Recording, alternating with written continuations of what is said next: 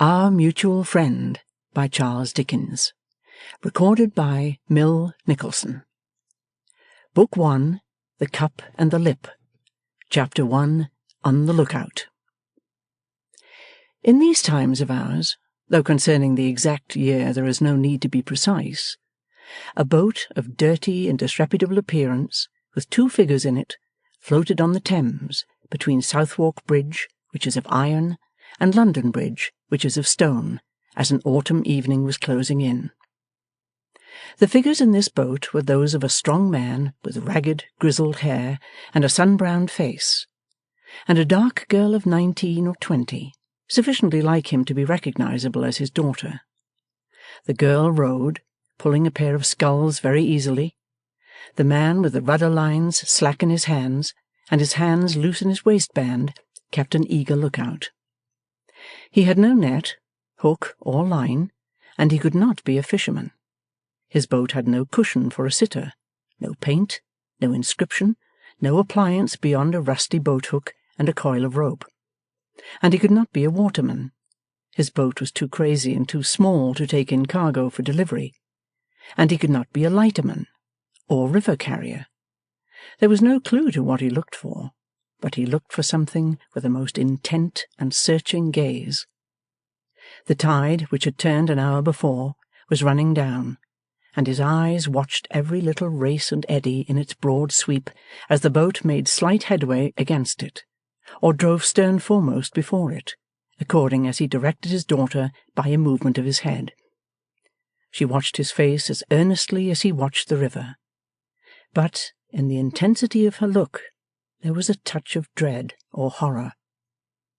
Allied to the bottom of the river, rather than the surface, by reason of the slime and ooze with which it was covered, and its sodden state, this boat and the 2 figures in it obviously were doing something that they often did, and were seeking what they often sought. Half savage as the man showed, with no covering on his matted head, with his brown arms bare to between the elbow and the shoulder, with the loose knot of a looser kerchief lying low on his bare breast in a wilderness of beard and whisker, with such dress as he wore seeming to be made out of the mud that begrimed his boat, still there was a business-like usage in his steady gaze. So with every lithe action of the girl, with every turn of her wrist, perhaps most of all with her look of dread or horror, they were things of usage. "Keep her out, Lizzie. Tide runs strong here. Keep her well afore the sweep of it." Trusting to the girl's skill, and making no use of the rudder, he eyed the coming tide with an absorbed attention. So the girl eyed him. But it happened now that a slant of light from the setting sun glanced into the bottom of the boat, and, touching a rotten stain there which bore some resemblance to the outline of a muffled human form, coloured it as though with diluted blood. This caught the girl's eye, and she shivered. "What ails you?" said the man, immediately aware of it, though so intent on the advancing waters. "I see nothing afloat." The red light was gone, the shudder was gone, and his gaze, which had come back to the boat for a moment, travelled away again. Wheresoever the strong tide met with an impediment, his gaze paused for an instant. At every mooring chain and rope, at every stationary boat or barge that split the current into a broad arrowhead, at the offsets from the piers of Southwark Bridge, at the paddles of the river steamboats as they beat the filthy water, at the floating logs of timber lashed together lying off certain wharves, his shining eyes darted a hungry look. After a darkening hour or so, suddenly the rudder lines tightened in his hold, and he steered hard towards the Surrey shore. Always watching his face, the girl instantly answered to the action in her sculling. Presently the boat swung round, quivered as from a sudden jerk, and the upper half of the man was stretched out over the stern. The girl pulled the hood of a cloak she wore over her head and over her face, and, looking backward so that the front folds of this hood were turned down the river, kept the boat in that direction going before the tide. Until now the boat had barely held her own, and had hovered about one spot, but now the banks changed swiftly, and the deepening shadows and the kindling lights of London Bridge were past, and the tiers of shipping lay on either hand. It was not until now that the upper half of the man came back into the boat. His arms were wet and dirty, and he washed them over the side. In his right hand he held something, and he washed that in the river too. It was money. He chinked it once, and he blew upon it once, and he spat upon it once. "For luck," he hoarsely said before he put it in his pocket. "Lizzie?" The girl turned her face towards him with a start, and rowed in silence. Her face was very pale. He was a hook-nosed man, and with that and his bright eyes and his ruffled head bore a certain likeness to a roused bird of prey. "Take that thing off your face." She put it back. "Here, and give me hold of the sculls. I'll take the rest of the spell." "No, no, father, no. I can't indeed, father. I cannot sit so near it." He was moving towards her to change places, but her terrified expostulation stopped him, and he resumed his seat. "What hurt can it do you?" "None, none, but I cannot bear it." "It's my belief you hate the sight of the very river." I do not like it, father." "As if it wasn't your living, as if it wasn't meat and drink to you." At these latter words the girl shivered again, and for a moment paused in her rowing, seeming to turn deadly faint. It escaped his attention, for he was glancing over the stern at something the boat had in tow. "How can you be so thankless to your best friend, Lizzie? The very fire that warmed you when you were a babby was picked out of the river alongside of coal barges. The very basket that you slept in, the tide washed ashore. The very rockers that I put it upon to make a cradle of it, I cut out of a piece of wood that drifted from some ship or another." Lizzie took her right hand from the scull it held, and touched her lips with it, and for a moment held it out lovingly towards him. Then, without speaking, she resumed her rowing, as another boat of similar appearance, though in rather better trim, came out from a dark place and dropped softly alongside.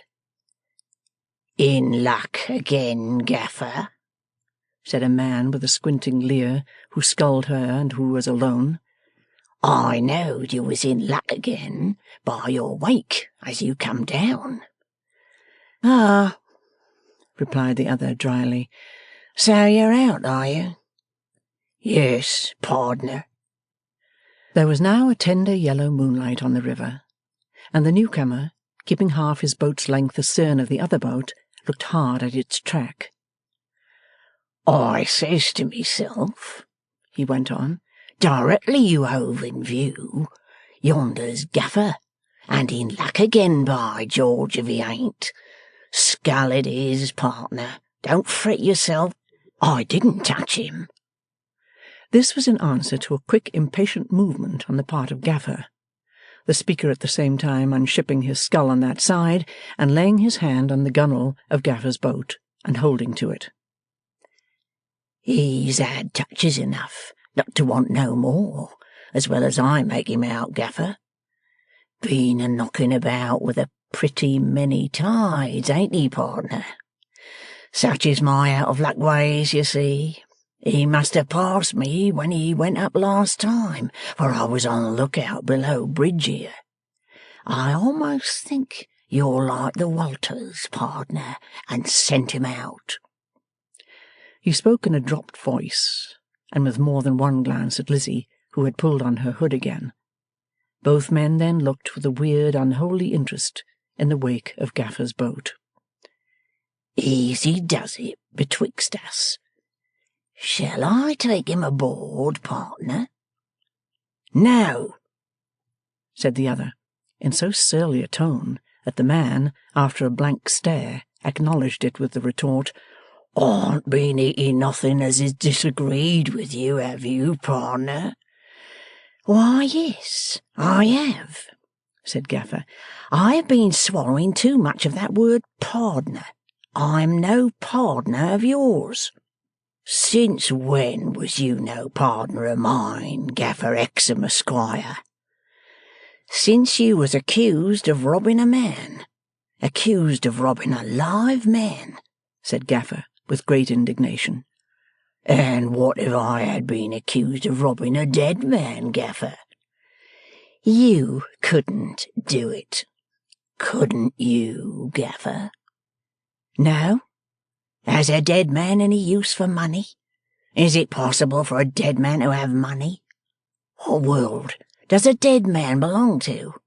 T'other world. What world does money belong to? This world. How can money be a corpse's? Can a corpse own it? Want it? Spend it? Claim it? Miss it? Don't try to go confounding the rights and wrongs of things in that way, but it's worthy of the sneaking spirit that robs a live man." "I'll tell you what it is." "No, you won't. I'll tell you what it is. You got off with a short time of it by putting your hand in the pocket of a sailor, a live sailor. Make the most of it, and think yourself lucky, but don't think after that to come over me with your pardners. We have worked together in time past, but we work together no more in time present, nor yet future. Let go. Cast off." "Gaffer, if you think to get rid of me this way—" "If I don't get rid of you this way, I'll try another, and chop you over the fingers with the stretcher, or take a pick at your head with the boat-hook. Cast off. Pull you, Lizzie. Pull home, since you won't let your father pull." Lizzie shot ahead, and the other boat fell astern. Lizzie's father, composing himself into the easy attitude of one who had asserted the high moralities and taken an unassailable position, slowly lighted a pipe, and smoked, and took a survey of what he had in tow. What he had in tow lunged itself at him sometimes in an awful manner when the boat was checked, and sometimes seemed to try to wrench itself away, though for the most part it followed submissively. A neophyte might have fancied that the ripples passing over it were dreadfully like faint changes of expression on a sightless face, but Gaffer was no neophyte, and had no fancies. Chapter 2. The Man from Somewhere. Mr. and Mrs. Veneering were brand-new people in a brand-new house in a brand-new quarter of London. Everything about the Veneerings was spick and span new.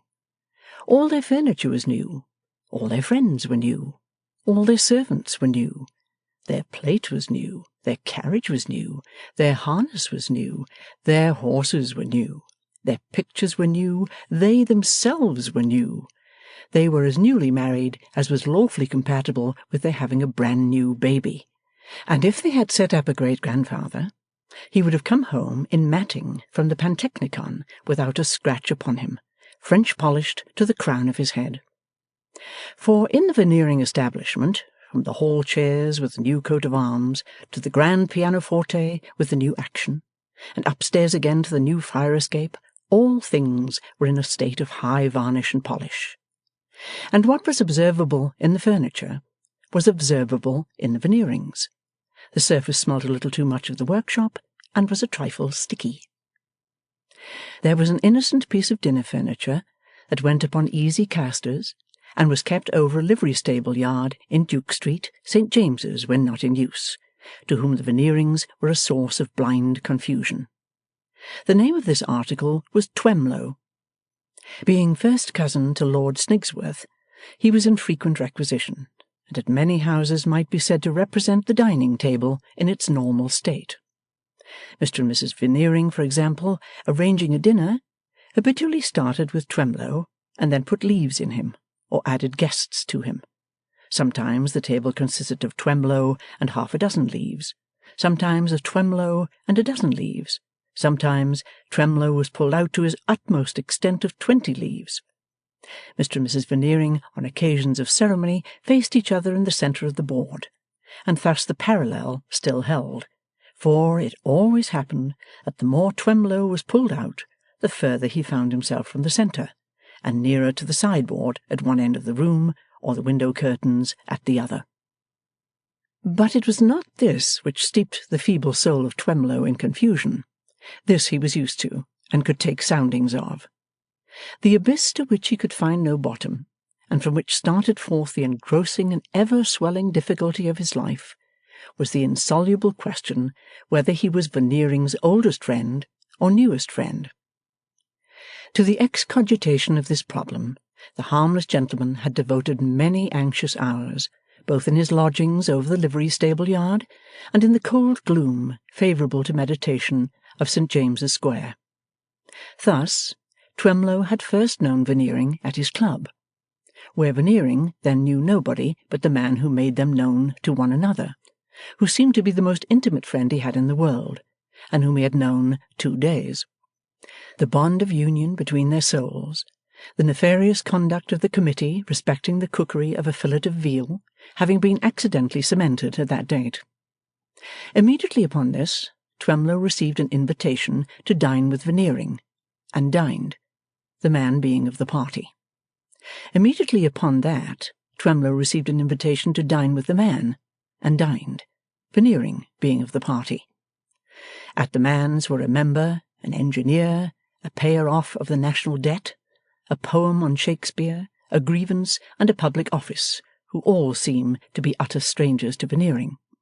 And yet immediately after that, Twemlow received an invitation to dine at Veneering's, expressly to meet the member, the engineer, the payer-off of the national debt, the poem on Shakespeare, the grievance, and the public office, and, dining, discovered that all of them were the most intimate friends Veneering had in the world, and that the wives of all of them, who were all there, were the objects of Mrs. Veneering's most devoted affection and tender confidence. Thus it had come about that Mr. Twemlow had said to himself in his lodgings, with his hand to his forehead, "I must not think of this. This is enough to soften any man's brain," and yet was always thinking of it, and could never form a conclusion. This evening the Veneerings give a banquet. 11 leaves in the Twemlow, 14 in company all told. 4 pigeon-breasted retainers in plain clothes stand in line in the hall. A 5th retainer, proceeding up the staircase with a mournful air, as who should say, "Here is another wretched creature come to dinner, such is life," announces Mr. Twemlow. Mrs. Veneering welcomes her sweet Mr. Twemlow. Mr. Veneering welcomes his dear Twemlow. Mrs. Veneering does not expect that Mr. Twemlow can in nature care much for such insipid things as babies, but so old a friend must please to look at baby. "Ah, you will know the friend of your family better, Tootletums," says Mr. Veneering, nodding emotionally at that new article, "when you begin to take notice." He then begs to make his dear Twemlow known to his 2 friends, Mr. Boots and Mr. Brewer, and clearly has no distinct idea which is which. But now a fearful circumstance occurs. "Mr. and Mrs. Podsnap." "My dear," says Mr. Veneering to Mrs. Veneering with an air of much friendly interest, while the door stands open, "the Podsnaps." A too smiling large man with a fatal freshness on him, appearing with his wife, instantly deserts his wife and darts at Twemlow with, "How do you do? So glad to know you. Charming house you have here. I hope we are not late. So glad of the opportunity, I am sure." When the first shock fell upon him, Twemlow twice skipped back in his neat little shoes and his neat little silk stockings of a bygone fashion, as if impelled to leap over a sofa behind him, but the large man closed with him and proved too strong. "Let me," says the large man, trying to attract the attention of his wife in the distance, "have the pleasure of presenting Mrs. Podsnap to our host. She will be—" In his fatal freshness he seems to find perpetual verdure and eternal youth in the phrase. "She will be so glad of the opportunity, I am sure." In the meantime, Mrs. Podsnap, unable to originate a mistake on her own account, because Mrs. Veneering is the only other lady there, does her best in the way of handsomely supporting her husband's by looking towards Mr. Twemlow with a plaintive countenance, and remarking to Mrs. Veneering in a feeling manner, firstly, that she fears he has been rather bilious of late, and secondly, that the baby is already very like him. It is questionable whether any man quite relishes being mistaken for any other man. But Mr. Veneering, having this very evening set up the shirt-front of the young Antinous in new-worked cambric just come home, is not at all complimented by being supposed to be Twemlow, who is dry and weazen and some 30 years older. Mrs. Veneering equally resents the imputation of being the wife of Twemlow. As to Twemlow, he is so sensible of being a much better bred man than Veneering, that he considers of the large man an offensive ass. In this complicated dilemma, Mr. Veneering approaches the large man with extended hand, and smilingly assures that incorrigible personage that he is delighted to see him, who in his fatal freshness instantly replies, "Thank you. I am ashamed to say that I cannot at this moment recall where we met, but I am so glad of this opportunity, I am sure." Then, pouncing upon Twemlow, who holds back with all his feeble might, he is hailing him off to present him as Veneering to Mrs. Podsnap, when the arrival of more guests unravels the mistake. Whereupon, having reshaken hands with Veneering as Veneering, he reshakes hands with Twemlow as Twemlow, and winds it all up to his perfect satisfaction by saying to the last named, "Ridiculous opportunity, but so glad of it, I am sure." Now, Twemlow having undergone this terrific experience, having likewise noted the fusion of Boots in Brewer and Brewer in Boots, and having further observed that of the remaining 7 guests 4 discreet characters enter with wandering eyes and wholly declined to commit themselves as to which is Veneering until Veneering has them in his grasp, Twemlow, having profited by these studies, finds his brain wholesomely hardening as he approaches the conclusion that he really is Veneering's oldest friend, when his brain softens again and all is lost, through his eyes encountering Veneering and the large man linked together as twin brothers in the back drawing-room near the conservatory door, and through his ears informing him in the tones of Mrs. Veneering that the same large man is to be baby's godfather. "Dinner is on the table." Thus the melancholy retainer, as who should say, "Come down and be poisoned, ye unhappy children of men." Twemlow, having no lady assigned him, goes down in the rear with his hand to his forehead. Boots and Brewer, thinking him indisposed, whisper, "Man faint. Had no lunch." But he is only stunned by the unvanquishable difficulty of his existence. Revived by soup, Twemlow discourses mildly of the court circular with Boots and Brewer, is appealed to at the fish stage of the banquet by Veneering on the disputed question whether his cousin Lord Snigsworth is in or out of town, gives it that his cousin is out of town. "At Snigsworthy Park?" Veneering inquires. At Snigsworthy," Twemlow rejoins. Boots and Brewer regard this as a man to be cultivated, and Veneering is clear that he is a remunerative article.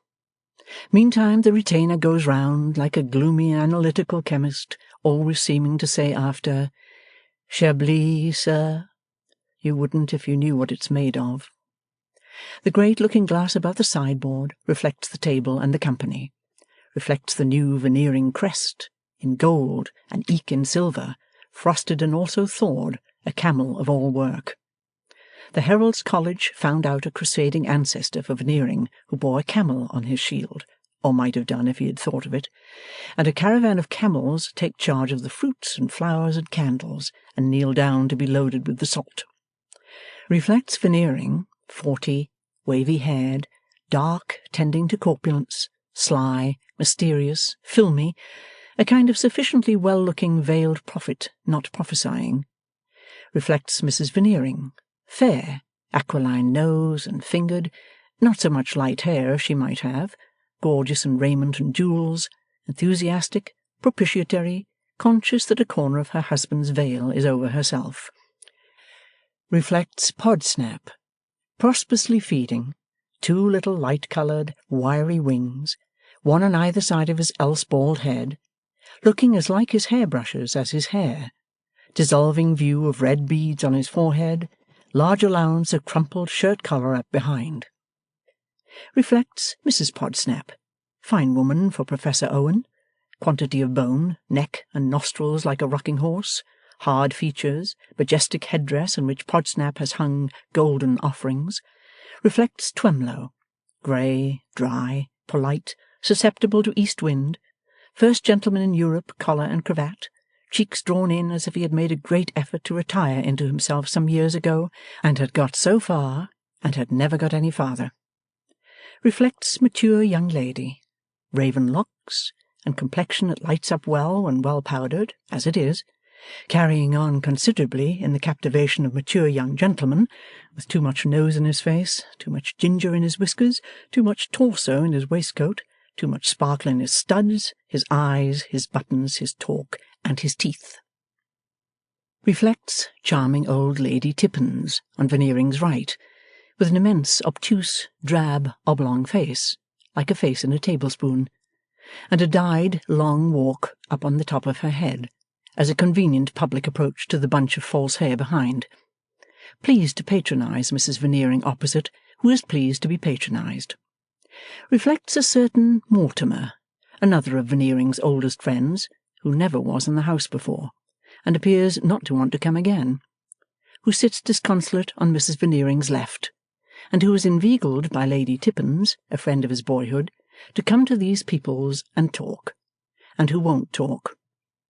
Reflects Eugene, friend of Mortimer, buried alive in the back of his chair behind a shoulder with a powder epaulet on it, of the mature young lady, and gloomily resorting to the champagne chalice whenever proffered by the analytical chemist.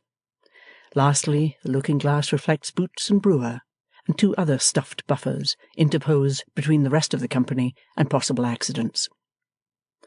The Veneering dinners are excellent dinners, or new people wouldn't come, and all goes well. Notably, Lady Tippins has made a series of experiments on her digestive functions, so extremely complicated and daring that if they could be published with their results, it might benefit the human race. Having taken in provisions from all parts of the world, this hardy old cruiser has last touched at the North Pole, when, as the ice plates are being removed, the following words fall from her. "I assure you, my dear Veneering."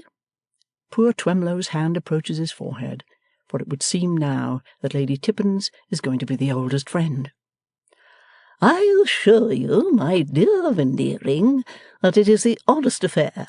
Like the advertising people, I don't ask you to trust me without offering a respectable reference. Mortimer there is my reference and knows all about it." Mortimer raises his drooping eyelids and slightly opens his mouth, but a faint smile expressive of "what's the use" passes over his face, and he drops his eyelids and shuts his mouth. "Now, Mortimer," says Lady Tippins, rapping the sticks of a closed green fan upon the knuckles of her left hand, which is particularly rich in knuckles, "I insist upon your telling all that is to be told about the man from Jamaica."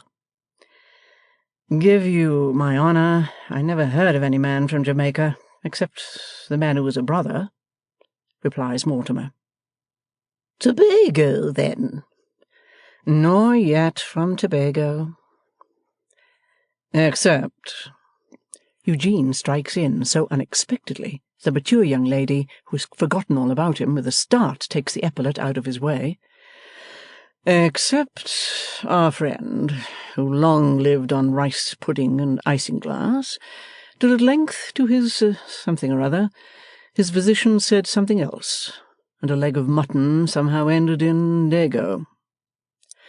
A reviving impression goes round the table that Eugene is coming out, an unfulfilled impression, for he goes in again. "Now, my dear Mrs. Veneering," quoth Lady Tippins, "I appeal to you whether this is not the basest conduct ever known in this world. I carry my lovers about, 2 or 3 at a time, on condition that they are very obedient and devoted. And here is my oldest lover-in-chief, the head of all my slaves, throwing off his allegiance before company. And here is another of my lovers, a rough Simon at present certainly, but of whom I had most hopeful expectations as to his turning out well in course of time, pretending that he can't remember his nursery rhymes, on purpose to annoy me, for he knows how I dote upon them. A grisly little fiction concerning her lovers is Lady Tippens's point. She is always attended by a lover or two, and she keeps a little list of her lovers, and she is always booking a new lover, or striking out an old lover, or putting a lover in her blacklist, or promoting a lover to her blue list, or adding up her lovers, or otherwise posting her book. Mrs. Veneering is charmed by the humour, and so is Veneering. Perhaps it is enhanced by a certain yellow play in Lady Tippens's throat, like the legs of scratching poultry. I banish the false wretch from this moment, and I strike him out of my Cupidon, my name for my ledger, my dear, this very night. But I am resolved to have the account of the man from somewhere, and I beg you to elicit it for me, my love. To Mrs. Veneering, as I have lost my own influence. Oh, you perjured man! This to Mortimer with a rattle of her fan. We are all very much interested in the man from somewhere, Veneering observes. Then the four Buffers, taking heart of grace all four at once, say, deeply interested, quite excited, dramatic, man from nowhere perhaps. And then Mrs. Veneering, for the Lady Tippens's winning wiles are contagious, folds her hands in the manner of a supplicating child, turns to her left neighbour and says, "Cheese, pay, man from somewhere." At which the four Buffers, again mysteriously moved all four at once, explain, "You can't resist." Upon my life, says Mortimer languidly, I find it immensely embarrassing to have the eyes of Europe upon me to this extent, and my only consolation is that you will all of you execrate Lady Tippens in your secret hearts, when you find, as you inevitably will, the man from somewhere a bore. Sorry to destroy romance by fixing him with a local habitation, but he comes from the place, the name of which escapes me, but will suggest itself to everybody else here, where they make the wine. Eugene suggests, Day and Martin's? No, not that place, returns the unmoved Mortimer. That's where they make the port. My man comes from the country, where they make the Cape wine. But look here, old fellow, it's not at all statistical, and it's rather odd. It is always noticeable at the table of the Veneerings that no man troubles himself much about the Veneerings themselves, and that any one who has anything to tell generally tells it to anybody else in preference. The man, Mortimer goes on, addressing Eugene, whose name is Harmon, was only son of a tremendous old rascal who made his money by dust. Red velveteens and a bell? The gloomy Eugene inquires. And a ladder and basket, if you like. By which means, or by others, he grew rich as a dust contractor, and lived in a hollow in a hilly country entirely composed of dust. On his own small estate, the growling old vagabond threw up his own mountain range like an old volcano, and its geological formation was dust. Coal dust, vegetable dust, bone dust, crockery dust, rough dust, and sifted dust, all manner of dust. A passing remembrance of Mrs. Veneering here induces Mortimer to address his next half-dozen words to her, after which he wanders away again, tries Twemlow and finds he doesn't answer, ultimately takes up with the Buffers, who receive him enthusiastically.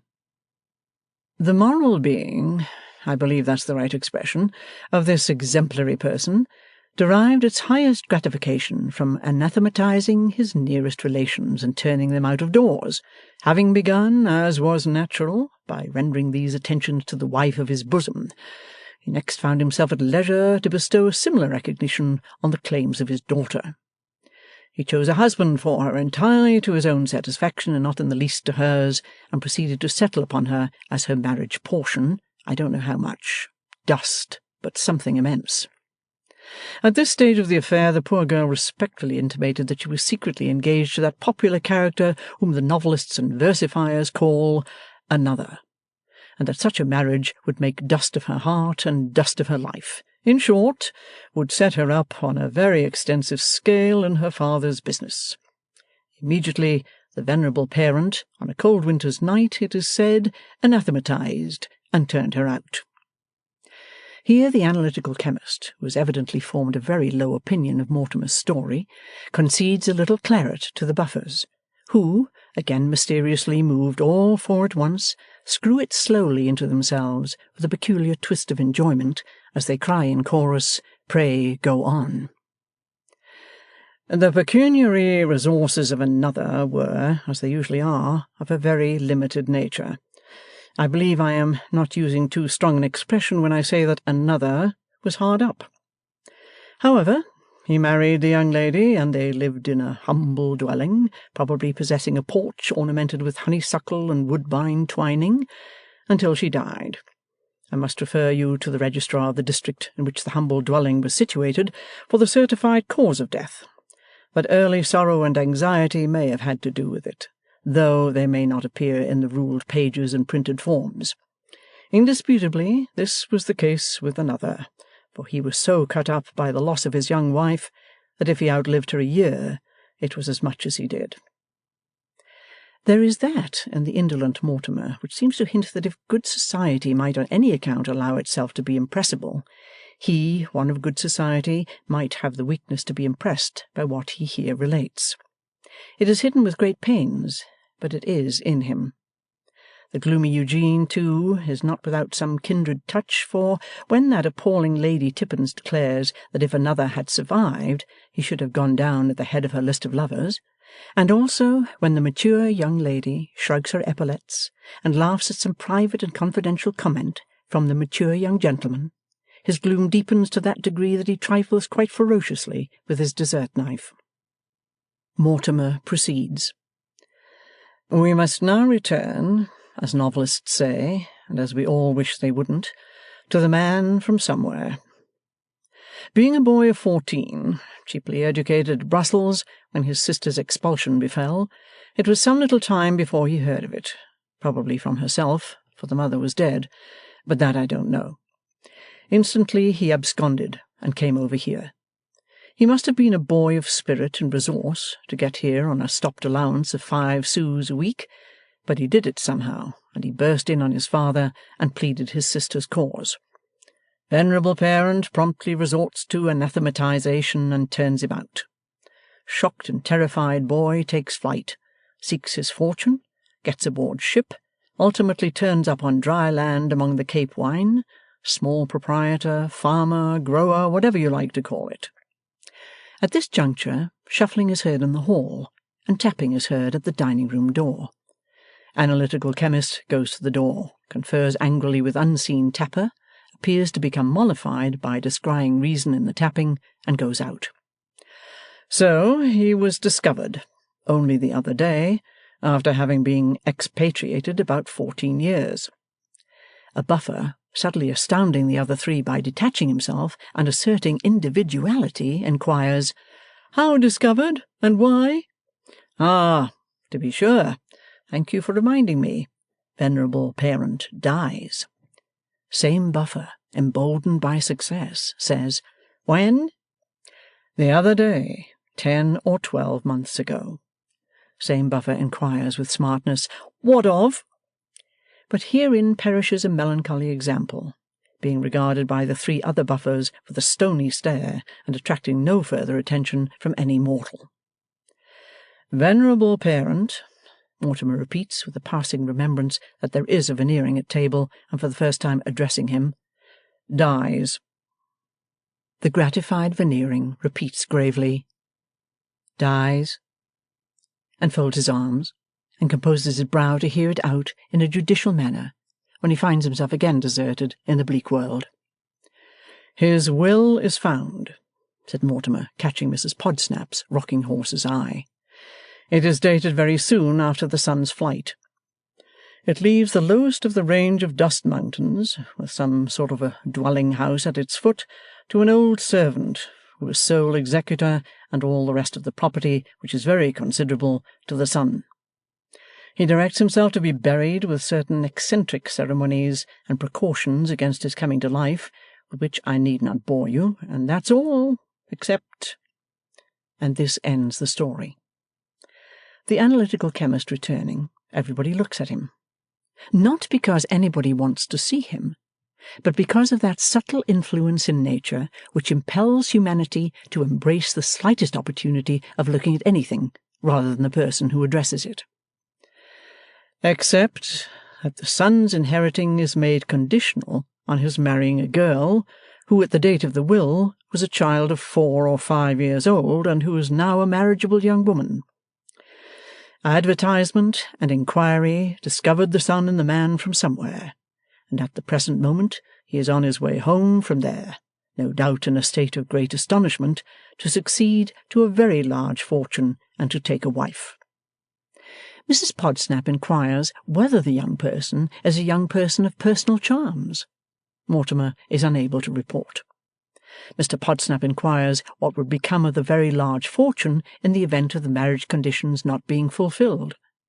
Mortimer replies that by special testamentary clause it would then go to the old servant above mentioned, passing over and excluding the son, also that if the son had not been living, the same old servant would have been sole residuary legatee. Mrs. Veneering has just succeeded in waking Lady Tippins from a snore by dexterously shunting a train of plates and dishes at her knuckles across the table, when everybody but Mortimer himself becomes aware that the analytical chemist is, in a ghostly manner, offering him a folded paper. Curiosity detains Mrs. Veneering a few moments. Mortimer, in spite of all the arts of the chemist, placidly refreshes himself with a glass of Madeira, and remains unconscious of the document which engrosses the general attention, until Lady Tippins, who has a habit of waking totally insensible, having remembered where she is and recovered a perception of surrounding objects, says, "Falser man than Don Juan, why don't you take the note from the commendatory?" Upon which the chemist advances it under the nose of Mortimer, who looks round at him and says, "What's this?" Analytical chemist bends and whispers. "Who?" says Mortimer. Analytical chemist again bends and whispers. Mortimer stares at him and unfolds the paper, reads it twice, turns it over to look at the blank outside, reads it a third time. "This arrives in an extraordinarily opportune manner," says Mortimer, then, looking with an altered face round the table, "this is the conclusion of the story of the identical man." "Already married?" One guesses. "Declines to marry." Another guesses. "Codicil among the dust." Another guesses. "Why, no," says Mortimer. "Remarkable thing. You're all wrong. The story is completer and rather more exciting than I supposed. Man's drowned." Chapter 3. Another Man. As the disappearing skirts of the ladies ascended the Veneering staircase, Mortimer, following them forth from the dining-room, turned into a library of brand-new books, in brand-new bindings, liberally gilded, and requested to see the messenger who had brought the paper. He was a boy of about 15. Mortimer looked at the boy, and the boy looked at the brand-new pilgrims on the wall, going to Canterbury in more gold frame than procession, and more carving than country. "Whose writing is this?" "Mine, sir." "Who told you to write it?" "My father, Jessie Hexam." "Is it he who found the body?" "Yes, sir." "What is your father?" The boy hesitated, looking reproachfully at the pilgrims, as if they had involved him in a little difficulty, then said, folding a pleat in the right leg of his trousers, "He gets his living along shore." "Is it far?" "Is which far?" asked the boy, upon his guard, and again upon the road to Canterbury. "To your father's." "It's a goodish stretch, sir. I come up in a cab, and the cab's waiting to be paid. We could go back in it before you paid it, if you liked. I went first to your office, according to the direction of the papers found in the pockets, and there I see nobody but a chap of about my age, who sent me on here?' There was a curious mixture in the boy of uncompleted savagery and uncompleted civilization. His voice was hoarse and coarse, and his face was coarse, and his stunted figure was coarse, but he was cleaner than other boys of his type, and his writing, though large and round, was good, and he glanced at the backs of the books with an awakened curiosity that went below the binding. No one who can read ever looks at a book, even unopened on a shelf, like one who cannot. "Were any means taken, do you know, boy, to ascertain if it was possible to restore life?" Mortimer inquired, as he sought for his hat.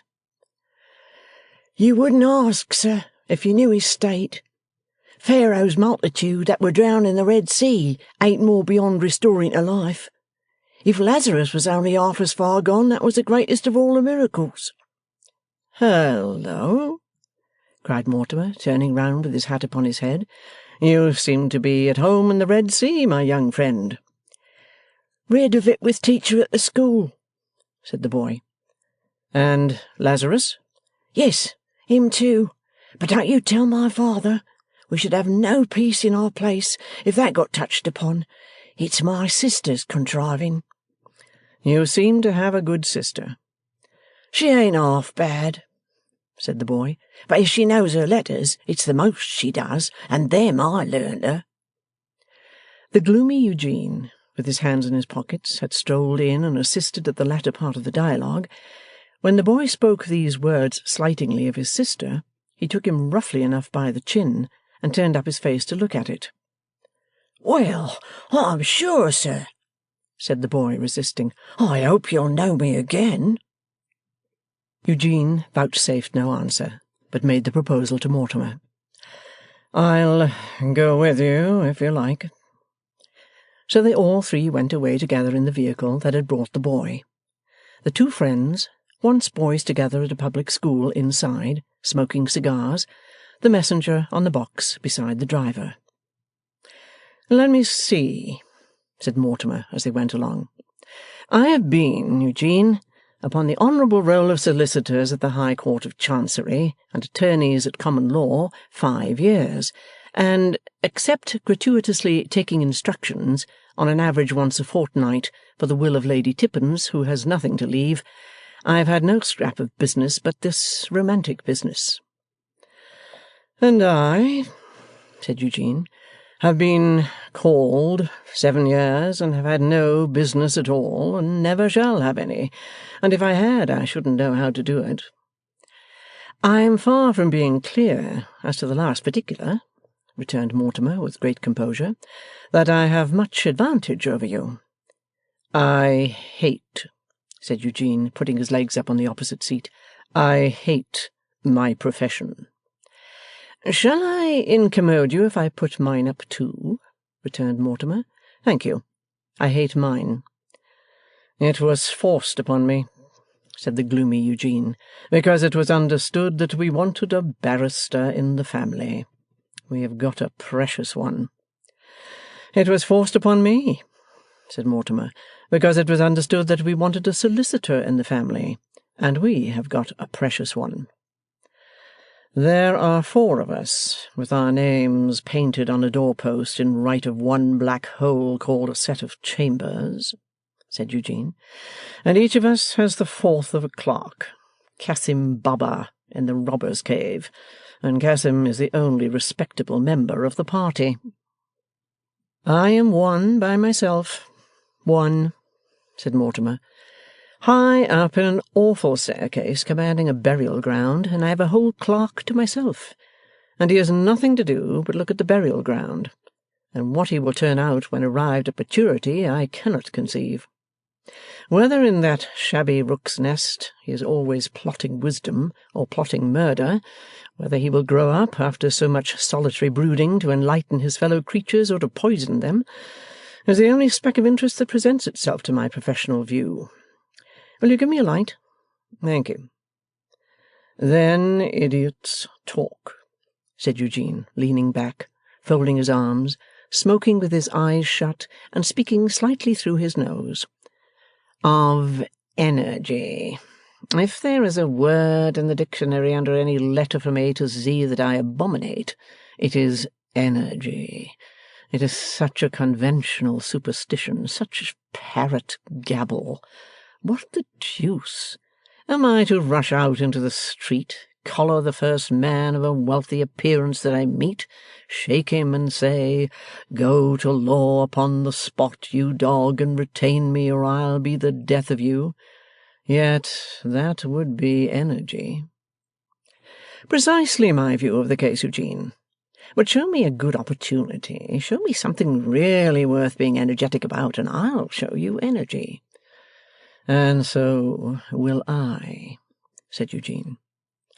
And it is likely enough that 10,000 other young men within the limits of the London Post Office town delivery made the same hopeful remark in the course of the same evening. The wheels rolled on, and rolled down by the Monument, and by the Tower, and by the Docks, down by Ratcliffe, and by Rotherhithe, down by where accumulated scum of humanity seemed to be washed from higher grounds, like so much moral sewage, and to be pausing till its own weight forced it over the bank and sunk it in the river. In and out among vessels that seemed to have got ashore, and houses that seemed to have got afloat, among bowsprits staring into windows, and windows staring into ships, the wheels rolled on until they stopped at a dark corner, river-washed and otherwise not washed at all, where the boy alighted and opened the door. "You must walk the rest, sir. It's not many yards." He spoke in the singular number to the express exclusion of Eugene. "This is a confoundedly out-of-the-way place," said Mortimer, slipping over the stones and refuse on the shore, as the boy turned the corner sharp. "Here's my father's, sir, where the light is." The low building had the look of having once been a mill. There was a rotten wart of wood upon its forehead that seemed to indicate where the sails had been, but the whole was very indistinctly seen in the obscurity of the night. The boy lifted the latch of the door, and they passed at once into a low circular room, where a man stood before a red fire, looking down into it, and a girl sat engaged in needlework. The fire was in a rusty brazier, not fitted to the hearth, and a common lamp, shaped like a hyacinth root, smoked and flared in the neck of a stone bottle on the table. There was a wooden bunk or berth in a corner, and in another corner a wooden stair leading above, so clumsy and steep that it was little better than a ladder. 2 or 3 old sculls and oars stood against the wall, and against another part of the wall was a small dresser, making a spare show of the commonest articles of crockery and cooking vessels. The roof of the room was not plastered, but was formed of the flooring of the room above. This, being very old, knotted, seamed, and beamed, gave a lowering aspect to the chamber, and roof and walls and floor alike abounding in all smears of flour, red lead, or some such stain which it had probably acquired in warehousing, and damp, alike had a look of decomposition. "The gentleman, father." The figure at the red fire turned, raised its ruffled head, and looked like a bird of prey.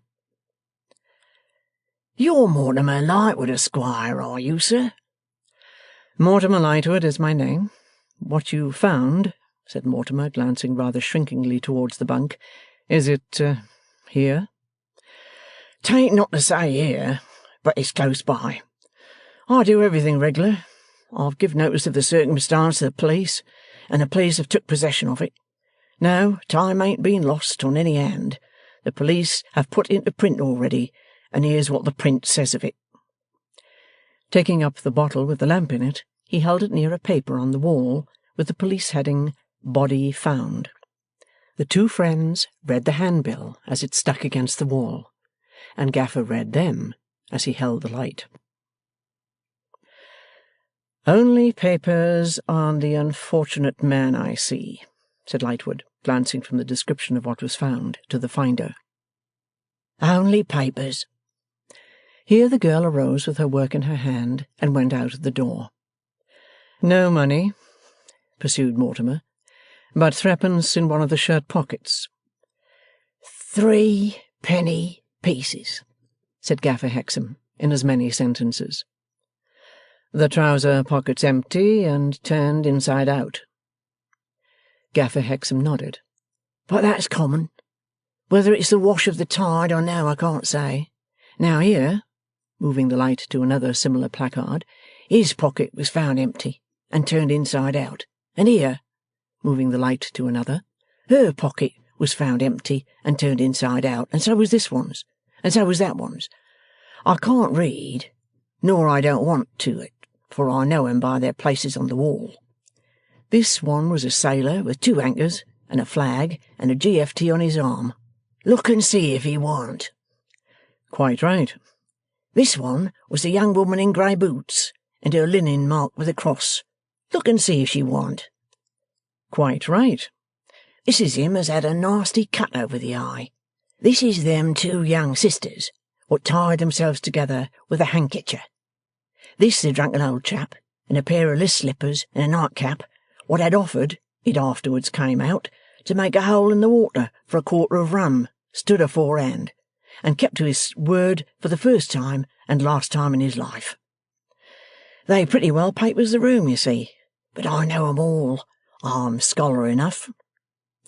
He waved the light over the whole, as if to typify the light of his scholarly intelligence, and then put it down on the table and stood behind it looking intently at his visitors. He had the special peculiarity of some birds of prey, that when he knitted his brow, his ruffled crest stood highest. 'You did not find all these yourself, did you?' asked Eugene, to which the bird of prey slowly rejoined, 'And what might your name be, now?' 'This is my friend,' Mortimer Lightwood interposed, 'Mr. Eugene Wrayburn.' 'Mr. Eugene Wrayburn, is it? And what might Mr. Eugene Wrayburn have asked of me?' 'I asked you simply if you found all these yourself.' 'I answer you simply. Most on 'em.' 'Do you suppose there's been much violence and robbery beforehand among these cases?' 'I don't suppose at all about it,' returned Gaffer. 'I ain't one of the supposing sort. If you got your living to haul out of the river every day of your life, you mightn't be much given to supposing. Am I to show the way?' As he opened the door, in pursuance of a nod from Lightwood, an extremely pale and disturbed face appeared in the doorway, the face of a man much agitated. 'A body missing?' asked Gaffer Hexam, stopping short. 'Or a body found? Which?' 'I am lost,' replied the man, in a hurried and an eager manner. 'Lost?' 'I am a stranger, and I don't know the way. I want to find the place where I can see what is described here. It is possible I may know it.' He was panting, and could hardly speak, but he showed a copy of the newly printed bill that was still wet upon the wall. Perhaps its newness, or perhaps the accuracy of his observation of its general look, guided Gaffer to a ready conclusion. 'This gentleman, Mr Lightwood, is on that business.' 'Mr Lightwood?' During a pause, Mortimer and the stranger confronted each other. Neither knew the other. 'I think, sir,' said Mortimer, breaking the awkward silence with his airy self-possession, 'that you did me the honour to mention my name?' 'I repeated it after this man.' 'You said you were a stranger in London?' 'An utter stranger.' 'Are you seeking a Mr Harmon?' 'No.' 'Then I believe I can assure you that you are on a fruitless errand, and will not find what you fear to find. Will you come with us?' A little winding through some muddy alleys that might have been deposited by the last ill-savoured tide, brought them to the wicket gate and bright lamp of a police station, where they found the night inspector with a pen and ink and ruler posting up his books in a whitewashed office, as studiously as if he were in a monastery on top of a mountain, and no howling fury of a drunken woman were banging herself against a cell door in the backyard at his elbow. With the same air of a recluse, much given to study, he desisted from his books to bestow a distrustful nod of recognition upon Gaffer, plainly importing, we know all about you, and you'll overdo it some day, and to inform Mr Mortimer Lightwood and friends that he would attend them immediately. Then he finished ruling the work he had in hand, it might have been illuminating a missal, he was so calm, in a very neat and methodical manner, showing not the slightest consciousness of the woman who was banging herself with increased violence and shrieking most terrifically for some other woman's liver. "A bull's-eye," said the Night Inspector, taking up his keys, which a differential satellite produced. "Now, gentlemen." With one of his keys he opened a cool grot at the end of the yard, and they all went in. They quickly came out again, no one speaking but Eugene, who remarked to Mortimer in a whisper, "Not much worse than Lady Tippins." So, back to the whitewashed library of the monastery, with that liver still in shrieking requisition, as it had been loudly while they looked at the silent sight they came to see, and there through the merits of the case as summed up by the abbot. No clue to how body came into river. Very often was no clue. Too late to know for certain whether injuries received before or after death. One excellent surgical opinion said before, other excellent surgical opinion said after. Steward of ship in which gentleman came home passenger had been round to view, and could swear to identity. Likewise could swear to clothes. And then, you see, you had the papers too. How was it he had totally disappeared on leaving ship, till found in river? Well, probably had been upon some little game. Probably thought it a harmless game. Wasn't up to things, and it turned out a fatal game. Inquest tomorrow, and no doubt open verdict. "It appears to have knocked your friend over, knocked him completely off his legs," Mr Inspector remarked when he had finished his summing up. "It has given him a bad turn, to be sure." This was said in a very low voice and with a searching look, not the first he had cast at the stranger. Mr Lightwood explained that it was no friend of his. "Indeed," said Mr Inspector with an attentive ear. "Where did you pick him up?" Mr Lightwood explained further. Mr Inspector had delivered his summing up, and had added these words, with his elbows leaning on his desk, and the fingers and thumb of his right hand fitting themselves to the fingers and thumb of his left. Mr Inspector moved nothing but his eyes, as he now added, raising his voice, "Turned you faint, sir? Seemed you're not accustomed to this kind of work." The stranger, who was leaning against the chimney-piece, with drooping head, looked round and answered, "No, it's a horrible sight." "You expected to identify, I'm told, sir?" "Yes." "Have you identified?" "No. It's a horrible sight. Oh, a horrible, horrible sight." "Who did you think it might have been?" asked Mr Inspector. "Give us a description, sir. Perhaps we can help you." "No, no," said the stranger. "It would be quite useless. Good night." Mr Inspector had not moved, and had given no order, but the satellite slipped his back against the wicket, and laid his left arm along the top of it, and with his right hand turned the bull's-eye he had taken from his chief, in quite a casual manner, towards the stranger. "You missed a friend, you know, or you missed a foe, you know, or you wouldn't have come here, you know. Well then, ain't it reasonable to ask, who was it?" Thus Mr Inspector. "You must excuse my telling you. No class of man can understand better than you that families may not choose to publish their disagreements and misfortunes except on the last necessity. I do not dispute that you discharge your duty in asking me the question. You will not dispute my right to withhold the answer. Good night." Again he turned towards the wicket, where the satellite, with his eye upon his chief, remained a dumb statue. "At least," said Mr Inspector, "you will not object to leave me your card, sir?" "I should not object, if I had one, but I have not." He reddened and was much confused as he gave the answer. 'At least,' said Mr Inspector, with no change of voice or manner, 'you will not object to write down your name and address?' 'Not at all.' Mr Inspector dipped a pen in his inkstand and deftly laid it on a piece of paper close beside him, then resumed his former attitude. The stranger stepped up to the desk and wrote in a rather tremulous hand, Mr Inspector taking sidelong note of every hair of his head when it was bent down for the purpose. Mr Julius Handford, Exchequer Coffee House, Palace Yard, Westminster. 'Staying there, I presume, sir?' 'Staying there.' 'Consequently, from the country?' 'Eh? Yes, from the country. Good night, sir.' The satellite removed his arm and opened the wicket, and Mr Julius Handford went out. 'Reserve,' said Mr Inspector. 'Take care of this piece of paper. Keep him in view without giving offence. Ascertain that he is staying there, and find out anything you can about him.'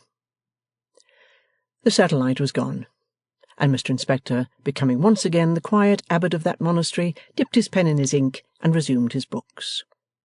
The two friends who had watched him, more amused by the professional manner than suspicious of Mr Julius Handford, inquired before taking their departure too, whether he believed there was anything that really looked bad here. The abbot replied with reticence, couldn't say. If a murder, anybody might have done it. Burglary or pocket-picking wanted prenticeship. Not so murder. We were all of us up to that. Had seen scores of people come to identify, and never saw one person struck in that particular way. Might, however, have been stomach and not mind. If so, rum stomach. But to be sure, there were rum everythings. Pity there was not a word of truth in that superstition about bodies bleeding when touched by the hand of the right person. You never got a sign out of bodies. You got row enough out of such as her. She was good for all night now, referring here to the banging demands for the liver. But you got nothing out of bodies, if it was ever so. There being nothing more to be done until the inquest was held next day, the friends went away together, and Gaffer Hexam and his son went their separate way.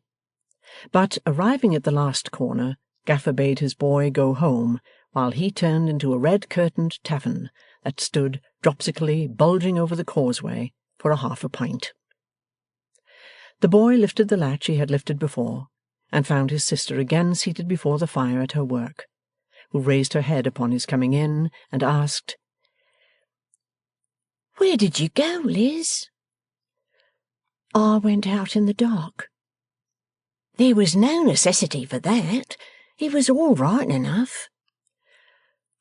"One of the gentlemen, the one who didn't speak while I was there, looked hard at me, and I was afraid he might know what my face meant. But there, don't mind me, Charley. I was all in a tremble of another sort when you owned to father you could write a little." "Ah, but I may believe I wrote so badly as that it was odds if any one could read it. And when I wrote slowest and smeared but with my finger most, father was best pleased as he stood looking over me." The girl put aside her work, and drawing her seat close to his seat by the fire, laid her arm gently on his shoulder. "You'll make the most of your time, Charley, won't you?" "Won't I? Come, I like that, don't I?" "Yes, Charley, yes. You work hard at your learning, I know, and I work a little, Charley, and plan and contrive a little, wake out of my sleep contriving sometimes, how to get together a shilling now, and a shilling then, that shall make father believe you are beginning to earn a stray living along shore." "You are father's favourite, and can make him believe anything." "I wish I could, Charley. For if I could make him believe that learning was a good thing, and that we might lead better lives, I should be almost content to die." "Don't talk stuff about dying, Liz." She placed her hands in one another on his shoulder, and laying her rich brown cheek against them as she looked down at the fire, went on thoughtfully. "Of an evening, Charley, when you are at the school, and father's At the 6 Jolly Fellowship Porters. The boy struck in with a backward nod of his head towards the public house. Yes. Then as I sit a-looking at the fire, I seem to see in the burning coal, like where that glow is now. That's gas, that is, said the boy, coming out of a bit of a forest as been under the mud. It was under the water in the days of Noah's Ark. Look here, when I take the poker so and give it a dig— Don't disturb it, Charlie, or it'll be all in a blaze. It's that dull glow near it, coming and going, that I mean. When I look at it of an evening, it comes like pictures to me, Charlie. Show us a picture, said the boy. Tell us where to look. Ah, it wants my eyes, Charlie. Cut away, then, and tell us what your eyes make of it. Why, there are you and me, Charlie, when you were quite a baby that never knew a mother. Don't go saying I never knew a mother, interposed the boy, for I knew a little sister that was sister and mother both. The girl laughed delightedly, and here eyes filled with pleasant tears, as he put both his arms around her waist, and so held her. There are you and me, Charlie, when father was away at work and locked us out for fear we should set ourselves afire or fall out of window, sitting on the door-sill, sitting on the other doorsteps, sitting on the bank of the river, wandering about to get through the time. You are rather heavy to carry, Charlie, and I am often obliged to rest. Sometimes we are sleepy and fall asleep together in a corner. Sometimes you are very angry. Sometimes you are a little frightened. But what is oftenest hard upon us is the cold. You remember, Charlie? I remember, said the boy, pressing her to him twice or thrice, that I snuggled under a little shawl, and it was warm there. Sometimes it rains, and we creep under a boat or the like of that. Sometimes it's dark, and we get among the gaslights, sitting watching the people as they go along the streets. At last up comes father and takes us home. And home seems such a shelter after out of doors, and father pulls my shoes off and dries me feet at the fire and has me to sit by him while he smokes his pipe long after you are abed. And I notice that father's is a large hand, but never a heavy one when it touches me, and that father's is a rough voice, but never an angry one when it speaks to me. So I grow up, and little by little father trusts me, and makes me his companion, and, let him be put out as he may, never once strikes me. The listening boy gave a grunt here, as much as to say, but he strikes me, though. Those are some of the pictures of what is past, Charlie. Cut away again, said the boy, and give us a fortune-telling one, a future one. Well, there am I, continuing with father and holding to father, because father loves me, and I love father. I can't so much as read a book, because if I had learnt, father would have thought I was deserting him, and I should have lost my influence. I've not the influence I want to have. I cannot stop some dreadful things I try to stop, but I go on in the hope and trust that the time will come. In the meanwhile, I know that I am in some things a stay to father, and if I was not faithful to him, he would, in revenge like, or in disappointment, or both, go wild and bad. Give us a touch of the fortune-telling pictures about me.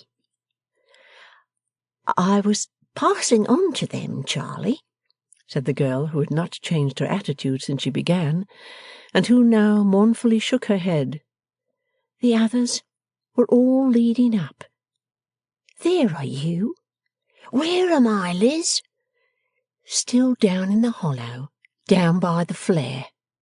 There seems to be the deuce and all in the hollow down by the flare, said the boy, glancing from her eyes to the brazier, which had a grisly skeleton look on its long thin legs. There are you, Charlie, working your way, in secret from father, at the school, and you get prizes, and you go on better and better, and you come to be a...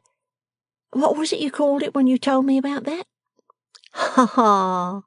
Fortune-telling not know the name, cried the boy, seeming to be rather relieved by this default on the part of the hollow down by the flare. Pupil teacher. You come to be a pupil teacher, and you still go on better and better, and you rise to be a master full of learning and respect. But the secret has come to father's knowledge long before, and it has divided you from father and from me. No, it hasn't. Yes, it has, Charley. I see as plain can be that your way is not ours, and that even if father could be got to forgive your taking it, which he never could be, that way of yours would be darkened by our way. But I see too, Charley. Still as plain can be, Liz? Asked the boy playfully. Still, that it is a great work to have cut you away from father's life, and to have made a new and good beginning. So there am I, Charley, left alone with father, keeping him as straight as I can, watching for more influence than I have, and hoping that through some fortunate chance, or when he is ill, or when I don't know what, I may turn him to wish to do better things. You said you couldn't read a book, Lizzie. Your library of books is the hollow down by the flare, I think. I should be very glad to be able to read real books. I feel my want of learning very much, Charley, but I should feel it much more if I didn't know it to be a tie between me and father. Hark! Father's tread. It being now past midnight, the bird of prey went straight to roost.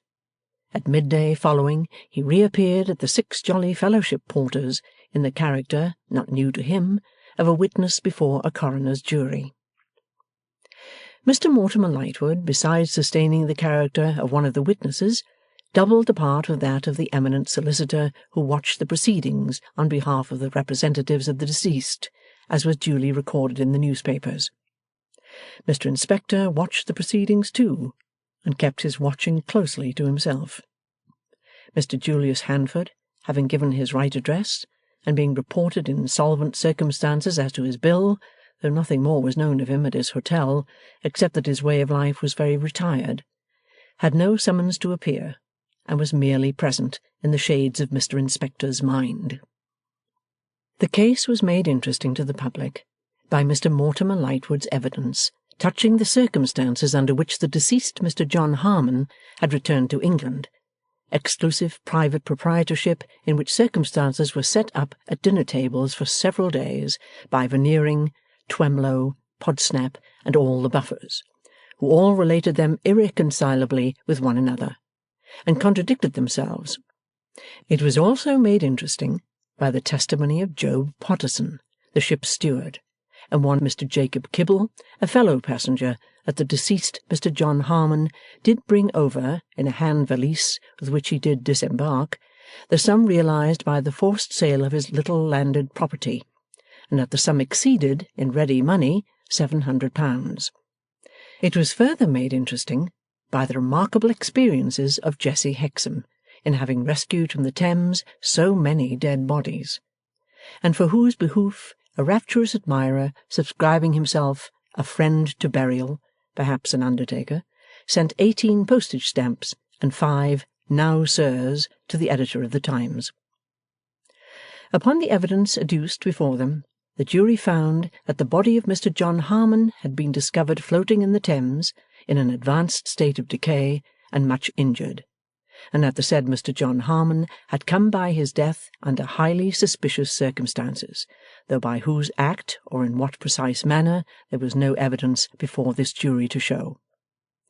And they appended to their verdict a recommendation to the Home Office, which Mr. Inspector appeared to think highly sensible, to offer a reward for the solution of the mystery.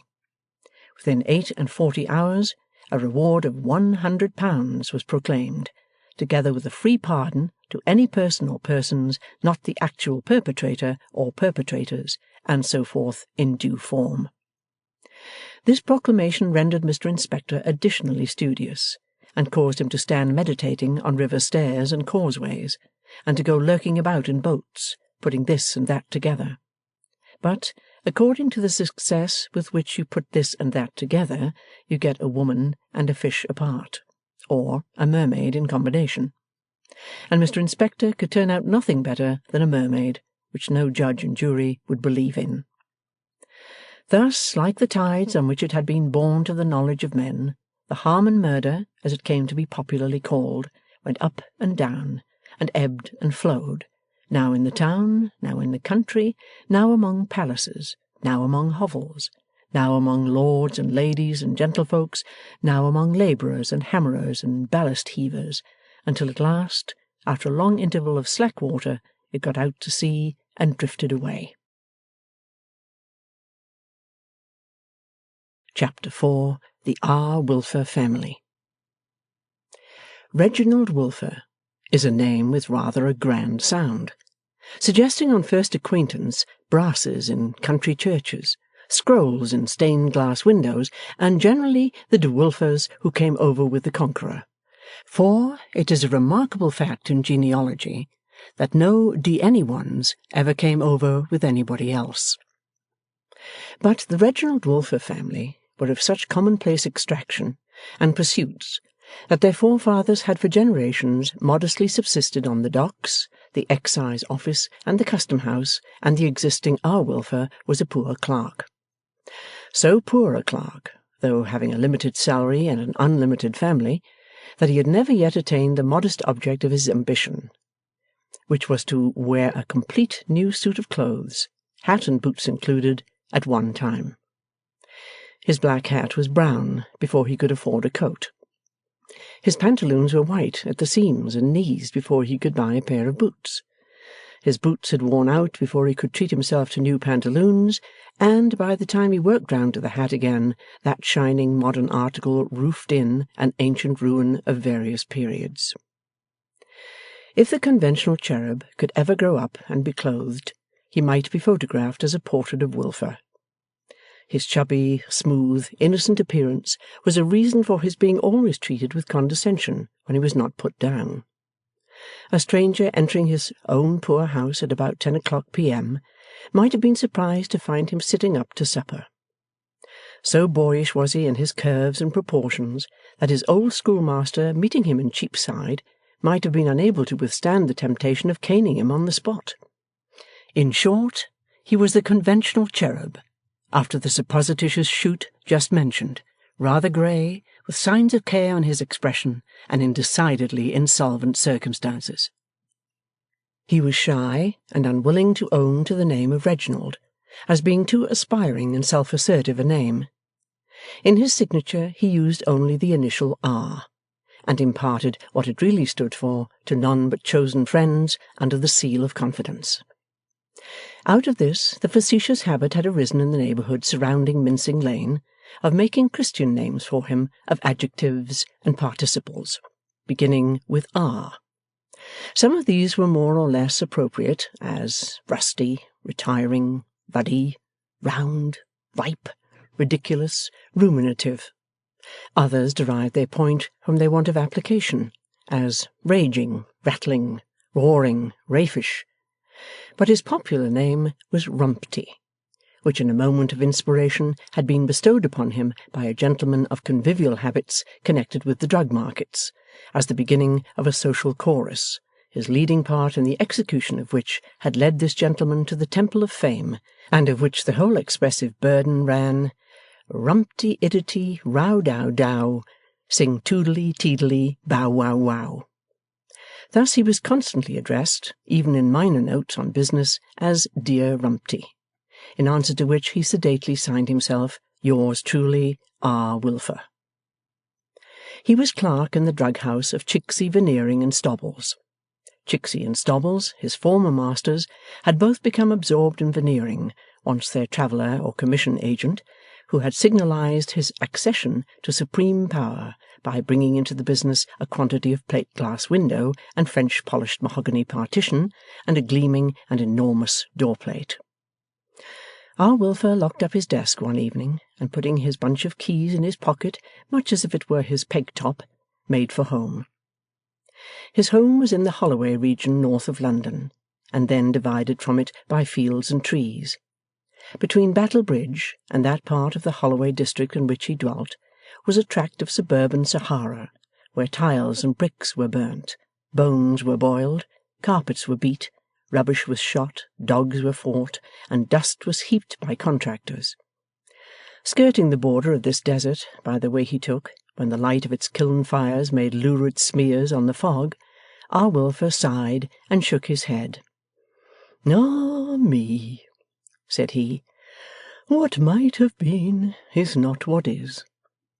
With which commentary on human life, indicating an experience of it not exclusively his own, he made the best of his way to the end of his journey. Mrs Wilfer was, of course, a tall woman, and an angular. Her lord being cherubic, she was necessarily majestic, according to the principle which matrimonially unites contrasts. She was much given to tying up her head in a pocket-handkerchief, knotted under the chin. This headgear, in conjunction with a pair of gloves worn within doors, she seemed to consider as at once a kind of armour against misfortune, invariably assuming it when in low spirits or difficulties, and as a species of full dress. It was therefore with some sinking of the spirit that her husband beheld her thus heroically attired, putting down her candle in the little hall, and coming down the doorsteps to the little front court to open the gate for him. Something had gone wrong with the house door, for our Wilfer stopped on the steps, staring at it, and cried, "Hullo!" "Yes," said Mrs Wilfer, "the man came himself with a pair of pincers and took it off, and took it away. He said that as he had no expectation of ever being paid for it, and as he had an order for another ladies' school door-plate, it was better, burnished up, for the interests of all parties." "Perhaps it was, my dear. What do you think?" "You are master here, R.W.," returned his wife. "It is as you think, not as I do. Perhaps it might have been better if the man had taken the door too." "My dear, we couldn't have done without the door." "Couldn't we?" "Why, my dear, could we?" "It is as you think, R.W., not as I do."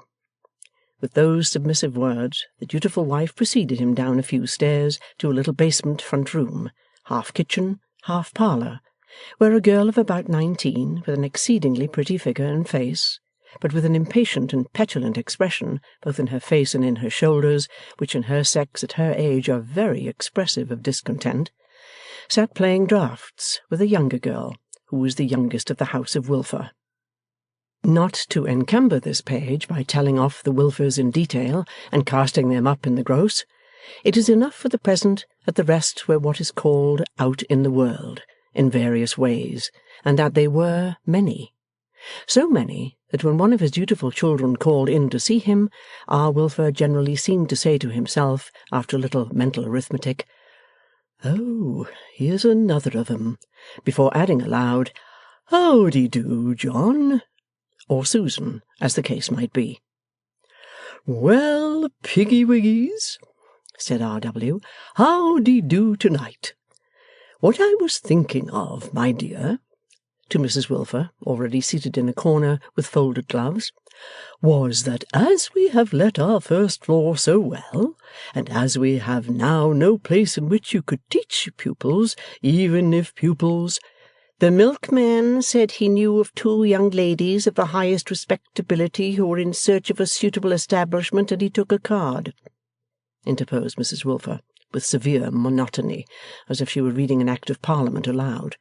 "Tell your father whether it was last Monday, Bella." "But we never heard any more of it, Ma," said Bella, the elder girl. "In addition to which, my dear," her husband urged, "if you have no place to put 2 young persons into—" Pardon me, Mrs Wilfer again interposed. They were not young persons. 2 young ladies of the highest respectability. Tell your father, Bella, whether the milkman said so. My dear, it is the same thing. No, it is not, said Mrs Wilfer with the same impressive monotony. Pardon me. I mean, my dear, it is the same thing as to space. As to space. If you have no space in which to put 2 youthful fellow creatures, however eminently respectable, which I do not doubt, where are those youthful fellow creatures to be accommodated? I carry it no further than that, and solely looking at it, said her husband, making the stipulation at once in a conciliatory, complimentary, and argumentative tone, as I am sure you will agree, my love, from a fellow creature point of view, my dear. I have nothing more to say, returned Mrs Wilfer, with a meek renunciatory action of her gloves. It is as you think, R.W., not as I do. Here the huffing of Miss Bella and the loss of 3 of her men at a swoop, aggravated by the coronation of an opponent, led to that young lady's jerking the draught-board and pieces off the table, which her sister went down on her knees to pick up. Poor Bella, said Mrs Wilfer. And poor Lavinia, perhaps, my dear, suggested R.W. Pardon me, said Mrs Wilfer. No. It was one of the worthy woman's specialities that she had an amazing power of gratifying her splenetic or worldly-minded humours by extolling her own family, which she thus proceeded, in the present case, to do. No, R.W. Lavinia has not known the trial that Bella has known. The trial that your daughter Bella has undergone is perhaps without a parallel, and has been borne, I will say, nobly. When you see your daughter Bella in her black dress, which she alone of all the family wears, and when you remember the circumstances which have led to her wearing it, and when you know how these circumstances have been sustained, then, R.W., lay your head upon your pillow and say, Poor Lavinia. Here Miss Lavinia, from her kneeling situation under the table, put in that she didn't want to be poored by Pa or anybody else. I am sure you do not, my dear, returned her mother, for you have a fine brave spirit, and your sister Cecilia has a fine brave spirit of another kind, a spirit of pure devotion, a beautiful spirit. The self-sacrifice of Cecilia reveals a pure and womanly character very seldom equalled, never surpassed. I have now in my pocket a letter from your sister Cecilia, received this morning, received 3 months after her marriage, poor child, in which she tells me that her husband must unexpectedly shelter under their roof his reduced aunt. But I will be true to him, mamma, she touchingly writes. I will not leave him. I must not forget that he is my husband. Let his aunt come. If this is not pathetic, if this is not woman's devotion. The good lady waved her gloves in a sense of the impossibility of saying more, and tied the pocket-handkerchief over her head in a tighter knot under her chin. Bella, who was now seated on the rug to warm herself, with her brown eyes on the fire, and a handful of brown curls in her mouth, laughed at this, and then pouted and half cried. I am sure, said she, though you have no feeling for me, Pa, I am one of the most unfortunate girls that ever lived. You know how poor we are. It is probable he did, having some reason to know it. And what a glimpse of wealth I had, and how it melted away, and how I am here in this ridiculous mourning, which I hate, a kind of a widow who never was married, and yet you don't feel for me. Yes, you do, yes, you do. This abrupt change was occasioned by her father's face. She stopped to pull him down from his chair in an attitude highly favourable to strangulation, and to give him a kiss and a pat or two on the cheek. But you ought to feel for me, you know, Pa. My dear, I do. Yes, and I say you ought to. If they had only left me alone and told me nothing about it, it would have mattered much less. But that nasty Mr. Lightwood feels it his duty, as he says, to write and tell me what is in reserve for me. And then I'm obliged to get rid of George Sampson." Here Lavinia, rising to the surface with the last draughtman rescued, interposed. "You never cared for George Sampson, Bella." "And did I say I did, miss?" Then pouting again, with the curls in her mouth. "George Sampson was very fond of me, and admired me very much, and put up with everything I did to him." "You were rude enough to him," Lavinia again interposed. "And did I say I wasn't, miss? I am not setting up to be sentimental about George Sampson. I only say George Sampson was better than nothing. You didn't show him that you thought even that," Lavinia again interposed. "You are a chit and a little idiot," returned Bella, "or you wouldn't make such a dolly speech. What did you expect me to do? Wait till you are a woman, and don't talk about what you don't understand. You only show your ignorance." Then whimpering again, and at intervals biting the curls, and stopping to look how much was bitten off. "It's a shame. There never was such a hard case. I shouldn't care so much if it wasn't so ridiculous. It was ridiculous enough to have a stranger coming over to marry me, whether he liked it or not. It was ridiculous enough to know what an embarrassing meeting it would be, and how we never could pretend to have an inclination of our own, either of us. It was ridiculous enough to know I shouldn't like him. How could I like him? Left to him in a will, like a dozen spoons, with everything cut and dried beforehand like orange chips. Talk of orange flowers, indeed. I declare again it's a shame. Those ridiculous points would have been smoothed away by the money. For I love money, and want money, want it dreadfully. I hate to be poor, and we are degradingly poor, offensively poor, miserably poor, beastly poor.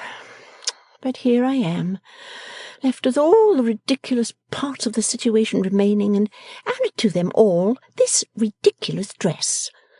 And if the truth was known, when the Harmon murder was all over the town, and people were speculating on its being suicide, I dare say those impudent wretches at the clubs and places made jokes about the miserable creatures having preferred a watery grave to me.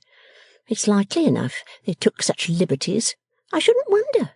I declare it's a very hard case indeed, and I'm a most unfortunate girl.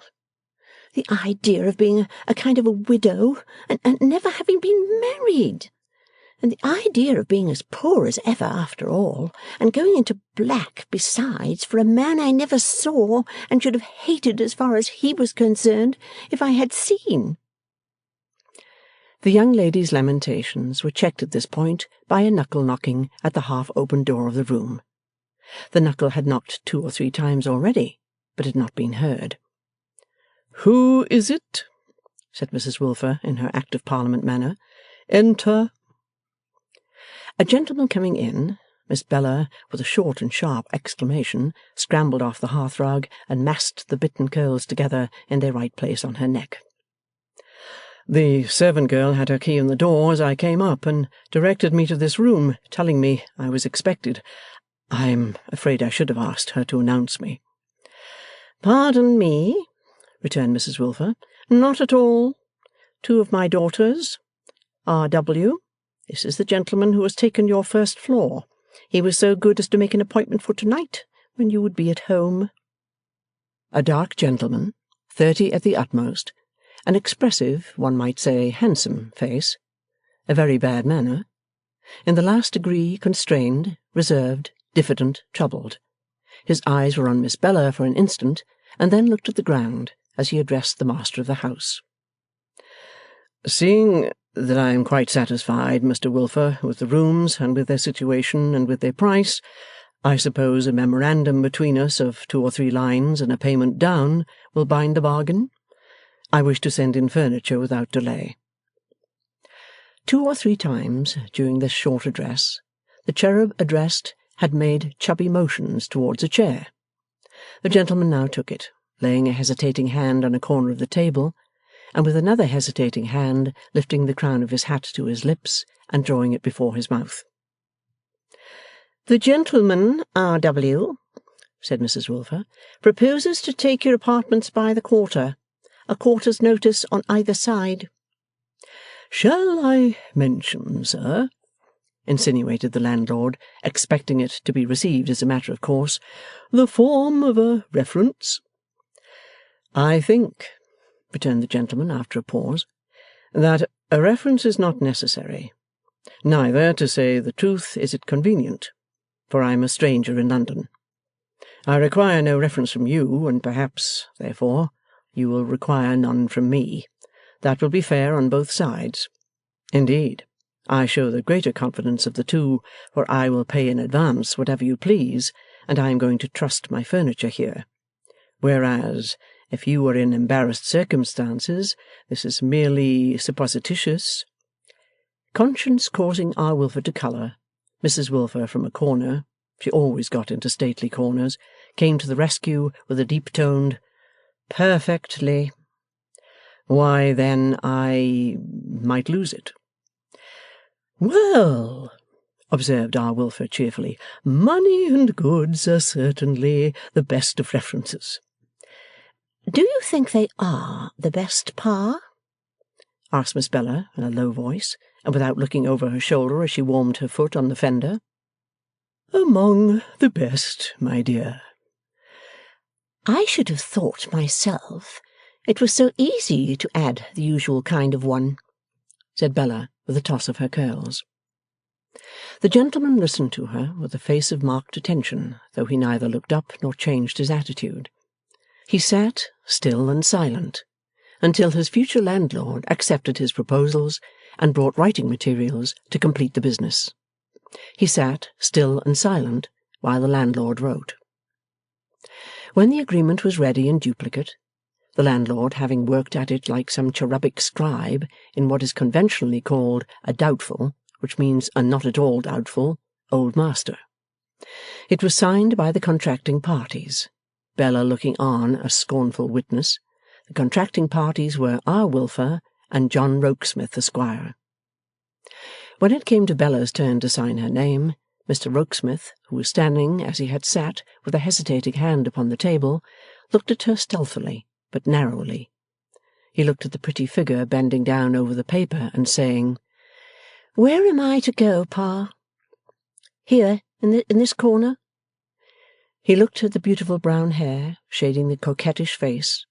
He looked at the free dash of the signature, which was a bold one for a woman's, and then they looked at one another. "Much obliged to you, Miss Wilfer." "Obliged?" "I have given you so much trouble." "Signing my name? Yes, certainly. But I am your landlord's daughter, sir."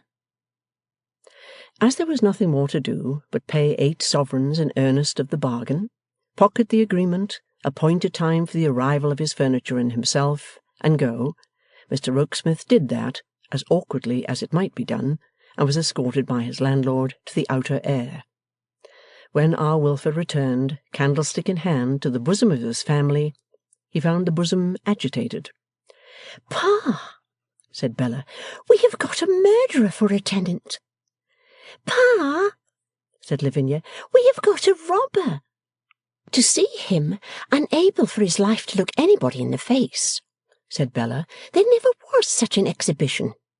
"My dears," said their father, "he is a diffident gentleman, and I should say particularly so in the society of girls of your age." "Nonsense, our age!" cried Bella impatiently. "What's that got to do with him? Besides, we are not of the same age." "Which age?" demanded Lavinia. "Never you mind, Lavvy," retorted Bella. "You wait till you are of an age to ask such questions. Pa, mark my words. Between Mr Rokesmith and me there is a natural antipathy and a deep distrust, and something will come of it." "My dear and girls," said the cherub patriarch, "between Mr Rokesmith and me there is a matter of 8 sovereigns, and something for supper shall come of it, if you'll agree upon the article.' This was a neat and happy turn to give the subject, treats being rare in the Wilfer household, where a monotonous appearance of Dutch cheese at 10 o'clock in the evening had been rather frequently commented on by the dimpled shoulders of Miss Bella. Indeed, the modest Dutchman himself seemed conscious of his want of variety, and generally came before the family in a state of apologetic perspiration. After some discussion on the relative merits of veal cutlet, sweetbread, and lobster, a decision was pronounced in favour of veal cutlet. Mrs Wilfer then solemnly divested herself of her handkerchief and gloves as a preliminary sacrifice to preparing the frying pan, and R.W. himself went out to purchase the viand. He soon returned, bearing the same in a fresh cabbage leaf, where it coyly embraced a rasher of ham. Melodious sounds were not long in rising from the frying pan on the fire, or in seeming, as the firelight danced in the mellow holes of a couple of full bottles on the table, to play appropriate dance music. The cloth was laid by Lavvy. Bella, as the acknowledged ornament of the family, employed both her hands in giving her hair an additional wave, while sitting in the easiest chair, and occasionally threw in a direction touching the supper, as, "Very brown, Ma," or to her sister, "Put the salt cellar straight, miss, and don't be a dowdy little puss." Meantime, her father, chinking Mr Rokesmith's gold as he sat expectant between his knife and fork, remarked that 6 of those sovereigns came just in time for their landlord, and stood them in a little pile on the white tablecloth to look at. "I hate our landlord," said Bella. But, observing a fall in her father's face, she went and sat down by him at the table, and began touching up his hair with the handle of a fork. It was one of the girl's spoilt ways to be always arranging the family's hair, perhaps because her own was so pretty, and occupied so much of her attention. "You deserve to have a house of your own, don't you, poor Pa?" "I don't deserve it better than another, my dear." "At any rate, I, for one, want it more than another," said Bella, holding him by the chin as she stuck his flaxen hair on end. "And I grudge this money going to the monster that swallows up so much, when we all want everything. And if you say, as you want to say, I know you want to say so, Pa, that's neither reasonable nor honest, Bella, then I answer, maybe not, Pa, very likely, but it's one of the consequences of being poor, and of thoroughly hating and detesting to be poor, and that's my case. Now you look lovely, Pa. Why don't you always wear your hair like that? And here's the cutlet. If it isn't very brown, Ma, I can't eat it, and must have a bit put back to be done expressly." However, as it was brown, even to Bella's taste, the young lady graciously partook of it without reconsignment to the frying pan, and also in due course of the contents of the 2 bottles, whereof one held Scotch ale and the other rum. The latter perfume, with the fostering aid of boiling water and lemon peel, diffused itself throughout the room, and became so highly concentrated around the warm fireside, that the wind passing over the house roof must have rushed off charged with a delicious whiff of it, after buzzing like a great bee at that particular chimney-pot. "Pa," said Bella, sipping the fragrant mixture and warming her favourite ankle, "when old Mr Harmon made such a fool of me, not to mention himself, as he is dead, what do you suppose he did it for?" "Impossible to say, my dear. As I have told you time out of number since his will was brought to light, I doubt if I ever exchanged 100 words with the old gentleman. If it was his whim to surprise us, his whim succeeded, for he certainly did it." "And I was stamping my foot and screaming when he first took notice of me, was I?" said Bella, contemplating the ankle before mentioned. "You were stamping your little foot, my dear, and screaming with your little voice, and laying into me with your little bonnet, which you had snatched off for the purpose," returned her father, as if the remembrance gave a relish to the rum. "You were doing this one Sunday morning when I took you out, because I didn't go the exact way you wanted, when the old gentleman, sitting on a seat near, said, 'That's a nice girl. That's a very nice girl. A promising girl.' And so you were, my dear." "And then he asked my name, did he, Pa?" "Then he asked your name, my dear, and mine. And on another Sunday mornings, when we walked his way, we saw him again, and really, that's all." As that was all the rum and water too, or, in other words, as R.W. delicately signified that his glass was empty, by throwing back his head and standing the glass upside down on his nose and upper lip, it might have been charitable in Mrs Wilfer to suggest replenishment. But that heroine briefly suggesting bedtime instead, the bottles were put away, and the family retired. She cherubically escorted like some severe saint in a painting, or merely human matron allegorically treated. "And by this time tomorrow," said Lavinia, when the two girls were alone in their room, "we shall have Mr Rokesmith here, and shall be expecting to have our throats cut." "You needn't stand between me and the candle for all that," retorted Bella. "This is another of the consequences of being poor. The idea of a girl with a really fine head of hair having to do it by one flat candle and a few inches of looking-glass. You caught George Sampson with it, Bella, bad as your means of dressing it are." "You low little thing. Caught George Sampson with it. Don't talk about catching people, miss, till your own time for catching, as you call it, comes." "Perhaps it has come," muttered Lavvy with a toss of her head. "What did you say?" asked Bella very sharply. "What did you say, miss?" Lavvy declining equally to repeat or to explain, Bella gradually lapsed over her hairdressing into a soliloquy on the miseries of being poor, as exemplified in having nothing to put on, nothing to go out in, nothing to dress by, only a nasty box to dress at instead of a commodious dressing-table, and being obliged to take in suspicious lodgers. On the last grievance, as her climax, she laid great stress, and might have laid greater had she known that if Mr Julius Handford had a twin brother upon earth, Mr John Rokesmith was the man. Chapter 5. Boffin's Bower. Over against a London house, a corner house not far from Cavendish Square, a man with a wooden leg had sat for some years, with his remaining foot in a basket in cold weather, picking up a living on this wise. Every morning at 8 o'clock he stumped to the corner, carrying a chair, a clothes-horse, a pair of trestles, a board, a basket, and an umbrella, all strapped together. Separating these, the board and trestles became a counter, the basket supplied the few small lots of fruit and sweets that he offered for sale upon it, and became a foot-warmer. The unfolded clothes-horse displayed a choice collection of halfpenny ballads, and became a screen, and the stool planted within it became his post for the rest of the day. All weathers saw the man at the post. This is to be accepted in a double sense, for he contrived a back to his wooden stool by placing it against the lamp-post. When the weather was wet, he put up his umbrella over his stock-in-trade, not over himself.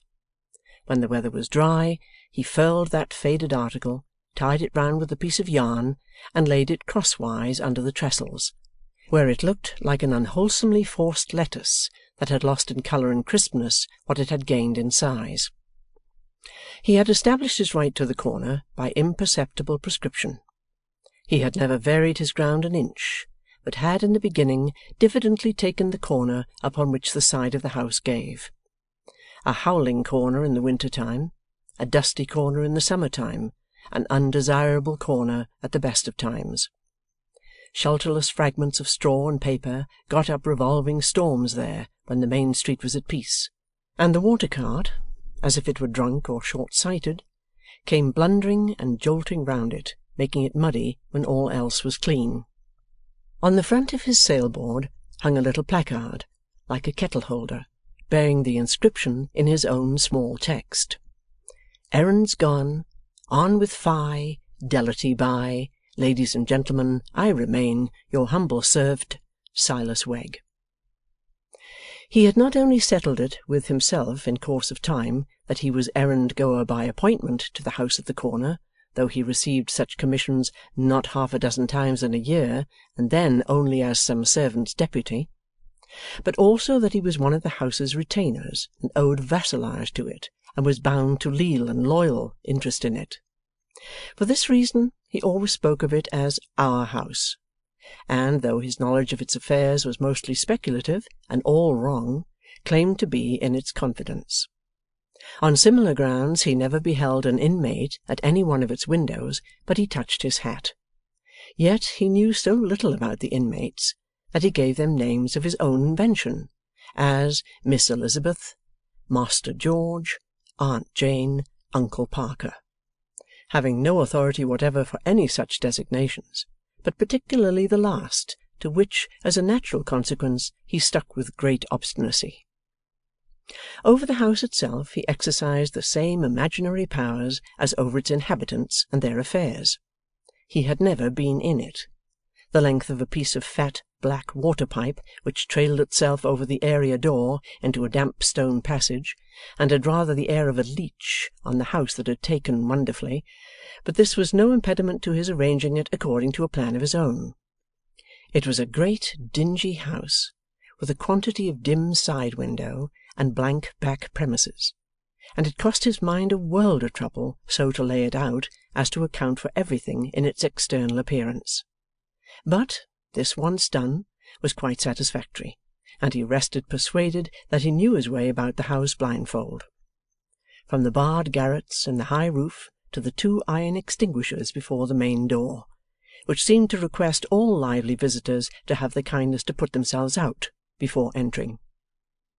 Assuredly, this stall of Silas Wegg's was the hardest little stall of all the sterile little stalls in London. It gave you the face-ache to look at his apples, the stomach-ache to look at his oranges, the toothache to look at his nuts. Of the latter commodity he had always a grim little heap, on which lay a little wooden measure which had no discernible inside, and was considered to represent the penn'orth appointed by Magna Carta. Whether from too much east wind or no, it was an easterly corner. The stall, the stock, and the keeper were all as dry as the desert. Wegg was a knotty man, and a close-grained, with a face carved out of very hard material, that had just as much play of expression as a watchman's rattle. When he laughed, certain jerks occurred in it, and the rattle sprung. Sooth to say, he was so wooden a man that he seemed to have taken his wooden leg naturally, and rather suggested to the fanciful observer that he might be expected, if his development received no untimely check, to be completely set up with a pair of wooden legs in about 6 months. Mr Wegg was an observant person, or, as he himself said, took a powerful sight of notice. He saluted all his regular passers-by every day, as he sat on his stool backed up by the lamp-post, and on the adaptable character of these salutes he greatly plumed himself. Thus to the rector he addressed a bow, compounded of lay deference, and a slight touch of the shady preliminary meditation at church. To the doctor a confidential bow, as to a gentleman whose acquaintance with his inside he begged respectfully to acknowledge, before the quality he delighted to abase himself, and for Uncle Parker, who was in the army, at least so he had settled it, he put his open hand to the side of his hat in a military manner which that angry-eyed, buttoned-up, inflammatory-faced old gentleman appeared but imperfectly to appreciate.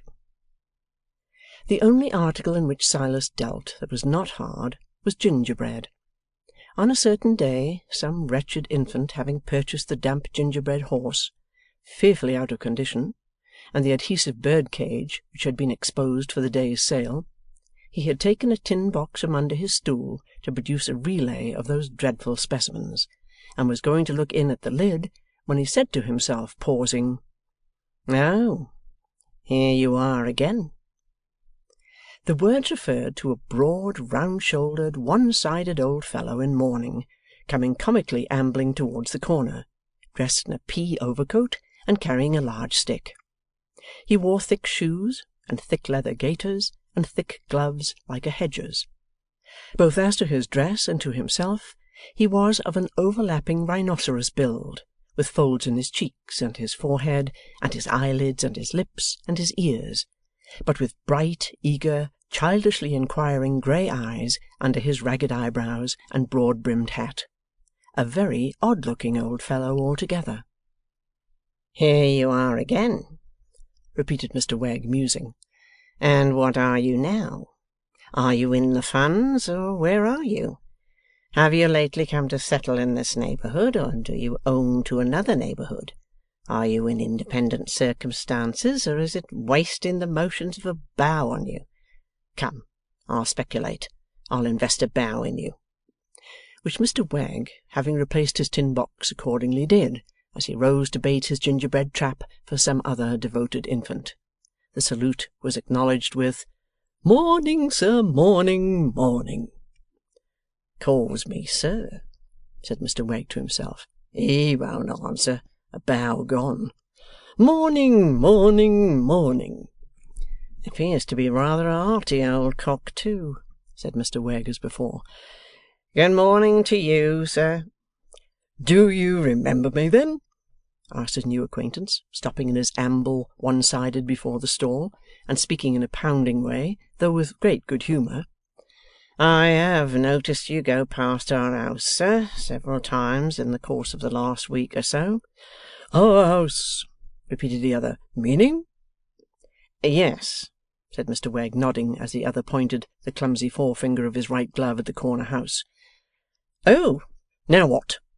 pursued the old fellow in an inquisitive manner, carrying his knotted stick in his left arm as if it were a baby. "What do they allow you now?" "It's job work that I do for our house," returned Silas dryly and with reticence. "It's not yet brought to an exact allowance." "Oh, it's not yet brought to an exact allowance? No, it's not yet brought to an exact allowance. Oh, morning, morning, morning." "Appears to be rather a cracked old cock," thought Silas, qualifying his former good opinion as the other ambled off.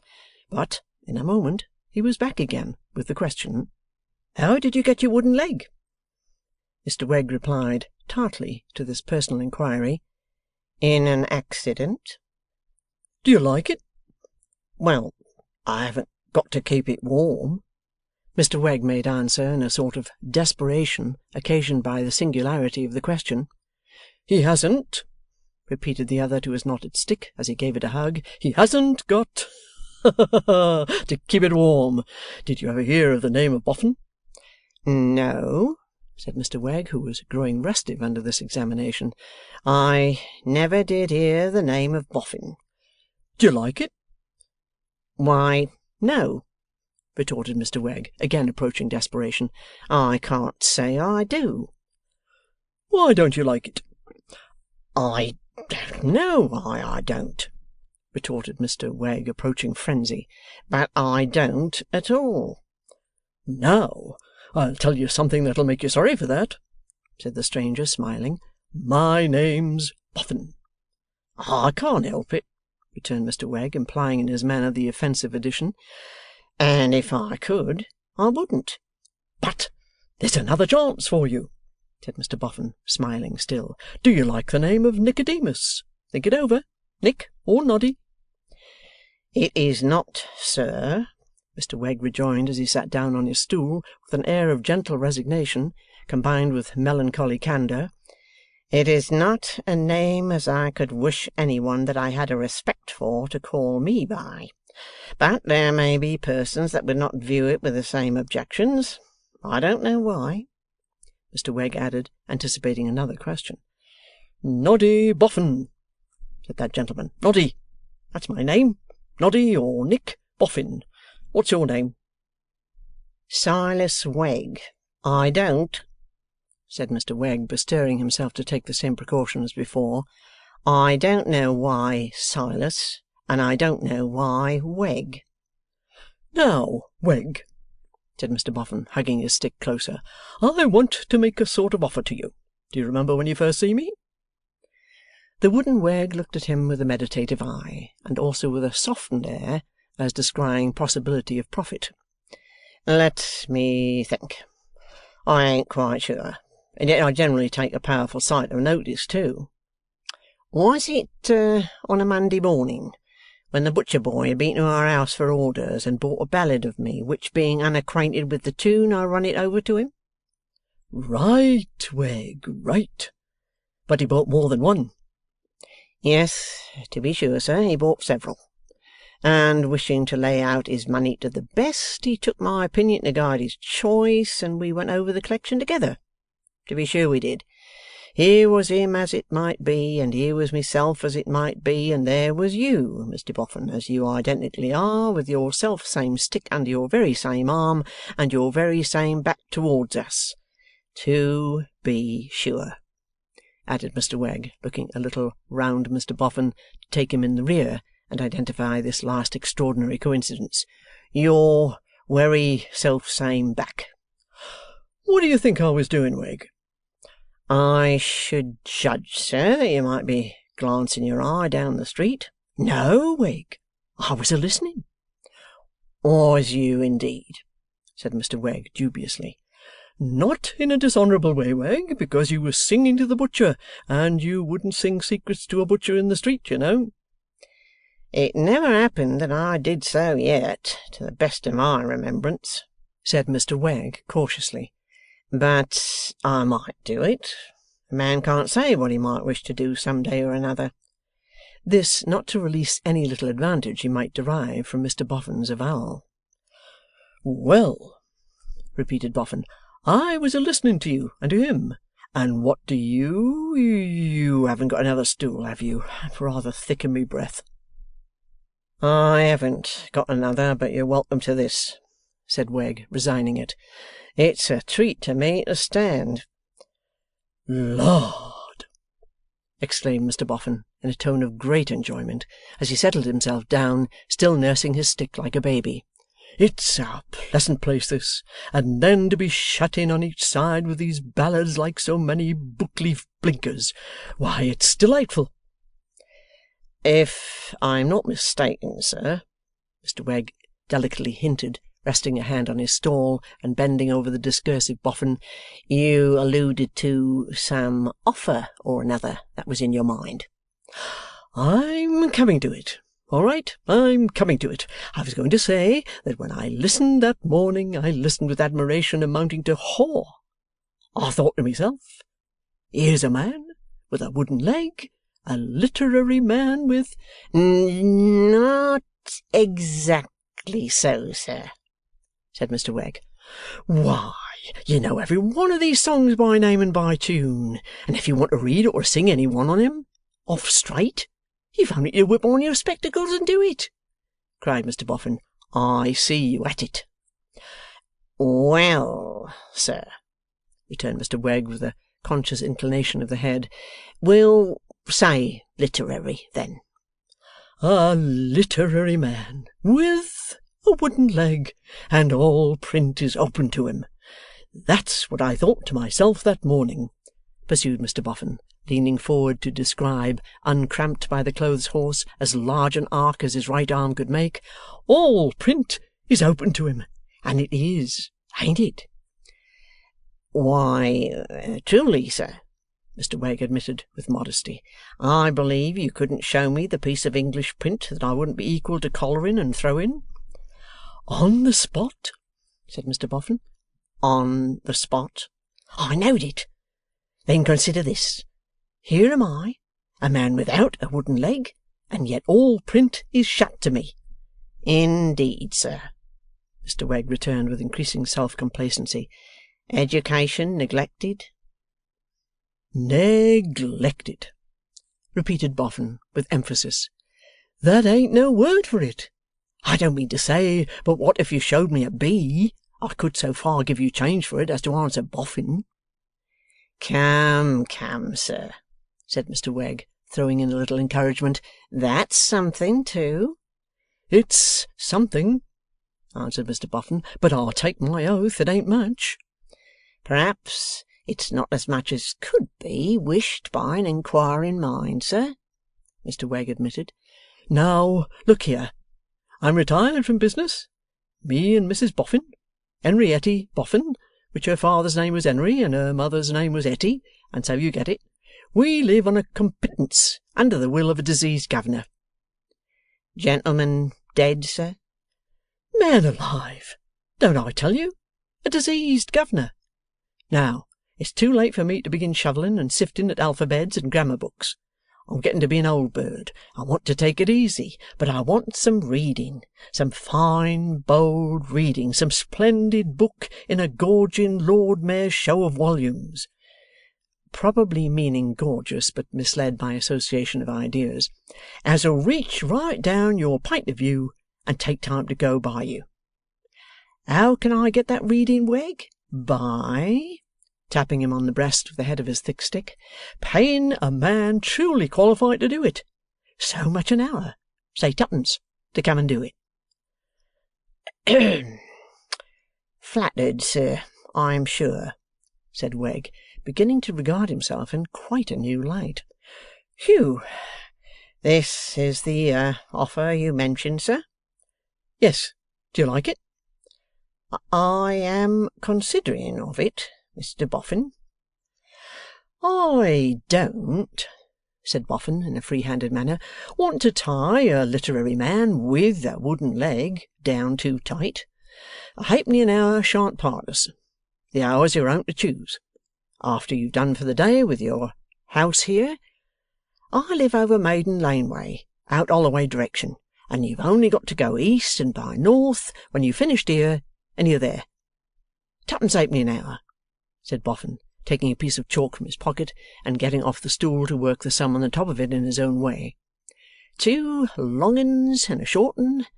Twopence halfpenny. 2 shut 'uns is a long 'un, and two long 'uns is 4 long 'uns, making 5 long 'uns, 6 nights a week at 5 long 'uns a night," scoring them all down separately, "and you mount up to 30 long 'uns, a round 'un, half a crown."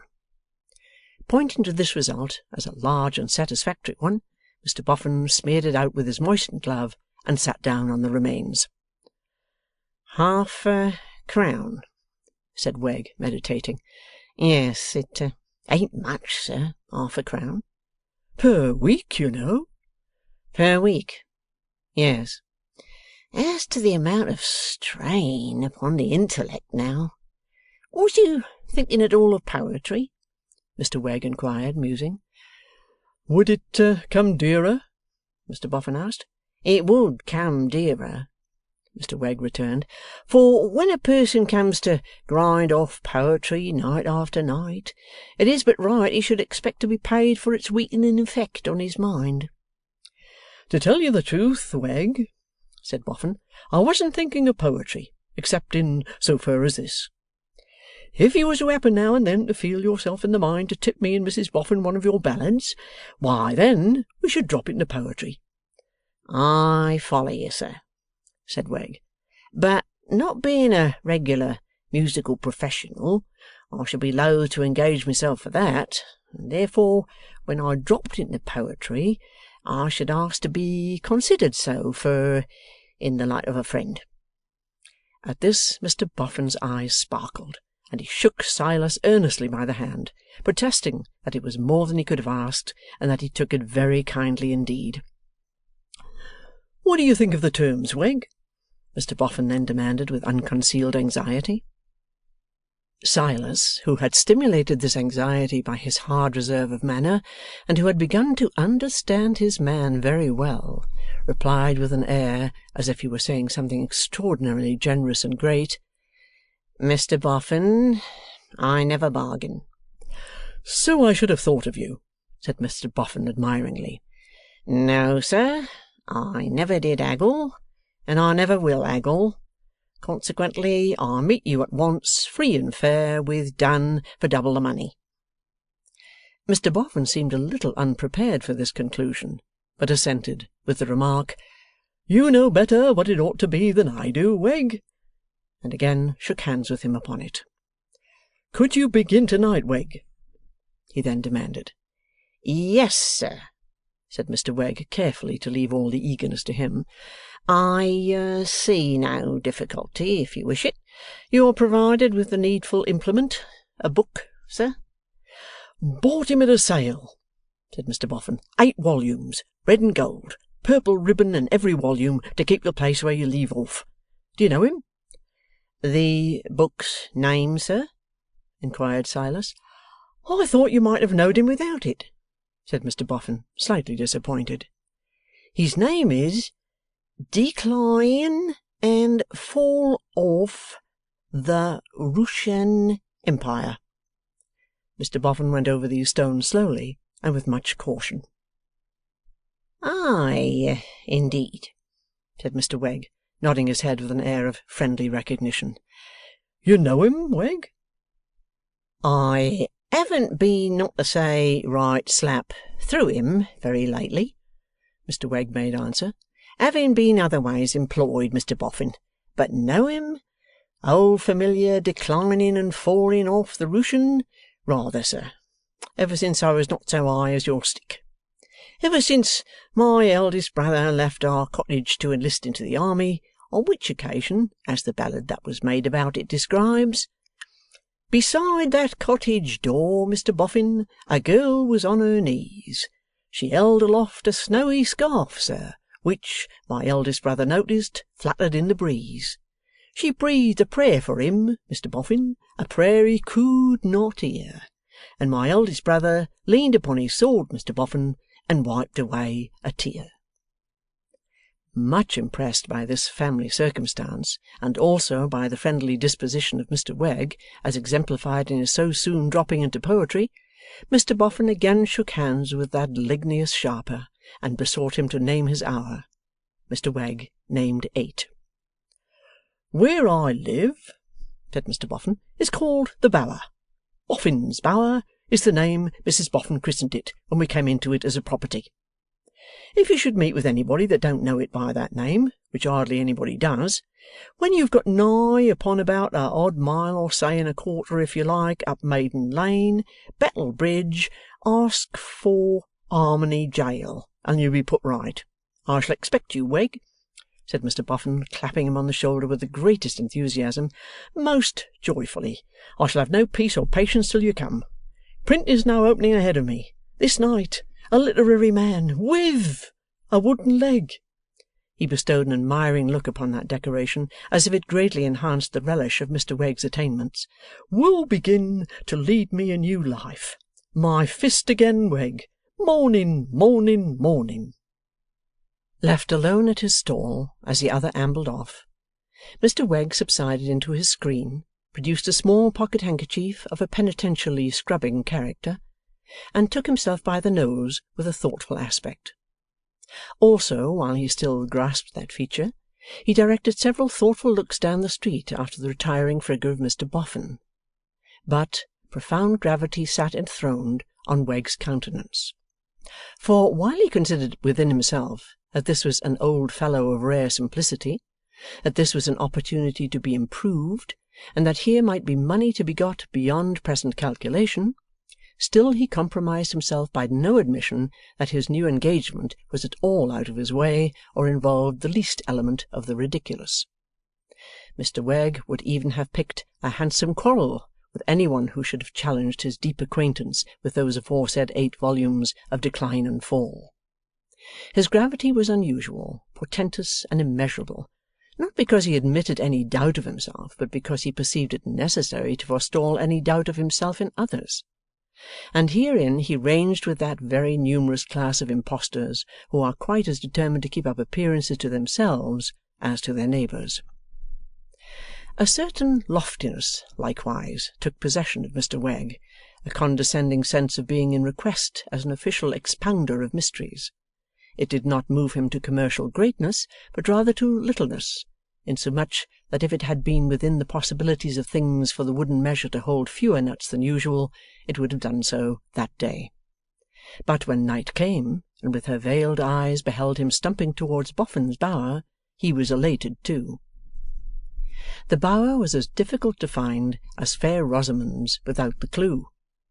Mr Wegg, having reached the quarter indicated, inquired for the Bower half a dozen times without the least success, until he remembered to ask for Harmony Jail.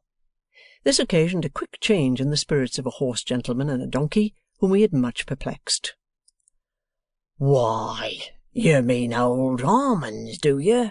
said the horse gentleman, who was driving his donkey in a truck with a carrot for a whip. "Why didn't you niver say so?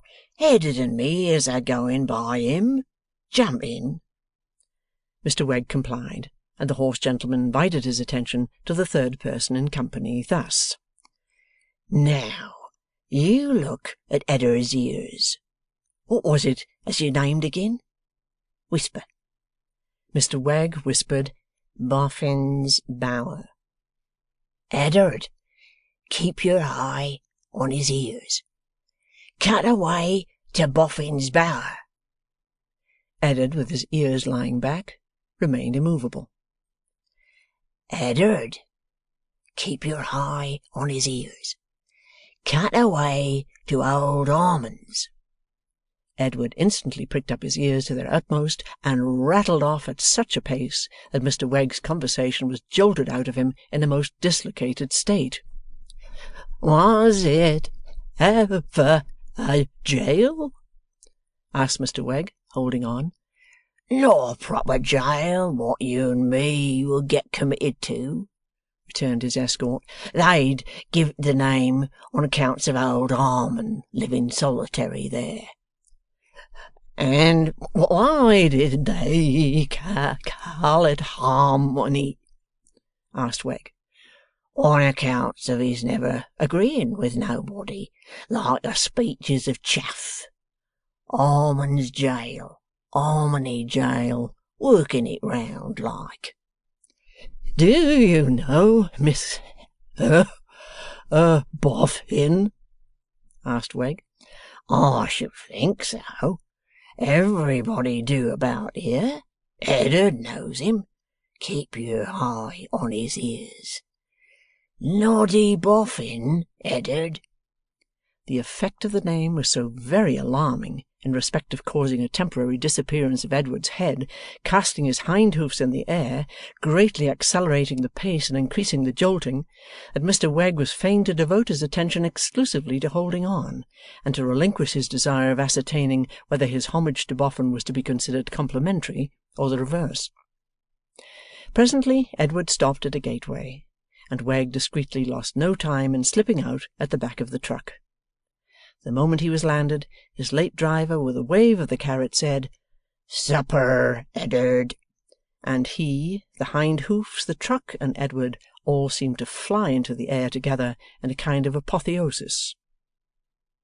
Pushing the gate, which stood ajar, Wegg looked into an enclosed space where certain tall dark mounds rose high against the sky, and where the pathway to the Bower was indicated, as the moonlight showed between two lines of broken crockery set in ashes. A white figure advancing along this path proved to be nothing more ghostly than Mr Boffin, easily attired for the pursuit of knowledge in an undress garment of short white smock-frock. Having received his literary friend with great cordiality, he conducted him to the interior of the Bower, and there presented him to Mrs Boffin.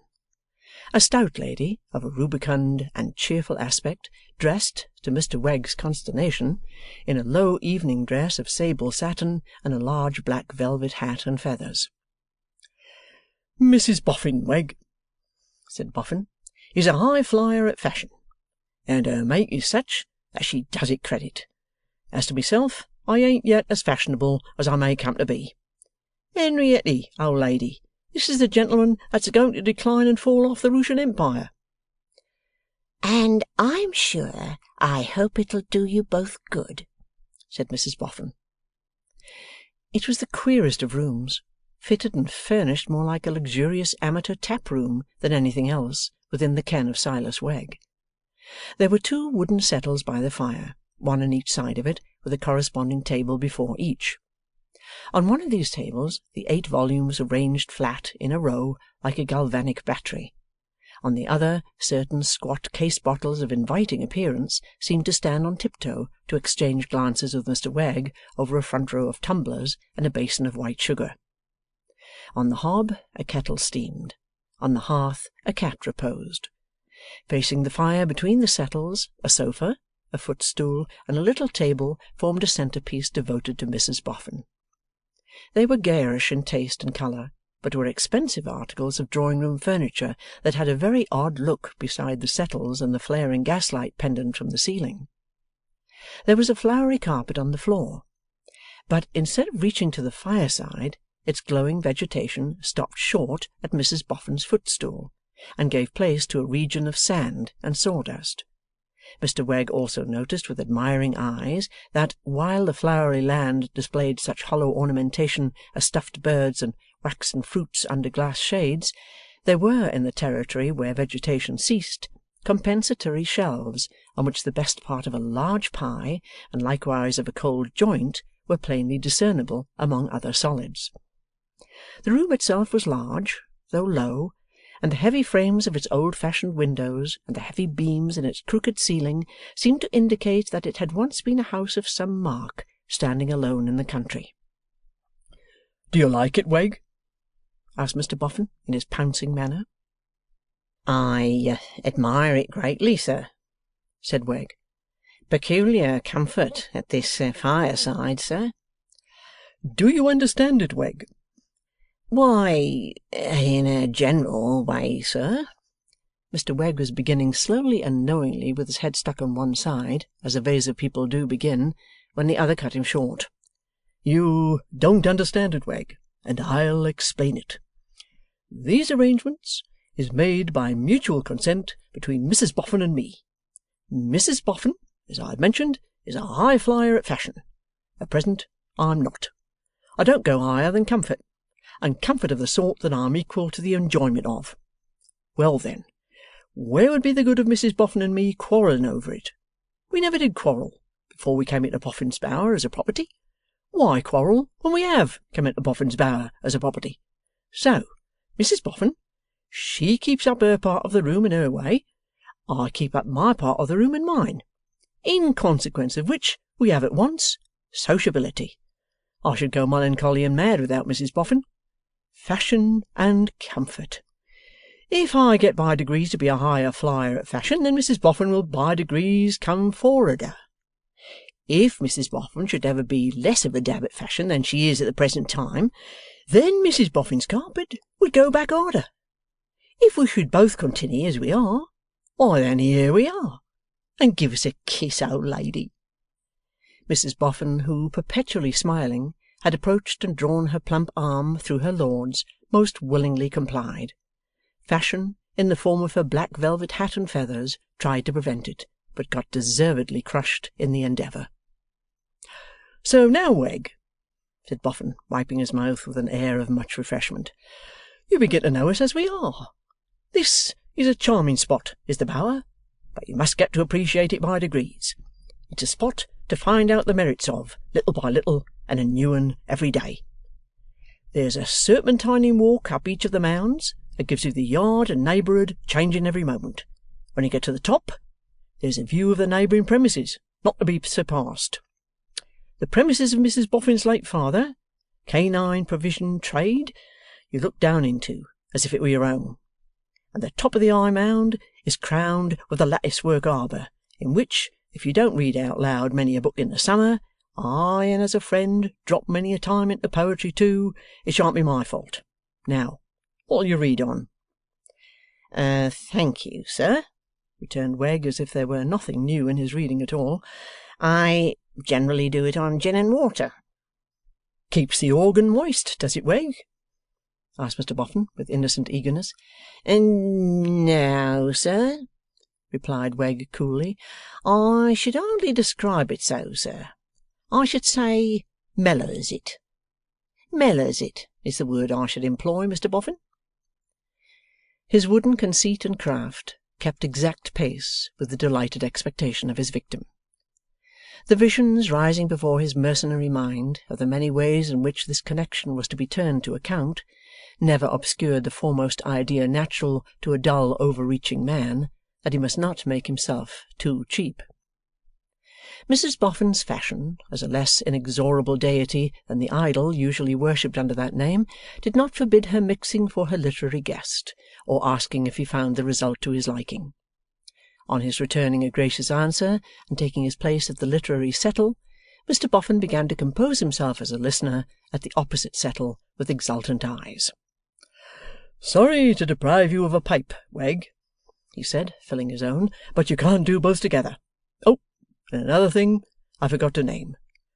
When you come in here of an evening, and look round you, and notice anything on a shelf that happens to catch your fancy, mention it." Wegg, who had been going to put on his spectacles, immediately laid them down, with the sprightly observation, "You read my thoughts, sir. Do my eyes deceive me, or is that object up there a pie? It can't be a pie." "Yes, it's a pie, Wegg," replied Mr Boffin, with a glance of some little discomfiture at the decline and fall. "Have I lost my smell for fruits, or is it an apple pie, sir?" asked Wegg. "It's a veal and ham pie," said Mr Boffin. "Is it indeed, sir? And it would be hard, sir, to name the pie that is a better pie than a veal and hammer," said Mr Wegg, nodding his head emotionally. "Have some, Wegg?" "Thank you, Mr Boffin. I think I will, at your invitation. I wouldn't at any other parties at the present juncture, but at yours, sir. And meat jelly too, especially when a little salt, which is the case where there's ham, is mellowing to the organ, is very mellowing to the organ." Mr Wegg did not say what organ, but spoke with a cheerful generality. So the pie was brought down, and the worthy Mr Boffin exercised his patience until Wegg, in the exercise of his knife and fork, had finished the dish, only profiting by the opportunity to inform Wegg that although it was not strictly fashionable to keep the contents of a larder thus exposed to view, he, Mr Boffin, considered it hospitable, for the reason that instead of saying in a comparatively unmeaning manner to a visitor, "There are such and such edibles downstairs, will you have anything up?" you took the bold practical course of saying, "Cast your eye along the shelves, and if you see anything you like there, have it down." And now Mr Wegg at length pushed away his plate and put on his spectacles, and Mr Boffin lighted his pipe and looked with beaming eyes into the opening world before him, and Mrs Boffin reclined in a fashionable manner on her sofa, as one who would be part of the audience if she found she could, and would go to sleep if she found she couldn't. "Ahem," began Wegg. "This, Mr Boffin and lady, is the first chapter of the first volume of the Decline and Fall of—" Here he looked hard at the book and stopped. "What's the matter, Wegg?" "Why, it comes into my mind, you know, sir," said Wegg with an air of insinuating frankness, having first again looked hard at the book, "that you made a little mistake this morning, which I had meant to set you right in, only something put it out of my head. I think you said Russian Empire, sir." "It is Russian, ain't it, Wegg?" "No, sir. Roman. Roman." "What's the difference, Wegg?" "The difference, sir—" Mr Wegg was faltering and in danger of breaking down, when a bright thought flashed upon him. "The difference, sir— There you place me in a difficulty, Mr Boffin. Suffice it to observe that the difference is best postponed to some other occasion when Mrs Boffin does not honour us with her company. In Mrs Boffin's presence, sir, we had better drop it." Mr Wegg thus came out of his disadvantage with quite a chivalrous air, and not only that, but by dint of repeating with a manly delicacy, "In Mrs Boffin's presence, sir, we had better drop it," turned the disadvantage on Boffin, who felt that he had committed himself in a very painful manner. Then Mr Wegg, in a dry unflinching way, entered on his task, going straight across country at everything that came before him, taking all the hard words, biographical and geographical, getting rather shaken by Hadrian, Trajan, and the Antonines, stumbling at Polybius, pronounced Polybius, and supposed by Mr Boffin to be a Roman virgin, and by Mrs Boffin to be responsible for the necessity of dropping it, heavily unseated by Titus Antoninus Pius, up again and galloping smoothly with Augustus, finally getting over the ground well with Commodus, who, under the appellation of Commodius, was held by Mr Boffin to have been quite unworthy of his English origin, and not to have acted up to his name in his government of the Roman people. With the death of this personage, Mr Wegg terminated his first reading, long before which consummation several total eclipses of Mrs Boffin's candle behind her black velvet disc would have been very alarming, but for being regularly accompanied by a potent smell of burnt pens when her feathers took fire, which acted as a restorative and woke her. Mr Wegg, having read on by rote and attached as few ideas as possible to the text, came out of the encounter fresh. But Mr Boffin, who had soon laid down his unfinished pipe, and had ever since sat intently staring with his eyes and mind at the confounding enormities of the Romans, was so severely punished that he could hardly wish his literary friend good night, and articulate to-morrow. "Commodious!" gasped Mr Boffin, staring at the moon, after letting Wegg out at the gate and fastening it. "Commodious fights in that wild beast show 735 times in one character only. As if that wasn't stunning enough, 100 lions is turned into the same wild beast show all at once. As if that wasn't stunning enough, Commodious in another character kills 'em all off in 100 goes. And as if that wasn't stunning enough, Vitellus, and well named too, eats 6 millions worth, English money, in 7 months. Wegg takes it easy. But upon my soul, to an old bird like myself, these are scarers. And even now that Commodious is strangled, I don't see a way to our bettering ourselves." Mr Boffin added, as he turned his pensive steps towards the bower and shook his head, "I didn't think this morning there was half so many scarers in print, but I'm in for it now." Chapter 6. Cut Adrift. The Six Jolly Fellowship Porters, already mentioned as a tavern of a dropsical appearance, had long settled down into a state of hale infirmity. In its whole constitution it had not a straight floor, and hardly a straight line, but it had outlasted, and clearly would yet outlast, many a better trimmed building, many a sprucer public house.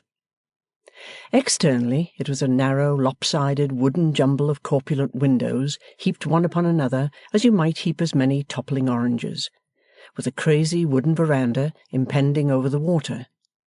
Indeed, the whole house, inclusive of the complaining flagstaff on the roof, impended over the water, but seemed to have got into the condition of a faint-hearted diver who has paused so long on the brink that he will never go in at all.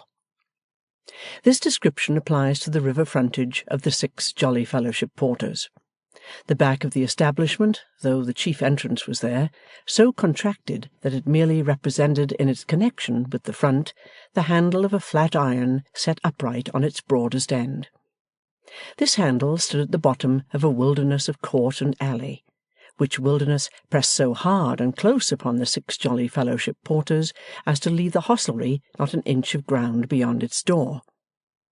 For this reason, in combination with the fact that the house was all but afloat at high water, when the porters had a family wash, the linen subjected to that operation might usually be seen drying on lines stretched across the reception rooms and bedchambers. The wood forming the chimney-pieces, beams, partitions, floors, and doors of the Six Jolly Fellowship Porters seemed in its old age fraught with confused memories of its youth. In many places it had become gnarled and riven, according to the manner of old trees. Knots started out of it, and here and there it seemed to twist itself into some likeness of boughs. In this state of second childhood, it had an air of being in its own way garrulous about its early life.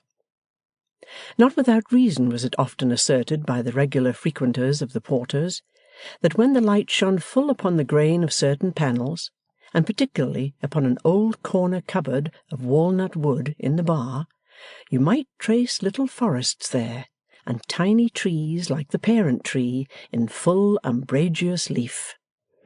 The bar of the Six Jolly Fellowship Porters was a bar to soften the human breast. The available space in it was not much larger than a hackney coach, but no one could have wished the bar bigger. That space was so girt in by corpulent little casks, and by cordial bottles radiant with fictitious grapes in bunches, and by lemons in nets, and by biscuits in baskets, and by the polite beer pulls that made low bows when customers were served with beer, and by the cheese in a snug corner, and by the landlady's own small table in a snugger corner near the fire, with the cloth everlastingly laid. This haven was divided from the rough world by a glass partition and a half-door, with a leaden sill upon it for the convenience of resting your liquor. But over this half-door the bar's snugness so gushed forth that, albeit customers drank there standing in a dark and draughty passage where they were shouldered by other customers passing in and out, they always appeared to drink under an enchanting delusion that they were in the bar itself. For the rest, both the tap and parlour of the Six Jolly Fellowship Porters gave upon the river, and had red curtains matching the noses of the regular customers, and were provided with comfortable fireside tin utensils, like models of sugar-loaf hats, made in that shape that they might, with their pointed ends, seek out for themselves glowing nooks in the depths of the red coals when they mulled your ale or heated for you those delectable drinks, Pearl, Flip, and Dog's Nose. The first of these humming compounds was a speciality of the Porters, which, through an inscription on its doorposts, gently appealed to your feelings as the Early Pearl House. For it would seem that Pearl must always be taken early, though whether for any more distinctly stomachic reason than that, as the early bird catches the worm, so the early pearl catches the customer, cannot here be resolved. It only remains to add that in the handle of the flat iron, and opposite the bar, was a very little room like a three-cornered hat, into which no direct ray of sun, moon, or star ever penetrated, but which was superstitiously regarded as a sanctuary replete with comfort and retirement by gaslight, and on the door of which was therefore painted its alluring name, Cosy. Miss Potterson, sole proprietor and manager of the Fellowship Porters, reigned supreme on her throne, the bar, and a man must have drunk himself mad drunk indeed if he thought he could contest a point with her. Being known on her own authority as Miss Abbey Potterson, some waterside heads, which, like the water, were none of the clearest, harboured muddled notions that, because of her dignity and firmness, she was named after, or in some sort related to, the Abbey at Westminster. But Abbey was only short for Abigail, by which name Miss Potterson had been christened at Limehouse Church some 60 and odd years before. "Now you mind you, Riderhood," said Miss Abbey Potterson, with emphatic forefinger over the half-door. "The Fellowship don't want you at all, and would rather by far have your room than your company. But if you were as welcome here as you are not, you shouldn't even then have another drop of drink here this night, after this present pint of beer. So make the most of it." "But you know, Miss Potterson," this was suggested very meekly though, "if I behave myself, you can't help serving me, miss." "Can't I?" said Abbey with infinite expression. "No, Miss Potterson, because you see the law—" "I am the law here, my man," returned Miss Abbey, "and I'll soon convince you of that, if you doubt it at all." "I never said I did doubt it at all, Miss Abbey." "So much the better for you." Abbey the Supreme threw the customer's halfpence into the till, and, seating herself in her fireside chair, resumed the newspaper she had been reading. She was a tall, upright, well-favoured woman, though severe of countenance, and had more of the air of a schoolmistress than mistress of the Six Jolly Fellowship Porters. The man on the other side of the half-door was a waterside man with a squinting leer, and he eyed her as if he were one of her pupils in disgrace. "You're cruel hard upon me, Miss Potterson." Miss Potterson read her newspaper with contracted brows, and took no notice until he whispered, Miss Potterson, ma'am, might I have half a word with you? Deigning then to turn her eyes sideways towards the suppliant, Miss Potterson beheld him knuckling his low forehead, and ducking at her with his head, as if he were asking leave to fling himself head foremost over the half-door and alight on his feet in the bar. "Well," said Miss Potterson, with a manner as short as she herself was long, "say your half-word. Bring it out." Miss Potterson, ma'am, would you excuse me taking the liberty of asking, is it my character you take objections to? "Certainly," said Miss Potterson. Is it that you're afraid of— "I am not afraid of you," interposed Miss Potterson, "if you mean that." But I humbly don't mean that, Miss Abbey. "Then what do you mean?" You really are so cruel hard upon me. What I was going to make inquiries was no more than, might you have any apprehensions, leastways beliefs or suppositions, that the company's property mightn't be altogether to be considered safe if I used the house too regular? "What do you want to know for?"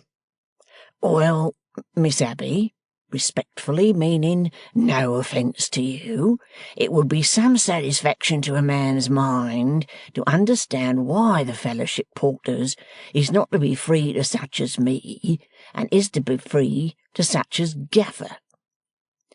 The face of the hostess darkened with some shadow of perplexity as she replied, "Gaffer's never been where you have been." Signifying in quod, miss? Perhaps not. But he may have merited it. He may be suspected of far worse than ever I was. "Who suspects him?" Many, perhaps. One, beyond all doubts, I do. "You are not much," said Miss Abbey Potterson, knitting her brows again with disdain. But I was his pardner, mind you, Miss Abbey. I was his pardner. As such, I know more of the ins and outs of him than any person living does. Notice this. I am the man that was his pardner, and I am the man that suspects him." "Then," suggested Miss Abbey, though with a deeper shade of perplexity than before, "you criminate yourself." No, I don't, Miss Abbey. For how does it stand? It stands this way. When I was his pardner, I couldn't never give him satisfaction. Why couldn't I never give him satisfaction? Because my luck was bad. Because I couldn't find many enough of 'em. How was his luck? Always good. Notice this. Always good. Ah, there's a many games, Miss Abbey, in which there's chance, but there's a many others in which there's skill too, mixed along with it. "That Gaffer has a skill in finding what he finds, who doubts, man?" asked Miss Abbey. A skill in providing what he finds, perhaps," said Riderhood, shaking his evil head. Miss Abbey knitted her brow at him as he darkly leered at her. If you're out upon the river pretty nigh every tide, and if you want to find a man or woman in the river, you'll greatly help your luck, Miss Abbey, by knocking a man or woman on the head aforehand and pitching him in." "Gracious lad!" was the involuntary exclamation of Miss Potterson. "Mind you," returned the other, stretching forward over the half-door to throw his words into the bar, for his voice was as if the head of his boat's mop were down his throat. "I say so, Miss Abbey, and mind you, I'll follow him up, Miss Abbey, and mind you, I'll bring him to hook at last, if it's 20 year hence, I will. Who's he to be favoured along of his daughter? Ain't I got a daughter of my own?" With that flourish, and seeming to have talked himself rather more drunk and much more ferocious than he had begun by being, Mr. Riderhood took up his pint-pot and swaggered off to the tap-room. Gaffer was not there, but a pretty strong muster of Miss Abbey's pupils were, who exhibited, when occasion required, the greatest docility. On the clock's striking 10, and Miss Abbey's appearing at the door and addressing a certain person in a faded scarlet jacket with, "George Jones, your time's up. I told your wife you should be punctual." Jones submissively rose, gave the company good night, and retired. At 10:30, on Miss Abbey's looking in again and saying, "William Williams, Bob Glamour, and Jonathan, you're all due," Williams, Bob, and Jonathan, with similar meekness, took their leave and evaporated. Greater wonder than these, when a bottle-nosed person in a glazed hat had, after some considerable hesitation, ordered another glass of gin and water of the attendant pot-boy, and when Miss Abbey, instead of sending it, appeared in person, saying, "Captain Joey, you have had as much as will do you good." Not only did the captain feebly rub his knees and contemplate the fire without offering a word of protest, but the rest of the company murmured, "Aye, aye, Captain, Miss Abbey's right. You be guided by Miss Abbey, Captain." Nor was Miss Abbey's vigilance in any wise abated by this submission, but rather sharpened, for, looking round on the deferential faces of her school, and descrying 2 other young persons in need of admonition, she thus bestowed it. "Tom Tootle, it's time for a young fellow who's going to be married next month to be at home and asleep. And you needn't nudge him, Mr. Jack Mullins, for I know your work begins early to-morrow, and I say the same to you. So come. Good night, like good lads." Upon which the blushing Tootle looked to Mullins, and the blushing Mullins looked to Tootle, on the question who should rise first, and finally both rose together and went out on the broad grin, followed by Miss Abbey, in whose presence the company did not take the liberty of grinning likewise. In such an establishment, the white-aproned pot-boy, with his shirt-sleeves arranged in a tight roll on each bare shoulder, was a mere hint of the possibility of physical force, thrown out as a matter of state and form. Exactly at the closing hour, all the guests who were left filed out in the best order, Miss Abbey standing at the half-door of the bar to hold a ceremony of review and dismissal. All wished Miss Abbey good night, and Miss Abbey wished good night to all, except Riderhood. The sapient pot-boy, looking on officially, then had the conviction borne in upon his soul that the man was evermore outcast and excommunicate from the 6 jolly fellowship porters. "You, Bob Gliddery," said Miss Abbey to this pot-boy, "run round to Hexam's, and tell his daughter Lizzie I want to speak to her."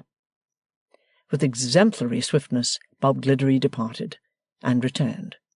Lizzie, following him, arrived as one of the 2 female domestics of the fellowship porters, arranged on the snug little table by the bar fire Miss Potterson's supper of hot sausages and mashed potatoes.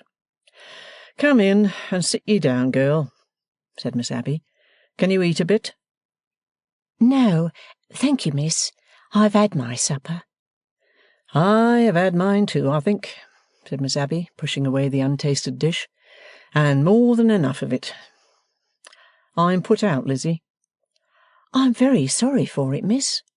"Then why, in the name of goodness," quoth Miss Abbey sharply, "do you do it?" "I do it, miss?" There, don't look astonished. I ought to have begun with a word of explanation, but it's my way to make short cuts at things. I always was a pepperer. You, Bob Gliddery there, put the chain upon the door and get ye down to your supper."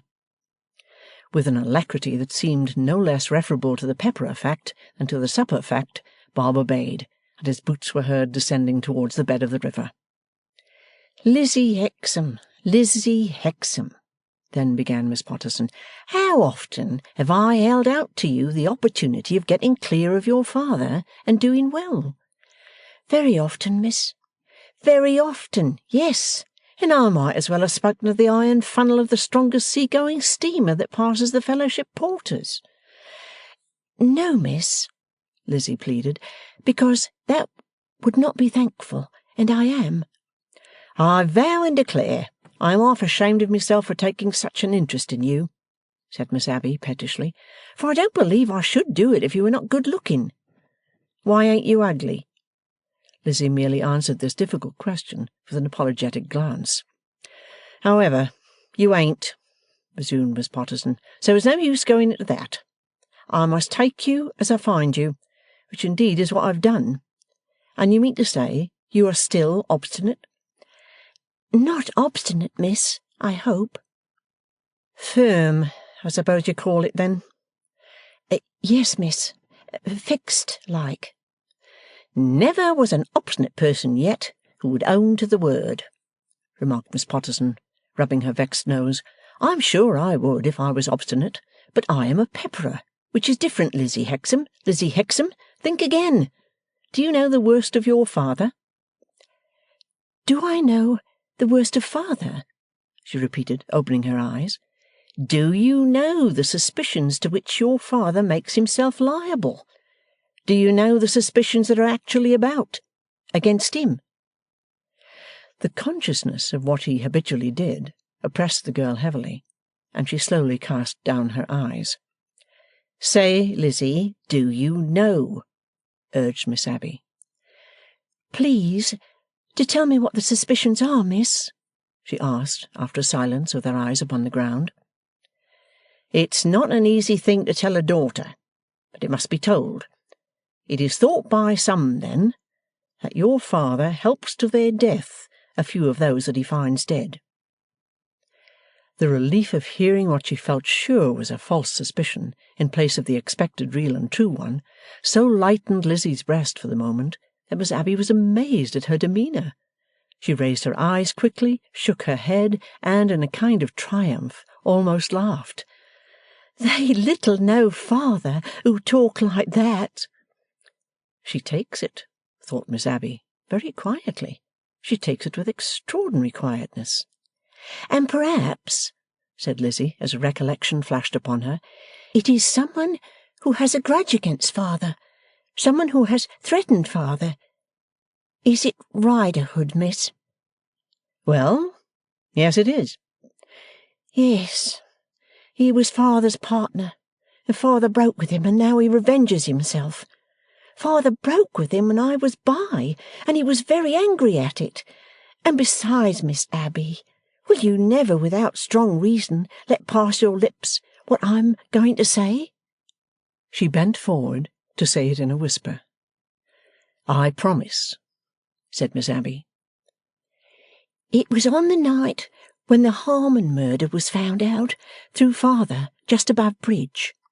And just below Bridge, as we were sculling home, Riderhood crept out of the dark in his boat. And many times afterwards, when such great pains were taken to come to the bottom of the crime, and it never could be come near, I thought in my own thoughts, could Riderhood himself have done the murder, and did he purposely let father find the body? It seemed almost wicked and cruel to so much as think such a thing.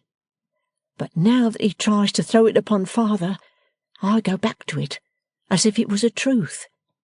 Can it be a truth that was put into my mind by the dead?' She asked this question rather of the fire than of the hostess of the Fellowship Porters, and looked round the little bar with troubled eyes. But Miss Potterson, as a ready schoolmistress accustomed to bring her pupils to book, set the matter in a light that was essentially of this world.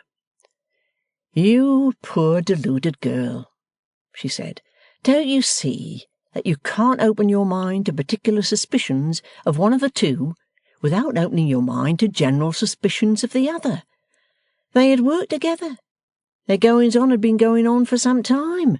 Even granting that it was, as you have had in your thoughts, what the two had done together would come familiar to the mind of one.' 'You don't know father, miss, when you talk like that. Indeed, you don't know father.' 'Lizzie,' said Miss Potterson, 'leave him. You needn't break with him altogether, but leave him. Do well away from him, not because of what I've told you to-night, we'll pass no judgment upon that, and we'll hope it may not be, but because of what I have urged on you before. No matter whether it's owing to your good looks or not, I like you and I want to serve you. Lizzie, come under my direction. Don't fling yourself away, my girl, but be persuaded into being respectable and happy. In the sound good feeling and good sense of her entreaty, Miss Abbey had softened into a soothing tone, and had even drawn her arm around the girl's waist. But she only replied, Thank you, thank you. I can't. I won't. I must not think of it. The harder father is borne upon, the more he needs me to lean on. And then Miss Abbey, who, like all hard people when they do soften, felt that there was considerable compensation owing to her, underwent reaction, and became frigid. "I have done what I can," she said, "and you must go your way. You make your bed, and you must lie on it. But tell your father one thing. He must not come here any more." Oh, miss, will you forbid him the house where I know he's safe? "The Fellowships," returned Miss Abbey, "has itself to look to, as well as others. It has been hard work to establish order here, and make the Fellowships what it is, and it is daily and nightly hard work to keep it so. The Fellowships must not have a taint upon it that may give it a bad name. I forbid the house to Riderhood, and I forbid the house to Gaffer. I forbid both, equally.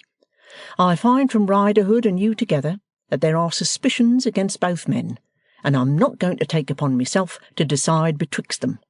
They are both tarred with a dirty brush, and I can't have the Fellowships tarred with the same brush. That's all I know." "Good night, miss," said Lizzie Hexam sorrowfully. "Good night," returned Miss Abbey with a shake of her head. "Believe me, Miss Abbey, I'm truly grateful all the same." "I can believe a good deal," returned the stately Abbey, "so I'll try to believe that too, Lizzie." No supper did Miss Potterson take that night, and only half her usual tumbler of hot port negus. And the female domestics, two robust sisters with staring black eyes, shining flat red faces, blunt noses, and strong black curls like dolls, interchanged the sentiment that Mrs. had had her hair combed the wrong way by somebody.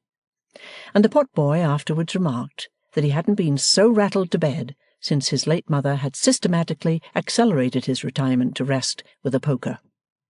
The chaining of the door behind her as she went forth disenchanted Lizzie Hexam of that first relief she had felt. The night was black and shrill, the riverside wilderness was melancholy, and there was a sound of casting out in the rattling of the iron links and the grating of the bolts and staples under Miss Abbey's hand. As she came beneath the lowering sky, a sense of being involved in a murky shade of murder dropped upon her, and as the tidal swell of the river broke at her feet without her seeing how it gathered, so her thoughts startled her by rushing out of an unseen void and striking at her heart. Of her father's being groundlessly suspected, she felt sure, and yet, repeat the word inwardly as often as she would, the attempt to reason out and prove that she was sure always came after it and failed. Riderhood had done the deed, and entrapped her father. Riderhood had not done the deed, but had resolved in his malice to turn against her father, the appearances that were ready to his hand to distort. Equally and swiftly upon either putting of the case followed the frightful possibility that her father, being innocent, yet might come to be believed guilty. She had heard of people suffering death for bloodshed of which they were afterwards proved pure, and those ill-fated persons were not first in that dangerous wrong in which her father stood. Then at the best, the beginning of his being set apart, whispered against and avoided, was a certain fact. It dated from that very night, and as the great black river with its dreary shores was soon lost to her view in the gloom, so she stood on the river's brink, unable to see into the vast blank misery of a life suspected and fallen away from by good and bad, but knowing that it lay there dim before her, stretching away to the great ocean, death. One thing only was clear to the girl's mind. Accustomed from her very babyhood promptly to do the thing that could be done, whether to keep out weather, to ward off cold, to postpone hunger, or what not, she started out of her meditation and ran home. The room was quiet and the lamp burnt on the table. In the bunk in the corner her brother lay asleep. She bent over him softly, kissed him, and came to the table. By the time of Miss Abbey's closing, and by the run of the tide, it must be 1. Tide's running up. Father at Chiswick wouldn't think of coming down till after the turn, and that's at 4:30. I'll call Charlie at 6. I shall hear the church clock strike as I sit here. Very quietly she placed a chair before the scanty fire, and sat down in it, drawing her shawl about her. Charlie's Hollow, down by the flare, is not there now. Poor Charlie. The clock struck 2, and the clock struck 3, and the clock struck 4, and she remained there with a woman's patience and her own purpose. When the morning was well on between 4 and 5, she slipped off her shoes, that her going about might not wake Charlie, trimmed the fire sparingly, put water on to boil, and set the table for breakfast. Then she went up the ladder, lamp in hand, and came down again, and glided about and about, making a little bundle. Lastly, from her pocket and from the chimney-piece, and from an inverted basin on the highest shelf, she brought halfpence, a few sixpences, fewer shillings, and fell to laboriously and noiselessly counting them, and setting aside one little heap. She was still so engaged when she was startled by "Hello!" from her brother, sitting up in bed. "You made me jump, Charlie." "Jump? Didn't you make me jump when I opened my eyes a moment ago and saw you sitting there like the ghost of a girl miser in the dead of the night?" "It's not the dead of the night, Charlie. It's nigh 6 in the morning." "Is it, though? But what are you up to, Liz?" "Still telling your fortune, Charlie."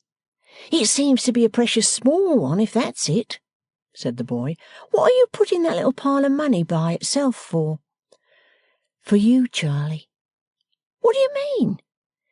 "Get out of bed, Charlie, and get washed and dressed, and then I'll tell you."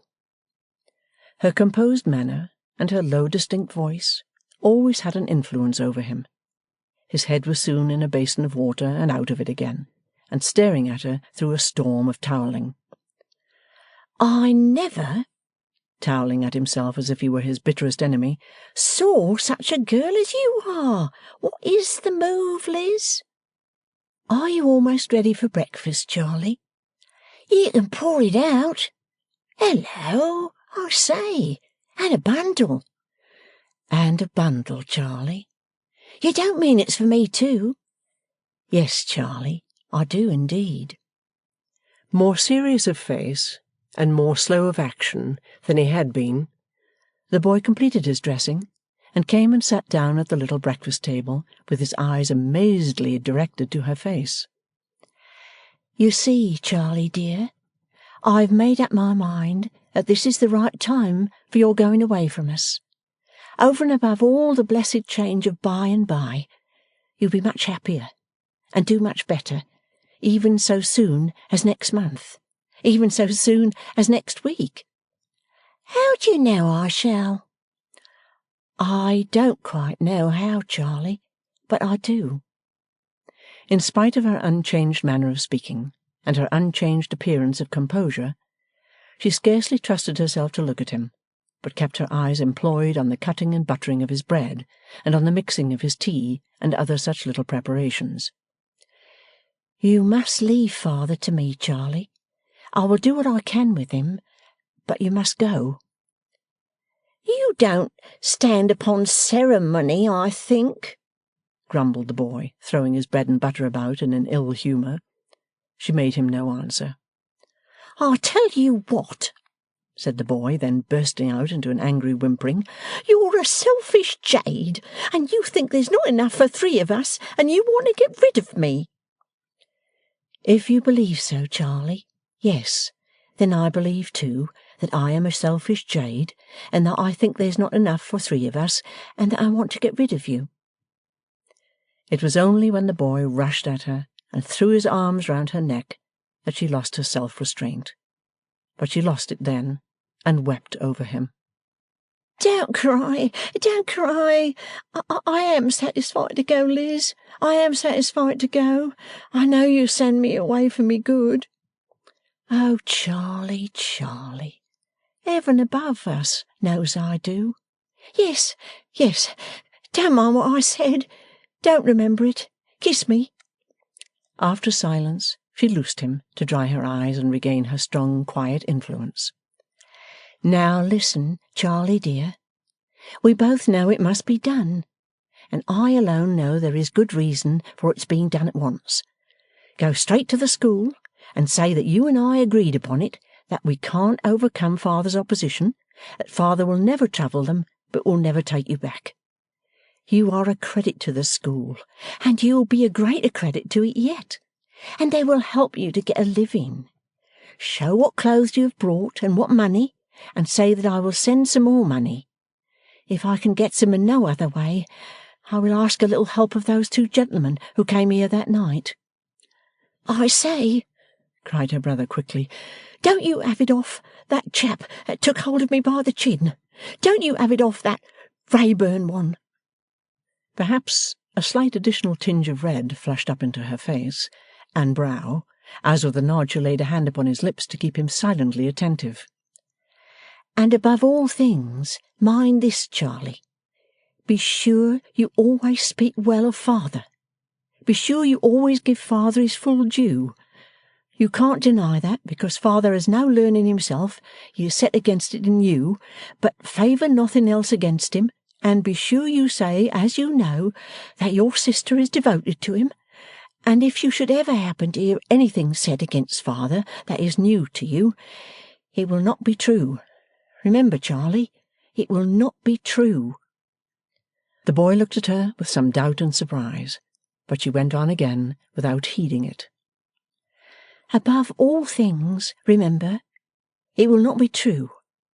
I have nothing more to say, Charlie dear, except be good, and get learning, and only think of some things in the old life here as if you had dreamed them in a dream last night. Goodbye, my darling. Though so young, she infused in these parting words a love that was far more like a mother's than a sister's, and before which the boy was quite bowed down. After holding her to his breast with a passionate cry, he took up his bundle and darted out at the door with an arm across his eyes. The white face of the winter day came sluggishly on, veiled in a frosty mist, and the shadowy ships in the river slowly changed to black substances, and the sun, blood-red on the eastern marshes behind dark masts and yards, seemed filled with the ruins of a forest it had set on fire. Lizzie, looking for her father, saw him coming, and stood upon the causeway that he might see her. He had nothing with him but his boat, and came on apace. A knot of those amphibious human creatures who appear to have some mysterious power of extracting a subsistence out of tidal water by looking at it, were gathered together about the causeway.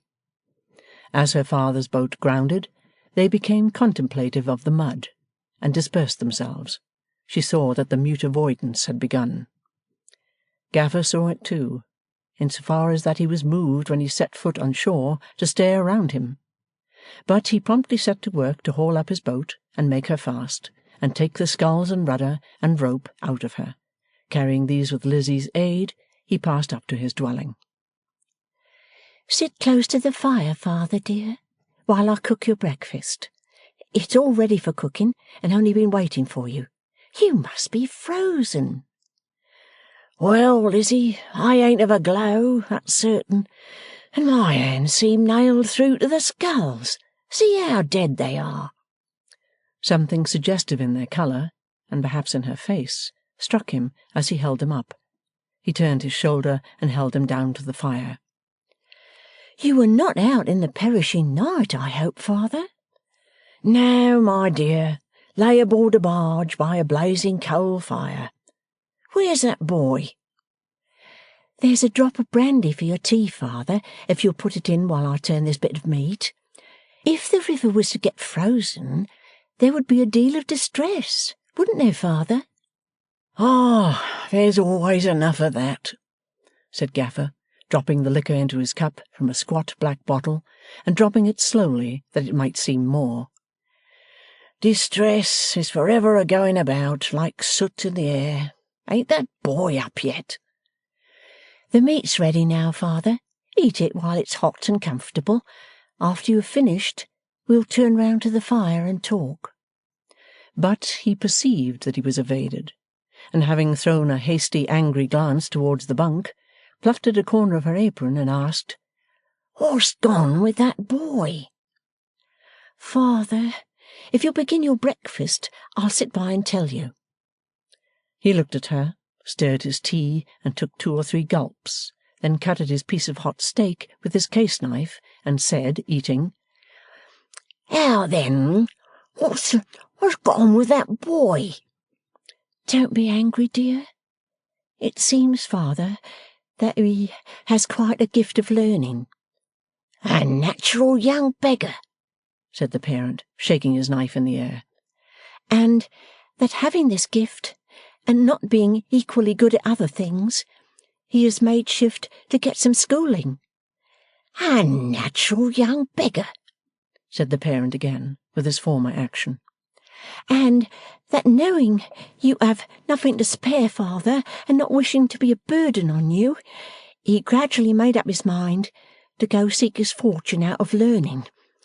He went away this morning, Father, and he cried very much at going, and he hoped you would forgive him. Let him never come a-nigh me to ask me my forgiveness, said the father, again emphasizing his words with the knife.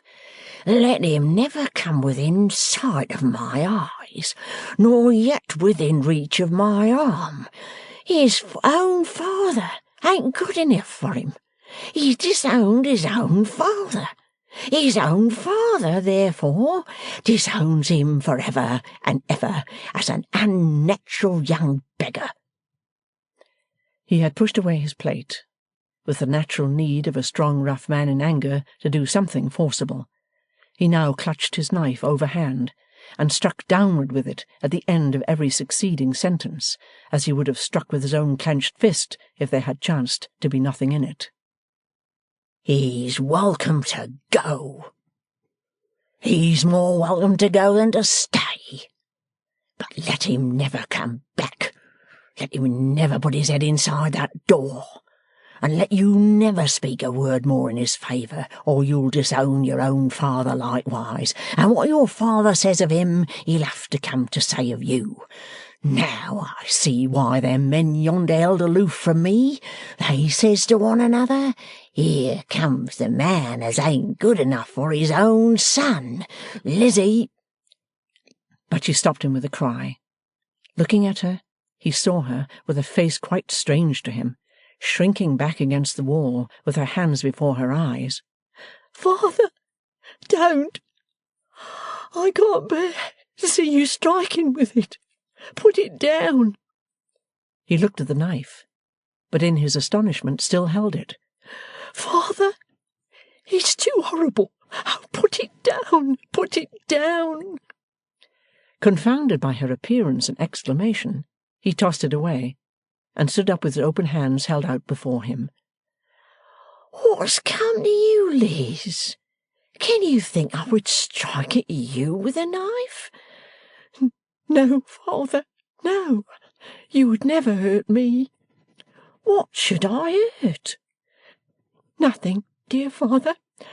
On my knees, I am certain, in my heart and soul I am certain nothing. But it was too dreadful to bear, for it looked— her hands covering her face again. Oh, it looked— What did it look like? The recollection of his murderous figure, combining with her trial of last night and her trial of the morning, caused her to drop at his feet without having answered. He had never seen her so before. He raised her with the utmost tenderness, calling her the best of daughters, and my poor pretty creature, and laid her head upon his knee, and tried to restore her. But failing, he laid her head gently down again, got a pillow, and placed it under her dark hair, and sought on the table for a spoonful of brandy. There being none left, he hurriedly caught up the empty bottle and ran out the door. He returned as hurriedly as he had gone, with the bottle still empty. He kneeled down by her, took her head on his arm, and moistened her lips with a little water into which he dipped his fingers, saying fiercely as he looked around, now over his shoulder, now over that, "Have we got a pest in the house? Is there somewhat deadly sticking to my clothes? What's let loose upon us? Who loosed it?" Chapter 7. Mr. Wegg looks after himself. Silas Wegg, being on his road to the Roman Empire, approaches it by way of Clerkenwell. The time is early in the evening, the weather moist and raw. Mr. Wegg finds leisure to make a little circuit, by reason that he folds his screen early, now that he combines another source of income with it, and also that he feels it due to himself to be anxiously expected at the Bower. "Boffin will get all the eagerer for waiting a bit," says Silas, screwing up, as he stumps along, first his right eye and then his left, which is something superfluous in him, for nature has already screwed both pretty tight. "If I get on with him, as I expect to get on," Silas pursues, stumping and meditating, "it wouldn't become me to leave it here. It wouldn't be respectable." Animated by this reflection, he stumps faster, and looks a long way before him, as a man with an ambitious project in abeyance often will do. Aware of a working jeweller population taking sanctuary about the church in Clerkenwell, Mr. Wegg is conscious of an interest in and a respect for the neighbourhood. But his sensations in this regard halt as to their strict morality, as he halts in his gait. For they suggest the delights of a coat of invisibility in which to walk off safely with the precious stones and watch cases, but stop short of any compunction for the people who would lose the same. Not, however, towards the shops where cunning artificers work in pearls and diamonds and gold and silver, making their hands so rich that the enriched water in which they wash them is bought for the refiners. Not towards these does Mr. Wegg stump, but towards the poorer shops of small retail traders in commodities to eat and drink and keep folks warm, and of Italian frame makers, and of barbers, and of brokers, and of dealers in dogs and singing birds.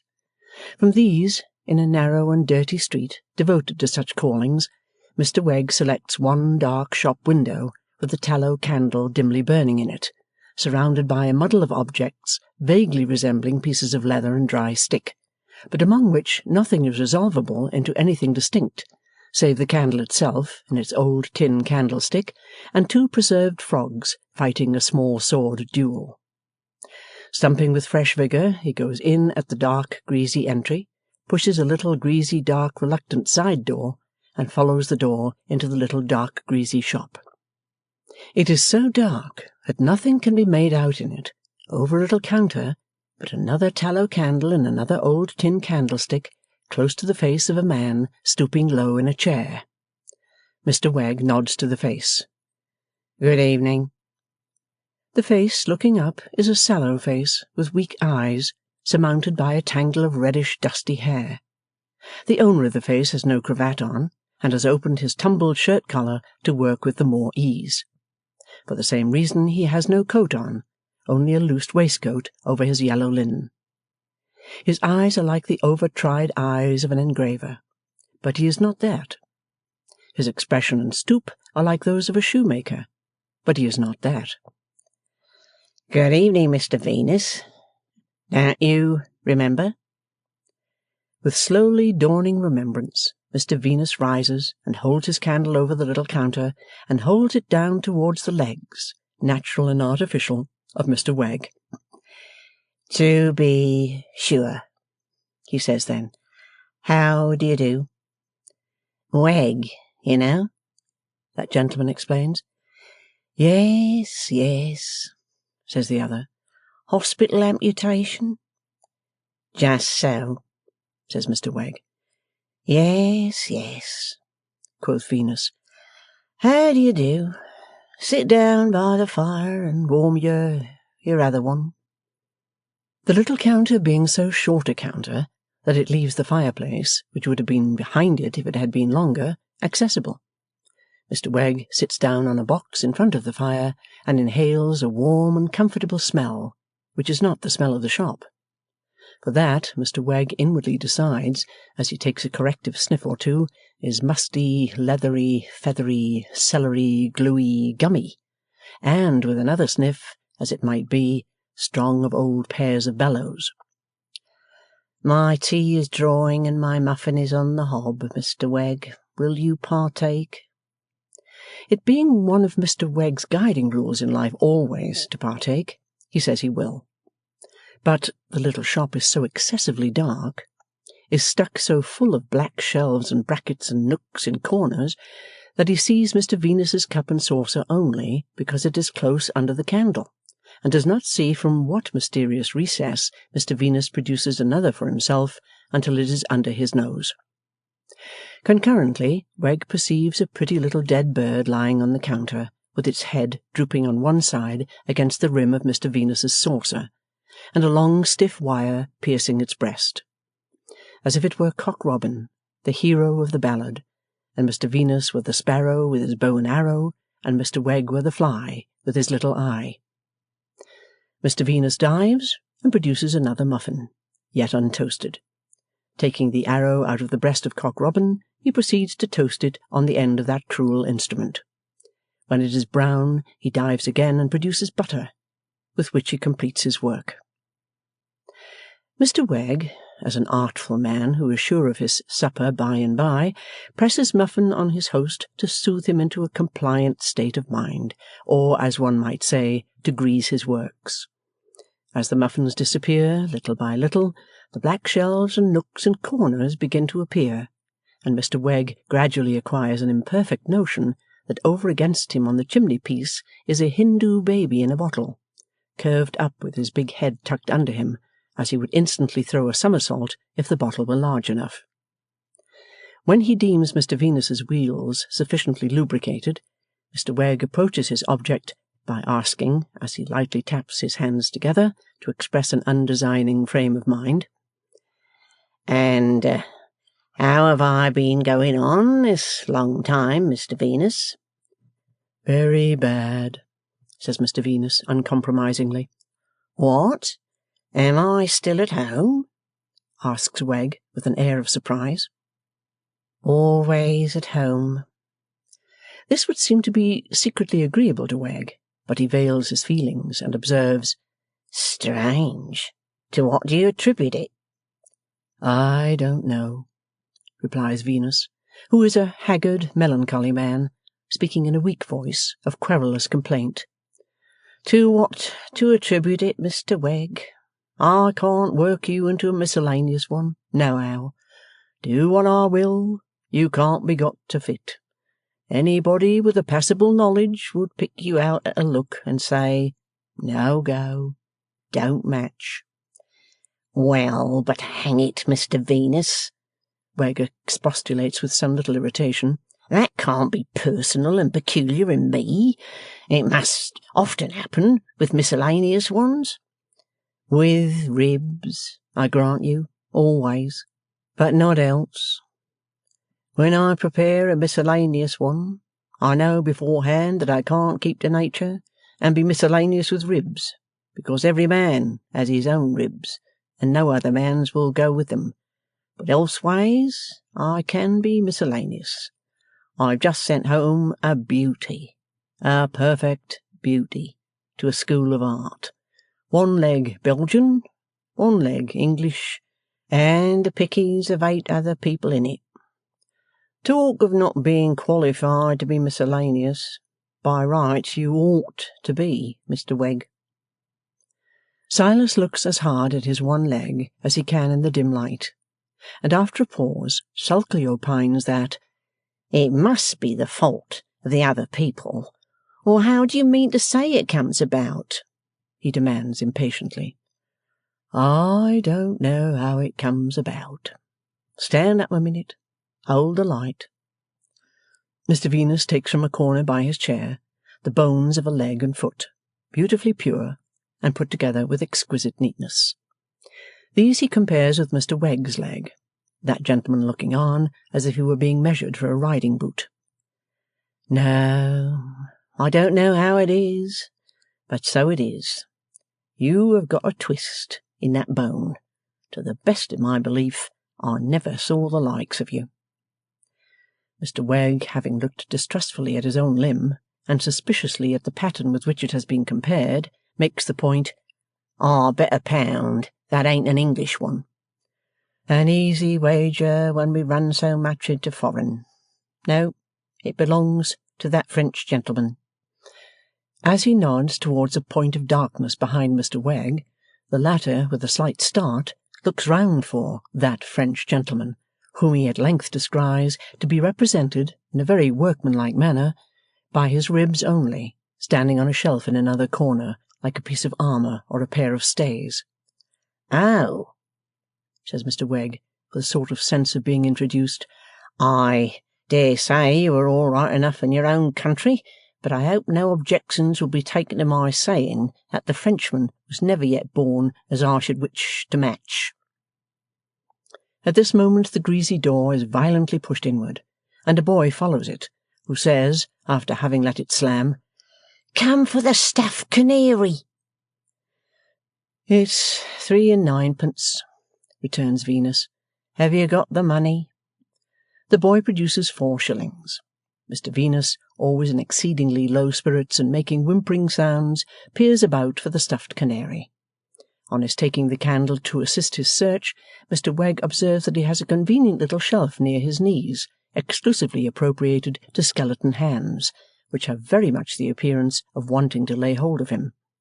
From these Mr Venus rescues the canary in a glass case and shows it to the boy. "There," he whimpers, "there's animation. On a twig, making up his mind to hop. Take care of him, he's a lovely specimen. And 3 is 4. The boy gathers up his change, and has pulled the door open by a leather strap nailed to it for the purpose, when Venus cries out, "Stop him! Come back, you young villain! You've got a tooth among them 8pence." "How was I to know I'd got it? You give it me. I don't want none of your teeth. I've got enough of me own." So the boy pipes, as he selects it from his change and throws it on the counter.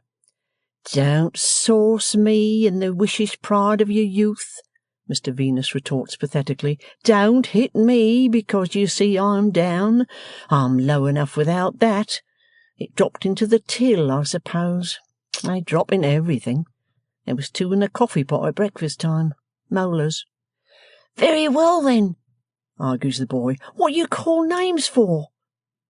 To which Mr Venus only replies, shaking his shock of dusty hair and winking his weak eyes, "Don't sauce me in the wishes pride of your youth. Don't hit me because you see I'm down.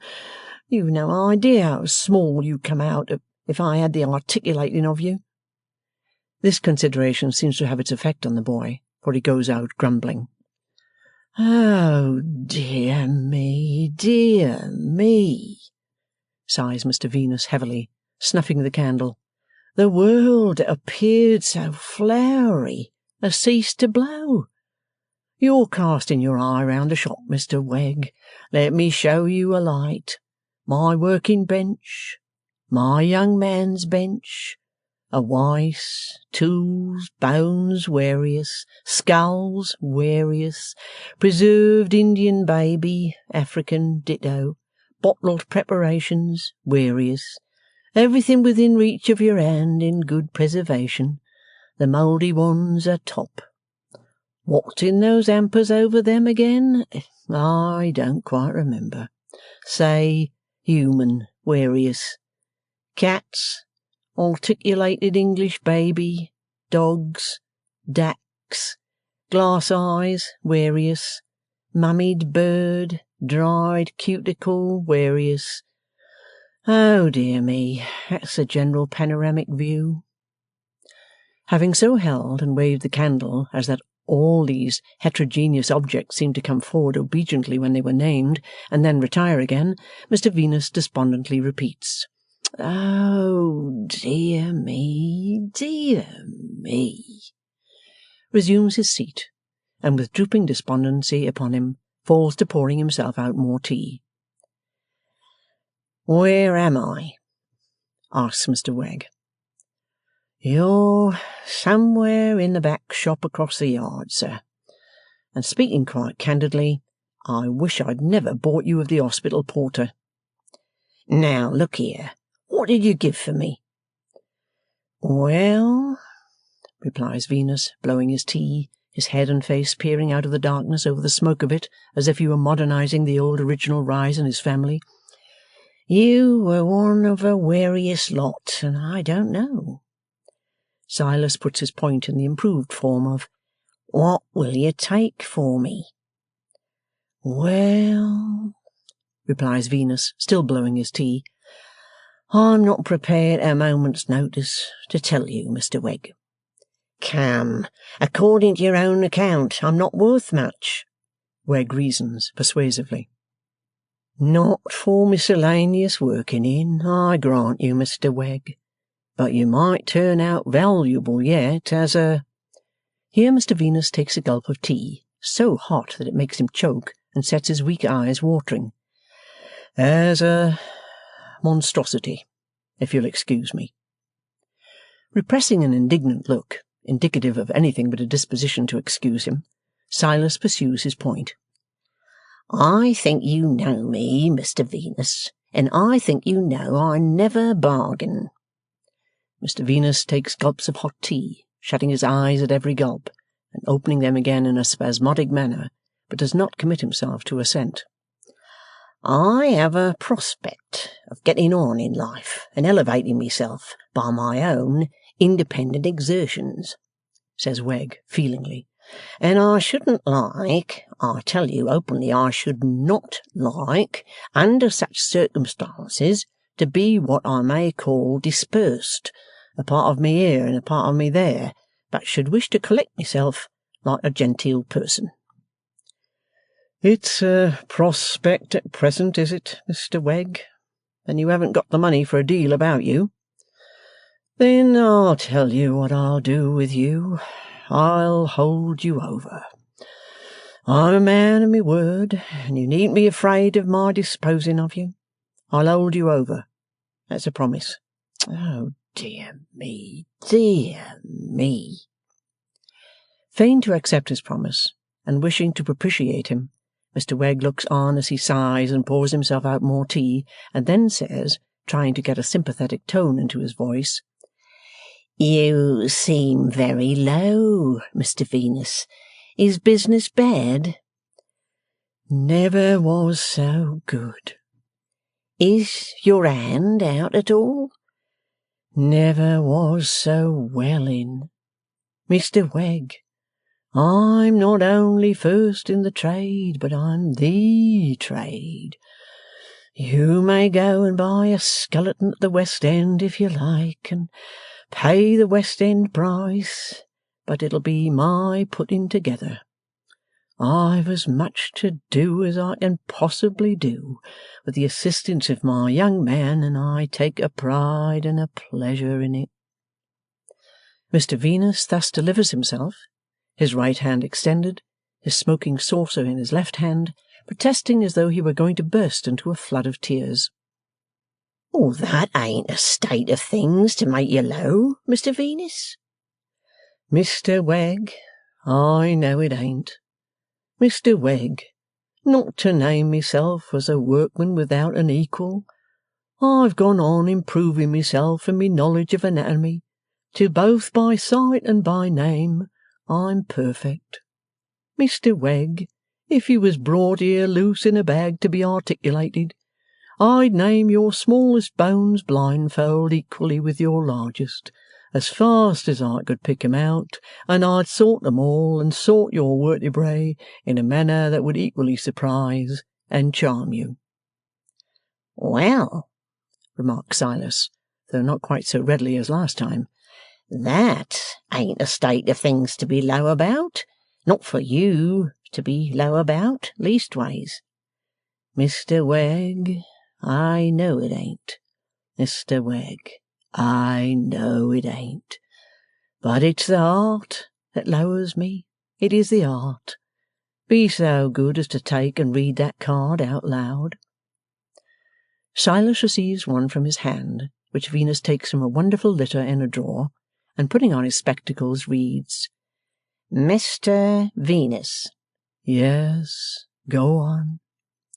preserver of animals and birds, "Yes, go on." articulator of human bones." "That's it," with a groan. "That's it, Mr. Wegg." "I'm 32, and a bachelor. Mr. Wegg, I love her. Mr. Wegg, she is worthy of being loved by a potentate." Here Silas is rather alarmed by Mr. Venus's springing to his feet in the hurry of his spirits and haggardly confronting him with his hand on his coat collar. But Mr. Venus, begging pardon, sits down again, saying with the calmness of despair, "She objects to the business." "Does she know the profits of it?" "She knows the profits of it, but she don't appreciate the art of it, and she objects to it. I do not wish," she writes in her own handwriting, "to regard myself, nor yet to be regarded, in that bony light." Mr. Venus pours himself out more tea, with a look and in an attitude of the deepest desolation. "And so a man climbs to the top of the tree, Mr. Wegg, only to see that there's no lookout when he's up there. I sit here of a night, surrounded by the lovely trophies of my art. What have they done for me? Ruined me, brought me to the pass of being informed that she does not wish to regard herself, nor yet to be regarded in that bony light." Having repeated the fatal expressions, Mr. Venus drinks more tea by gulps and offers an explanation of his doing so. "It lowers me. When I'm equally lowered all over, lethargy sets in. By sticking to it till 1 or 2 in the morning, I get oblivion. Don't let me detain you, Mr. Wegg. I'm not company for any one." "It is not on that account," says Silas, rising, "but because I've got an appointment. It's time I was at Harmon's." "Eh?" said Mr. Venus. "Harmon's up Battle Bridge way?" Mr. Wegg admits that he is bound for that port. "You ought to be in a good thing if you've worked yourself in there. There's lots of money going there."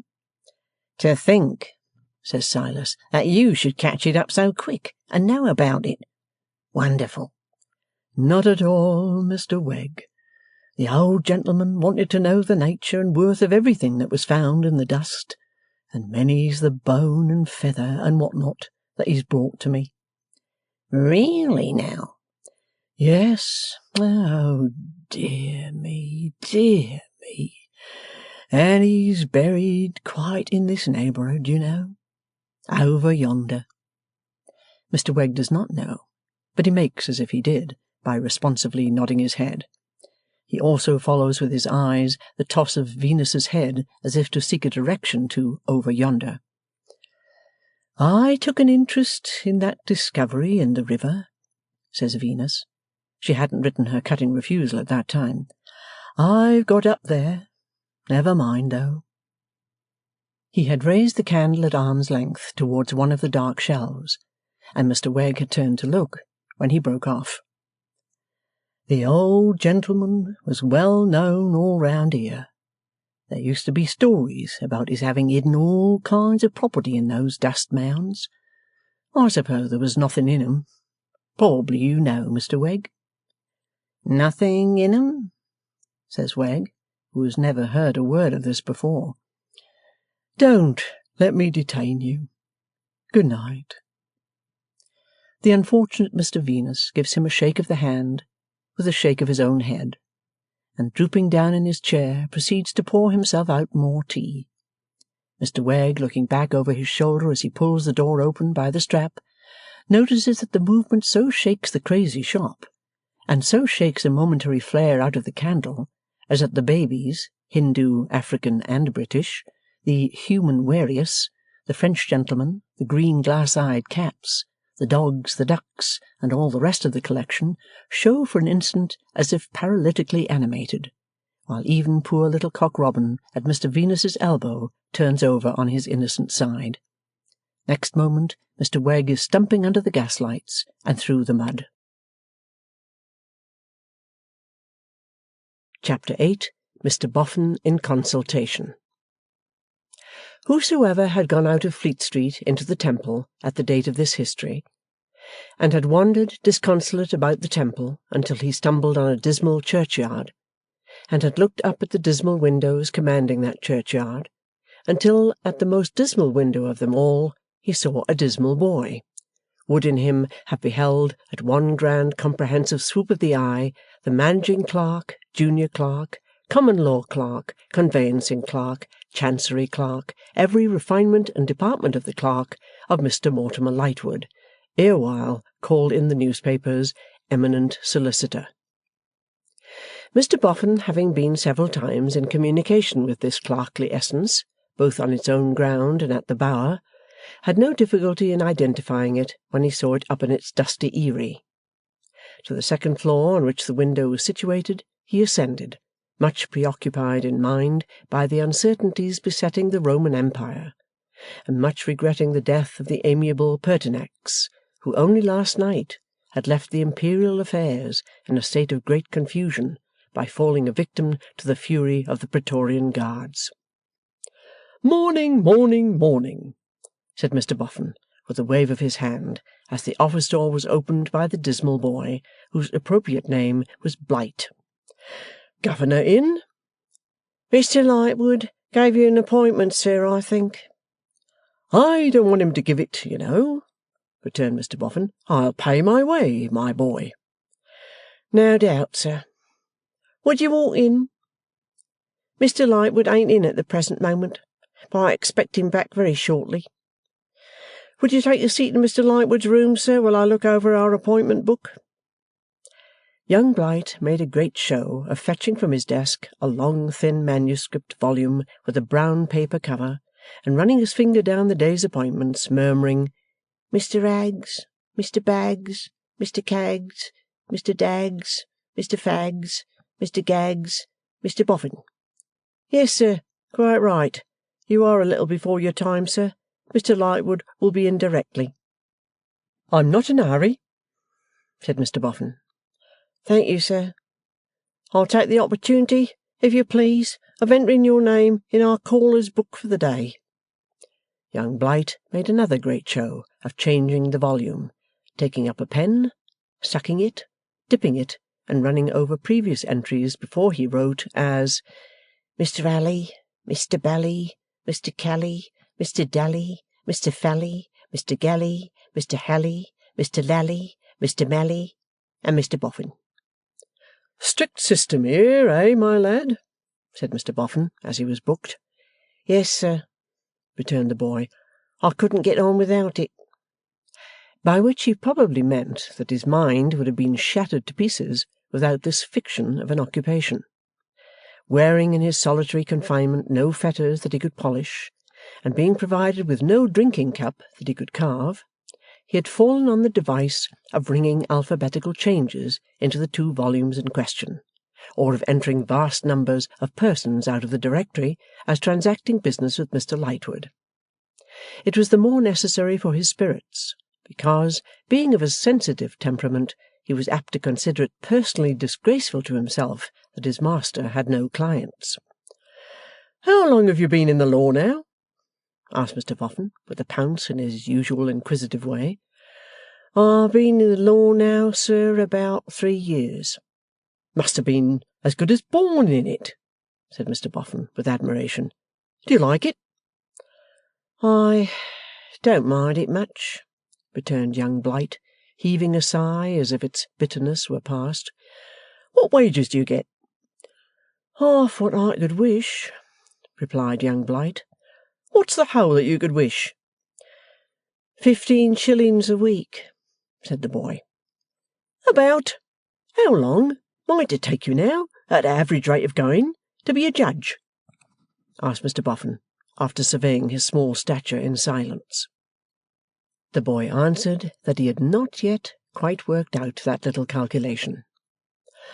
"I suppose there's nothing to prevent your going in for it," said Mr Boffin. The boy virtually replied that as he had the honour to be a Briton who never, there was nothing to prevent his going in for it. Yet he seemed inclined to suspect that there might be something to prevent his coming out with it. "Would a couple of pound help you up at all?" asked Mr Boffin. On this head young Blight had no doubt whatever, so Mr Boffin made him a present of that sum of money, and thanked him for his attention to his, Mr Boffin's, affairs, which, he added, were now, he believed, as good as settled. Then Mr Boffin, with his stick at his ear, like a familiar spirit explaining the office to him, sat staring at a little bookcase of law practice and law reports, and at a window, and at an empty blue bag, and at a stick of sealing wax, and a pen, and a box of wafers, and an apple, and a writing pad, all very dusty, and at a number of inky smears and blots, and at an imperfectly disguised gun case pretending to be something legal, and at an iron box labelled Harmon Estate, until Mr Lightwood appeared. Mr Lightwood explained that he came from the proctors with whom he had been engaged in transacting Mr Boffin's affairs. "And they seem to have taken a deal out of you," said Mr Boffin, with commiseration. Mr Lightwood, without explaining that his weariness was chronic, proceeded with his exposition that, all forms of law having been at length complied with, will of Harmon deceased having been proved, death of Harmon next inheriting having been proved, and etc., and so forth, Court of Chancery having been moved, and etc., and so forth, he, Mr Lightwood, had now the gratification, honour, and happiness, again, and etc., and so forth, of congratulating Mr Boffin on coming into possession, as residuary legatee, of upwards of £100,000, standing in the books of the Governor and the Company of the Bank of England, again, and etc., and so forth. "And what is particularly eligible in the property, Mr Boffin, is that it involves no trouble. There are no estates to manage, no rents to return so much per cent upon in bad times, which is an extremely dear way of getting your name into the newspapers, no voters to become parboiled in hot water with, no agents to take the cream off the milk before it comes to table. You could put the whole in a cash box tomorrow morning, and take it with you, say, to the Rocky Mountains, inasmuch as every man," concluded Mr Lightwood with an indolent smile, "appears to be under a fatal spell which obliges him sooner or later to mention the Rocky Mountains in a tone of extreme familiarity to some other man. I hope you'll excuse my pressing you into the service of that gigantic range of geographical bores." Without following this last remark very closely, Mr Boffin cast his perplexed gaze first at the ceiling and then at the carpet. "Well," he remarked, "I don't know what to say about it, I'm sure. I was almost as well as I was. It's a great lot to take care of." "My dear Mr Boffin, then don't take care of it." "Eh?" said that gentleman. "Speaking now," returned Mortimer, "with the irresponsible imbecility of a private individual, and not with the profundity of a professional adviser, I should say that if the circumstance of its being too much weighs upon your mind, you have the haven of consolation open to you that you can easily make it less. And if you should be apprehensive of the trouble of doing so, there is the further haven of consolation that any number of people will take the trouble off your hands." "Well, I don't quite see it," retorted Mr Boffin, still perplexed. "That's not satisfactory, you know, what you're a-saying." "Is anything satisfactory, Mr Boffin?" asked Mortimer, raising his eyebrows. "I used to find it so," answered Mr Boffin, with a wistful look. "While I was foreman at the Bower, Afore it was the Bower, I considered the business very satisfactory. The old man was a awful tartar, saying it, I'm sure, without disrespect to his memory, but the business was a pleasant one to look after, from before daylight to past dark. It's almost a pity,' said Mr Boffin, rubbing his ear, that he ever went and made so much money. It would have been better for him if he hadn't so given himself up to it. You may depend upon it, making the discovery all of a sudden, that he found it a great lot to take care of.' Mr Lightwood coughed, not convinced. 'And, speaking of satisfactory,' pursued Mr Boffin, 'why, Lord save us, when we come to take it to pieces, bit by bit, where's the satisfactoriness of the money as yet? When the old man does right the poor boy after all, the poor boy gets no good of it. He gets made away with at the moment when he's lifting, as one might say, the cup and saucer to his lips. Mr Lightwood, I will now name to you that on behalf of the dear boy, me and Mrs Boffin have stood out against the old man times out of number, till he has called us every name he could lay his tongue to. I have seen him, after Mrs Boffin has given him her mind, respecting the claims of the natural affections, catch off Mrs Boffin's bonnet. She wore in general a black straw perched as a matter of convenience on the top of her head, and send it spinning across the yard. I have indeed. And once, when he did this in a manner that amounted to personal, I should have given him a rattler for himself, if Mrs Boffin hadn't thrown herself betwixt us, and received flash on the temple, which dropped her, Mr Lightwood, dropped her.' Mr Lightwood murmured, 'Equal honour, Mrs Boffin's head and heart.' 'You understand, I name this,' pursued Mr Boffin, 'to show you, now the affairs are wound up, that me and Mrs Boffin have ever stood, as we were in Christian honour bound, the children's friend. Me and Mrs Boffin stood the poor girl's friend. Me and Mrs Boffin stood the poor boy's friend. Me and Mrs Boffin up and faced the old man when we momently expected to be turned out for our pains. As to Mrs Boffin,' said Mr Boffin, lowering his voice, 'she mightn't wish it mentioned, now she's fashionable, but she went so far as to tell him in my presence he was a flinty-hearted rascal.' Mr Lightwood murmured, 'Vigorous Saxon spirit, Mrs Boffin's ancestors, Bowman, Agincourt, and Cressy.' 'The last time me and Mrs Boffin saw the poor boy,' said Mr Boffin, warming, as fat usually does, with a tendency to melt, 'he was a child of 7-year-old. For when he came back to make intercession for his sister, me and Mrs Boffin were away, overlooking a country contract which was to be sifted before carted, and he was come and gone in a single hour.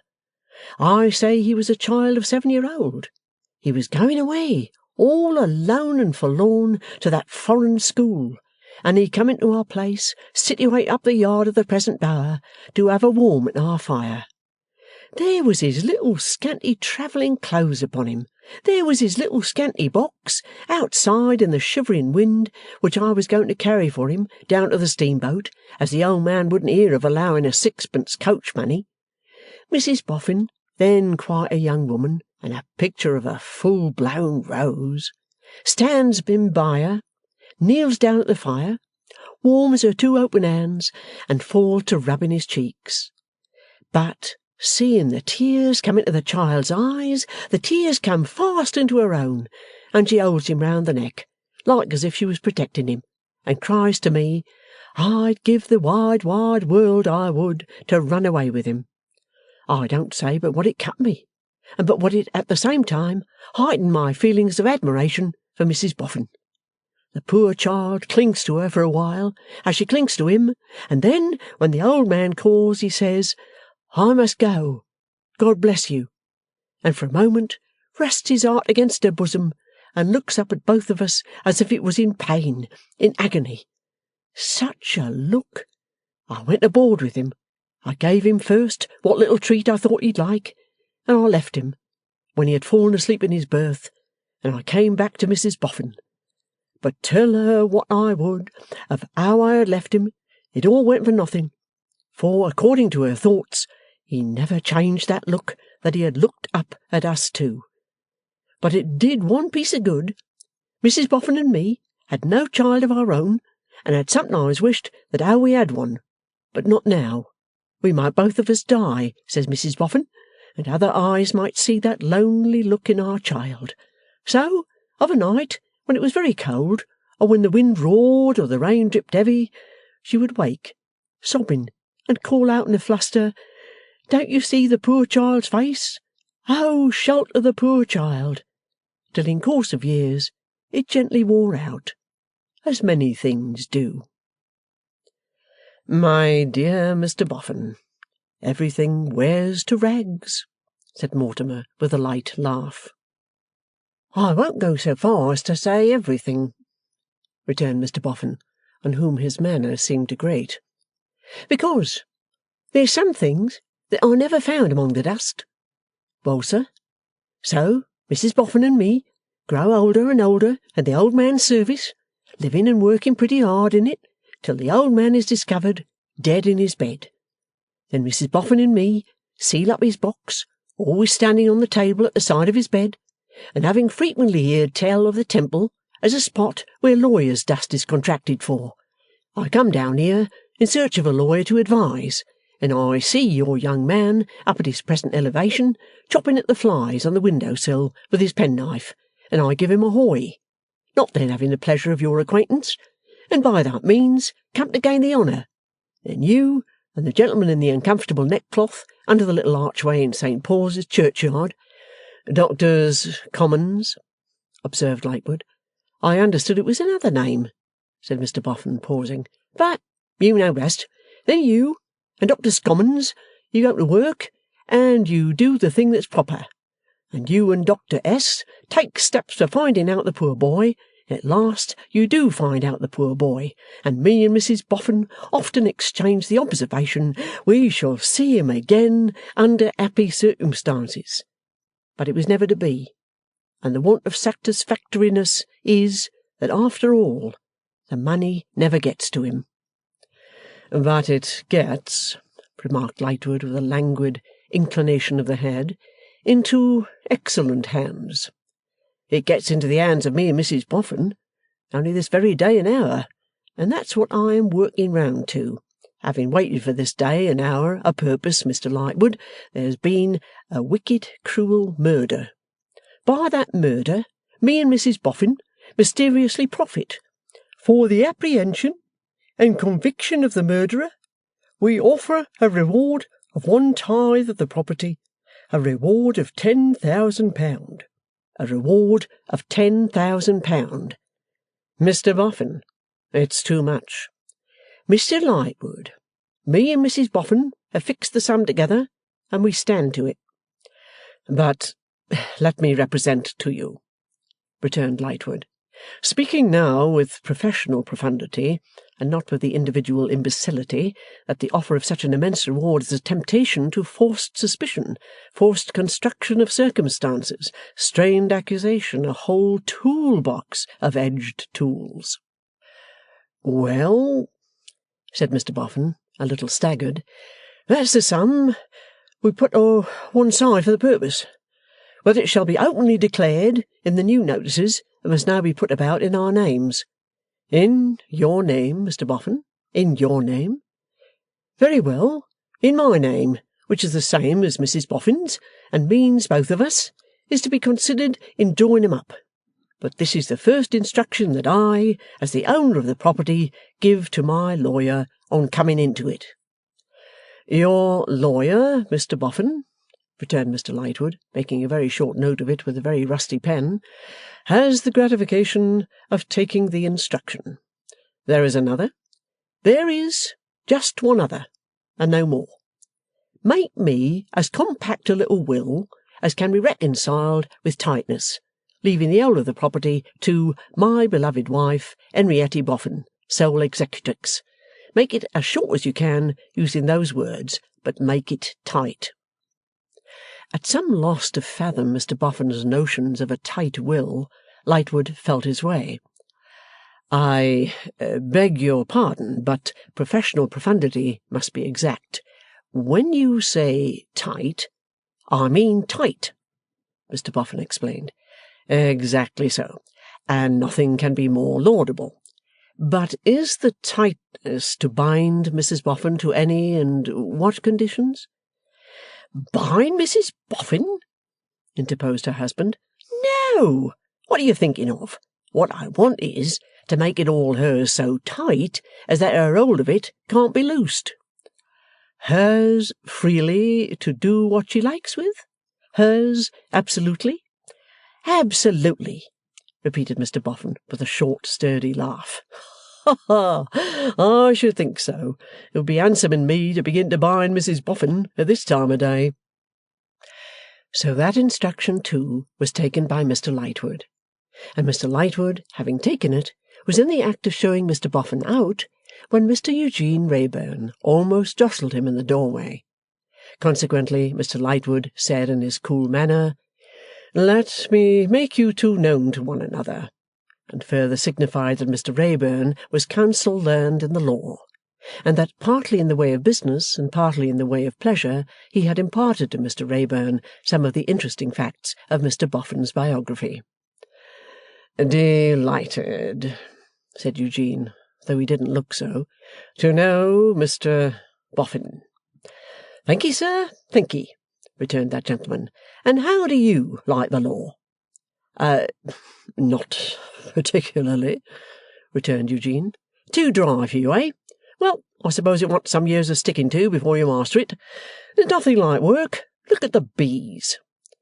"I beg your pardon," returned Eugene with a reluctant smile, "but will you excuse my mentioning that I always protest against being referred to the bees?" "Do you?" said Mr Boffin. "I object on principle," said Eugene. "As a biped." "As a what?" asked Mr Boffin. "As a two-footed creature. I object on principle, as a two-footed creature, to being constantly referred to insects and four-footed creatures. I object to being required to model my proceedings according to the proceedings of the bee, or the dog, or the spider, or the camel. I fully admit that the camel, for instance, is an excessively temperate person, but he has several stomachs to entertain himself with, and I have only one.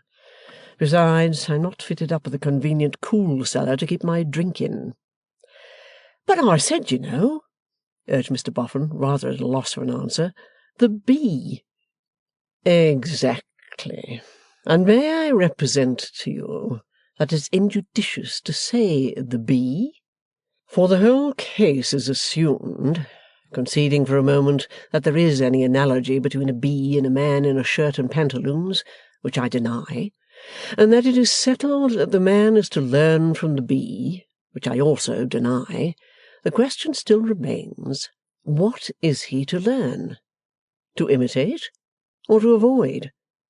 When your friends, the bees, worry themselves to that highly fluttered extent about their sovereign, and become perfectly distracted touching the slightest monarchical movement, are we men to learn the greatness of tuft-hunting, or the littleness of the court circular?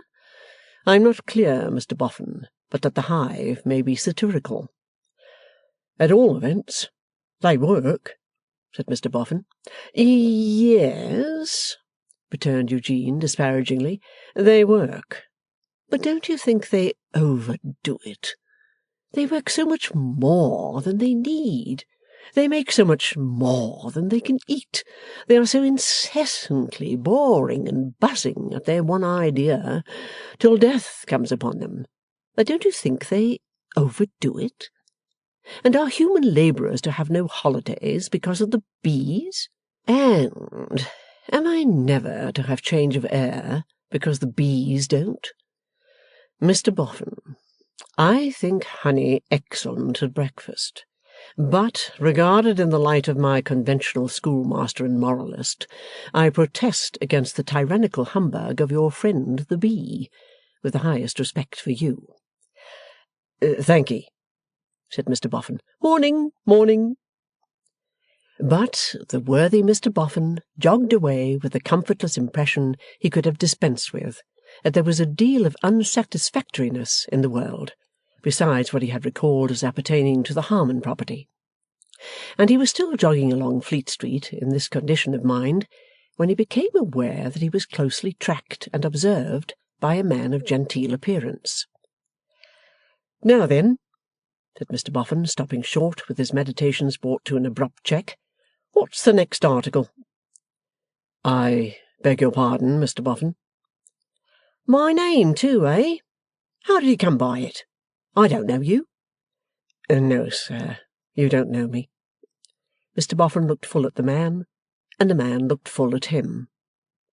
"No," said Mr Boffin, after a glance at the pavement, as if it were made of faces and he were trying to match the man's, "I don't know you."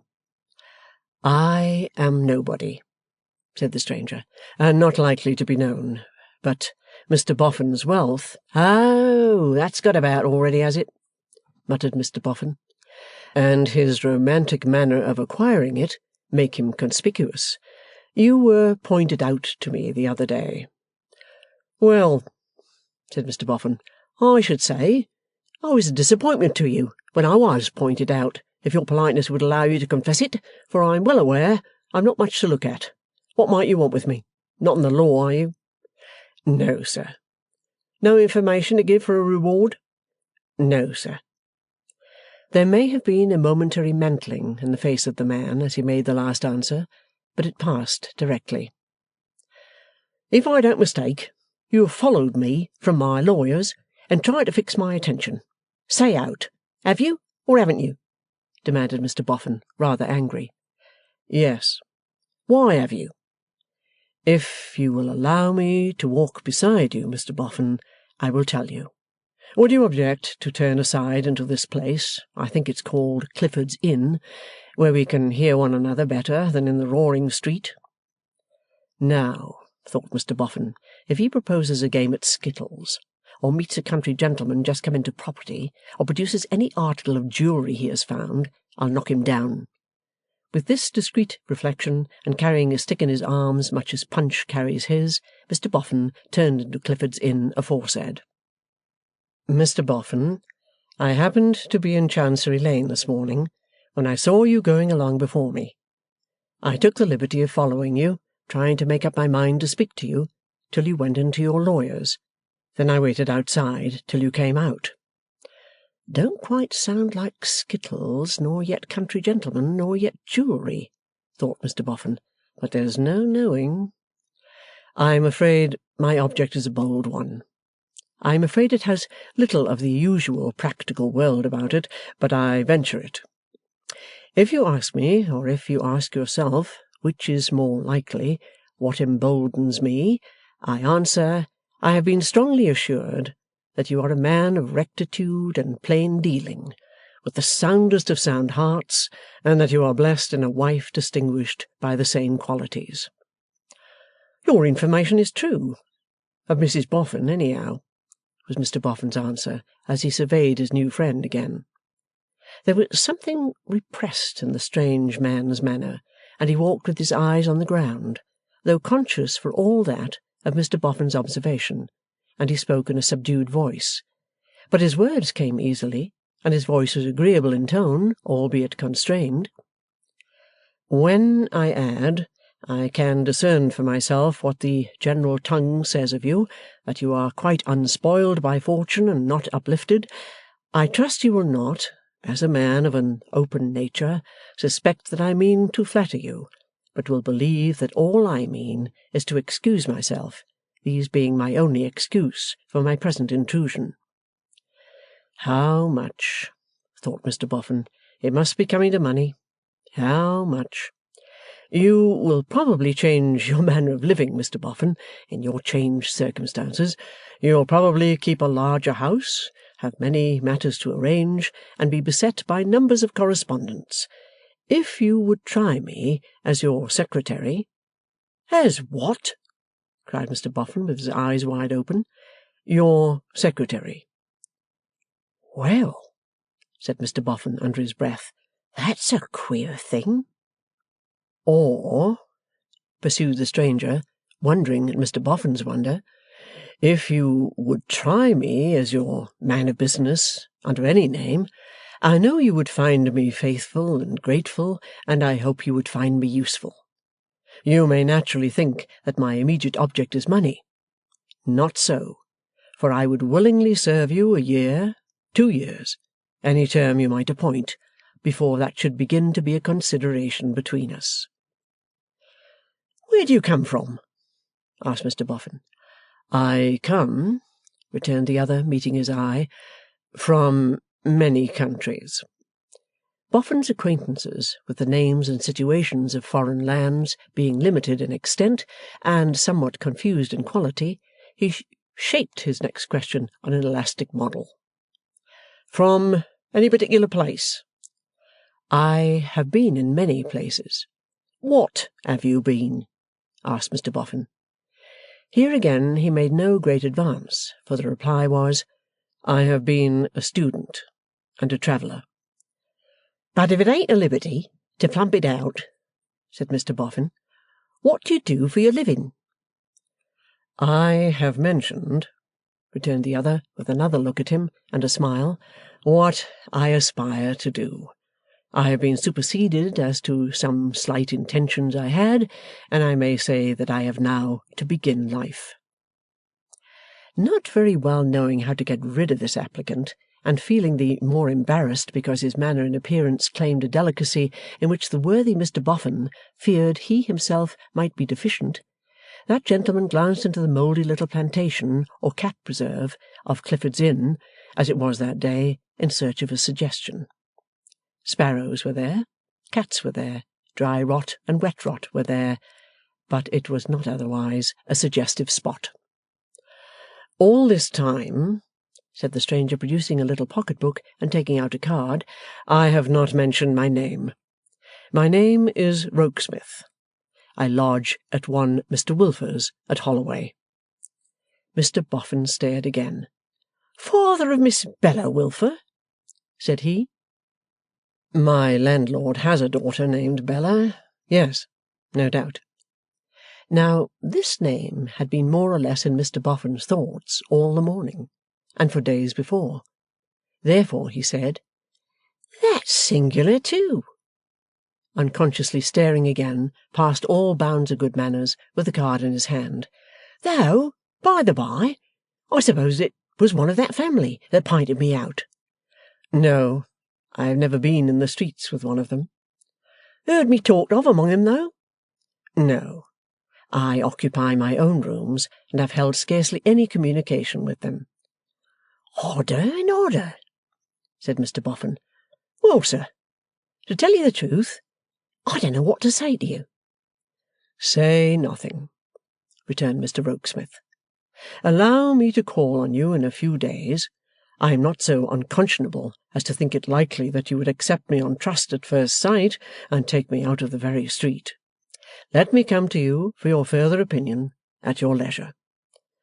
That's fair, and I don't object, said Mr Boffin, but it must be on condition that it's fully understood that I no more know that I shall ever be in want of any gentleman as secretary. It was secretary, you said, wasn't it? Yes. Again Mr Boffin's eyes opened wide, and he stared at the applicant from head to foot, repeating, Queer. You're sure it was secretary, are you? I am sure I said so.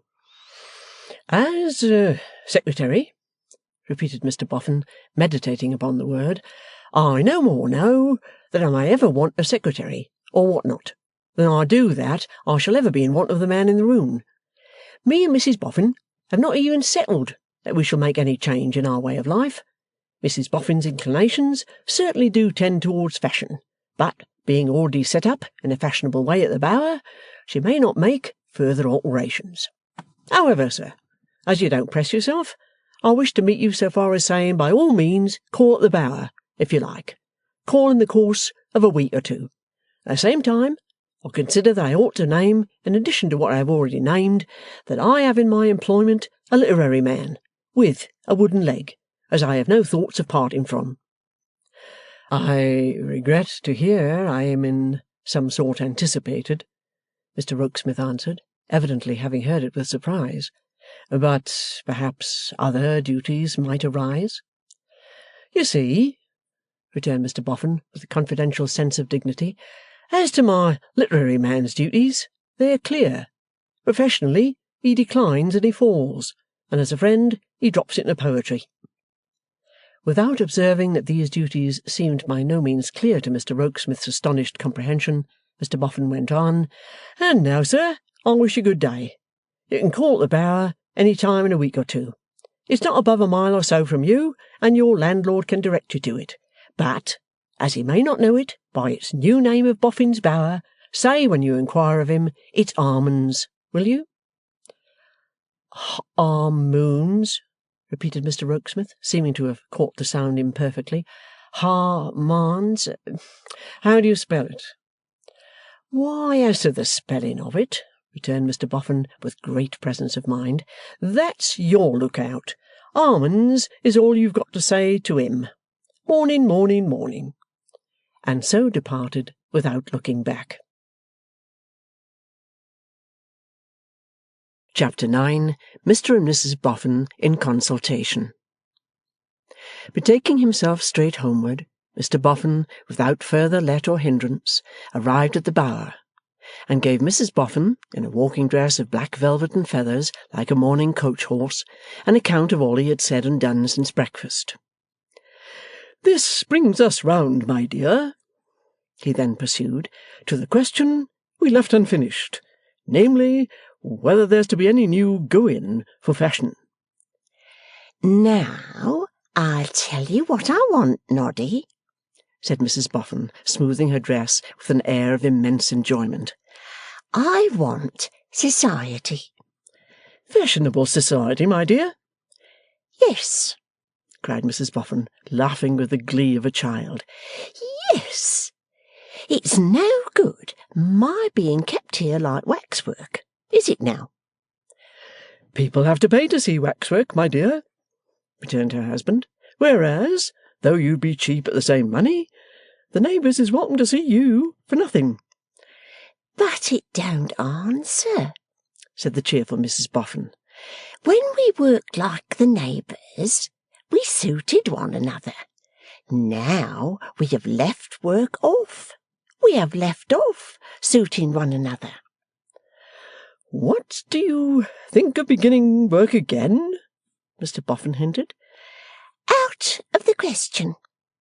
We have come into a great fortune, and we must do what's right by our fortune. We must act up to it. Mr. Boffin, who had a deep respect for his wife's intuitive wisdom, replied, though rather pensively, I suppose we must. It's never been acted up to yet, and consequently no good has come of it, said Mrs. Boffin. True, to the present time, Mr. Boffin assented with his former pensiveness as he took his seat upon his settle. I hope good may be coming of it in the future time, towards which, what's your views, old lady? Mrs. Boffin, a smiling creature, broad of figure and simple of nature, with her hands folded in her lap and with buxom creases in her throat, proceeded to expound her views. I say a good house in a good neighbourhood, good things about us, good living and good society. I say live like our means, without extravagance, and be happy. Yes, I say be happy too, assented the still pensive Mr. Boffin. Lord a mercy, exclaimed Mrs. Boffin, laughing and clapping her hands and gaily rocking herself to and fro, when I think of me in a light yellow chariot and pair, with silver boxes to the wheels. Oh, you was thinking of that, was you, my dear?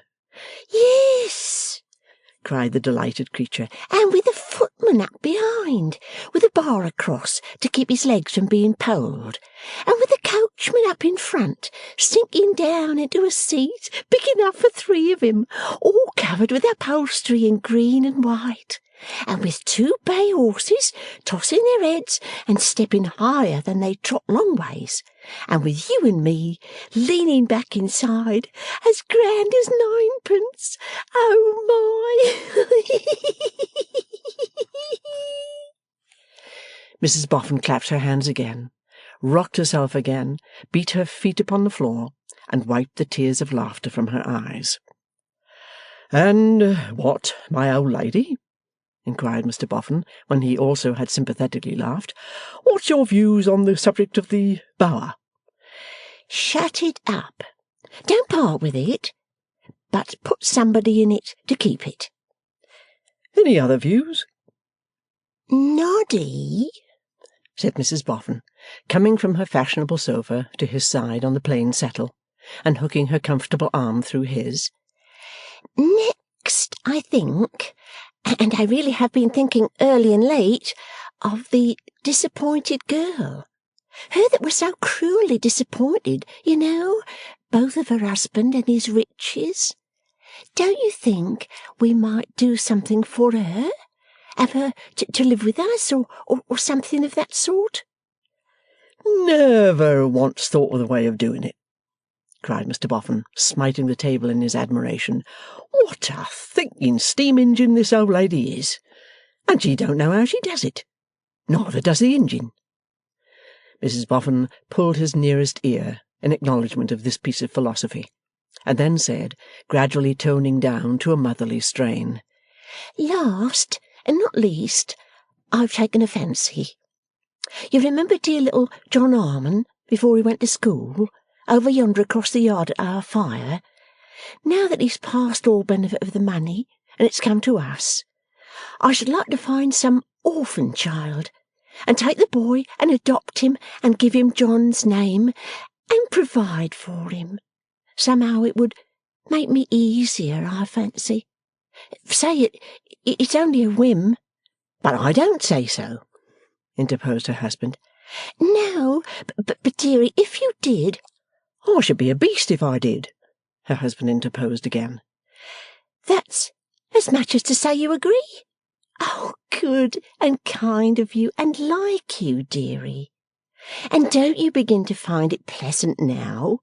Said Mrs Boffin, once more radiant in her comely way from head to foot, and once more smoothing her dress with immense enjoyment. Don't you begin to find it pleasant already? To think that a child will be made brighter and better and happier because of that poor sad child that day? And isn't it pleasant to know that the good will be done with the poor sad child's own money? Yes, and it's pleasant to know that you are Mrs Boffin, said her husband. And it's been a pleasant thing to know this many and many a year. It was ruin to Mrs Boffin's aspirations, but, having so spoken, they sat side by side, a hopelessly unfashionable pair. These two ignorant and unpolished people had guided themselves so far on in their journey of life by a religious sense of duty and desire to do right. 10,000 weaknesses and absurdities might have been detected in the breasts of both, 10,000 vanities additional, possibly, in the breast of the woman. But the hard, wrathful, and sordid nature that had wrung as much work out of them as could be got in their best days, for as little money as could be paid to hurry on their worst, had never been so warped but that it knew their moral straightness and respected it. In its own despite, in a constant conflict with itself and them, it had done so. And this is the eternal law, for evil often stops short at itself and dies with the doer of it, but good never. Through his most inveterate purposes, the dead jailer of Harmony Jail had known these two faithful servants to be honest and true. While he raged at them and reviled them for opposing him with the speech of the honest and true, it had scratched his stony heart, and he had perceived the powerlessness of all his wealth to buy them if he had addressed himself to the attempt. So, even while he was their griping taskmaster, and never gave them a good word, he had written their names down in his will. So, even while it was his daily declaration that he mistrusted all mankind, and sorely indeed he did mistrust all who bore any resemblance to himself, he was as certain that these two people, surviving him, would be trustworthy in all things from the greatest to the least, as he was that he must surely die. Mr. and Mrs. Boffin, sitting side by side, with fashion withdrawn to an immeasurable distance, fell to discussing how they could best find their orphan. Mrs Boffin suggested advertisement in the newspapers, requesting orphans answering the next description to apply at the Bower on a certain day. But Mr Boffin, wisely apprehending obstruction of the neighbouring thoroughfares by orphan swarms, this cause was negatived. Mrs Boffin next suggested application to their clergyman for a likely orphan. Mr Boffin thinking better of this scheme, they resolved to call upon the reverend gentleman at once, and to take the same opportunity of making acquaintance with Miss Bella Wilfer. In order that these visits might be visits of state, Mrs Boffin's equipage was ordered out. This consisted of a long hammer-headed old horse, formerly used in the business, attached to a four-wheeled chaise of the same period, which had long been exclusively used by the Harmony Jail poultry as the favourite laying-place of several discreet hens. An unwonted application of corn to the horse, and of paint and varnish to the carriage, when both fell in as a part of the Boffin legacy, had made what Mr Boffin considered a neat turn-out of the whole, and a driver being added, in the person of a long hammer-headed young man, who was a very good match for the horse, left nothing to be desired. He, too, had been formerly used in the business, but was now entombed by an honest jobbing tailor of the district in a perfect sepulchre of coat and gaiters sealed with ponderous buttons. Behind this domestic, Mr and Mrs Boffin took their seats in the back compartment of the vehicle, which was sufficiently commodious, but had an undignified and alarming tendency, in getting over a rough crossing, to hiccup itself away from the front compartment. On their being descried emerging from the gates of the Bower, the neighbourhood turned out at door and window to salute the Boffins. Among those who were ever and again left behind, staring after the equipage, were many youthful spirits, who hailed in its stentorian tones with such congratulations as "Noddy Boffin, Boffin's money, down with the dust, Boffin," and other similar compliments. These the hammer-headed young man took in such ill part that he often impaired the majesty of the progress by pulling up short and making as though he would alight to exterminate the offenders, a purpose from which he only allowed himself to be dissuaded after long and lively arguments with his employers. At length the Bower district was left behind, and the peaceful dwelling of the Reverend Frank Milvey was gained. The Reverend Frank Milvey's abode was a very modest abode, because his income was a very modest income. He was officially accessible to every blundering old woman who had incoherence to bestow upon him, and readily received the Boffins. He was quite a young man, expensively educated and wretchedly paid, with quite a young wife and half a dozen quite young children. He was under the necessity of teaching and translating from the classics to eke out his scanty means, yet was generally expected to have more time to spare than the idlest person in the parish, and more money than the richest. He accepted the needless inequalities and inconsistencies of his life, with a kind of conventional submission that was almost slavish, and any daring layman who would have adjusted such burdens as his more decently and graciously would have had small help from him. With a ready, patient face and manner, and yet with a latent smile that showed a quick enough observation of Mrs Boffin's dress, Mr Milvey, in his little book-room, charged with sounds and cries as though the 6 children above were coming down through the ceiling, and the roasting leg of mutton below were coming up through the floor, listened to Mrs Boffin's statement of her want of an orphan. "I think," said Mr Milvey, "that you have never had a child of your own, Mr and Mrs Boffin?" Never. "But, like the kings and queens in the fairy tales, I suppose you have wished for one?" In a general way, yes. Mr Milvey smiled again as he remarked to himself, "Those kings and queens were always wishing for children," it occurring to him, perhaps, that if they had been curates, their wishes might have tended in the opposite direction. "I think," he pursued, "we had better take Mrs Milvey into our council. She is indispensable to me. If you please, I'll call her." So Mr Milvey called, "Margaretta, my dear," and Mrs Milvey came down, a pretty bright little woman, something worn by anxiety, who had repressed many pretty tastes and bright fancies, and substituted in their stead schools, soup, flannel, coals, and all the weekday cares and Sunday coughs of a large population, young and old. As gallantly had Mr Milvey repressed much in himself that naturally belonged to his old studies and old fellow students, and taken up among the poor and their children with the hard crumbs of life. Mr and Mrs Boffin, my dear, whose good fortune you have heard of. Mrs Milvey, with the most unaffected grace in the world, congratulated them and was glad to see them. Yet her engaging face, being an open as well as a perceptive one, was not without her husband's latent smile. Mrs Boffin wishes to adopt a little boy, my dear. Mrs Milvey looked rather alarmed. Her husband added, an orphan, my dear. Oh, said Mrs Milvey, reassured for her own little boys. And I was thinking, Margaretta, that perhaps old Mrs Goody's grandchild might answer the purpose. Oh, my dear Frank, I don't think that would do. No? Oh, no. The smiling Mrs Boffin, feeling it incumbent on her to take part in the conversation, and being charmed with the emphatic little wife and her ready interest, here offered her acknowledgments and inquired what there was against him. I don't think, said Mrs Milvey, glancing at the Reverend Frank, and I believe my husband will agree with me when he considers it again, that you could possibly keep that orphan clean from snuff, because his grandmother takes so many ounces and drops it over him. But he would not be living with his grandmother then, Margaretta, said Mr Milvey.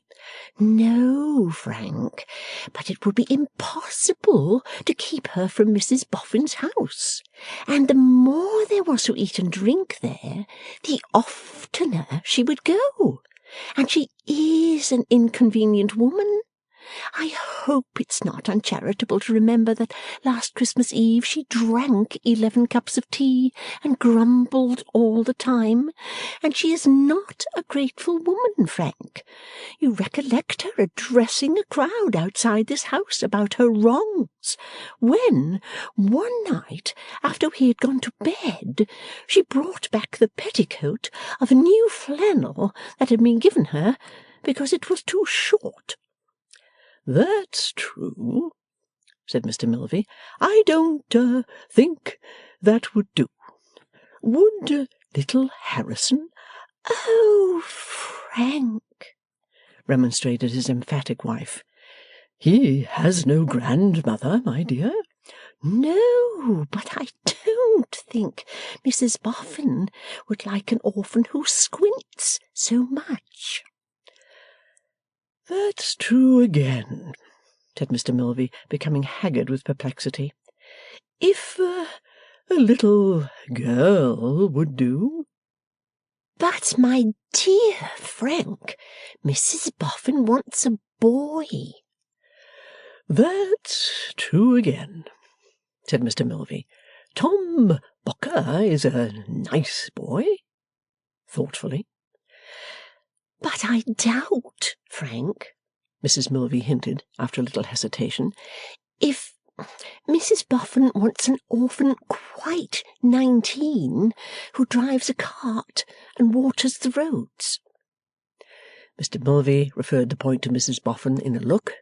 On that smiling lady shaking her black velvet bonnet and bows, he remarked in lower spirits, That's true again. I am sure, said Mrs Boffin, concerned at giving so much trouble, that if I had known you would have taken so much pains, sir, and you too, ma'am, I don't think I would have come. Pray, don't say that, urged Mrs Milvey. No, don't say that, assented Mr Milvey, because we are so much obliged to you for giving us the preference, which Mrs Milvey confirmed. And really the kind conscientious couple spoke as if they kept some profitable orphan warehouse and were personally patronized. "But it is a responsible trust," added Mr Milvey, "and difficult to discharge. At the same time, we are naturally very unwilling to lose the chance you so kindly give us, and if you could afford us a day or two to look about us, you know, Margaretta, we might carefully examine the workhouse, and the infant school, and your district." "To be sure," said the emphatic little wife. "We have orphans, I know," pursued Mr Milvey, quite with the air as if he might have added in stock, and quite as anxiously as if there were great competition in the business, and he were afraid of losing an order, "over at the clay pits, but they are employed by relations or friends, and I am afraid it would come at last to a transaction in the way of barter. And even if you exchanged blankets for the child, or books and firing, it would be impossible to prevent their being turned into liquor." Accordingly, it was resolved that Mr and Mrs Milvey should search for an orphan likely to suit, and as free as possible from the foregoing objections, and should communicate again with Mrs Boffin. Then Mr Boffin took the liberty of mentioning to Mr Milvey that if Mr Milvey would do him the kindness to be perpetually his banker to the extent of a £20 note or so, to be expended without any reference to him, he would be heartily obliged. At this both Mr Milvey and Mrs Milvey were quite as much pleased as if they had no wants of their own, but only knew what poverty was in the persons of other people, and so the interview terminated with satisfaction and good opinion on all sides. "Now, old lady," said Mr Boffin, as they resumed their seats behind the hammer-headed horse and man, "having made a very agreeable visit there, we'll try Wilfer's." It appeared, on their drawing up at the family gate, that to try Wilfer's was a thing more easily projected than done, on account of the extreme difficulty of getting into that establishment. 3 pulls at the bell producing no external result, though each was attended by audible sounds of scampering and rushing within. At the 4th tug, vindictively administered by the hammer-headed young man, Miss Lavinia appeared, emerging from the house in an accidental manner, with a bonnet and parasol, as designing to take a contemplative walk. The young lady was astonished to find visitors at the gate, and expressed her feelings in appropriate action. "Here's Mr and Mrs Boffin," growled the hammer-headed young man through the bars of the gate, and at the same time shaking it as if he were on view in a menagerie. "They've been here half an hour." "Who did you say?" asked Miss Lavinia. "Mr and Mrs Boffin," returned the young man, rising into a roar. Miss Lavinia tripped up the steps to the house door, tripped down the steps with the key, tripped across the little garden, and opened the gate. "Please to walk in," said Miss Lavinia haughtily. "Our servant is out." Mr and Mrs Boffin complying, and pausing in the little hall until Miss Lavinia came up to show them where to go next, perceived 3 pairs of listening legs upon the stairs above. Mrs Wilfer's legs, Miss Bella's legs, Mr George Sampson's legs. "Mr and Mrs Boffin, I think," said Lavinia in a warning voice. Strained attention on the part of Mrs Wilfer's legs, of Miss Bella's legs, of Mr George Sampson's legs. "Yes, miss. If you step this way, down these stairs, I'll let Ma know." Excited flight of Mrs Wilfer's legs, of Miss Bella's legs, of Mr George Sampson's legs. After waiting some quarter of an hour alone in the family sitting-room, which presented traces of having been so hastily arranged after a meal that one might have doubted whether it was made tidy for visitors or cleared for blindman's buff, Mr and Mrs Boffin became aware of the entrance of Mrs Wilfer, majestically faint, and with a condescending stitch in her side, which was her company manner. "Pardon me," said Mrs Wilfer, after the first salutations, and as soon as she had adjusted the handkerchief under her chin and waved her gloved hands. To what am I indebted for this honour? To make short of it, ma'am, returned Mr Boffin, perhaps you may be acquainted with the names of me and Mrs Boffin, as having come into a certain property. I have heard, sir, returned Mrs Wilfer with a dignified bend of her head, of such being the case. And I dare say, ma'am, pursued Mr Boffin, while Mrs Boffin added confirmatory nods and smiles, you are not very much inclined to take kindly to us. Pardon me, said Mrs Wilfer, 'twere unjust to visit upon Mr and Mrs Boffin a calamity which was doubtless a dispensation. These words were rendered the more effective by a serenely heroic expression of suffering. That's fairly meant, I'm sure, remarked the honest Mr Boffin. Mrs Boffin and me, ma'am, are plain people, and we don't want to pretend to anything, nor yet to go round and round anything, because there's always a straight way to everything. Consequently, we make this call to say that we shall be glad to have the honour and pleasure of your daughter's acquaintance, and that we shall be rejoiced if your daughter will come to consider our house in the light of her home, equally with this. In short, we want to cheer your daughter, and to give her the opportunity of sharing such pleasures as we are going to take ourselves. We want to brisk her up, and brisk her about, and give her a change. That's it, said the open-hearted Mrs Boffin. Lor, let's be comfortable. Mrs Wilfer bent her head in a distant manner to her lady visitor, and, with majestic monotony, replied to the gentleman, Pardon me, I have several daughters. Which of my daughters am I to understand is thus favoured by the kind intentions of Mr Boffin and his lady? Don't you see, the ever-smiling Mrs Boffin put in, naturally, Miss Bella, you know. Oh, said Mrs Wilfer, with a severely unconvinced look. My daughter, Bella, is accessible and shall speak for herself. Then opening the door a little way, simultaneously with the sound of scuttling outside it, the good lady made the proclamation, "Send Miss Bella to me," which proclamation, though grandly formal, and one might almost say heraldic, to hear, was in fact enunciated with her maternal eyes reproachfully glaring on that young lady in the flesh, and in so much of it that she was retiring with difficulty into the small closet under the stairs, apprehensive of the emergence of Mr and Mrs Boffin.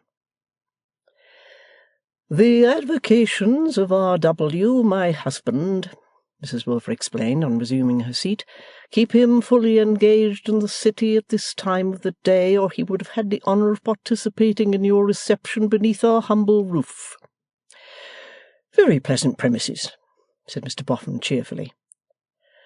Pardon me, sir, returned Mrs Wilfer, correcting him. It is the abode of conscious though independent poverty. Finding it rather difficult to pursue the conversation down this road, Mr and Mrs Boffin sat staring at mid-air, and Mrs Wilfer sat silently giving them to understand that every breath she drew required to be drawn with a self-denial rarely paralleled in history, until Miss Bella appeared, whom Mrs Wilfer presented, and to whom she explained the purpose of the visitors. I am much obliged to you, I am sure, said Miss Bella, coldly shaking her curls, but I doubt if I have the inclination to go out at all. Bella, Mrs Wilfer admonished her, Bella, you must conquer this.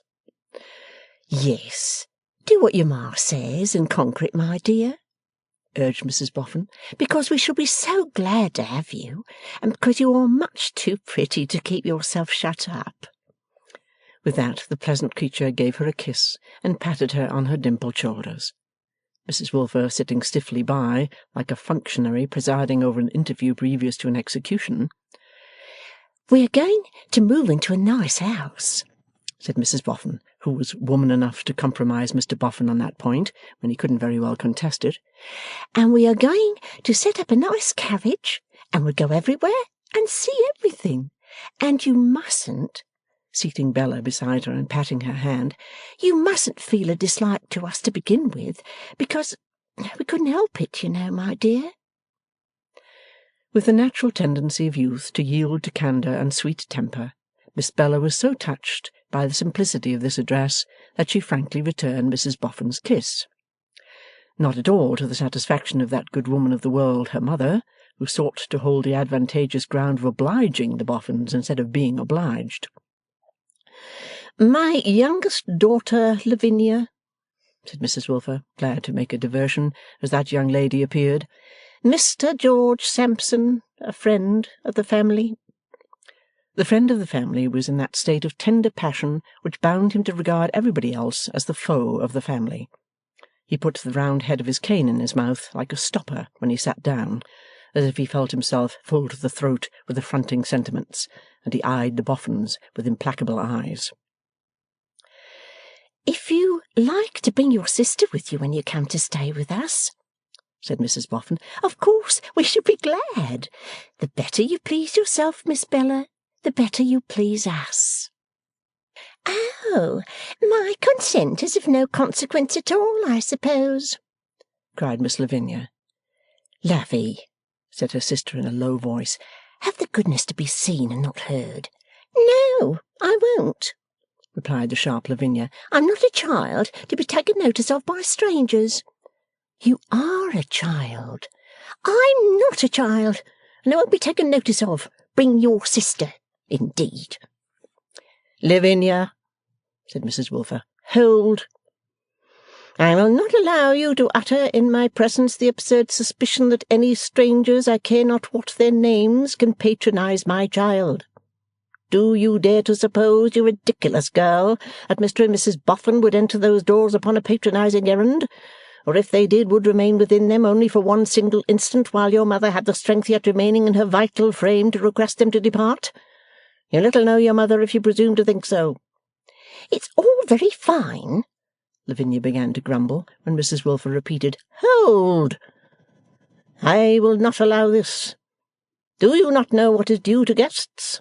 Do you not comprehend that in presuming to hint that this lady and gentleman could have any idea of patronizing any member of your family, I care not which, you accuse them of an impertinence little less than insane?" "Never mind me and Mrs Boffin, ma'am," said Mr Boffin smilingly. "We don't care." "Pardon me, but I do," returned Mrs Wilfer. Miss Lavinia laughed a short laugh as she muttered, "Yes, to be sure." "And I require my audacious child," proceeded Mrs Wilfer with a withering look at her youngest, on whom it had not the slightest effect, "to please to be just to her sister Bella, to remember that her sister Bella is much sought after, and that when her sister Bella accepts an intention, she considers herself to be conferring quite as much honour," this with an indignant shiver, "as she receives."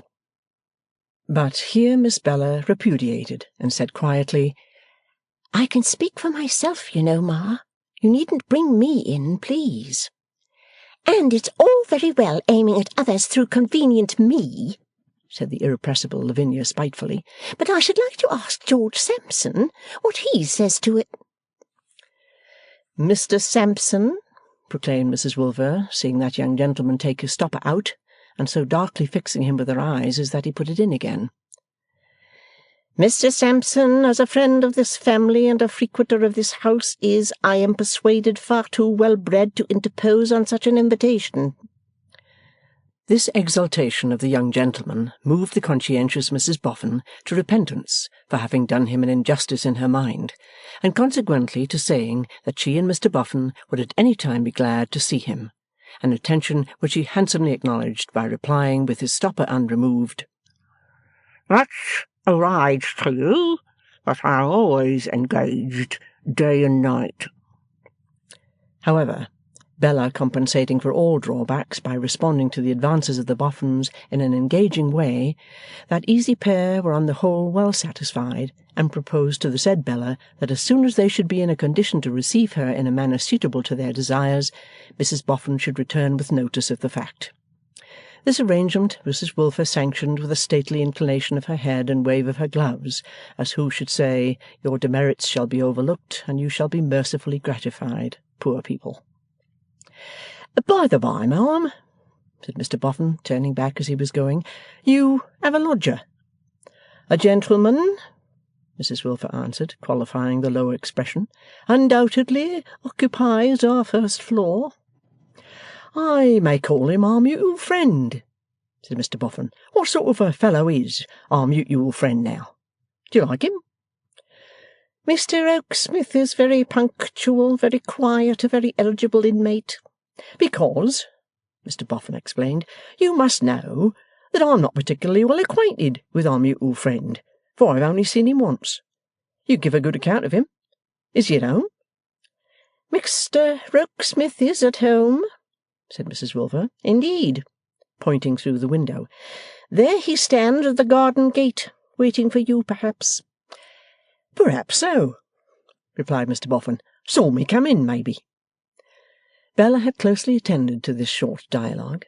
Accompanying Mrs Boffin to the gate, she as closely watched what followed. 'How are you, sir? How are you?' said Mr Boffin. 'This is Mrs Boffin. Mr Rokesmith that I told you of, my dear.' She gave him good day, and he bestirred himself and helped her to her seat and the like with a ready hand. 'Good-bye for the present, Miss Bella,' said Mrs Boffin, calling out a hearty parting. 'We shall meet again soon, and then I hope I shall have my little John Harmon to show you.' Mr Rokesmith, who was at the wheel adjusting the skirts of her dress, suddenly looked behind him and around him, and then looked up at her with a face so pale that Mrs Boffin cried, 'Gracious!' and after a moment, 'What's the matter, sir?' 'How can you show her the dead?' returned Mr Rokesmith.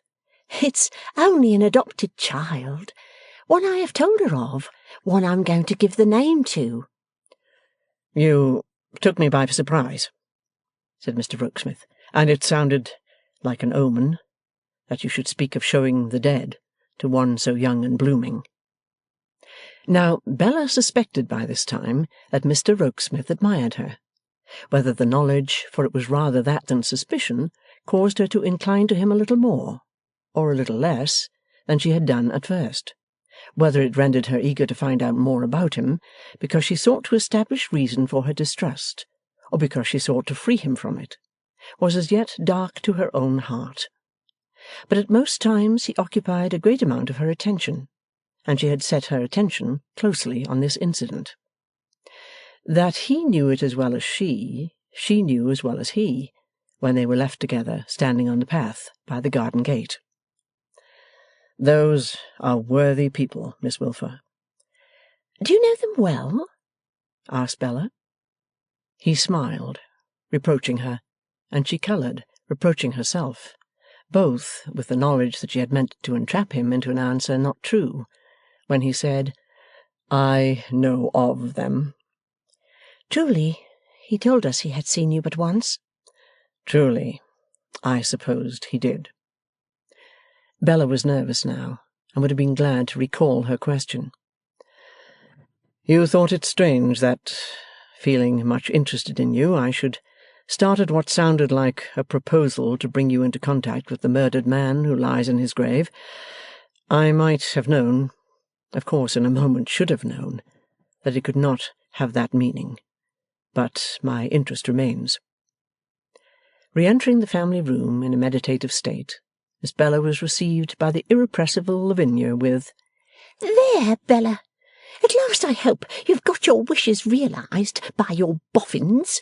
You'll be rich enough now with your Boffins. You can have as much flirting as you like at your Boffins, but you won't take me to your Boffins, I can tell you, you and your Boffins too.' 'If,' quoth Mr George Sampson, moodily pulling his stopper out, Miss Bella's Mr Boffin comes any more of his nonsense to me, I only wish him to understand, as betwixt man and man, that he does it at his and was going to say peril, but Miss Lavinia, having no confidence in his mental powers, and feeling his oration to have no definite application to any circumstances, jerked his stopper in again with a sharpness that made his eyes water. And now the worthy Mrs Wilfer, having used her youngest daughter as a lay figure for the edification of these Boffins, became bland to her, and proceeded to develop her last instance of force of character, which was still in reserve. This was, to illuminate the family with her remarkable powers as a physiognomist, powers that terrified R.W. whenever let loose, as being always fraught with gloom and evil which no inferior prescience was aware of. And this Mrs Wilfer now did, be it observed, in jealousy of these Boffins, in the very same moments when she was already reflecting how she would flourish these very same Boffins and the state they kept over the heads of her Boffinless friends. Of their manners, said Mrs Wilfer, I say nothing. Of their appearance, I say nothing. Of the disinterestedness of their intentions towards Bella, I say nothing. But the craft, the secrecy, the dark, deep, underhanded plotting written in Mrs Boffin's countenance make me shudder. As an incontrovertible proof that those baleful attributes were all there, Mrs Wilfer shuddered on the spot. Chapter 10. A Marriage Contract. There is excitement in the Veneering mansion. The mature young lady is going to be married, powder and all, to the mature young gentleman, and she is to be married from the Veneering house, and the Veneerings are to give the breakfast. The analytical, who objects as a matter of principle to everything that occurs on the premises, necessarily objects to the match, but his consent has been dispensed with, and a spring van is delivering its load of greenhouse plants at the door in order that tomorrow's feast may be crowned with flowers. The mature young lady is a lady of property. The mature young gentleman is a gentleman of property. He invests his property. He goes, in a condescending amateurish way, into the city, attends meetings of directors, and has to do with traffic in shares. As is well known to the wise in their generation, traffic in shares is the one thing to have to do with in this world. Have no antecedents, no established character, no cultivation, no ideas, no manners, have shares. Have shares enough to be on boards of direction in capital letters, oscillate on mysterious business between London and Paris, and be great. Where does he come from? Shares. Where is he going to? Shares. What are his tastes? Shares. Has he any principles? Shares. What squeezes him into Parliament? Shares. Perhaps he never of himself achieved success in anything, never originated anything, never produced anything? Sufficient answer to all, shares. Oh, mighty shares! To set those blaring images so high, and to cause us smaller vermin, as under the influence of henbane or opium, to cry out night and day, relieve us of our money, scatter it for us, buy us and sell us, ruin us, only we beseech ye take rank among the powers of the earth, and fatten on us. While the Loves and Graces have been preparing this torch for Hymen, which is to be kindled tomorrow, Mr. Twemlow has suffered much in his mind. It would seem that both the mature young lady and the mature young gentleman must indubitably be Veneering's oldest friends. Wards of his, perhaps. Yet that can scarcely be, for they are older than himself. Veneering has been in their confidence throughout, and has done much to lure them to the altar. He has mentioned to Twemlow how he said to Mrs. Veneering, Anastasia, this must be a match. He has mentioned to Twemlow how he regards Sophronia Akersham, the mature young lady, in the light of a sister, and Alfred Lammle, the mature young gentleman, in the light of a brother. Twemlow has asked him whether he went to school as a junior with Alfred. He has answered, not exactly. Whether Sophronia was adopted by his mother. He has answered, not precisely so. Twemlow's hand has gone to his forehead with a lost air.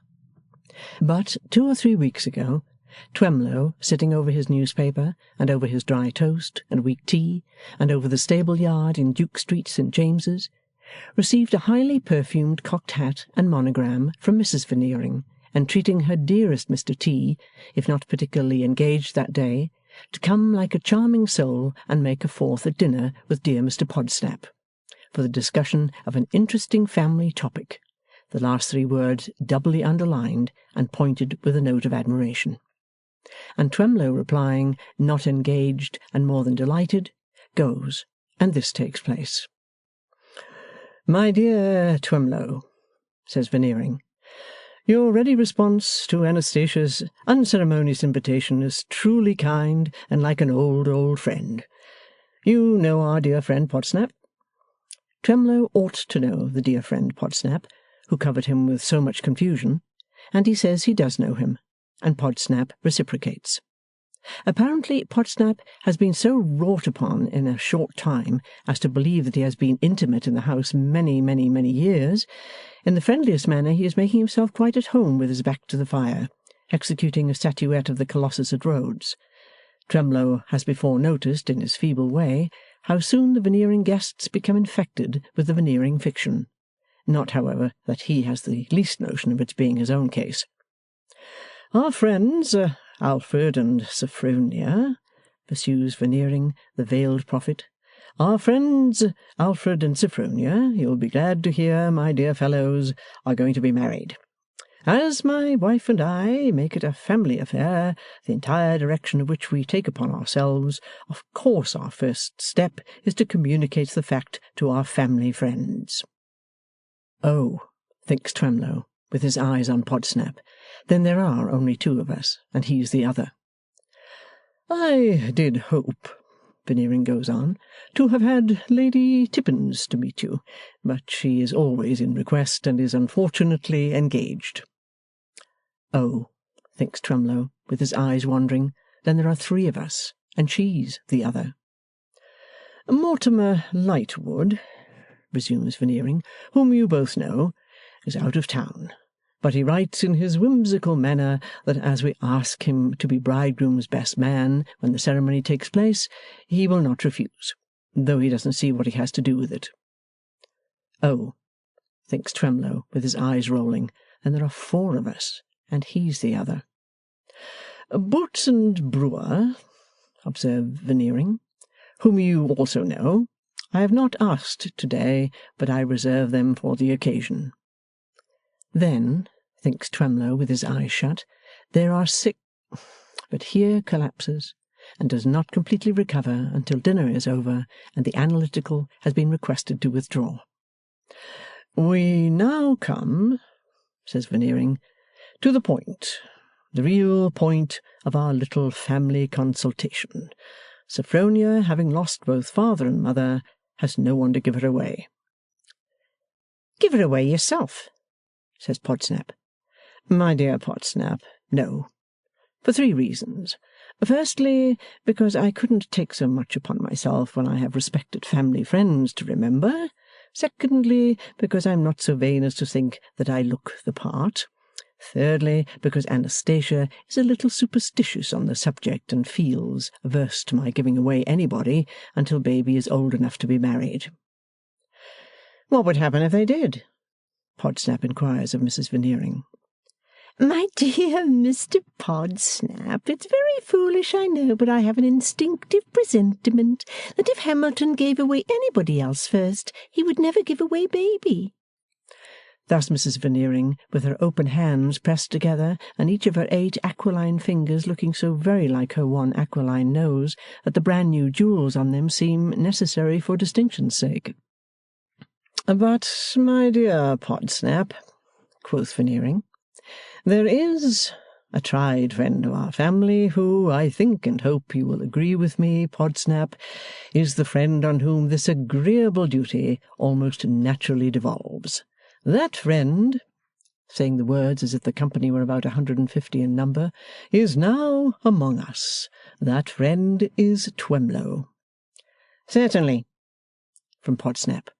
That friend, Veneering repeats with greater firmness, is our dear good Twemlow, and I cannot sufficiently express to you, my dear Podsnap, the pleasure I feel in having this opinion of mine and Anastasia so readily confirmed by you, that other equally familiar and tried friend who stands in the proud position, who proudly stands in the position, or I ought rather to say who places Anastasia and myself in the proud position of himself standing in the simple position of baby's godfather.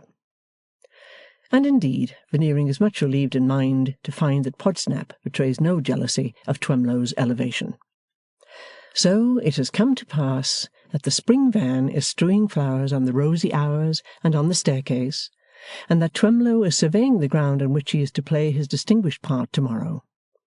He has already been to the church and taken note of the various impediments in the aisle, under the auspices of an extremely dreary widow who opens the pews, and whose left hand appears to be in a state of acute rheumatism, but is in fact voluntarily doubled up to act as a money-box. And now Veneering shoots out of the study wherein he is accustomed, when contemplative, to give his mind to the carving and gilding of the pilgrims going to Canterbury, in order to show Twemlow the little flourish he has prepared for the trumpets of fashion, describing how that on the 17th instant, at St. James's Church, the Reverend Blank, assisted by the Reverend united in the bonds of matrimony, Alfred Lammle, Esquire, of Sackville Street, Piccadilly, to Sophronia, only daughter of the late Horatio Akersham, Esquire, of Yorkshire. Also how the fair bride was married from the house of Hamilton Veneering, Esquire, of Stoconia, and was given away by Melvin Twemlow, Esquire, of Duke Street, St. James's, second cousin to Lord Snigsworth, of Snigsworthy Park. While perusing which composition, Twemlow makes some opaque approach to perceiving that if the Reverend and the Reverend fail, after this introduction, to become enrolled in the list of Veneering's dearest and oldest friends, they will have none but themselves to thank for it. After which appears Sophronia, whom Twemlow has seen twice in his lifetime, to thank Twemlow for counterfeiting the late Horatio Akersham, Esquire, Broadley of Yorkshire. And after her appears Alfred, whom Twemlow has seen once in his lifetime, to do the same, and to make a pasty sort of glitter, as if he were constructed for candlelight only, and had been let out into daylight by some grand mistake. And after that comes Mrs. Veneering, in a pervadingly aquiline state of figure, and with transparent little knobs on her temple, like the little transparent knob on the bridge of her nose, worn out by worry and excitement, as she tells her dear Mr. Twemlow, and reluctantly revived with Curacoa by the analytical. And after that the bridesmaids begin to come by railroad from various parts of the country, and to come like adorable recruits enlisted by a sergeant not present, for on arriving at the Veneering depot they are in a barrack of strangers.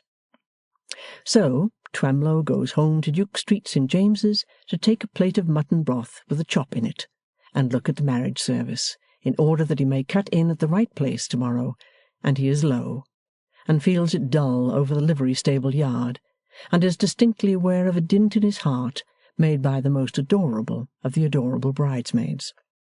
For the poor little harmless gentleman once had his fancy, like the rest of us, and she didn't answer, as she often does not, and he thinks the adorable bridesmaid is like the fancy as she was then, which she is not at all, and that if the fancy had not married someone else for money, but had married him for love, he and she would have been happy, which they wouldn't have been, and that she has a tenderness for him still, whereas her toughness is a proverb. Brooding over the fire with his dry little head in his dry little hands, and his dry little elbows on his dry little knees, Twemlow is melancholy. No adorable to bear me company here, thinks he, no adorable at the club. A waste, a waste, a waste, my Twemlow, and so drops asleep and has galvanic starts all over him.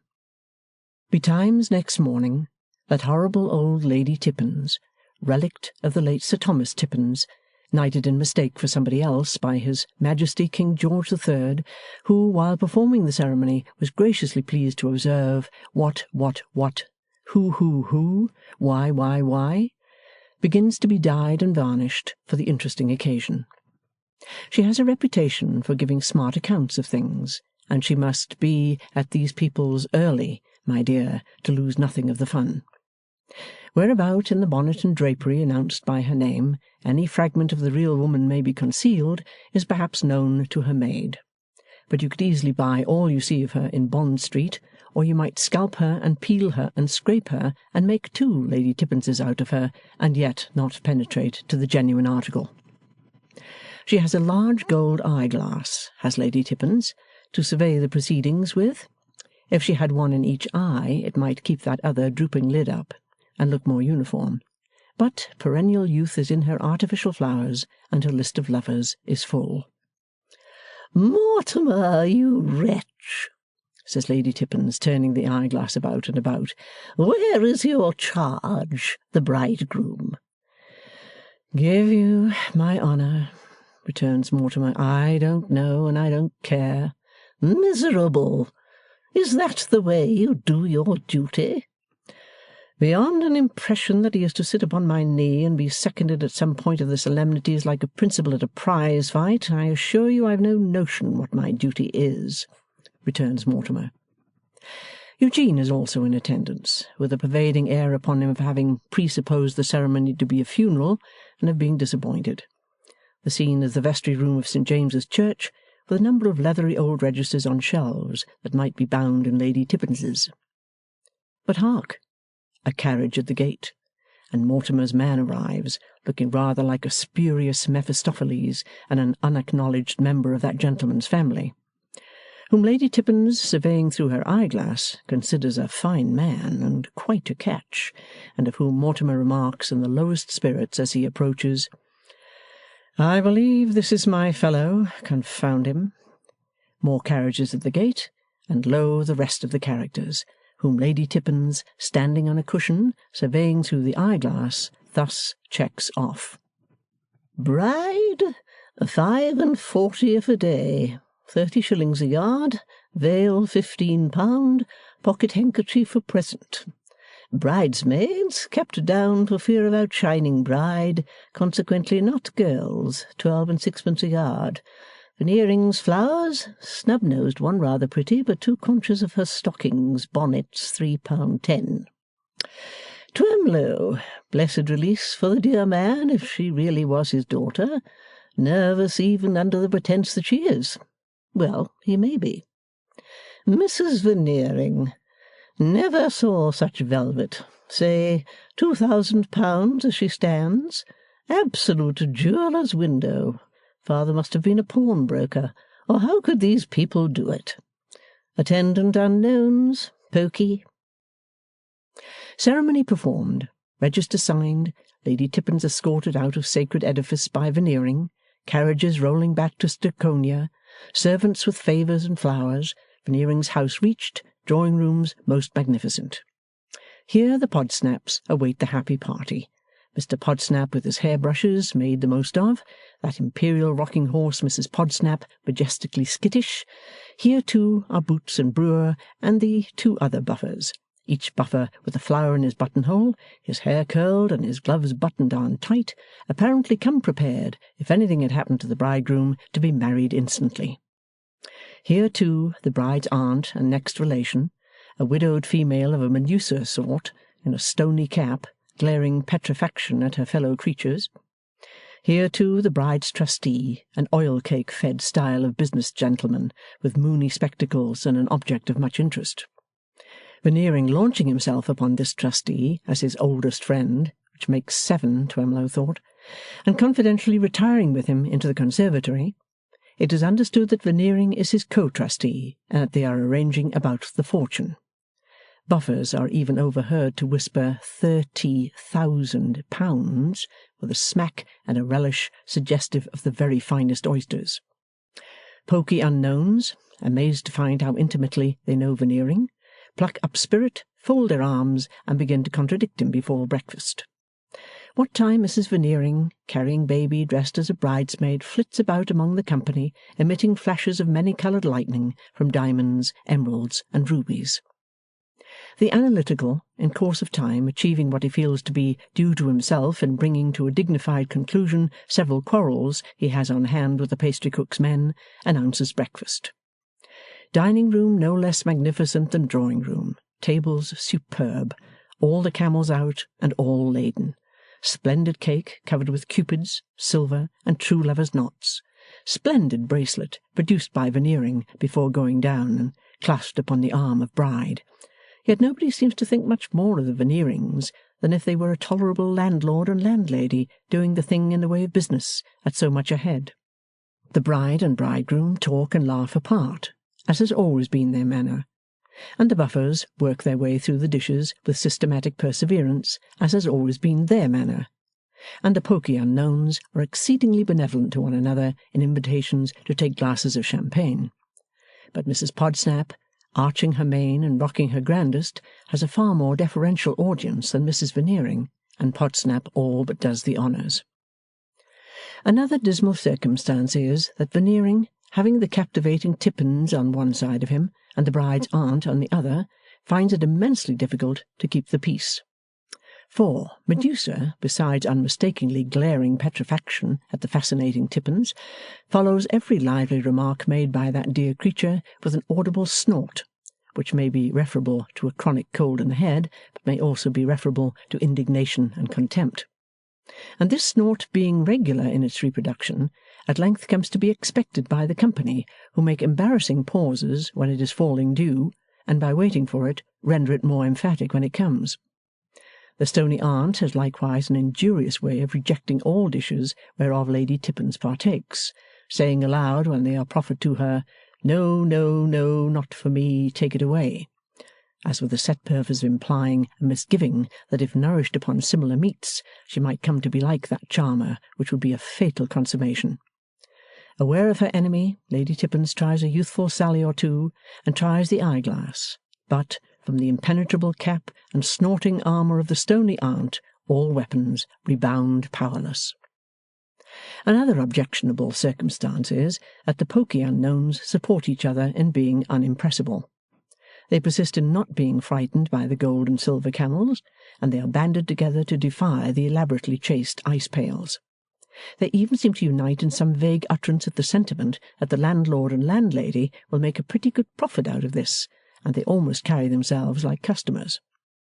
Nor is there compensating influence in the adorable bridesmaids, for, having very little interest in the bride, and none at all in one another, those lovely beings become, each one of her own account, depreciatingly contemplative of the millinery present, while the bridegroom's man, exhausted, in the back of his chair, appears to be improving the occasion by penitentially contemplating all the wrong he has ever done. The difference between him and his friend Eugene being, that the latter, in the back of his chair, appears to be contemplating all the wrong he would like to do, particularly to the present company. In which state of affairs, the usual ceremonies rather droop and flag, and the splendid cake, when cut by the fair hand of the bride, has but an indigestible appearance. However, all the things indispensable to be said are said, and all the things indispensable to be done are done, including Lady Tippins's yawning, falling asleep, and waking insensible. And there is hurried preparation for the nuptial journey to the Isle of Wight, and the outer air teems with brass bands and spectators, in full sight of whom the malignant star of the analytical has preordained that pain and ridicule shall befall him. For he, standing on the doorsteps to grace the departure, is suddenly caught a most prodigious thump on the side of his head with a heavy shoe, which a buffer in the hall, champagne-flushed and wild of aim, has borrowed on the spur of the moment from the pastry-cook's porter to cast after the departing pair as an auspicious omen. So they all go up again into the gorgeous drawing-rooms, all of them flushed with breakfast, as having taken scarlatina sociably, and there the combined unknowns do malignant things with their legs to ottomans, and take as much as possible out of the splendid furniture. And so Lady Tippins, quite undetermined whether today is the day before yesterday, or the day after tomorrow, or the week after next, fades away, and Mortimer Lightwood and Eugene fade away, and Twemlow fades away, and the stony aunt goes away. She declines to fade, proving rock to the last, and even the unknowns are slowly strained off, and it is all over. All over, that is to say, for the time being. But there is another time to come, and it comes in about a fortnight, and it comes to Mr. and Mrs. Lammle on the sands at Shanklin in the Isle of Wight. Mr. and Mrs. Lammle have walked for some time on the Shanklin sands, and one may see by their footprints that they have not walked arm in arm, and that they have not walked in a straight track, and that they have walked in a moody humour, for the lady has prodded little spurting holes in the damp sand before her with her parasol, and the gentleman has trailed his stick after him, as if he were of the Mephistopheles family indeed, and had walked with a drooping tail. "Do you mean to tell me then, Sophronia," thus he begins after a long silence, when Sophronia flashes fiercely and turns upon him, "Don't put it upon me, sir. I ask, do you mean to tell me?" Mr. Lammle falls silent again, and they walk as before. Mrs. Lammle opens her nostrils and bites her underlip. Mr. Lammle takes his gingerous whiskers in his left hand, and, bringing them together, frowns furtively at his beloved out of a thick gingerous bush. "Do I mean to say," Mrs. Lammle after a time repeats with indignation, "putting it on me, the unmanly disingenuousness—" Mr. Lammle stops, releases his whiskers, and looks at her. "The what?" Mrs. Lammle haughtily replies, without stopping and without looking back, "The meanness." He is at her side again in a pace or two, and he retorts, "That is not what you said. You said disingenuousness." "What if I did?" "There is no if in the case. You did." "I did, then. And what of it?" "What of it?" says Mr. Lammle. "Have you the face to utter the word to me?" "The face too?" replied Mrs. Lammle, staring at him with cold scorn. "Pray, how dare you, sir, utter the word to me?" "I never did." As this happens to be true, Mrs. Lammle is thrown on the feminine resource of saying, "I don't care what you uttered or did not utter." After a little more walking, and a little more silence, Mr. Lammle breaks the latter. "You shall proceed in your own way. You claim a right to ask me, do I mean to tell you? Do I mean to tell you what?" "That you are a man of property?" "No."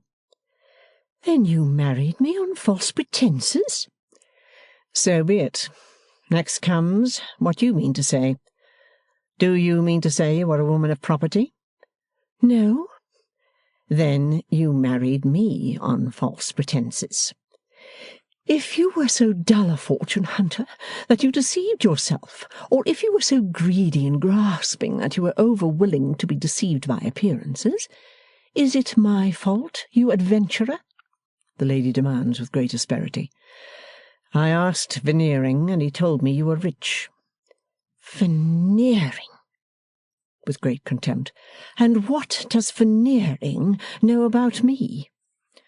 "Was he not your trustee?" "No. I have no trustee but the one you saw on the day when you fraudulently married me, and his trust is not a very difficult one, for it is only an annuity of £115.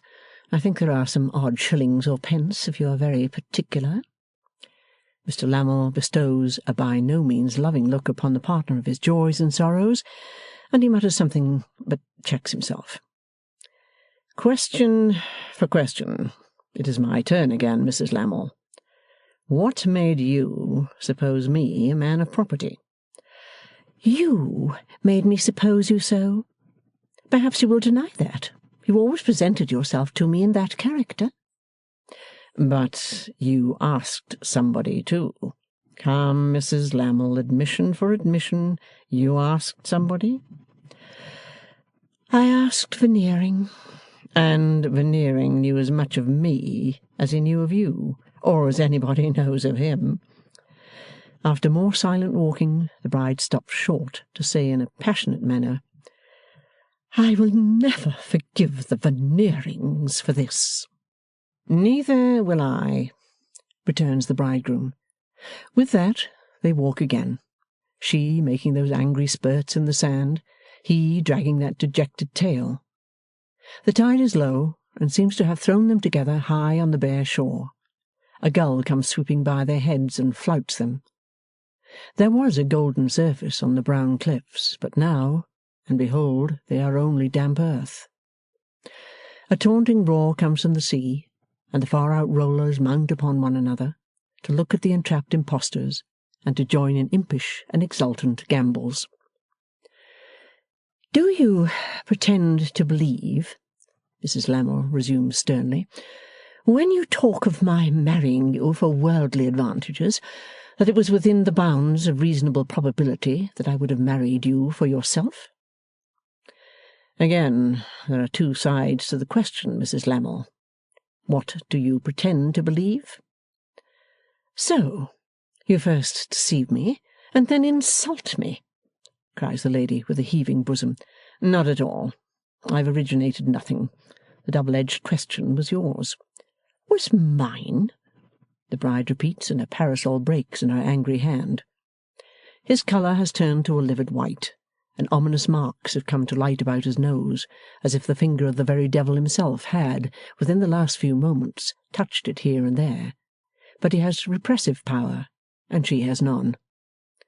"Throw it away," he coolly recommends, as to the parasol. "You have made it useless. You look ridiculous with it." Whereupon she calls him in her rage, "A deliberate villain!" and so casts the broken thing from her, as that it strikes him in falling. The finger marks are something whiter for the instant, but he walks on at her side. She bursts into tears, declaring herself the wretchedest, the most deceived, the worst used of women. Then she says that if she had the courage to kill herself, she would do it. Then she calls him vile impostor. Then she asks him why, in the disappointment of his base speculation, he does not take her life with his own hand under the present favourable circumstances. Then she cries again. Then she is enraged again, and makes some mention of swindlers. Finally she sits down crying on a block of stone, and is in all the known and unknown humours of her sex at once. Pending her changes, those aforesaid marks in his face have come and gone, now here, now there, like white steps of a pipe on which the diabolical performer has played a tune. Also his livid lips are parted at last, as if he were breathless with running, yet he is not. "Now, get up, Mrs. Lammle, and let us speak reasonably." She sits upon her stone, and takes no heed of him. "Get up, I tell you." Raising her head, she looks contemptuously in his face, and repeats, "You tell me. Tell me, forsooth." She affects not to know that his eyes are fastened on her, as she droops her head again, but her whole figure reveals that she knows it uneasily. "Enough of this. Come, you hear? Get up." Yielding to his hand, she rises, and they walk again, but this time with their faces turned towards their place of residence. "Mrs. Lammle, we have both been deceiving, and we have both been deceived. We have both been biting, and we have both been bitten. In a nutshell, there's the state of the case." "You sought me out." "Let us have done with that. We know very well how it was. Why should you and I talk about it when you and I can't disguise it? To proceed. I am disappointed, and cut a poor figure." "Am I no one?" "Someone. And I was coming to you if you had waited a moment. You, too, are disappointed, and cut a poor figure." "An injured figure." "You are now cool enough, Sophronia, to see that you can't be injured without my being equally injured, and that therefore the mere word is not to the purpose. When I look back, I wonder how I can have been such a fool as to take you to such great an extent upon trust." "And when I look back," the bride cries, interrupting, "and when you look back, you wonder how you can have been, you'll excuse the word?" "Most certainly, with so much reason." "Such a fool as to take me to so great an extent upon trust. But the folly is committed on both sides. I cannot get rid of you, you cannot get rid of me. What follows?" "Shame and misery," the bride bitterly replies. "I don't know. A mutual understanding follows, and I think it may carry us through. Here I split my discourse. Give me your arm, Sophronia. Into 3 heads, to make it shorter and plainer. Firstly, it's enough to have been done, without the mortification of being known to have been done. So we agree to keep the fact to ourselves. You agree?" "If it is possible, I do." "Possible? We have pretended well enough to one another. Can't we, united, pretend to the world? Agreed? Secondly, we owe the Veneerings a grudge, and we owe all other people the grudge of wishing them to be taken in as we ourselves have been taken in. Agreed?" "Yes, agreed." We come smoothly to thirdly. You have called me an adventurer, Sophronia. So I am. In plain, uncomplimentary English, so I am. So are you, my dear. So are many people. We agree to keep our own secret and to work together in furtherance of our own schemes. What schemes? Any scheme that will bring us money. By our own schemes, I mean our joint interest. Agreed? She answers, after a little hesitation, I suppose so. Agreed. Carried at once, you see. Now, Sophronia, only 6 words more. We know one another perfectly. Don't be tempted into twitting me with the past knowledge that you have of me, because it is identical with the past knowledge that I have of you, and in twitting me, you twit yourself, and I don't want to hear you do it. With this good understanding established between us, it is better never done. To wind up all, you have shown temper today, Sophronia. Don't be betrayed into doing so again, because I have a devil of a temper myself. So the happy pair, with this hopeful marriage contract thus signed, sealed, and delivered, repair homeward.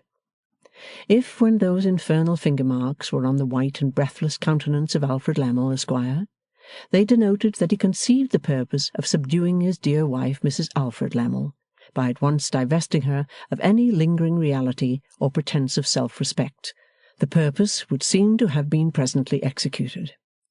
The mature young lady has mighty little need of powder now, for her downcast face, as he escorts her in the light of the setting sun to their abode of bliss. Chapter 11. Podsnappery. Mr. Podsnap was well-to-do, and stood very high in Mr. Podsnap's opinion. Beginning with a good inheritance, he had married a good inheritance, and had thriven exceedingly in the marine insurance way, and was quite satisfied. He never could make out why everybody was not quite satisfied, and he felt conscious that he set a brilliant social example in being particularly well satisfied with most things, and, above all other things, with himself. Thus, happily acquainted with his own merit and importance, Mr. Podsnap settled that whatever he put behind him, he put out of existence. There was a dignified conclusiveness, not to add a grand convenience, in this way of getting rid of disagreeables which had done much towards establishing Mr. Podsnap in his lofty place in Mr. Podsnap's satisfaction. I don't want to know about it.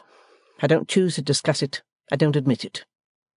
Mr. Podsnap had even acquired a peculiar flourish of his right arm in often clearing the world of its most difficult problems by sweeping them behind him, and consequently sheer away, with those words and a flushed face, for they affronted him. Mr. Podsnap's world was not a very large world, morally, no, nor even geographically, seeing that although his business was sustained upon commerce with other countries, he considered other countries, with that important reservation, a mistake, and of their manners and customs would conclusively observe, "Not English," when, presto, with a flourish of the arm and a flush of the face, they were swept away. Elsewhere the world got up at 8, shaved close at 1/4 past, breakfasted at 9, went to the City at 10, came home at 5:30, and dined at 7.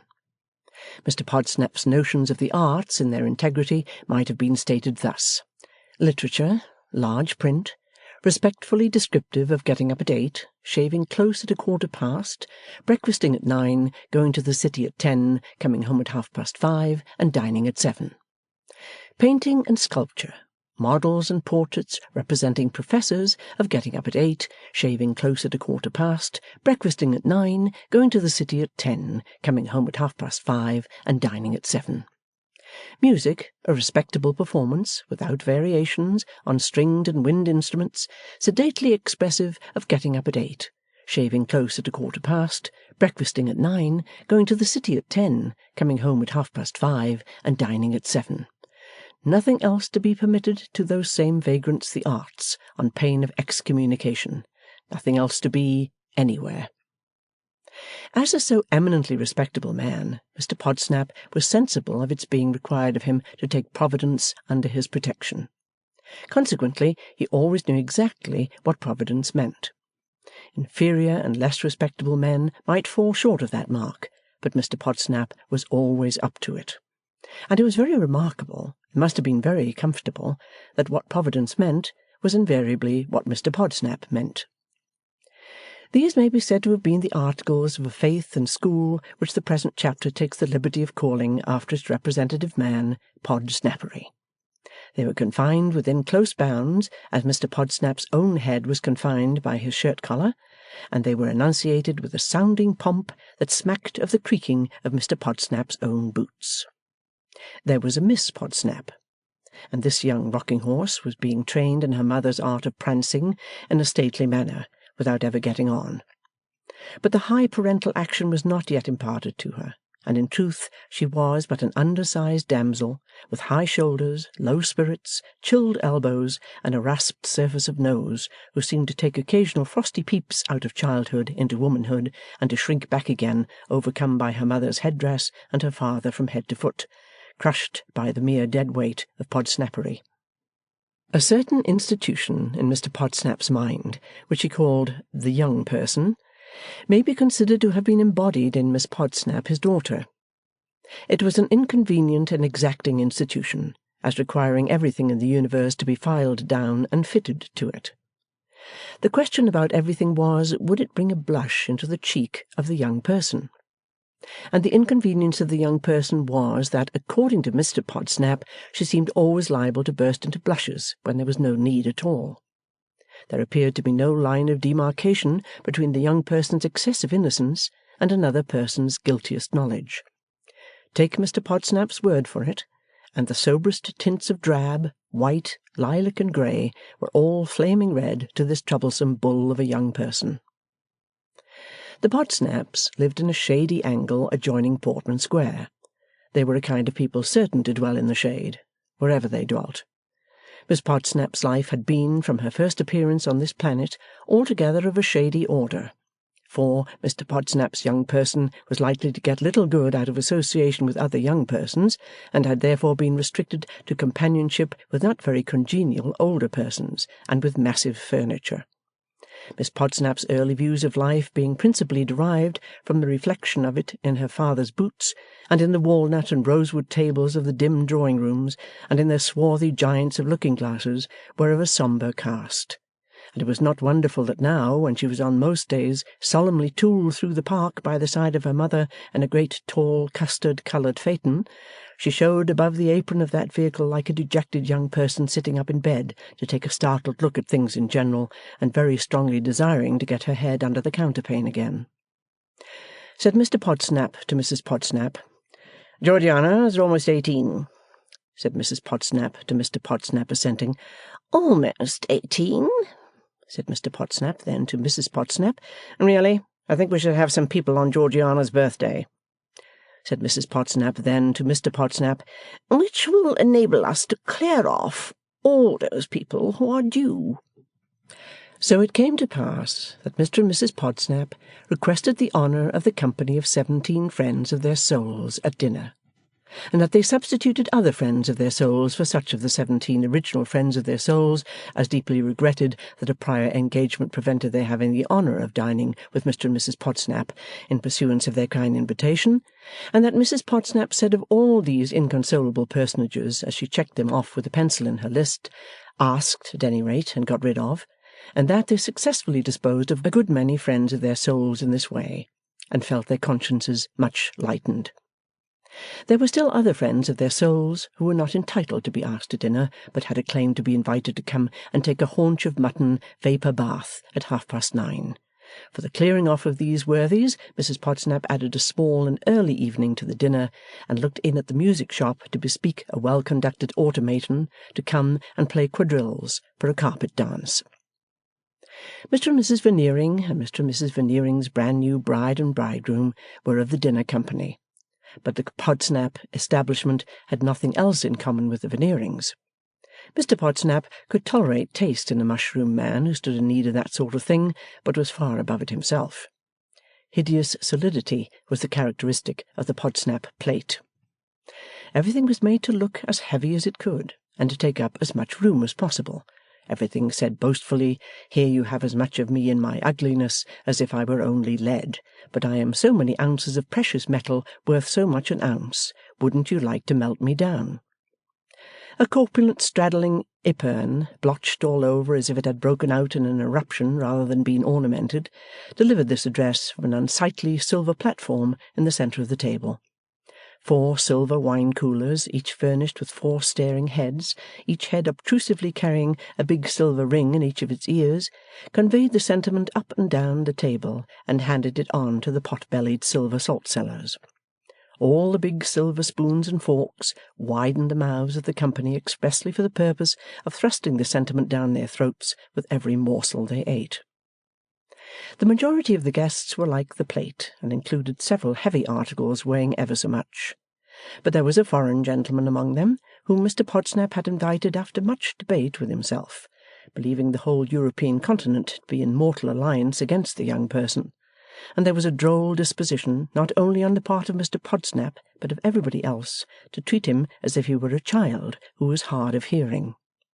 As a delicate concession to this unfortunately born foreigner, Mr. Podsnap, in receiving him, had presented his wife as Madame Podsnap, also his daughter as Mademoiselle Podsnap, with some inclination to add ma fille, in which bold venture, however, he checked himself.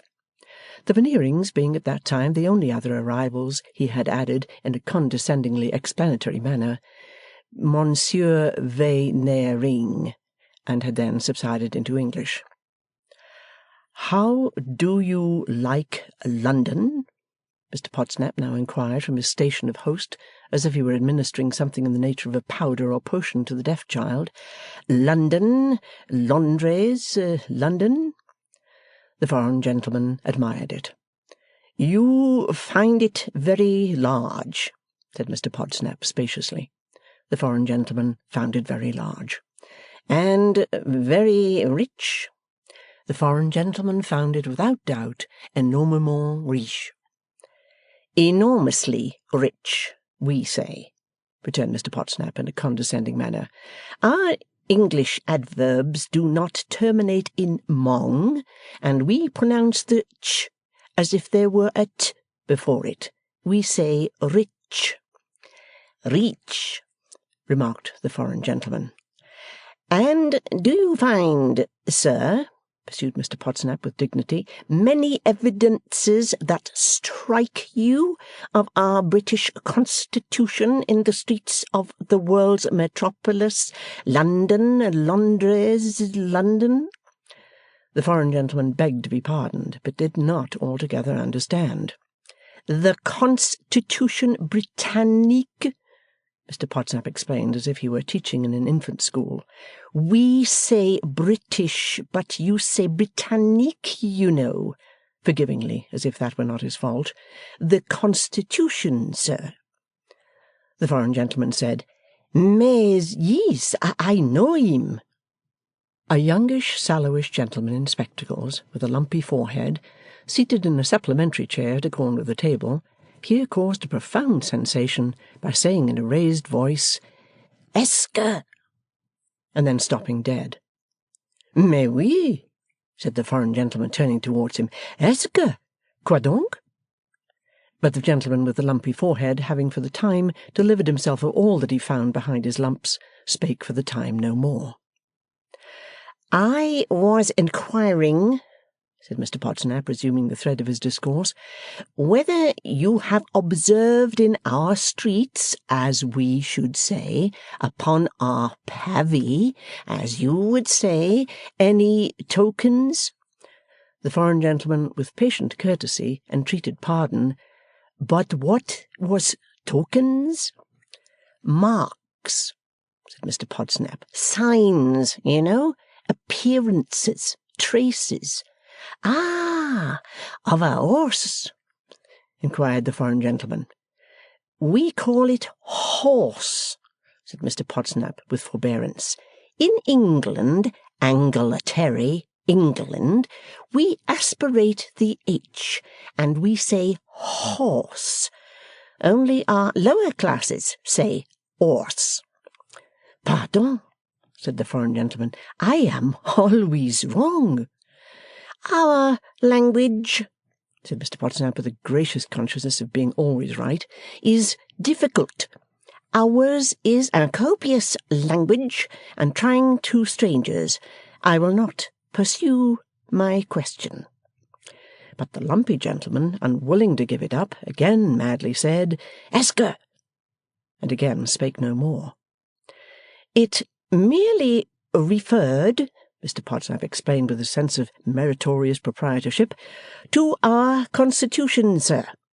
We Englishmen are very proud of our Constitution, sir. It was bestowed upon us by Providence. No other country is so favoured as this country. And other countries? The foreign gentleman was beginning, when Mr. Podsnap put him right again. We do not say other, we say other. The letters are T and H. You say tay and aish, you know. Still with clemency. The sound is th. And other countries, said the foreign gentleman, they do how? They do, sir, returned Mr. Podsnap, gravely shaking his head. They do, I am sorry to be obliged to say it, as they do.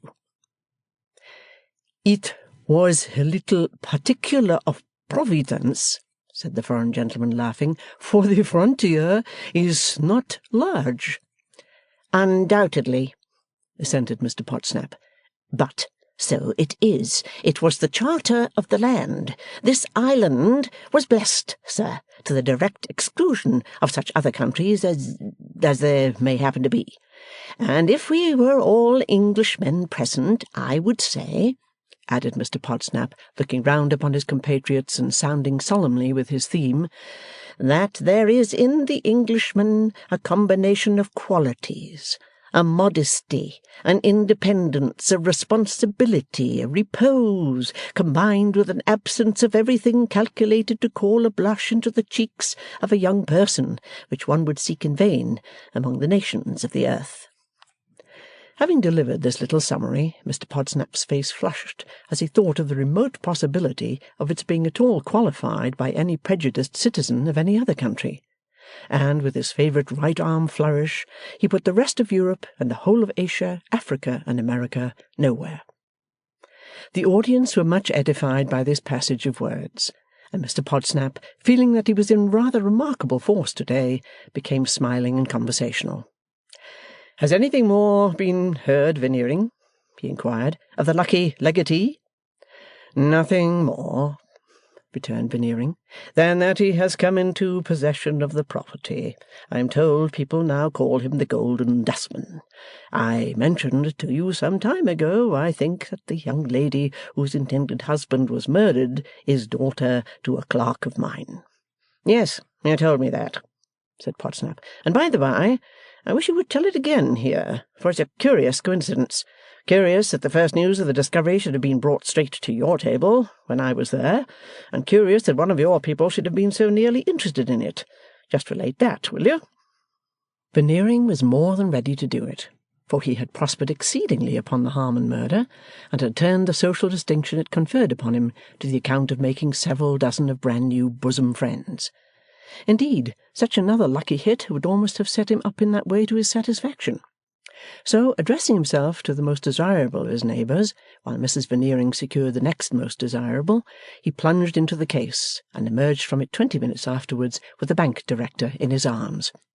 In the meantime, Mrs. Veneering had dived into the same waters for a wealthy shipbroker, and had brought him up safe and sound by the hair. Then Mrs. Veneering had to relate to a larger circle how she had been to see the girl, and how she was really pretty and, considering her station, presentable. And this she did with such a successful display of her 8 aquiline fingers and their encircling jewels that she happily laid hold of a drifting general officer, his wife and daughter, and not only restored their animation, which had become suspended, but made them lively friends within an hour. Although Mr. Podsnap would in a general way have highly disapproved of bodies and rivers as ineligible topics with reference to the cheek of the young person, he had, as one may say, a share in this affair which made him a part proprietor. As its returns were immediate too, in the way of restraining the company from speechless contemplation of the wine-coolers, it paid, and he was satisfied. And now the haunch of mutton vapour bath, having received a gamey infusion, and a few last touches of sweets and coffee, was quite ready, and the bathers came, but not before the discreet automaton had got behind the bars of the piano music desk, and there presented the appearance of a captive languishing in a rosewood jail, and who now, so pleasant or so well assorted as by Mr. and Mrs. Alfred Lammle, he all sparkle, she all gracious contentment, both at occasional intervals exchanging looks like partners at cards who played a game against all England. There was not much youth among the bathers, but there was no youth, the young person always excepted, in the articles of Podsnappery. Bald bathers folded their arms and talked to Mr. Podsnap on the hearthrug. Sleek whiskered bathers with hats in their hands lunged at Mrs. Podsnap and retreated. Prowling bathers went about looking into ornamental boxes and bowls, as if they had suspicions of larceny on the part of the Podsnaps, and expected to find something they had lost at the bottom. Bathers of the gentler sex sat silently comparing ivory shoulders. All this time, and always, poor little Miss Podsnap, whose tiny efforts, if she had made any, were swallowed up in the magnificence of her mother's rocking, kept herself as much out of sight and mind as she could, and appeared to be counting on many dismal returns of the day. It was somehow understood, as a secret article in the state proprieties of Podsnappery, that nothing must be said about the day. Consequently, this young damsel's nativity was hushed up and looked over, as if it were agreed on all hands that it would have been better that she had never been born. The Lammles were so fond of the dear Veneerings that they could not for some time detach themselves from those excellent friends, but at length either a very open smile on Mr. Lammle's part, or a very secret elevation of one of his gingerous eyebrows, certainly the one or the other, seemed to say to Mrs. Lammle, "Why don't you play?" And so, looking about her, she saw Miss Podsnap, and seeming to say responsively, "That card?" and to be answered, "Yes," went and sat beside Miss Podsnap. Mrs. Lammle was overjoyed to escape into a corner for a little quiet talk. It promised to be a very quiet talk, for Miss Podsnap replied in a flutter, "Oh, indeed, it's very kind of you, but I'm afraid I don't talk." "Let us make a beginning," said the insinuating Mrs. Lammle with her best smile. "Oh, I'm afraid you'll find me very dull, but Ma talks." That was plainly to be seen, for Ma was talking then at her usual canter, with arched head and mane, opened eyes and nostrils. "Fond of reading, perhaps?" "Yes, at least I don't mind that so much," returned Miss Podsnap. "Music?" So insinuating with Mrs. Lammle that she got half a dozen M's into the word before she got it out. "I haven't the nerve to play, even if I could. Ma plays." At exactly the same canter, with a certain flourishing appearance of doing something, Ma did, in fact, occasionally take a rock upon the instrument. "Of course you like dancing?" "Oh, no, I don't," said Miss Podsnap. "No? With your youth and attractions? Truly, my dear, you surprise me." "I can't say," observed Miss Podsnap, after hesitating considerably and stealing several timid looks at Mrs. Lammle's carefully arranged face, "how I might have liked it if I had been a... You won't mention it, will you?" "My dear, never." "No, I'm sure you won't. I can't say, then, how I should have liked it if I had been a chimney sweep on May Day." "Gracious!" was the exclamation which amazement elicited from Mrs. Lammle. "There! I knew you'd wonder, but you won't mention it, will you?" "Upon my word, my love," said Mrs. Lammle, "you make me 10 times more desirous, now I talk to you, to know you well than I was when I sat over yonder looking at you. How I wish we could be real friends. Try me as a real friend. Come, don't fancy me a frumpy old married woman, my dear. I was married but the other day, you know. I am dressed as a bride now, you see. About the chimney sweeps." "Hush! Ma'll hear." "She can't hear from where she sits." "Don't you be too sure of that," said Miss Podsnap in a lower voice. "Well, what I mean is that they seem to enjoy it." "And that perhaps you would have enjoyed it if you had been one of them?" Miss Podsnap nodded significantly. "Then you don't enjoy it now?" How is it possible?" said Miss Podsnap. "Oh, it is such a dreadful thing. If I was wicked enough and strong enough to kill anybody, it should be my partner." This was such an entirely new view of the Terpsichorean art as socially practised that Mrs. Lammle looked at her young friend in some astonishment. Her young friend sat nervously twiddling her fingers in a pinioned attitude, as if she were trying to hide her elbows, but this latter utopian object, in short sleeves, always appeared to be the great inoffensive aim of her existence. "It sounds horrid, don't it?" said Miss Podsnap with a penitential face. Mrs. Lammle, not very well knowing what to answer, resolved herself into a look of smiling encouragement. "But it is, and it always has been," pursued Miss Podsnap. "Such a trial to me. I so dread being awful. And it is so awful. No one knows what I suffered at Madame Sartous's, where I learnt to dance and make presentation curtsies and other dreadful things, or at least where they try to teach me. Ma can do it." "At any rate, my love," said Mrs. Lammle soothingly, "that's over." "Yes, it's over," returned Miss Podsnap. "But there's nothing gained by that. It's worse here than at Madame Sartous's. Ma was there, and Ma's here. But Pa wasn't there, and company wasn't there, and they were not real partners. Oh, there's Ma speaking to the man at the piano. Oh, there's Ma going up to somebody. Oh, I know she's going to bring him to me. Oh, please don't, oh, please don't, please don't. Oh, keep away, keep away, keep away." These pious ejaculations Miss Podsnap uttered with her eyes closed and her head leaning back against the wall.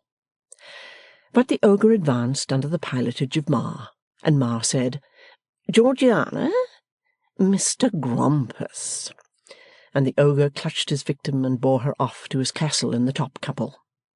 Then the discreet automaton, who had surveyed his ground, played a blossomless, tuneless set, and 16 disciples of Podsnappery went through the figures of 1 getting up at 8 and shaving close at 1:15, 2 breakfasting at 9, 3 going to the city at 10, 4 coming home at 5:30, 5 dining at 7, and the grand chain.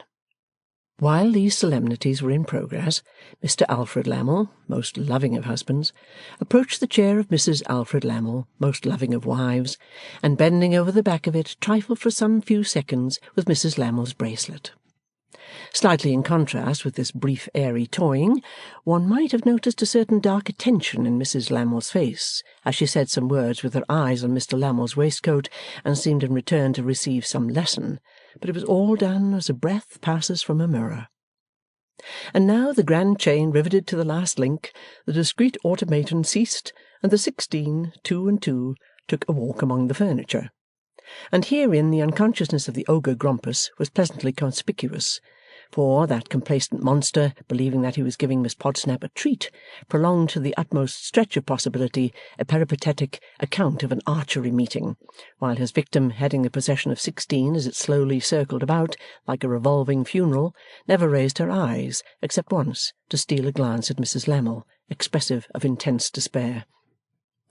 At length the procession was dissolved by the violent arrival of a nutmeg, before which the drawing-room door bounced open as if it were a cannon-ball, and while that fragrant article, dispersed through several glasses of coloured warm water, was going the round of society, Miss Podsnap returned to her seat by her new friend.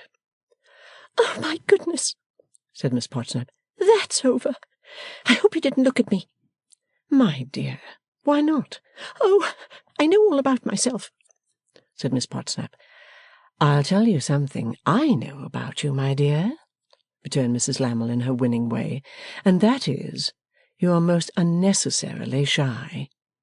"Ma ain't," said Miss Podsnap. "I detest you. Go along." This shot was levelled under her breath at the gallant Grompus for bestowing an insinuating smile upon her in passing.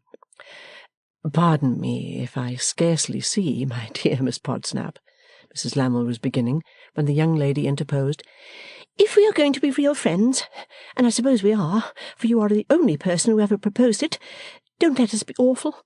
It's awful enough to be Miss Podsnap without being called so. Call me Georgiana." "Dearest Georgiana," Mrs. Lammle began again.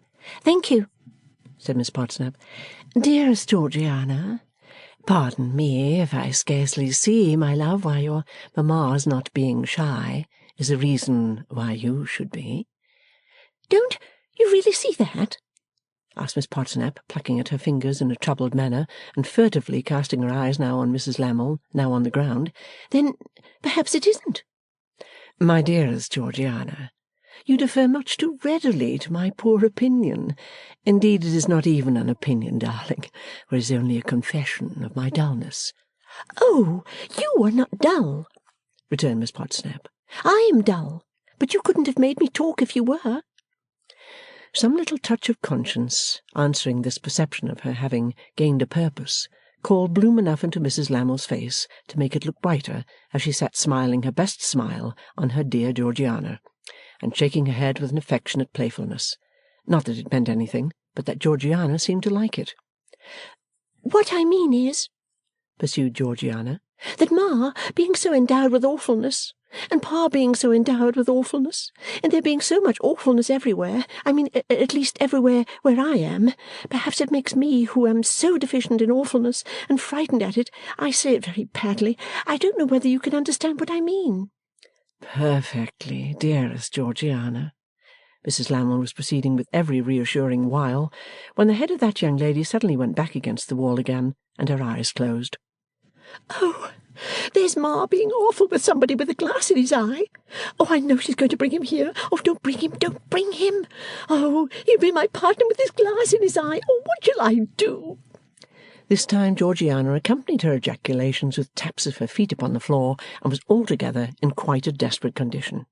But there was no escape from the majestic Mrs. Podsnap's production of an ambling stranger with one eye screwed up into extinction and the other framed and glazed, who, having looked down out of that organ as if he descried Miss Podsnap at the bottom of some perpendicular shaft, brought her to the surface and ambled off with her.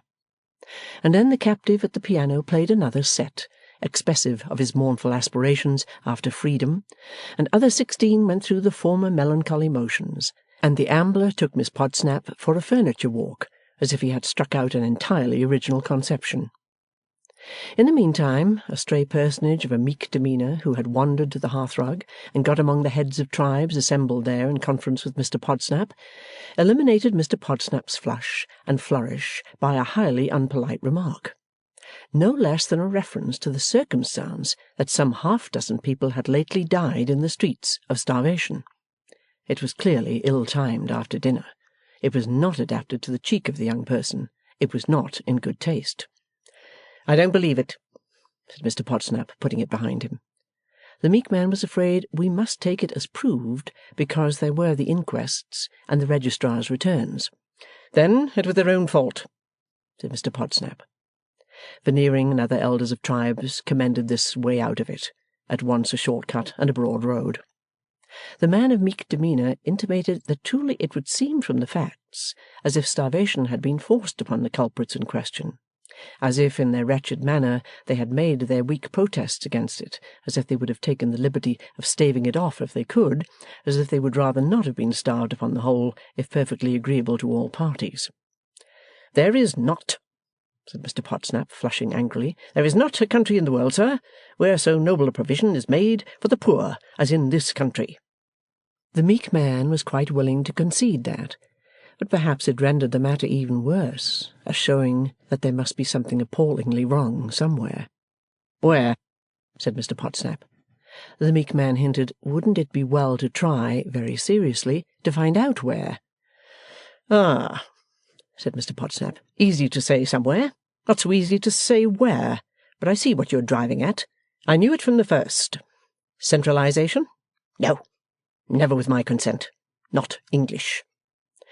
An approving murmur arose from the heads of tribes, as saying, "There you have him. Hold him."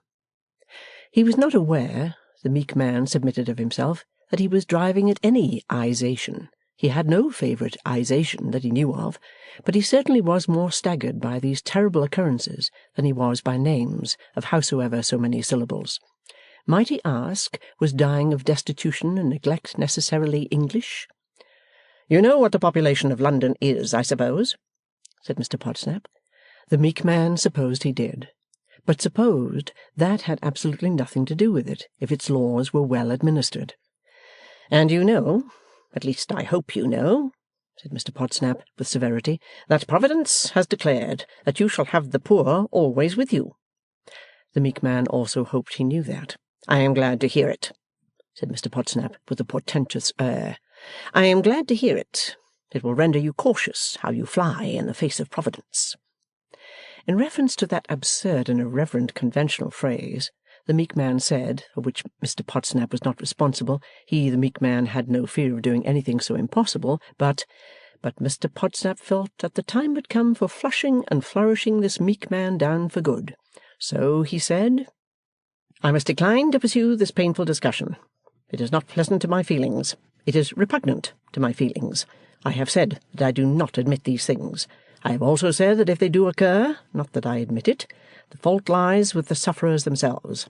It is not for me. Mr. Podsnap pointed me forcibly, as adding by implication, though it may be all very well for you. It is not for me to impugn the workings of Providence. I know better than that, I trust, and I have mentioned what the intentions of Providence are. Besides, said Mr. Podsnap, flushing high up among his hairbrushes with a strong consciousness of personal affront, the subject is a very disagreeable one. I will go so far as to say it is an odious one. It is not one to be introduced among our wives and young persons, and I, he finished with that flourish of his arm which added more expressively than any words, and I remove it from the face of the earth.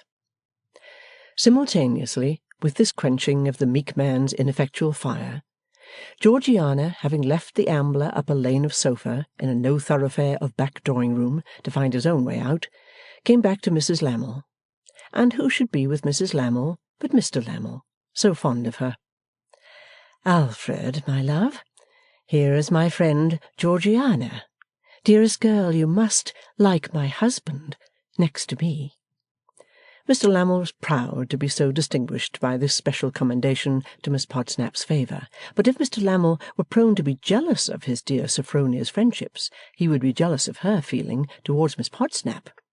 Say, Georgiana, darling, interposed his wife. Towards, shall I, Georgiana? Mr. Lammle uttered the name with a delicate curve of his right hand from his lips outward. For never have I known Sophronia, who is not apt to take sudden likings, so attracted and so captivated as she is by, shall I once more, Georgiana. The object of this homage sat uneasily enough in receipt of it, and then said, turning to Mrs. Lammle, much embarrassed, I wonder what you like me for. I'm sure I can't think. Dearest Georgiana, for yourself, for your difference from all around you. Well, that may be, for I think I like you for your difference from all around me, said Georgiana, with a smile of relief. We must be going with the rest, observed Mrs. Lammle, rising with a show of unwillingness amidst a general dispersal. We are real friends, Georgiana, dear? Real. Good night, dear girl. She had established an attraction over the shrinking nature upon which her smiling eyes were fixed, for Georgiana held her hand while she answered in a secret and half-frightened tone, Don't forget me when you are gone away, and come again soon. Good night. Charming to see Mr. and Mrs. Lammle taking leave so gracefully, and going down the stairs so lovingly and sweetly. Not quite so charming to see their smiling faces fall and brood as they dropped moodily into separate corners of their little carriage. But to be sure that was a sight behind the scenes, which nobody saw and which nobody was meant to see. Certain big heavy vehicles, built on the model of the Podsnap plate, took away the heavy articles of guests, weighing ever so much, and the less valuable articles got away after their various manners, and the Podsnap plate was put to bed. As Mr. Podsnap stood with his back to the drawing-room fire, pulling up his shirt-collar like a veritable cock of the walk, literally pluming himself in the midst of his possessions, nothing would have astonished him more than an intimation that Miss Podsnap, or any other young person properly born and bred, could not be exactly put away like the plate, brought out like the plate, polished like the plate, counted, weighed, and valued like the plate. That such a young person could possibly have a morbid vacancy in the heart for anything younger than the plate, or less monotonous than the plate, or that such a young person's thoughts could try to scale the region bounded on the north, south, east, and west by the plate, was a monstrous imagination which he would, on the spot, have flourished into space. This perhaps in some sort arose from Mr Podsnap's blushing young person being, so to speak, all cheek, whereas there is a possibility that there may be young persons of a rather more complex organization. If Mr Podsnap, pulling up his shirt-collar, could only have heard himself called "that fellow," in a certain short dialogue which passed between Mr and Mrs Lammle in their opposite corners of their little carriage rolling home. "Sophronia, are you awake?" "Am I likely to be asleep, sir?" "Very likely, I should think, after that fellow's company. Attend to what I am going to say." "I have attended to what you have already said, have I not? What else have I been doing all to-night?" "Attend, I tell you," in a raised voice, "to what I am going to say. Keep close to that idiot girl. Keep her under your thumb. You have her fast, and you are not to let her go. Do you hear?" "I hear you." "I foresee there is money to be made out of this, besides taking that fellow down a peg. We owe each other money, you know." Mrs Lammle winced a little at the reminder, but only enough to shake her scents and essences anew into the atmosphere of the little carriage, as she settled herself afresh in her own dark corner. Chapter 12. The Sweat of an Honest Man's Brow. Mr Mortimer Lightwood and Mr Eugene Wrayburn took a coffee-house dinner together in Mr Lightwood's office. They had newly agreed to set up a joint establishment together. They had taken a bachelor cottage near Hampton, on the brink of the Thames, with a lawn and a boat-house, and all things fitting, and were to float with the stream through the summer and the long vacation.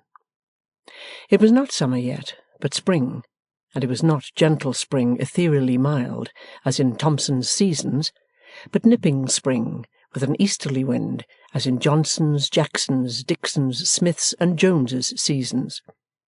The grating wind soared rather than blew, and as it soared, the sawdust whirled about the saw-pit. Every street was a saw-pit, and there were no top-sawyers. Every passenger was an under-sawyer, with the sawdust blinding him and choking him. That mysterious paper currency which circulates in London when the wind blows, gyrated here and there and everywhere. Whence can it come? Whither can it go? It hangs on every bush, flutters in every tree, is caught flying by the electric wires, haunts every enclosure, drinks at every pump, cowers at every grating, shudders upon every plot of grass, seeks rest in vain behind the legions of iron rails.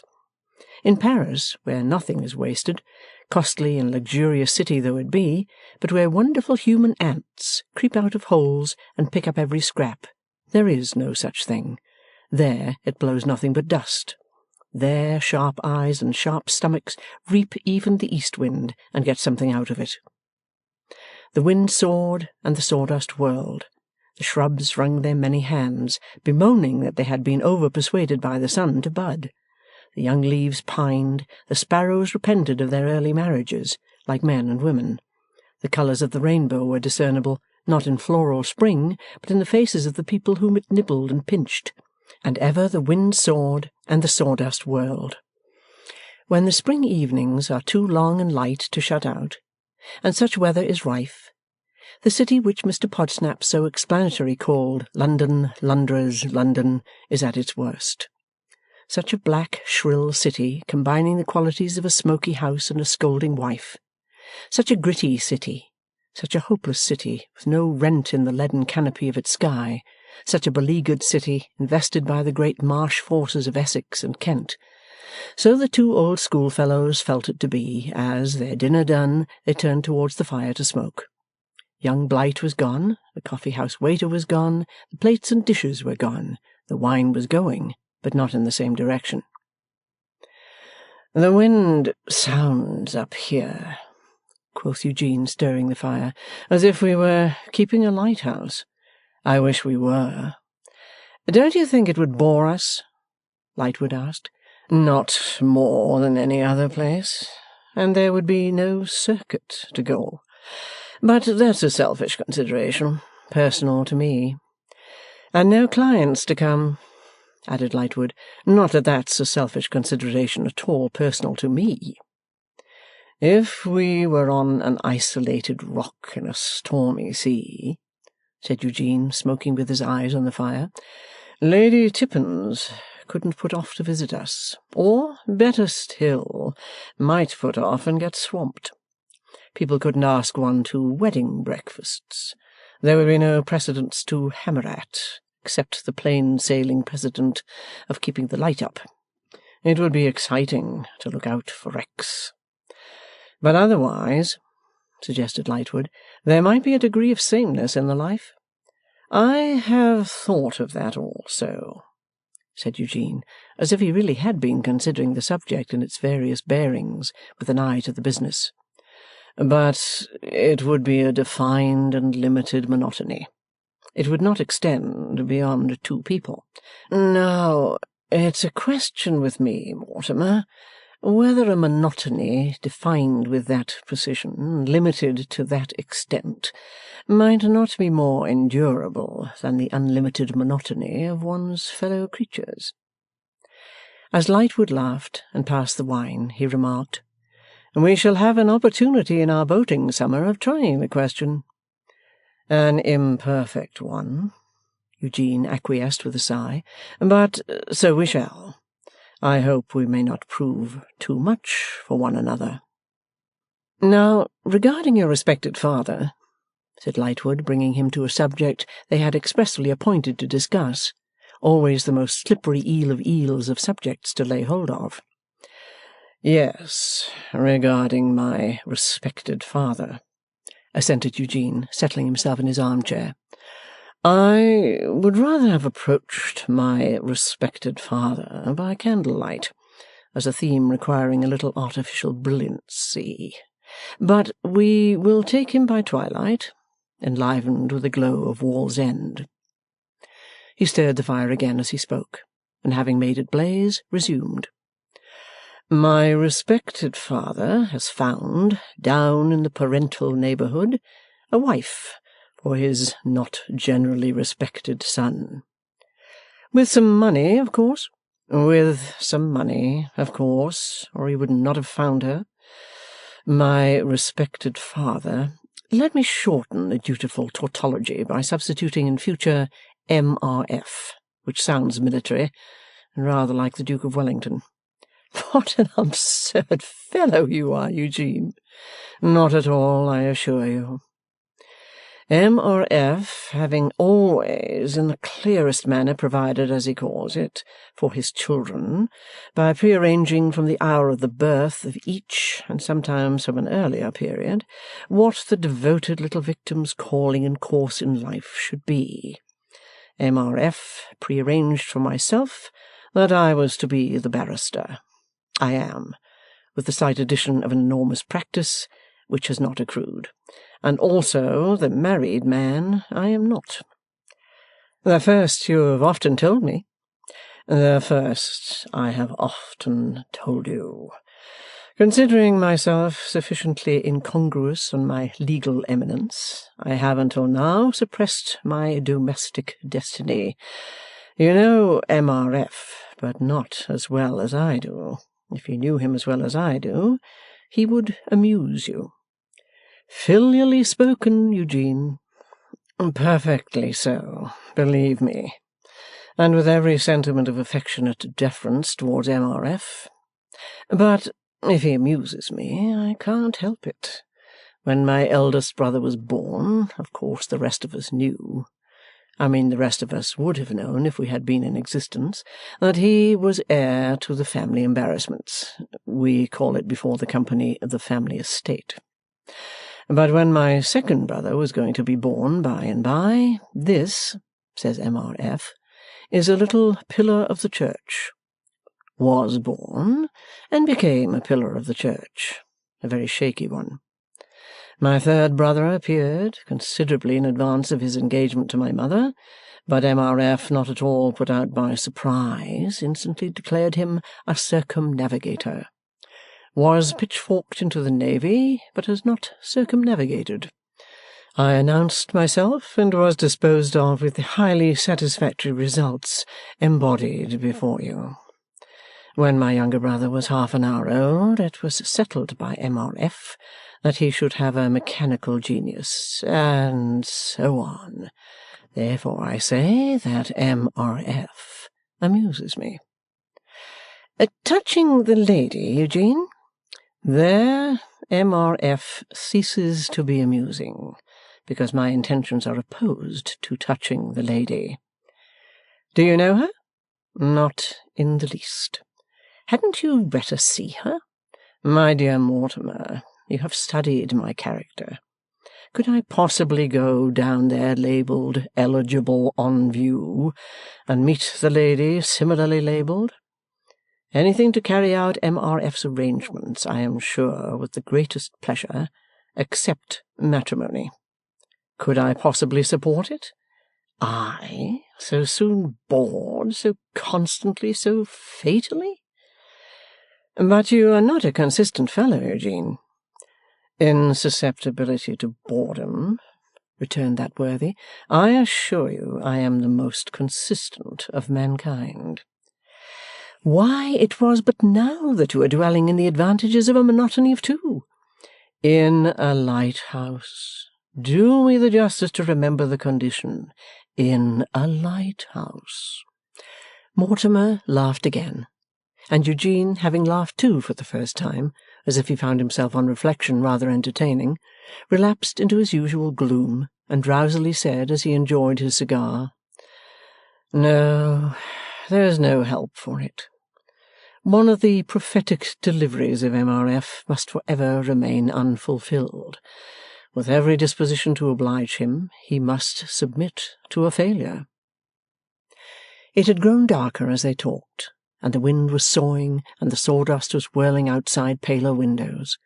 The underlying churchyard was already settling into deep dim shade, and the shade was creeping up to the housetops among which they sat. "As if," said Eugene, "as if the churchyard ghosts were rising."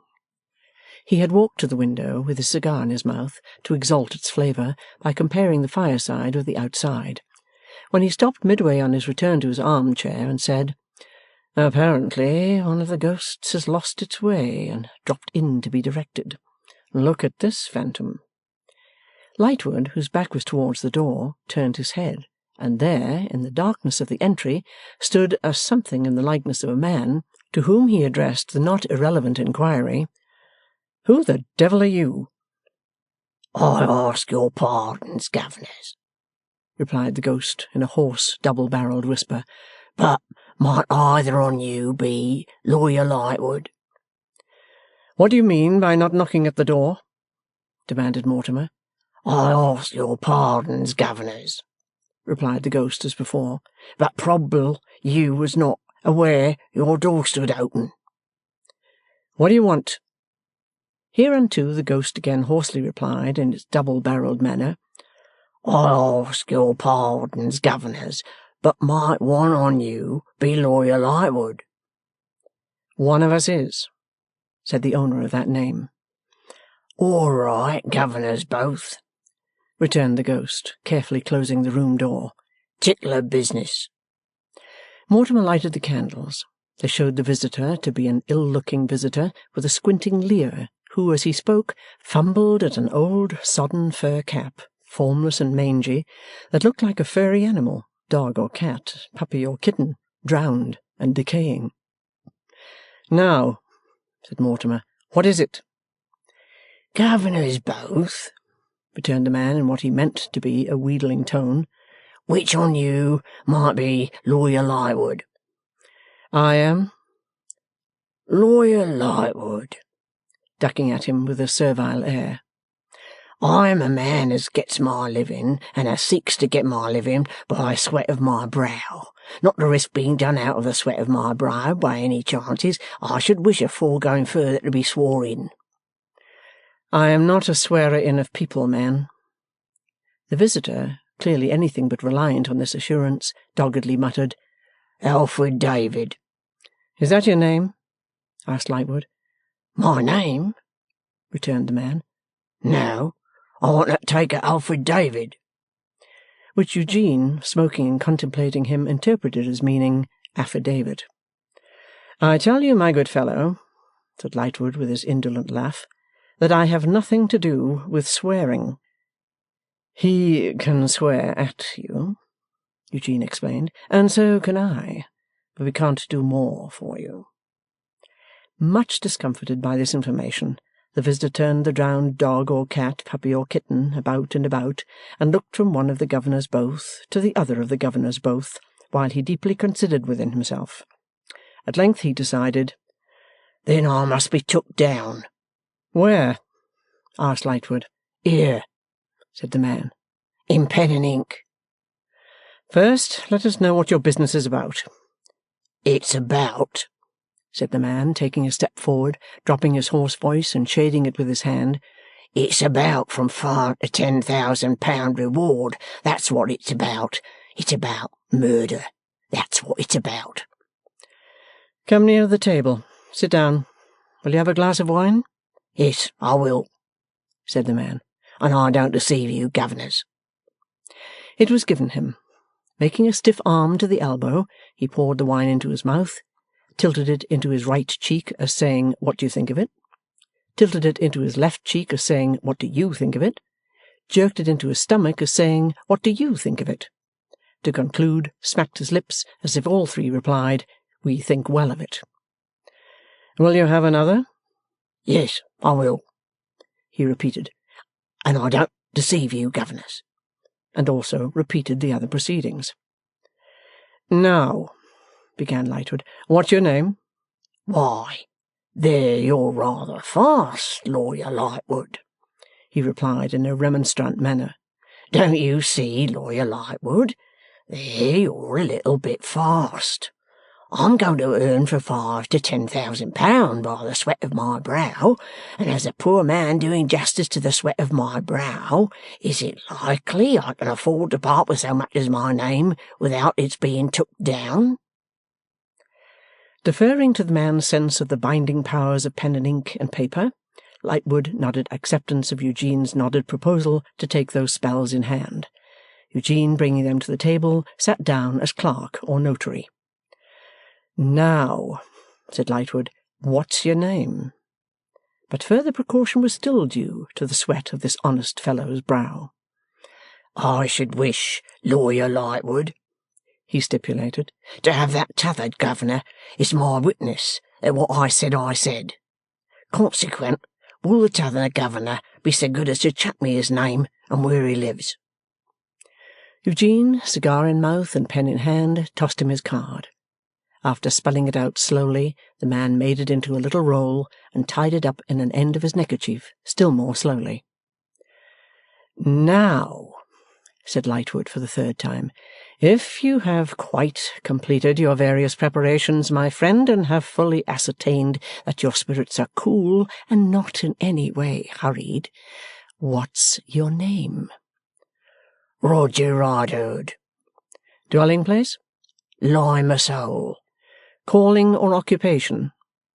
Not quite so glib with this answer as with the previous two, Mr. Riderhood gave in the definition, Waterside character. Anything against you? Eugene quietly put in as he wrote. Rather balked, Mr. Riderhood evasively remarked, with an innocent air, that he believed the t'other governor had asked him summut. Ever in trouble? Said Eugene. Once. Might happen to any man, Mr. Riderhood added incidentally.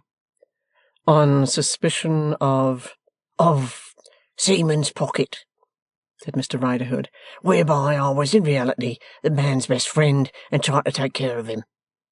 With the sweat of your brow? Asked Eugene. Till it poured down like rain, said Roger Riderhood. Eugene leaned back in his chair and smoked with his eyes negligently turned on the informer, and his pen ready to reduce him to more writing. Lightwood also smoked, with his eyes negligently turned on the informer. Now, let me be took down again, said Riderhood, when he had turned the drowned cap over and under, and had brushed it the wrong way, if it had a right way, with his sleeve. I give information that the man that done the Harmon murder is Gaffer Hexam, the man that found the body. The hand of Jessie Hexam, commonly called Gaffer on the river and along shore, is the hand that done that deed. His hand and no other. The two friends glanced at one another with more serious faces than they had shown yet. "Tell us on what grounds you make this accusation," said Mortimer Lightwood. On the grounds, answered Riderhood, wiping his face with his sleeve, that I was Gaffer's pardner, and suspected of him many a long day and many a dark night. On the grounds that I knowed his ways. On the grounds that I broke the partnership because I see the danger, which I warn you, his daughter may tell you another story about that, for anything I can say, but you know what it'll be worth, for she tell you lies the world round and the heavens broad, to save her father. On the grounds that is well understood along the causeways and the stairs that he done it. On the grounds that he's fell off from because he done it. On the grounds that I'll swear he done it. On the grounds that you may take me where you will and get me sworn to it. I don't want to back out of the consequences. I've made up my mind. Take me anywheres. "All this is nothing," said Lightwood. Nothing? Repeated Riderhood, indignantly and amazedly. "Merely nothing. It goes to no more than that you suspect this man of the crime. You may do so with some reason, or you may do so with no reason, but he cannot be convicted on your suspicion."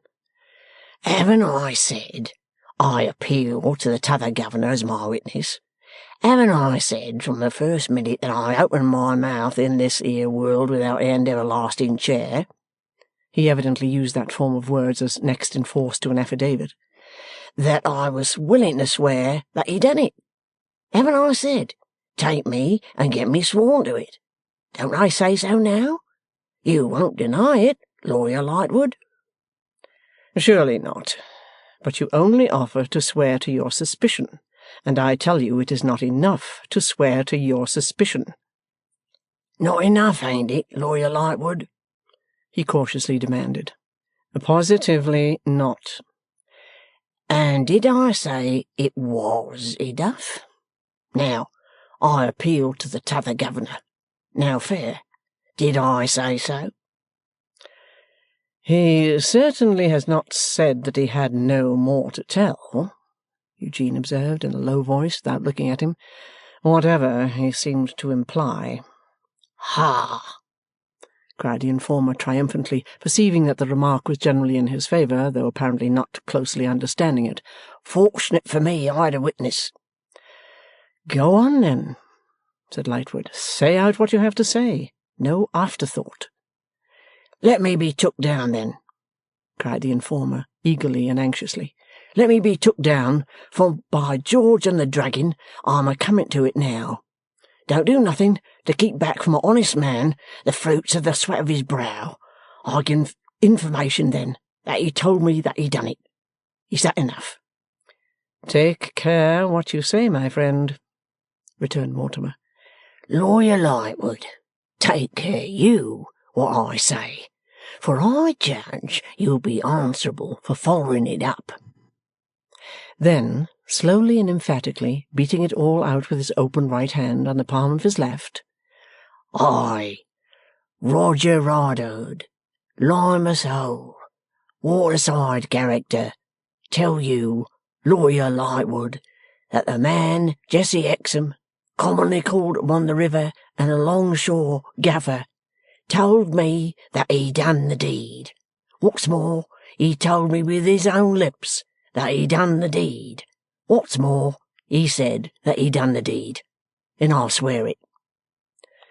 "Where did he tell you so?" Outside," replied Riderhood, always beating it out with his head determinedly set askew, and his eyes watchfully dividing their attention between his two auditors. "Outside the door of the 6 Jolly Fellowships, towards 12:15 at midnight. But I will not in my conscience undertake to swear to so fine a matter as 5 minutes, on the night when he picked up the body. The 6 Jolly Fellowships won't run away. If it turns out that he warn't at the 6 Jolly Fellowships that night at midnight, I'm a liar. What did he say? I'll tell you. Take me down to the governor. Ask no better. He come out first. I come out last. I might be a minute after him. I might be half a minute. I might be a quarter of a minute. I cannot swear to that, and therefore I won't. That's knowing the obligations of an Alfred David, ain't it? Go on.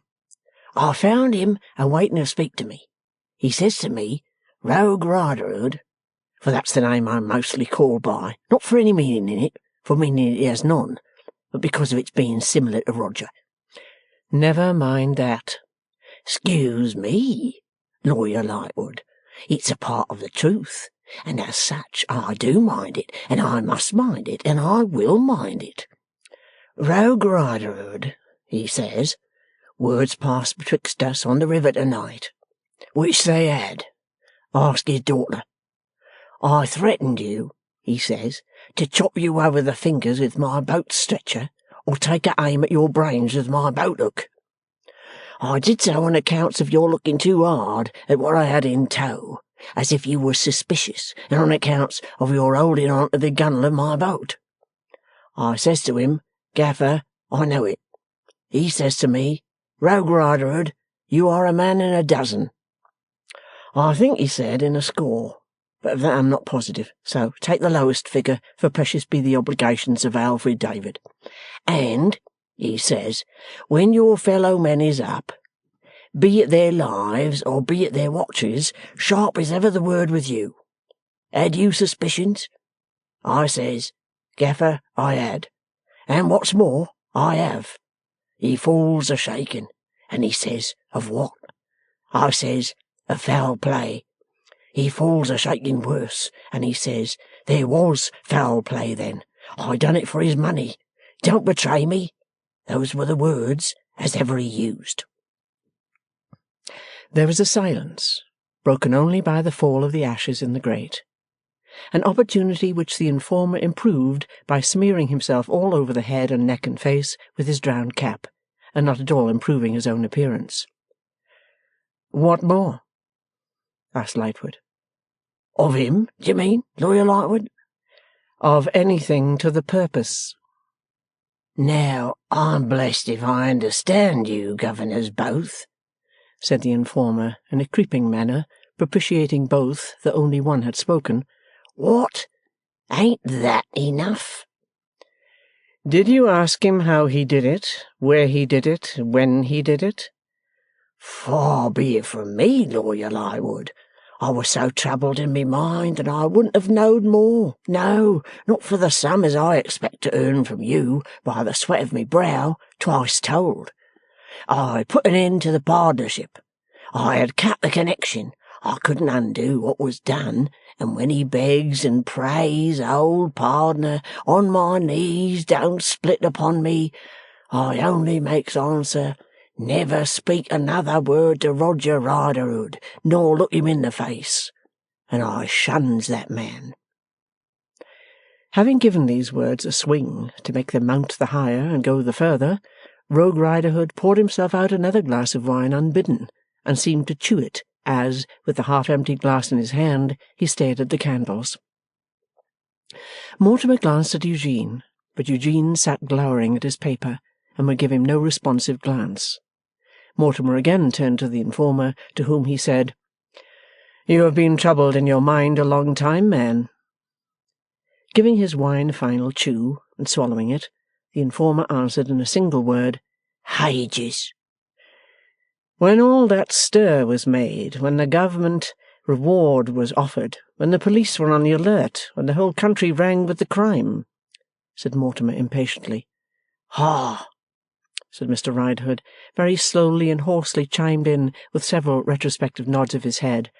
"Warn't I troubled in my mind then?" "When conjecture ran wild, and the most extravagant suspicions were afloat, when half a dozen innocent people might have been laid by the heels any hour in the day," said Mortimer, almost warming. "Ah!" Mr. Riderhood chimed in as before. "Warn't I troubled in my mind through it all?" "But he hadn't," said Eugene, drawing a lady's head upon his writing paper and touching it at intervals. "The opportunity, then, of earning so much money, you see." "The t'other governor hits the nail, Lawyer Lightwood. It was that as turned me. I'd many times and again struggled to relieve myself of the trouble on my mind, but I couldn't get it off. I'd once very nigh got it off to Miss Abby Potterson, which keeps the 6 Jolly Fellowships. There is the house. It won't run away. There lives the lady. She ain't likely to be struck dead afore you get there. Ask her. But I couldn't do it. At last, out comes the new bill with your own lawful name, Lawyer Lightwood, printed to it. And then I asks the question of my own intellects. Am I to have this trouble on my mind for ever? Am I never to throw it off? Am I always to think more of Gaffer than of my own self? If he's got a daughter, ain't I got a daughter?" "And Echo answered," Eugene suggested. "You have," said Mr. Riderhood in a firm tone. "Incidentally mentioning at the same time her age?" inquired Eugene. "Yes, governor. 22 last October. And I put it to myself, regarding the money, it is a pot of money. For it is a pot," said Mr. Riderhood with candour, "and why deny it?" "Here," from Eugene as he touched his drawing. "It is a pot of money. But is it a sin for a labouring man that moistens every crust of bread he earns with his tears, or if not with them, with the colds he catches in his head, is it a sin for that man to earn it? Say there is anything again earning it. This I put to myself strong as in duty bound. How can it be said without blaming Lawyer Lightwood for offering it to be earned? And was it for me to blame Lawyer Lightwood? No." "No," said Eugene. "Certainly not, governor," Mr. Riderhood acquiesced. "So I made up my mind to get me trouble off my mind, and to earn by the sweat of my brow what was held out to me. And what's more," he added, suddenly turning bloodthirsty, "I mean to have it. And now I tell you once and away, Lawyer Lightwood, that Jessie Hexam, commonly called Gaffer, his hand and no other, done the deed, on his own confession to me, and I give him up to you, and I want him took this night." After another silence, broken only by the fall of the ashes in the grate, which attracted the informer's attention as if it were the chinking of money, Mortimer Lightwood leaned over his friend and said in a whisper, "I suppose I must go with this fellow to our imperturbable friend at the police station." "I suppose," said Eugene, "there is no help for it." "Do you believe him?" "I believe him to be a thorough rascal, but he may tell the truth for his own purpose, and for this occasion only." "It doesn't look like it." "He doesn't," said Eugene, "but neither is his late partner, whom he denounces a prepossessing person. The firm are cut-throat shepherds both in appearance. I should like to ask him one thing." The subject of this conference sat leering at the ashes, trying with all his might to overhear what was said, but feigning abstraction as the governors both glanced at him. "You mention twice, I think, a daughter of this Hexam's," said Eugene aloud. "You don't mean to imply that she had any guilty knowledge of the crime?" The honest man, after considering, perhaps considering how his answer might affect the fruits of the sweat of his brow, replied unreservedly, "No, I don't." "And you implicate no other person?" "It ain't what I implicate, it's what Gaffer implicated," was the dogged and determined answer. "I don't pretend to know more than that his words to me was, 'I done it.' Those were his words." "I must see this out, Mortimer," whispered Eugene, rising. "How shall we go?" "Let us walk," whispered Lightwood, "and give this fellow time to think of it." Having exchanged the question and answer, they prepared themselves for going out, and Mr. Riderhood rose. While extinguishing the candles, Lightwood, quite as a matter of course, took up the glass from which that honest gentleman had drunk, and coolly tossed it under the grate, where it fell shivering into fragments. "Now, if you'll take the lead," said Lightwood, "Mr. Wrayburn and I will follow. You know where to go, I suppose?" I suppose I do, Lawyer Lightwood. "Take the lead, then." The waterside character pulled his drowned cap over his ears with both hands, and making himself more round-shouldered than nature had made him by the sullen and persistent slouch with which he went down the stairs, round by the Temple Church, across the Temple into Whitefriars, and so on by the waterside streets. "Look at his hangdog air," said Lightwood, following. "It strikes me rather as a hangman air," returned Eugene. "He has undeniable intentions that way." They said little else as they followed. He went on before them as an ugly fate might have done, and they kept him in view and would have been glad enough to lose sight of him, but on he went before them, always at the same distance and the same rate.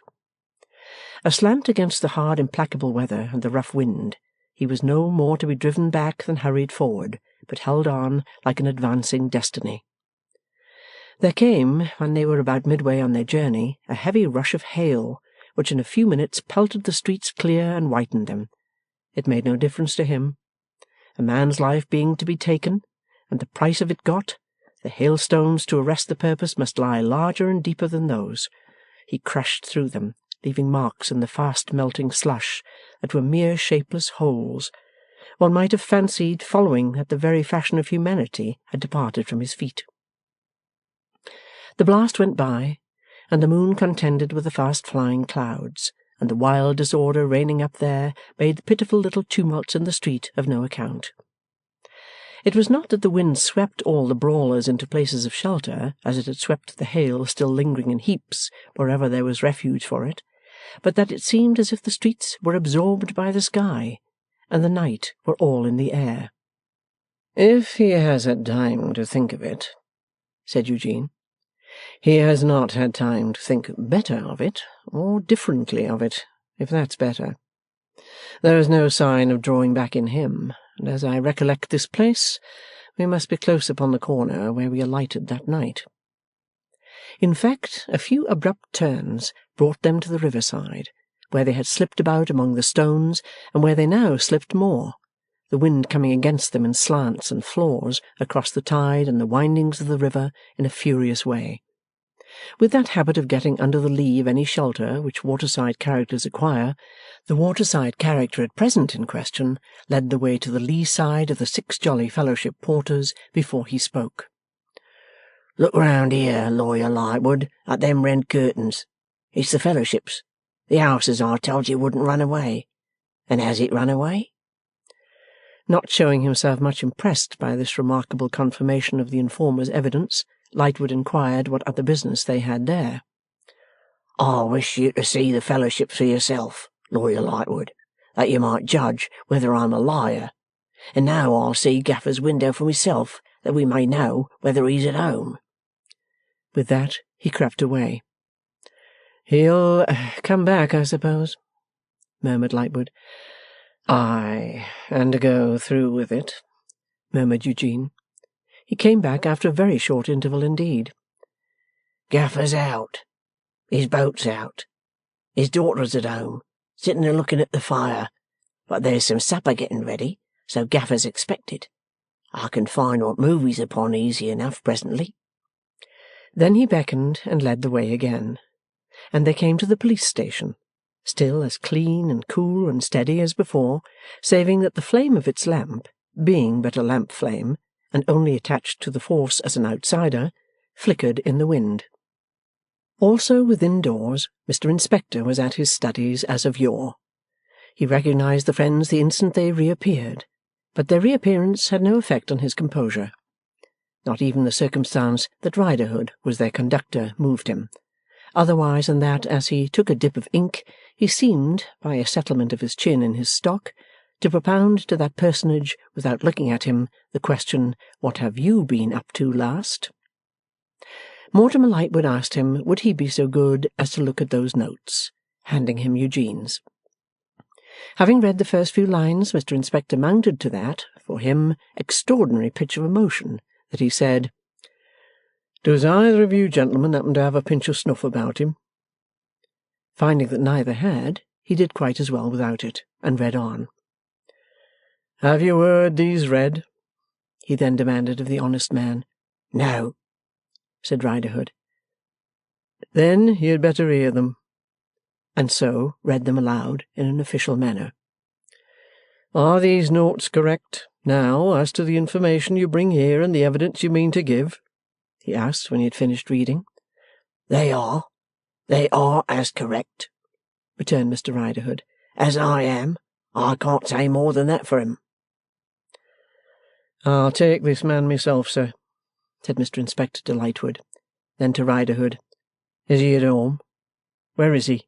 What's he doing? You've made it your business to know all about him, no doubt." Riderhood said what he did know, and promised to find out in a few minutes what he didn't know. "Stop," said Mr. Inspector. "Not till I tell you. We mustn't look like business. Would you two gentlemen object to making a pretence of taking a glass of something in my company at the Fellowships? Well-conducted house, and a highly respectable landlady."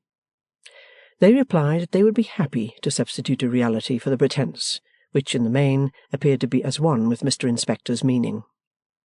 "Very good," said he, taking his hat from its peg and putting a pair of handcuffs in his pocket as if they were his gloves. "Reserve?"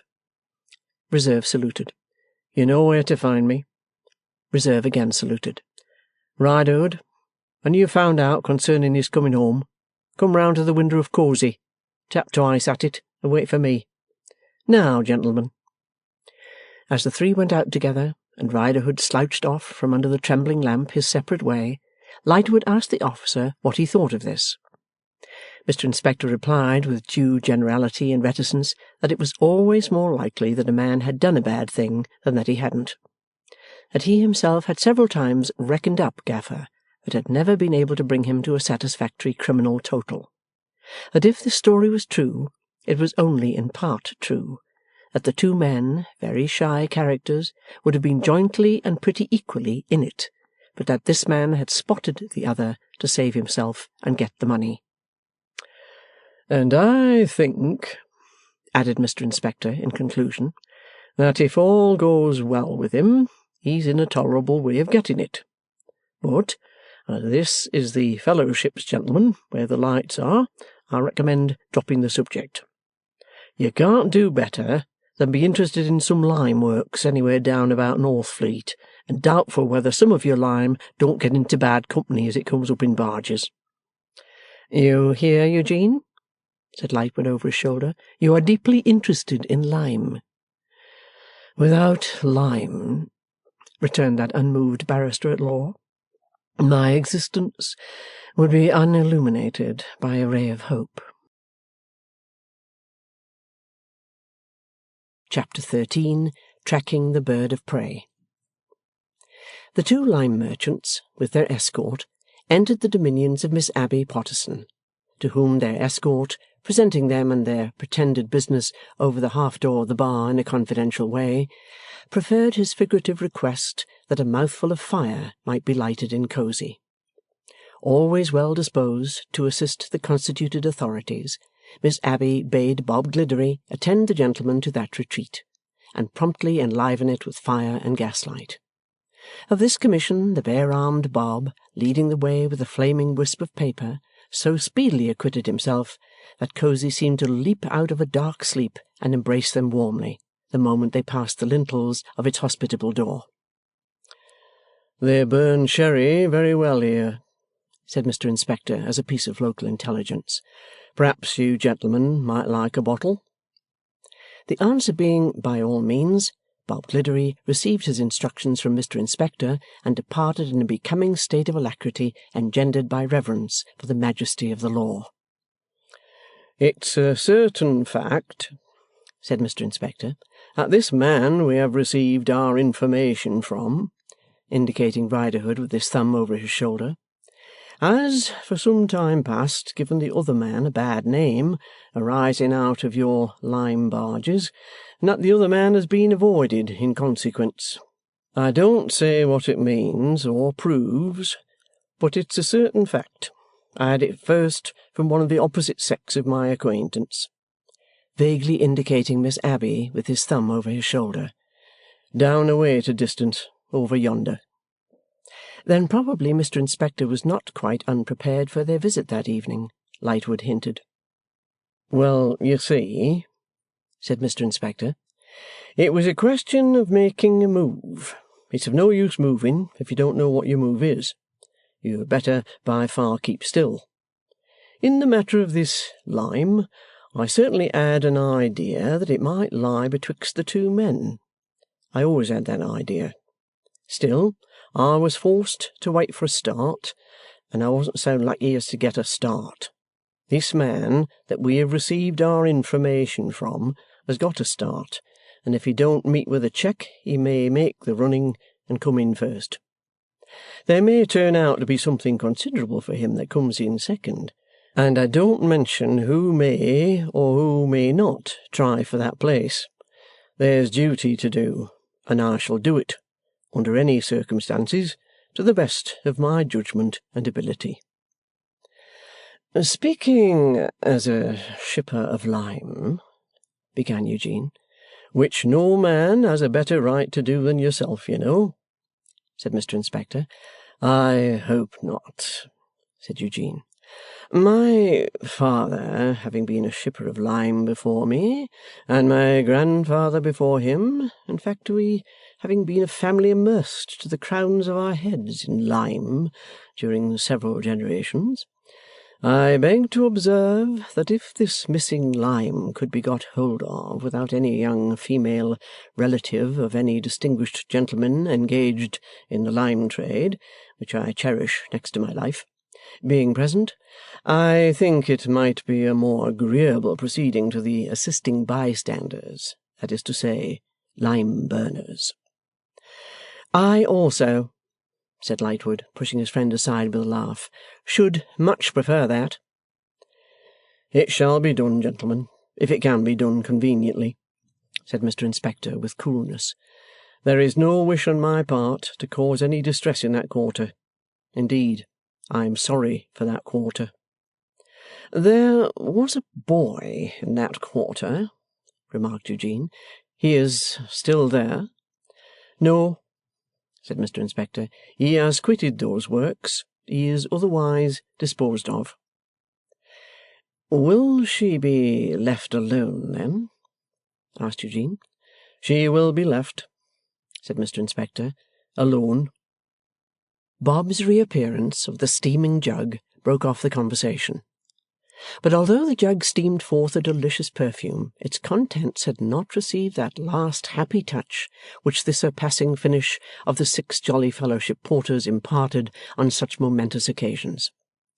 Bob carried in his left hand one of those iron models of sugar-loaf hats, before mentioned, into which he emptied the jug, and the pointed end of which he thrust deep down into the fire, so leaving it for a few moments while he disappeared and reappeared with 3 bright drinking-glasses.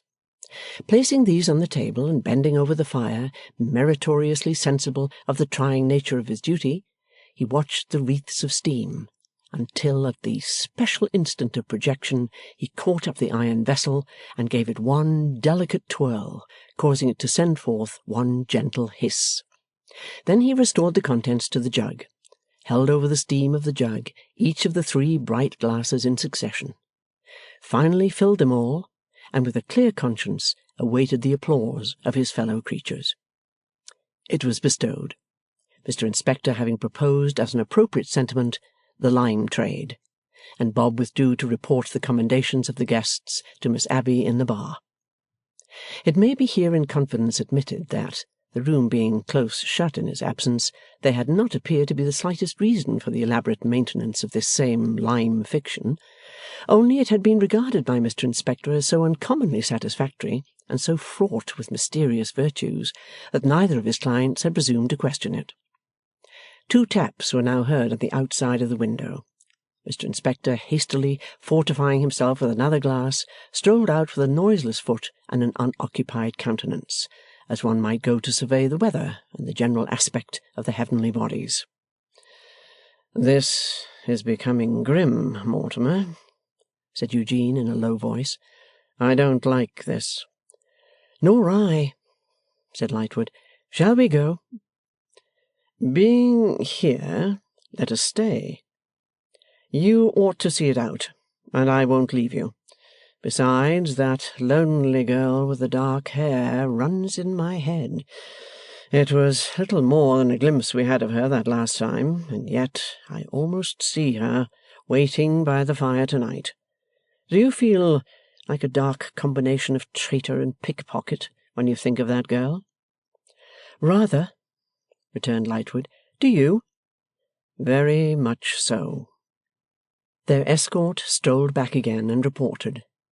Divested of its various limelights and shadows, his report went to the effect that Gaffer was away in his boat, supposed to be on his old lookout, that he had been expected last high water, that having missed it for some reason or other, he was not, according to his usual habits at night, to be counted on before next high water, or it might be an hour or so later, that his daughter surveyed through the window which seemed to be so expecting him, for the supper was not cooking, but set out ready to be cooked, that it would be high water at about 1, and that it was now barely 10, that there was nothing to be done but watch and wait, that the informer was keeping watch at the instant of that present reporting, but that 2 heads were better than 1, especially when the second was Mr. Inspector's, and that the reporter meant to share the watch. And forasmuch as crouching under the lee of a hauled-up boat on a night when it blew cold and strong, and when the weather was varied with blasts of hail at times, might be wearisome to amateurs, the reporter closed with the recommendation that the 2 gentlemen should remain, for a while at any rate, in their present quarters, which were weather-tight and warm. They were not inclined to dispute this recommendation, but they wanted to know where they could join the watchers when so disposed. Rather than trust to a verbal description of the place, which might mislead, Eugene, with a less weighty sense of personal trouble on him than he usually had, would go out with Mr. Inspector, note the spot, and come back. On the shelving bank of the river, among the slimy stones of a causeway, not the special causeway of the 6 Jolly Fellowships, which had a landing-place of its own, but another, a little removed, and very near to the old windmill which was the denounced man's dwelling-place, were a few boats, some moored and already beginning to float, others hauled up above the reach of the tide. Under one of these latter Eugene's companion disappeared, and when Eugene had observed its position with reference to the other boats, and had made sure that he could not miss it, he turned his eyes upon the building where, as he had been told, the lonely girl with the dark hair sat by the fire. He could see the light of the fire shining through the window. Perhaps it drew him on to look in. Perhaps he had come out with the express intention. That part of the bank, having rank grass growing on it, there was no difficulty in getting close, without any noise of footsteps. It was but to scramble up a ragged face of pretty hard mud, some 3 or 4 feet high, and come upon the grass and to the window. He came to the window by that means. She had no other light than the light of the fire. The unkindled lamp stood on the table. She sat on the ground, looking at the brazier, with her face leaning on her hand. There was a kind of film or flicker on her face, which at first he took to be the fitful firelight, but on a second look he saw that she was weeping, a sad and solitary spectacle, as shown him by the rising and the falling of the fire. It was a little window of but 4 pieces of glass, and was not curtained. He chose it because the larger window near it was. It showed him the room, and the bills upon the wall respecting the drowned people starting out and receding by turns, but he glanced slightly at them, though he looked long and steadily at her. A deep rich piece of colour, with the brown flush of her cheek and the shining lustre of her hair, though sad and solitary, weeping by the rising and the falling of the fire. She started up. He had been so very still that he felt sure it was not he who had disturbed her, so merely withdrew from the window and stood near it in the shadow of the wall. She opened the door, and said in an alarmed tone, Father, was that you calling me? And again, Father? and once again, after listening, Father, I thought I heard you call me twice before. No response.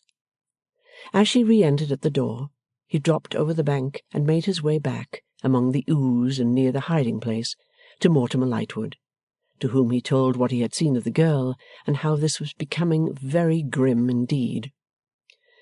"If the real man feels as guilty as I do," said Eugene, "he is remarkably uncomfortable." "Influence of secrecy?" suggested Lightwood. "I am not at all obliged to it for making me Guy Fawkes in the vault and a sneak in the area both at once," said Eugene. "Give me some more of that stuff." Lightwood helping him to some more of that stuff, but it had been cooling, and didn't answer now. "Phew!" said Eugene, spitting it out among the ashes. "Taste like the wash of the river." "Are you so familiar with the flavour of the wash of the river?" "I seem to be to-night. I feel as if I had been half-drowned and swallowing a gallon of it." "Influence of locality?" suggested Lightwood.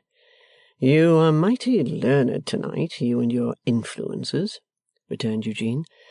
"How long shall we stay here?" "How long do you think?" "If I could choose, I should say a minute," replied Eugene, "for the Jolly Fellowship porters are not the jolliest dogs I have known. But I suppose we are best here until they turn us out with the other suspicious characters at midnight."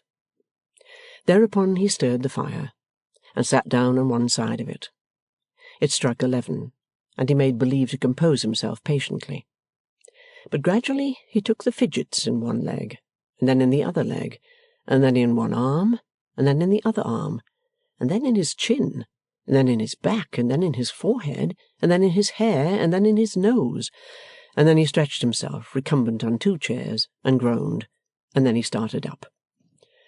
"Invisible insects of diabolical activity swarm in this place. I am tickled and twitched all over. Mentally, I have now committed a burglary under the meanest circumstances, and the myrmidons of justice are at my heels." "I am quite as bad," said Lightwood, sitting up facing him with a tumbled head, after going through some wonderful evolutions in which his head had been the lowest part of him. "This restlessness began with me long ago. All the time you were out, I felt like Gulliver with the Lilliputians firing upon him." "It won't do, Mortimer. We must get into the air. We must join our dear friend and brother Riderhood. And let us tranquillize ourselves by making a compact. Next time, with a view to our peace of mind, we'll commit the crime instead of taking the criminal. You swear it?" "Certainly." "Sworn. Let Tippins look to it. Her life's in danger." Mortimer rang the bell to pay the score, and Bob appeared to transact that business with him, whom Eugene, in his careless extravagance, asked if he would like a situation in the lime trade. "Thank ye, sir. No, sir," said Bob. "I've got a good situation here, sir." "If you change your mind at any time," returned Eugene, "come to me at my works, and you'll always find an opening in the lime kiln." "Thank ye, sir," said Bob. "This is my partner," said Eugene, "who keeps the books and attends to the wages. A fair day's wages for a fair day's work is ever my partner's motto." "And a very good un it is, gentlemen," said Bob, receiving his fee, and drawing a bow out of his head with his right hand, very much as he would have drawn a pint of beer out of the beer engine. "Eugene," Mortimer apostrophized him, laughing quite heartily when they were alone again, "how can you be so ridiculous?" "I am in a ridiculous humour," quoth Eugene. "I am a ridiculous fellow. Everything is ridiculous. Come along." It passed into Mortimer Lightwood's mind that a change of some sort, best expressed perhaps as an intensification of all that was wildest and most negligent and reckless in his friend, had come upon him in the last half-hour or so. Thoroughly used to him as he was, he found something new and strained in him that was for the moment perplexing. This passed into his mind and passed out again, but he remembered it afterwards. "There's where she sits, you see," said Eugene when they were standing under the bank, roared and riven at by the wind. "There's the light of her fire." "I'll take a peep through the window," said Mortimer. "No, don't." Eugene caught him by the arm. "Best not make a show of her. Come to our honest friend." He led him to the post of watch, and they both dropped down and crept under the lee of the boat. A better shelter than it had seen before, being directly contrasted with the blowing wind and the bare night. "Mr. Inspector at home?" whispered Eugene. "Here I am, sir." "And our friend of the perspiring brow is at the far corner there? Good. Anything happened?" "His daughter has been out, thinking she heard him calling, unless it was a sign to keep him out of the way. It might have been." "It might have been Rule Britannia," muttered Eugene, "but it wasn't. Mortimer?" "Here," on the other side of Mr. Inspector. "2 burglaries now, and a forgery." With this indication of his depressed state of mind, Eugene fell silent. They were all silent for a long while. As it got to be flood tide and the water came nearer to them, noises on the river became more frequent, and they listened more. To the turning of steam paddles, to the clinking of iron chain, to the creaking of blocks, to the measured working of oars, to the occasional violent barking of some passing dog on shipboard, who seemed to scent them lying in their hiding-place. The night was not so dark but that, besides the lights at bows and mastheads gliding to and fro, they could discern some shadowy bulk attached, and now and then a ghostly lighter with a large dark sail, like a warning arm, would start up very near them, pass on, and vanish. At this time of their watch, the water close to them would be often agitated by some impulsion given it from a distance. Often they believed this beat and plash to be the boat they lay in wait for, running in ashore, and again they would have started up, but for the immobility with which the informer, well used to the river, kept quiet in his place. The wind carried away the striking of the great multitude of city church clocks, for those lay to leeward of them. But there were bells to windward that told them of its being 1, 2, 3. Without that aid they would have known how the night wore by the falling of the tide, recorded in the appearance of an ever-widening black wet strip of shore, and the emergence of the paved causeway from the river, foot by foot. As the time so passed, this slinking business became a more and more precarious one. It would seem as if the man had had some intimation of what was in hand against him, or had taken fright. His movements might have been planned to gain for him, in getting beyond their reach, 12 hours' advantage. The honest man who had expended the sweat of his brow became uneasy, and began to complain with bitterness of the proneness of mankind to cheat him invested with the dignity of labour. Their retreat was so chosen that while they could watch the river, they could watch the house. No one had passed in or out since the daughter thought she heard the father calling. No one could pass in or out without being seen. "But it will be light at 5, said Mr. Inspector, "and then we shall be seen." "Look here," said Riderhood. "What do you say to this? He may have been lurking in and out, and just holding his own betwixt 2 or 3 bridges for hours back." "What do you make of that?" said Mr. Inspector, stoical, but contradictory. "He may be doing so at this present time." "What do you make of that?" said Mr. Inspector. "My boat's among them boats here at the causey." "And what do you make of your boat?" said Mr. Inspector.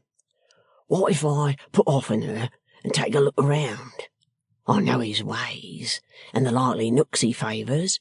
I know where he'd be at such a time of the tide, and where he'd be at such another time. Ain't I been his pardner? None of you need show, none of you need stir. I can shove her off without help, and as to me being seen, I'm about at all times." "You might have given a worse opinion," said Mr. Inspector, after brief consideration. Try it. Stop a bit. Let's work it out. If I want you, I'll drop round under the fellowships and tip you a whistle. If I might so far presume as to offer a suggestion to my honourable and gallant friend, whose knowledge of naval matters far be it from me to impeach, Eugene struck in with great deliberation, it would be that to tip a whistle is to advertise mystery and invite speculation. My honourable and gallant friend will, I trust, excuse me as an independent member for throwing out a remark which I feel to be due to this house and the country. Was that the t'other governor or Lawyer Lightwood? Asked Riderhood, for they spoke as they crouched or lay, without seeing one another's faces. In reply to the question put by my honourable and gallant friend, said Eugene, who was lying on his back with his hat on his face, as an attitude highly expressive of watchfulness, I can have no hesitation in replying, it not being inconsistent with the public service, that those accents were the accents of the t'other governor. You've tolerable good eyes, ain't you, governor? You've all tolerable good eyes, ain't you? Demanded the informer. All. Then, if I row up under the fellowship and lay there, no need to whistle, you'll make out that there's a speck of something or another there, and you'll know it's me, and you'll come down that causeway to me. Understood all? Understood all. Off she goes, then. In a moment, with the wind cutting keenly at him sideways, he was staggering down to his boat. In a few moments he was clear and creeping up the river under their own shore. Eugene had raised himself on his elbow to look into the darkness after him. I wish the boat of my honourable and gallant friend, he murmured, lying down again and speaking into his hat, may be endowed with philanthropy enough to turn bottom upward and extinguish him. Mortimer, my honourable friend, 3 burglaries, 2 forgeries, and a midnight assassination. Yet in spite of having those weights on his conscience, Eugene was somewhat enlivened by the late slight change in the circumstances of affairs. So were his 2 companions. Its being a change was everything. The suspense seemed to have taken a new lease, and to have begun afresh from a recent date. There was something additional to look for. They were all 3 more sharply on the alert, and less deadened by the miserable influences of the place and time. More than an hour had passed, and they were even dozing, when one of the 3, each said it was he, and he had not dozed, made out Riderhood in his boat at the spot agreed on. They sprang up, came out from their shelter, and went down to him. When he saw them coming, he dropped alongside the causeway, so that they, standing on the causeway, could speak with him in whispers under the shadowy mass of the 6 jolly fellowship porters fast asleep. Blessed if I can make it out, said he, staring at them. Make what out? Have you seen him? No. What have you seen? Asked Lightwood, for he was staring at them in the strangest way. I've seen his boat. Not empty? Yes, empty. And what's more, adrift. And what's more, with one skull gone. And what's more, with t'other skull jammed in the thowels and broke short off. And what's more, the boat's drove tight by the tide atwixt 2 tiers of barges. And what's more, he's in luck again, by George, if he ain't. Chapter 14. The Bird of Prey Brought Down. Cold on the shore, in the raw cold of that leaden crisis in the 24 hours when the vital force of all the noblest and prettiest things that live is at its lowest, the 3 watchers looked each at the blank faces of the other 2, and all at the blank face of Riderhood in his boat. Gaffer's boat. Gaffer in luck again, and yet no Gaffer. So spake Riderhood, staring, disconsolate. As if with one accord, they all turned their eyes towards the light of the fire shining through the window. It was fainter and duller. Perhaps fire, like the higher animal and vegetable life it helps to sustain, has its greatest tendency towards death when the night is dying and the day is not yet born. "If it was me that had the lord of this here job in hand," growled Riderhood, with a threatening shake of his head, "blessed if I wouldn't lay hold of her, at any rate." "Aye, but it's not you," said Eugene, with something so suddenly fierce in him that the informer returned submissively, "Well, well, well, t'other governor, I didn't say it was. A man may speak." "And vermin may be silent," said Eugene. "Hold your tongue, you water-rat." Astonished by his friend's unusual heat, Lightwood stared too, and then said, "What can have become of this man?" "Can't imagine, unless he dived overboard." The informer wiped his brow ruefully as he said it, sitting in his boat and always staring disconsolate. "Did you make his boat fast?" "She's fast enough till the tide runs back. I couldn't make her faster than she is. Come aboard of mine. See for your own selves." There was a little backwardness in complying, for the freight looked too much for the boat, but on Riderhood's protesting that he had had half a dozen, dead and alive, in her afore now, and she was nothing deep in the water nor down in the stern even then to speak of, they carefully took their places and trimmed the crazy thing. While they were doing so, Riderhood still sat staring disconsolate. "All right, give way," said Lightwood. "Give way, by George," repeated Riderhood before shoving off. "If he's gone, and made off anyhow, Lawyer Lightwood, it's enough to make me give way in a different manner. But he always was a cheat. Confound him! He always was an infernal cheat, was Gaffer. Nothing straightforward, nothing on the square. So mean, so underhanded, never going through with a thing nor carrying it out like a man." "Hello! Steady!" cried Eugene. He had recovered immediately on embarking, as they bumped heavily against a pile, and then in a lower voice reversed his late apostrophe by remarking, "I wish the boat of my honourable and gallant friend may be endowed with philanthropy enough not to turn bottom upward and extinguish us. Steady, steady. Sit close, Mortimer. Here's the hail again. See how it flies, like a troop of wild cats, at Mr. Riderhood's eyes." Indeed, he had the full benefit of it, and it so mauled him, though he bent his head low and tried to present nothing but the mangy cap to it, that he dropped under the lee of a tier of shipping, and they lay there until it was over.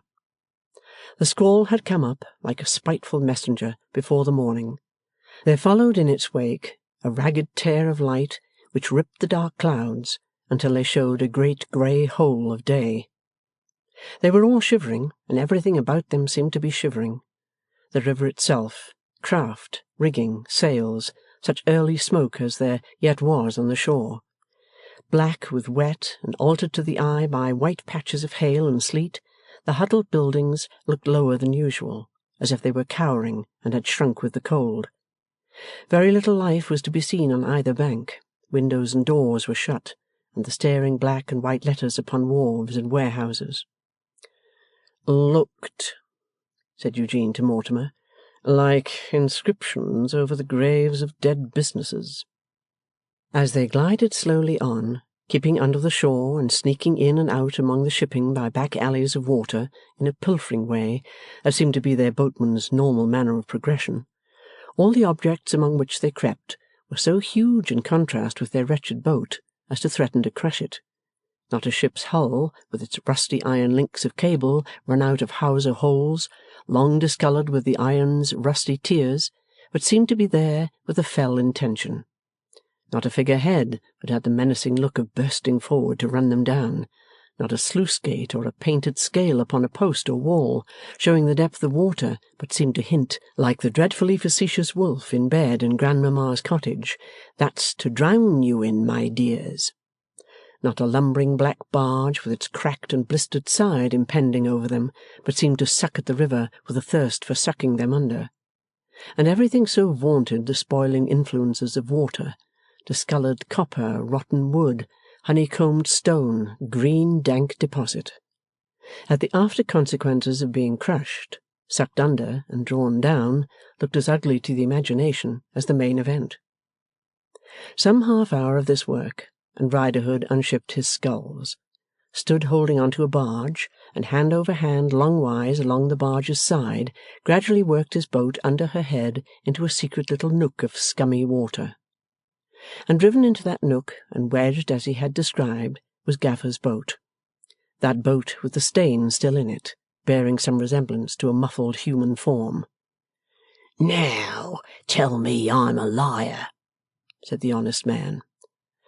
With a morbid expectation, murmured Eugene to Lightwood, that somebody is always going to tell him the truth. "This is Hexam's boat," said Mr. Inspector. "I know her well." "Look at the broken skull. Look at the t'other skull gone. Now tell me I'm a liar," said the honest man. Mr. Inspector stepped into the boat. Eugene and Mortimer looked on. "And see now," added Riderhood, creeping aft, and showing a stretched rope made fast there and towing overboard. "Didn't I tell you he was in luck again?" "Haul in," said Mr. Inspector. "Easy to say, haul in," answered Riderhood. "Not so easy done.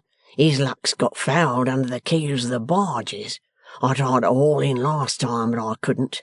See how taut the line is." "I must have it up," said Mr. Inspector. "I'm going to take this boat ashore, and his luck along with it. Try easy now." He tried easy now, but the luck resisted, wouldn't come. "I mean to have it, and the boat too," said Mr. Inspector, playing the line. But still the luck resisted, wouldn't come. "Take care," said Riderhood. "You'll disfigure or pull asunder, perhaps." "I'm not going to do either, not even to your grandmother," said Mr. Inspector. "But I mean to have it. Come," he added at once persuasively and with authority to the hidden object in the water, as he played the line again. "It's no good, this sort of game, you know. You must come up. I mean to have you." There was so much virtue in this distinctly and decidedly meaning to have it, that it yielded a little even while the line was played. "I told you so," quoth Mr. Inspector, pulling off his outer coat and leaning well over the stern with a will. "Come." It was an awful sort of fishing, but it no more disconcerted Mr. Inspector than if he had been fishing in a punt on a summer evening by some soothing weir high up the peaceful river. After certain minutes, and a few directions to the rest to "Ease her a little for'ard," and "Now ease her a trifle aft," and the like, he said composedly, "All clear," and the line and the boat came free together. Accepting Lightwood's proffered hand to help him up, he then put on his coat and said to Riderhood, "Hand me over those spare sculls of yours, and I'll pull this into the nearest stairs. Go ahead, you, and keep out in pretty open water, then I mayn't get fouled again." His directions were obeyed, and they pulled ashore directly, 2 in one boat, 2 in the other. "Now," said Mr. Inspector again to Riderhood, when they were all on the slushy stones, "you have had more practice in this than I have had, and ought to be a better workman at it. Undo the tow rope, and we'll help you haul in." Riderhood got into the boat accordingly. It appeared as if he had scarcely had a moment's time to touch the rope or look over the stern, when he came scrambling back, as pale as the morning, and gasped out, "By the Lord, he's done me!" "What do you mean?" they all demanded. He pointed behind him at the boat, and gasped to that degree that he dropped upon the stones to get his breath. "Gaffer's done me. It's Gaffer." They ran to the rope, leaving him gasping there. Soon the form of the bird of prey, dead some hours, lay stretched upon the shore, with a new blast storming at it and clotting the wet hair with hailstones. "Father, was that you calling me? Father, I thought I heard you call me twice before." Words never to be answered, those upon the earth side of the grave. The wind sweeps jeeringly over father, whips him with the frayed ends of his dress and his jagged hair, tries to turn him where he lies stark on his back, and force his face towards the rising sun, that he may be shamed more. A lull, and the wind is secret and prying with him, lifts and let falls a rag, hides palpitating under another rag, runs nimbly through his hair and beard. Then, in a rush, it cruelly taunts him. Father, was that you calling me? Was it you, the voiceless and the dead? Was it you, thus buffeted as you lie here in a heap? Was it you, thus baptized unto death, with these flying impurities now flung upon your face? Why not speak, Father? Soaking into this filthy ground as you lie here is your own shape. Did you never see such a shape soaked into your boat? Speak, Father, speak to us, the winds, the only listeners left you. Now see, said Mr. Inspector, after mature deliberation, kneeling on one knee beside the body, when they had stood looking down on the drowned man, as he had many a time looked down on many another man. The way of it was this. Of course, you gentlemen hardly failed to observe that he was towing by the neck and arms. They had helped to release the rope, and of course not. And you will have observed before, and you will observe now, that this knot, which was drawn chock-tight round his neck by the strain of his own arms, is a slip knot, holding it up for demonstration. Plain enough. Likewise, you will have observed how he had run the other end of this rope to his boat. It had the curves and indentations in it still, where it had been twined and bound. Now see, said Mr. Inspector, see how it works round upon him.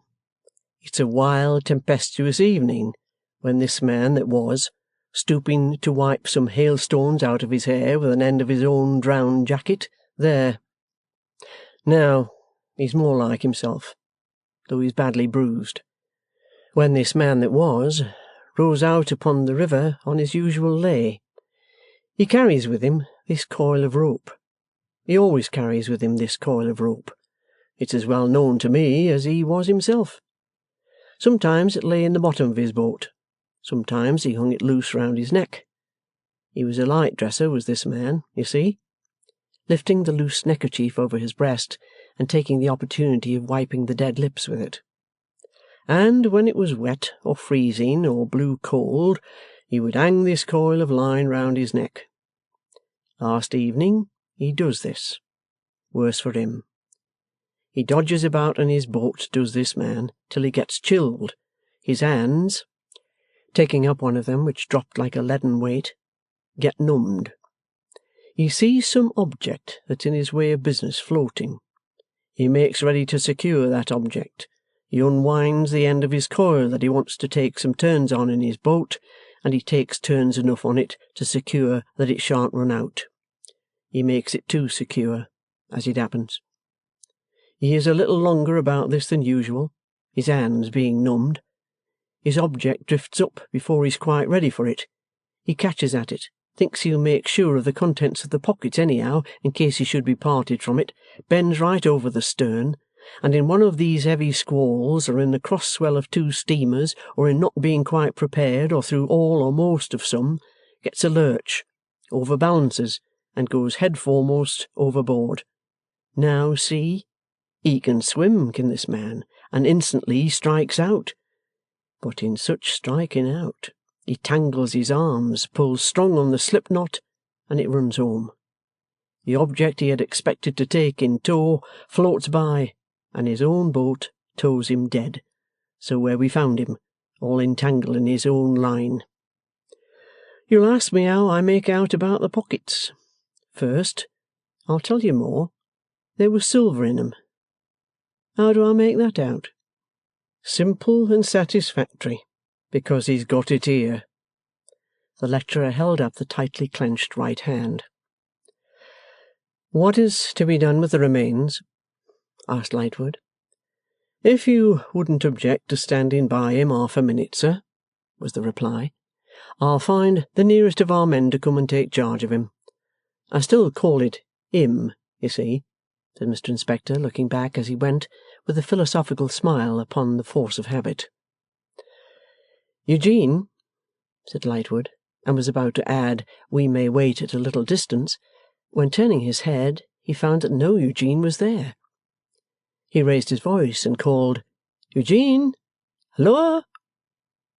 But no Eugene replied. It was broad daylight now, and he looked about, but no Eugene was in all the view. Mr. Inspector speedily returning down the wooden stairs with a police constable, Lightwood asked him if he had seen his friend leave them. Mr. Inspector could not exactly say that he had seen him go, but had noticed that he was restless. Singular and entertaining combination, sir, your friend. I wish it had not been a part of his singular entertaining combination to give me the slip under these dreary circumstances at this time of the morning, said Lightwood. Can we get anything hot to drink? We could, and we did, in a public-house kitchen with a large fire. We got hot brandy and water, and it revived us wonderfully. Mr. Inspector, having to Mr. Riderhood announce his official intention of keeping his eye upon him, stood him in a corner of the fireplace, like a wet umbrella, and took no further outward and visible notice of that honest man, except ordering a separate service of brandy and water for him, apparently out of the public funds. As Mortimer Lightwood sat before the blazing fire, conscious of drinking brandy and water then and there in his sleep, and yet at one and the same time drinking burnt sherry at the Six Jolly Fellowships, and lying under the boat on the river shore, and sitting in the boat that Riderhood rowed, and listening to the lecture recently concluded, and having to dine in the Temple with an unknown man who described himself as M.H.F. Eugene Gaffer Harmon, and said he lived at Hailstorm, as he passed through these curious vicissitudes of fatigue and slumber arranged upon the scale of a dozen hours to the second, he became aware of answering aloud a communication of pressing importance that had never been made to him, and then turned it into a cough on beholding Mr. Inspector, for he felt with some natural indignation that that functionary might otherwise suspect him of having closed his eyes or wandering in his attention. Here, just before us, you see, said Mr. Inspector. I see, said Lightwood with dignity. And had hot brandy and water too, you see, said Mr. Inspector, and then cut off at a great rate. Who? Said Lightwood. Your friend, you know. I know, he replied again with dignity.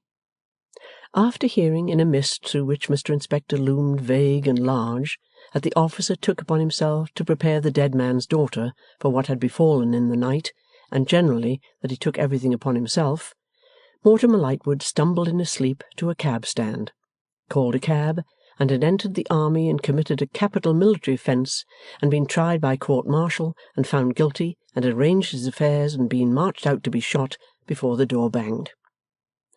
Hard work rowing the cab through the city to the Temple for a cup of from £5,000 to £10,000 value given by Mr. Boffin, and hard work holding forth at that immeasurable length to Eugene when he had been rescued with a rope from the running pavement for making off in that extraordinary manner. But he offered such ample apologies and was so very penitent that when Lightwood got out of the cab he gave the driver a particular charge to be careful of him, which the driver, knowing there was no other fare left inside, stared at prodigiously. In short, the night's work had so exhausted and worn out this actor in it that he had become a mere somnambulist. He was too tired to rest in his sleep until he was even tired out of being too tired, and dropped into oblivion. Late in the afternoon he awoke, and in some anxiety sent round to Eugene's lodging hard by to inquire if he were up yet. Oh yes, he was up. In fact, he had not been to bed. He had just come home. And here he was, close following on the heels of the message. Why, what bloodshot, draggled, dishevelled spectacle is this? Cried Mortimer. Are my feathers so very much rumpled? Said Eugene, coolly going up to the looking-glass. They are, rather out of sorts. But consider, such a night for plumage. Such a night? Repeated Mortimer. What became of you in the morning? My dear fellow, said Eugene, sitting on his bed. "I felt that we had bored one another so long that an unbroken continuance of those relations must inevitably terminate in our flying to opposite points of the earth. I also felt that I had committed every crime in the Newgate calendar. So, for mingled considerations of friendship and felony, I took a walk." Chapter 15. Two New Servants. Mr. and Mrs. Boffin sat after breakfast in the bower, a prey to prosperity. Mr. Boffin's face denoted care and complication. Many disordered papers were before him, and he looked at them about as hopefully as an innocent civilian might look at a crowd of troops whom he was required at 5 minutes' notice to manoeuvre and review.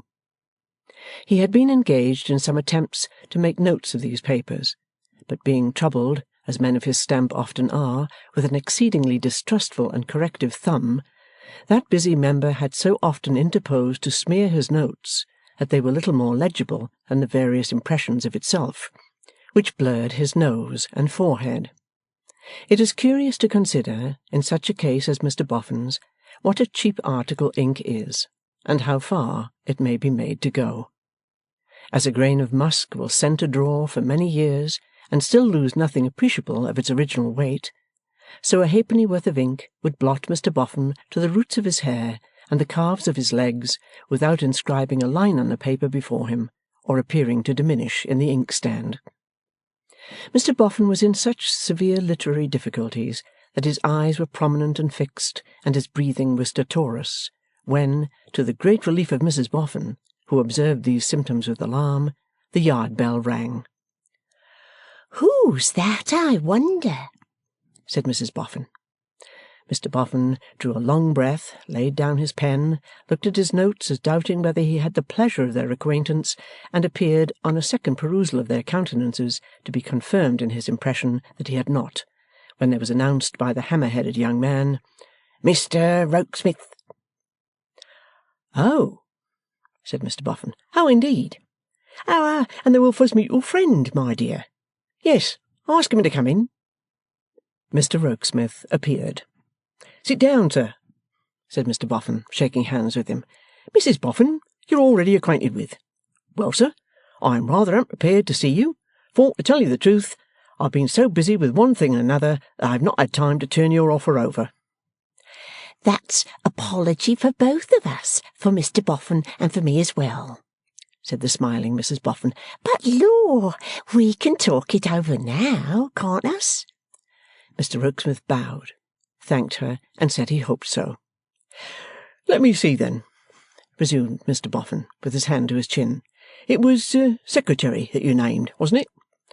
"I said secretary," assented Mr. Rokesmith. "It rather puzzled me at the time," said Mr. Boffin, "and it rather puzzled me and Mrs. Boffin when we spoke of it afterwards, because, not to make a mystery of our belief, we've always believed a secretary to be a piece of furniture, mostly of mahogany, lined with green baize or leather, with a lot of little drawers in it. Now, you won't think I take a liberty when I mention that you certainly ain't that." "Certainly not," said Mr. Rokesmith, but he had used the word in the sense of steward. "Why, as to steward, you see," returned Mr. Boffin, with his hand still to his chin, "the odds are that Mrs. Boffin and me may never go upon the water. Being both bad sailors, we should want a steward if we did, but there's generally one provided." Mr. Rokesmith again explained, defining the duties he sought to undertake as those of general superintendent, or manager, or overlooker, or man of business. "Now, for instance, come," said Mr. Boffin in his pouncing way, "if you entered my employment, what would you do?" "I would keep exact accounts of all the expenditure you sanctioned, Mr. Boffin. I would write your letters under your direction.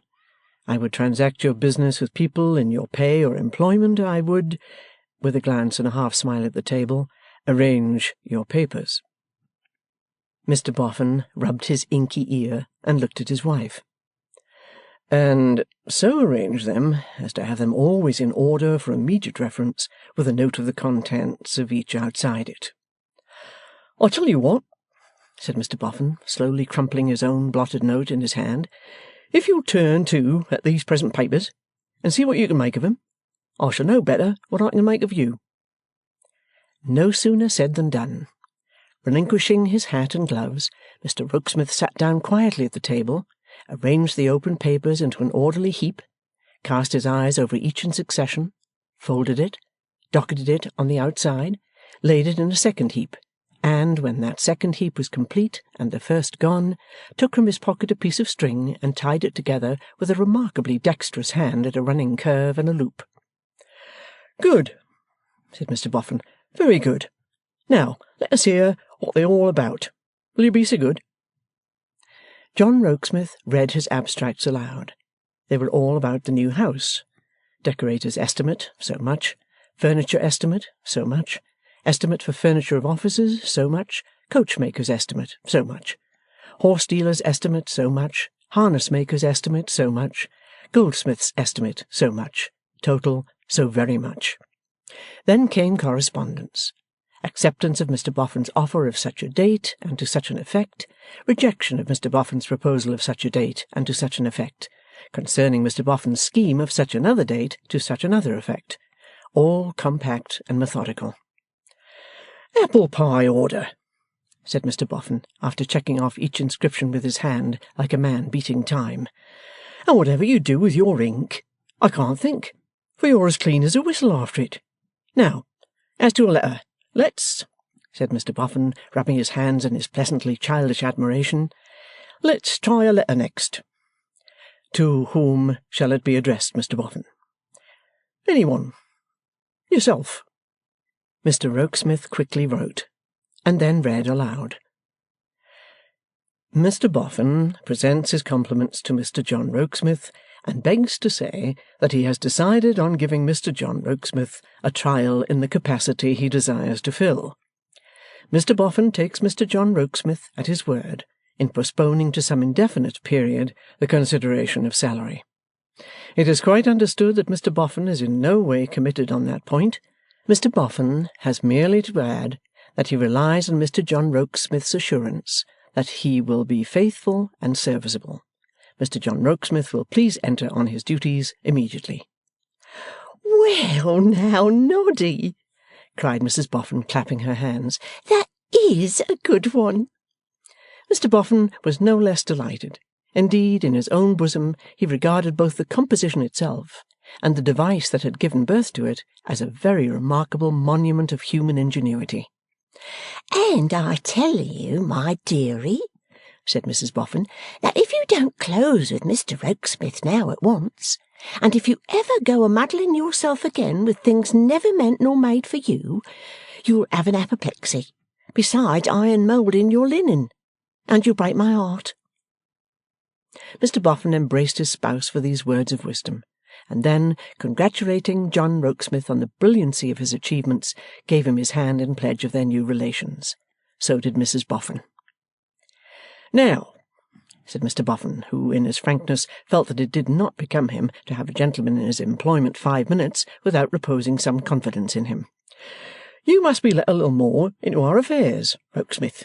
I mentioned to you, when I made your acquaintance, or I might better say when you made mine, that Mrs Boffin's inclinations was setting in the way of fashion, but that I didn't know how fashionable we might or might not grow. Well, Mrs Boffin has carried the day, and we're going in neck and crop for fashion." "I rather inferred that, sir," replied John Rokesmith, "from the scale on which your new establishment is to be maintained." "Yes," said Mr Boffin, "it's to be a spanker. The fact is, my literary man named to me that a house with which he is, as I may say, connected, in which he has an interest—" "As property?" inquired John Rokesmith. "Why, no," said Mr Boffin, "not exactly that. A sort of a family tie." "Association?" the Secretary suggested. "Ah," said Mr Boffin, "perhaps. Anyhow, he named to me that the house had a board up. This eminently aristocratic mansion to be let or sold. Me and Mrs Boffin went to look at it, and finding it beyond a doubt eminently aristocratic, though a trifle high and dull, which after all may be part of the same thing, took it. My literary man was so friendly as to drop into a charming piece of poetry on that occasion, in which he complimented Mrs Boffin on coming into possession of— how'd it go, my dear? Mrs Boffin replied, The gay and festive scene, the halls of dazzling light. That's it. And it was made neater by there really being 2 halls in the house, a front 'un and a back 'un, besides the servants. He likewise dropped into a very pretty piece of poetry, to be sure, respecting the extent to which he would be willing to put himself out of the way to bring Mrs Boffin round in case she should ever get low in her spirits in the house. Mrs Boffin has a wonderful memory. Will you repeat it, my dear? Mrs Boffin complied by reciting the verse in which this obliging offer had been made, exactly as she had received them. I'll tell thee how the maiden wept, Mrs Boffin, when her true love was slain, ma'am, and how her broken spirit slept, Mrs Boffin, and never woke again, ma'am. I'll tell thee, if agreeable to Mr Boffin, how the steed drew nigh, and left his lord afar. And if my tale, which I hope Mr Boffin might excuse, should make you sigh, I'll strike the light guitar. Correct to the letter, said Mr Boffin, and I consider that the poetry bring us both in a beautiful manner. The effect of the poem on the secretary being evidently to astonish him, Mr Boffin was confirmed in his high opinion of it, and was greatly pleased. Now, you see, Rokesmith, he went on, a literary man, with a wooden leg, is liable to jealousy. I shall therefore cast about for comfortable ways and means of not calling up Wegg's jealousy, but of keeping you in your department and keeping him in his. Law! Cried Mrs Boffin. What I say is, the world's wide enough for all of us. So it is, my dear, said Mr Boffin, when not literary. But when so, not so. And I am bound to bear in mind that I took Wegg on at a time when I had no thought of being fashionable, or of leaving the Bower. To let him feel himself any way slighted now would be to be guilty of a meanness, and to act like having one's head turned by the halls of dazzling light, which Lord forbid. Rokesmith, what shall we say about your living in the house? In this house? No, I've got other plans for this house. In the new house. That will be as you please, Mr Boffin. I hold myself quite at your disposal. You know where I live at present. Well, said Mr Boffin, after considering the point, suppose you keep, as you are for the present, and we'll decide by and by. You'll begin to take charge at once of all that's going on in the new house, will you? Most willingly. I will begin this very day. Will you give me the address? Mr Boffin repeated it, and the secretary wrote it down in his pocket-book. Mrs Boffin took the opportunity of his being so engaged to get a better observation of his face than she had yet taken. It impressed her in his favour, for she nodded aside to Mr Boffin. I like him. I will see directly that everything is in train, Mr Boffin. Thank ye. Being here, would you care at all to look round the Bower? I should greatly like it. I have heard so much of its story. Come, said Mr Boffin, and he and Mrs Boffin led the way. A gloomy house, the Bower, with sordid signs on it of having been through its long existence as Harmony Jail in miserly holding. Bare of paint, bare of paper on the walls, bare of furniture, bare of experience of human life. Whatever is built by man for man's occupation must, like natural creations, fulfil the intention of its existence or soon perish. This old house had wasted, more from desuetude than it would have wasted from use, 20 years for one. A certain leanness falls upon houses not sufficiently imbued with life, as if they were nourished upon it, which was very noticeable here. The staircase, balustrades, and rails had a spare look, an air of being denuded to the bone, which the panels of the walls and the jambs of the doors and windows also bore. The scanty movables partook of it. Save for the cleanliness of the place, the dust into which they were all resolving would have lain thick on the floors, and those, both in colour and in grain, were worn like old faces that had kept much alone. The bedroom where the clutching old man had lost his grip on life was left as he had left it. There was the old grisly four-post bedstead, without hangings, and with a jail-like upper rim of iron and spikes, and there was the old patchwork counterpane. There was the tight-clenched old bureau, receding atop like a bad and secret forehead. There was the cumbersome old table with twisted legs at the bedside, and there was the box upon it in which the will had lain. A few old chairs with patchwork covers, under which the more precious stuff to be preserved had slowly lost its quality of colour without imparting pleasure to any eye, stood against the wall. A hard family likeness was on all these things. "The room was kept like this, Rokesmith," said Mr Boffin, "against the son's return. In short, everything in the house was kept exactly as it came to us for him to see and approve. Even now, nothing is changed but our own room below stairs that you have just left.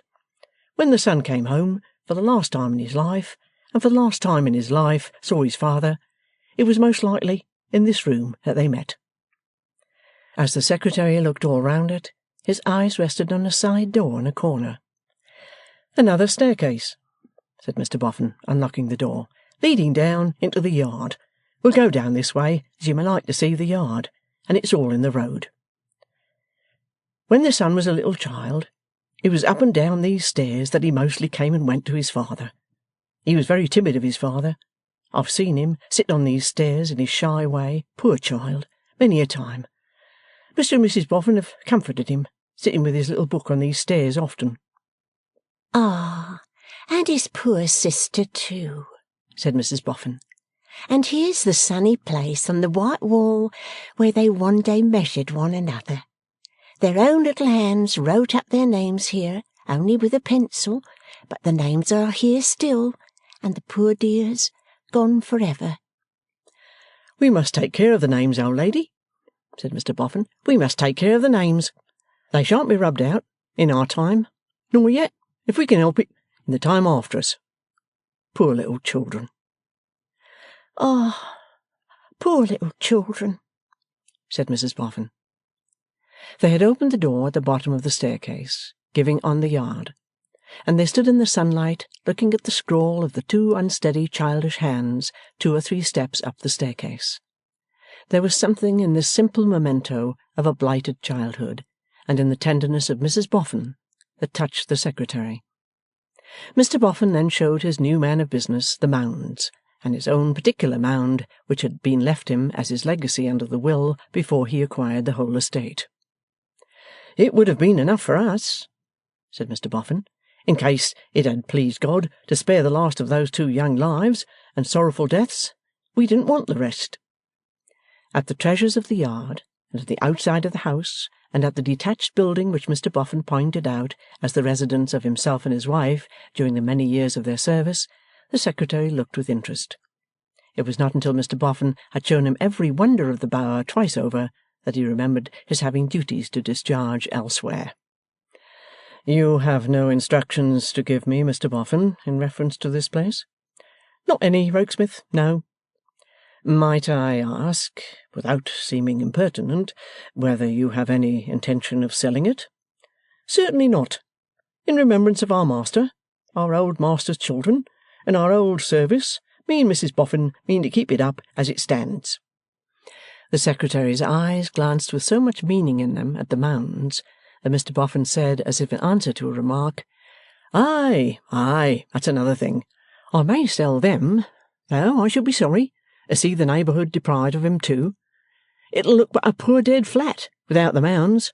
Still, I don't say that I'm going to keep 'em always there, for the sake of the beauty of the landscape.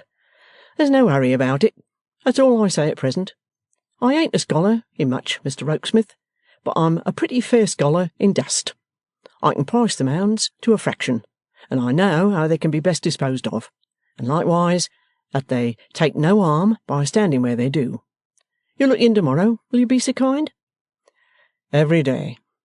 And the sooner I can get you into your new house, complete, the better you will be pleased, sir." "Well, it ain't that I'm in a mortal hurry," said Mr Boffin. "Only when you do pay people for looking alive, it's as well to know that they are looking alive. Ain't that your opinion?" "Quite," replied the Secretary, and so withdrew. "Now, said Mr Boffin to himself, subsiding into his regular series of turns on the yard. If I can make you comfortable with Wegg, my affairs will be going smooth. The man of low cunning had, of course, acquired a mastery over the man of high simplicity. The mean man had, of course, got the better of the generous man. How long such conquests last is another matter. That they are achieved is everyday experience, not even to be flourished away by Podsnappery itself. The undesigning Boffin had become so far enmeshed by the wily Wegg that his mind misgave him. He was a very designing man indeed in purposing to do more for Wegg. It seemed to him, so skilful was Wegg, that he was plotting darkly when he was contriving to do the very thing that Wegg was plotting to get him to do. And thus, while he was mentally turning the kindest of kind faces on Wegg this morning, he was not absolutely sure but that he might somehow deserve the charge of turning his back on him. For these reasons, Mr Boffin passed but anxious hours until evening came, and with it Mr Wegg, stumping leisurely to the Roman Empire. At about this period, Mr Boffin had become profoundly interested in the fortunes of a great military leader known to him as Bully Sawyers, but perhaps better known to fame and easier of identification by the classical student under the less Britannic name of Belisarius. Even this general's career paled in interest for Mr Boffin before the clearing of his conscience with Wegg, and hence when that literary gentleman had according to custom eaten and drunk until he was all aglow, and when he took up his book with the usual chirping introduction. "And now, Mr Boffin, sir, we'll decline and we'll fall." Mr Boffin stopped him. "You remember, Wegg, when I first told you that I wanted to make a sort of offer to you?" "Let me get on my considering cap, sir," replied that gentleman, turning the open book face downwards. "When you first told me that you wanted to make a sort of offer to me, now let me think," as if there were the least necessity. "Yes, to be sure I do, Mr Boffin. It was at my corner, to be sure it was. You had first asked me whether I liked your name, and candour had compelled a reply in the negative case. I little thought then, sir, how familiar that name would come to be." "I hope it will be more familiar still, Wegg." "Do you, Mr Boffin? Much obliged to you, I'm sure. Is it your pleasure, sir, that we decline and fall?" with a feint of taking up the book. "Not just yet awhile, Wegg. In fact, I have got another offer to make you." Mr Wegg, who had had nothing else in his mind for several nights, took off his spectacles with an air of bland surprise. "And I hope you'll like it, Wegg." "Thank you, sir," returned that reticent individual. "I hope it may prove so. On all accounts, I'm sure." This as a philanthropic aspiration. "What do you think," said Mr Boffin, "of not keeping a stall, Wegg?" "I think, sir," replied Wegg, "that I should like to be shown the gentleman prepared to make it worth my while." "Here he is," said Mr Boffin. Mr Wegg was going to say "my benefactor," and had said "my when a grandiloquent change came over him. "No, Mr Boffin, not you, sir. Anybody but you. Do not fear, Mr Boffin, that I shall contaminate the premises which your gold has bought with my lowly pursuits. I am aware, sir, that it would not become me to carry on my little traffic under the windows of your mansion. I have already thought of that, and taken my measures. No need to be bought out, sir. Would Stepney Fields be considered intrusive? If not remote enough, I can go remoter. In the words of the poet's song, which I do not quite remember, thrown on the wide world, doomed to wander and roam, bereft of my parents, bereft of a home, a stranger to something, and what's his name, joy, behold little Edmund, the poor peasant boy. And equally," said Mr Wegg, repairing the want of direct application in the last line, "behold myself on a similar footing." "Now, Wegg, Wegg, Wegg," remonstrated the excellent Boffin, "you are too sensitive." I know I am, sir, returned Wegg with obstinate magnanimity. I am acquainted with my faults. I always was, from a child, too sensitive. But listen, pursued the Golden Dustman. Hear me out, Wegg. You have taken it into your head that I mean to pension you off. True, sir, returned Wegg, still with an obstinate magnanimity. I am acquainted with my faults. Far be it from me to deny them. I have taken it into my head. But I don't mean it. The assurance seemed hardly as comforting to Mr Wegg as Mr Boffin intended it to be. Indeed, an appreciable elongation of his visage might have been observed as he replied, Don't you indeed, sir? No, pursued Mr Boffin, because that would express, as I understand it, that you were not going to do anything to deserve your money. But you are. You are. That, sir, replied Mr Wegg, cheering up bravely, is quite another pair of shoes. Now, my independence as a man is again elevated. Now I no longer weep for the hour when to Boffin's his bower the Lord of the Valley with offers came, neither does the moon hide her light from the heavens tonight, and weep behind her clouds or any individual in the present company's shame. Please to proceed, Mr Boffin. Thank you, Wegg, both for your confidence in me and for your frequent dropping into poetry, both of which is friendly. Well then, my idea is that you should give up your stall, and that I should put you into the bower here, to keep it for us. It's a pleasant spot, and a man with coals and candles, and £1 a week, might be in clover here. Would that man, sir, we will say that man, for the purposes of argument. Mr Wegg made a smiling demonstration of great perspicuity here. Would that man, sir, be expected to throw any other capacity in, or would any other capacity be considered extra? Now let us, for the purposes of argument, suppose that man to be engaged as a reader, say for the purposes of argument, in the evening. Would that man's pay as a reader in the evening be added to the other amount, which, adopting your language, we will call clover, or would it merge into that amount, or clover? Well, said Mr Boffin, I suppose it would be added. I suppose it would, sir. You are right, sir. Exactly my own views, Mr Boffin.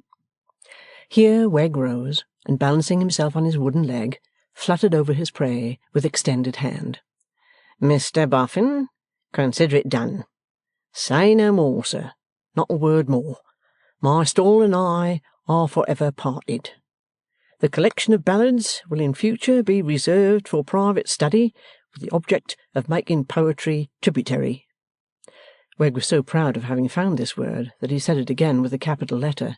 Tributary to friendship, Mr Boffin. Don't allow yourself to be made uncomfortable by the pang it gives me to part from my stock and stall.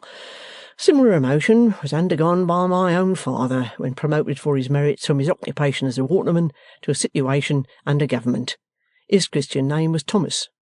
His words at the time, I was then an infant, but so deep was their impression on me that I committed them to memory, were, Then farewell, my trim-built wherry, oars and coat and badge farewell, never more at Chelsea ferry shall your Thomas take a spell. My father got over it, Mr Boffin, and so shall I.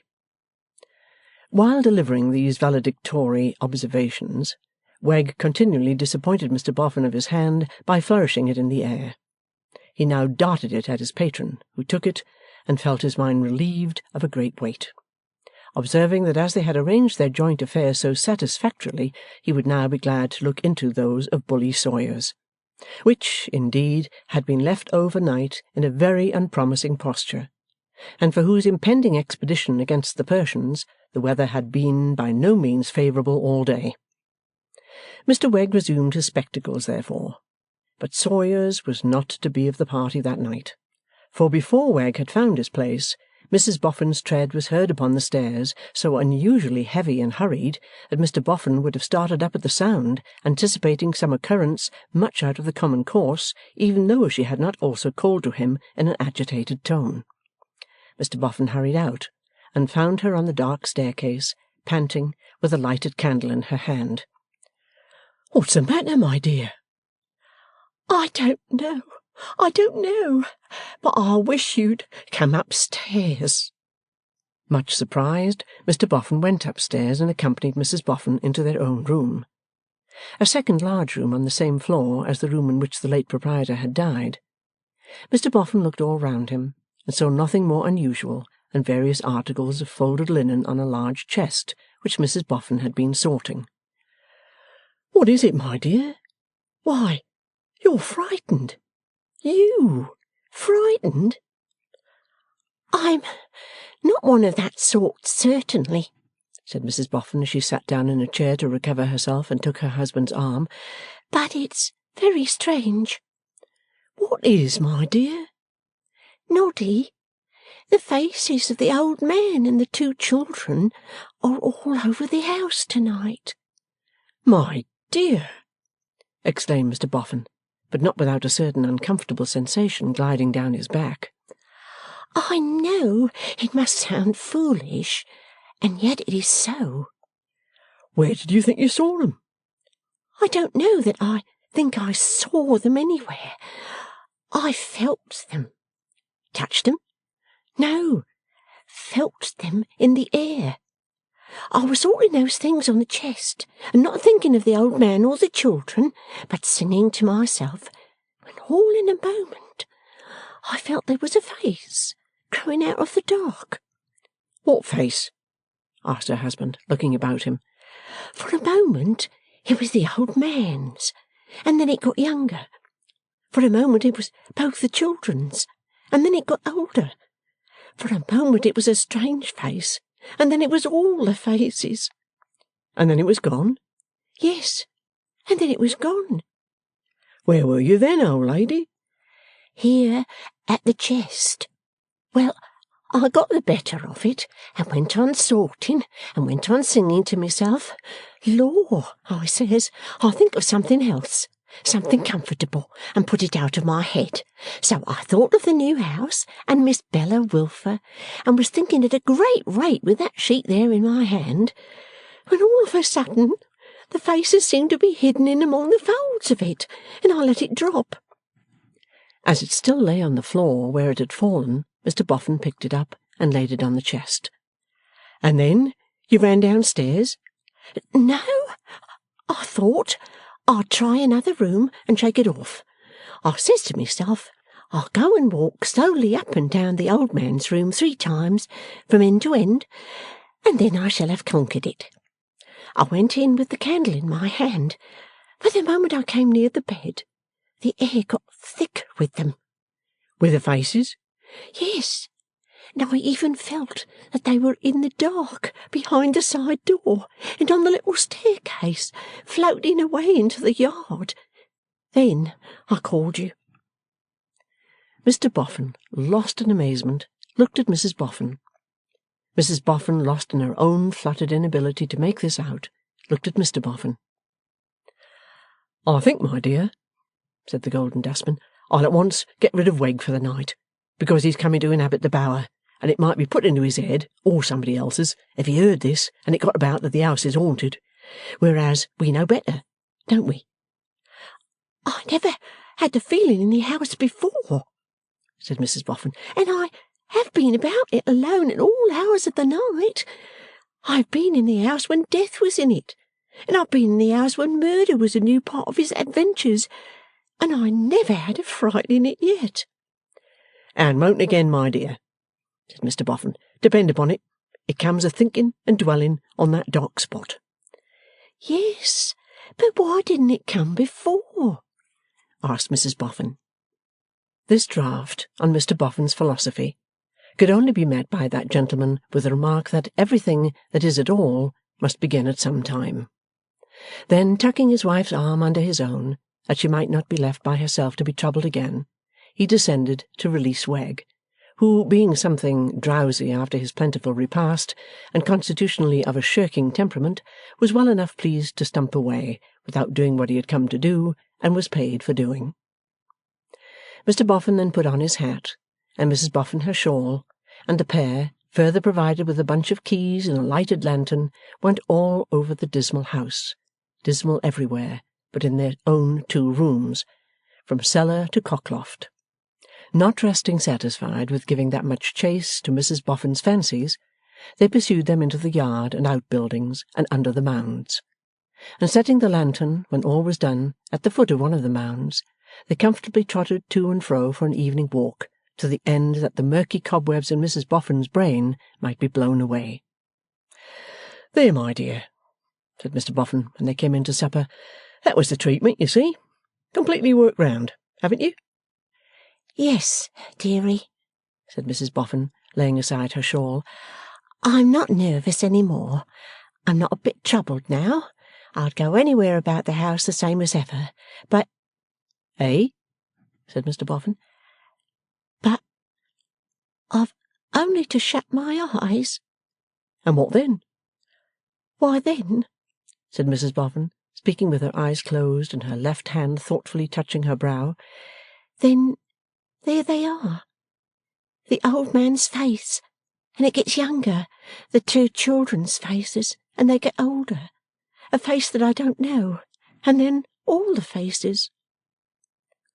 Opening her eyes again, and seeing her husband's face across the table, she leaned forward to give it a pat on the cheek, and sat down to supper, declaring it to be the best face in the world.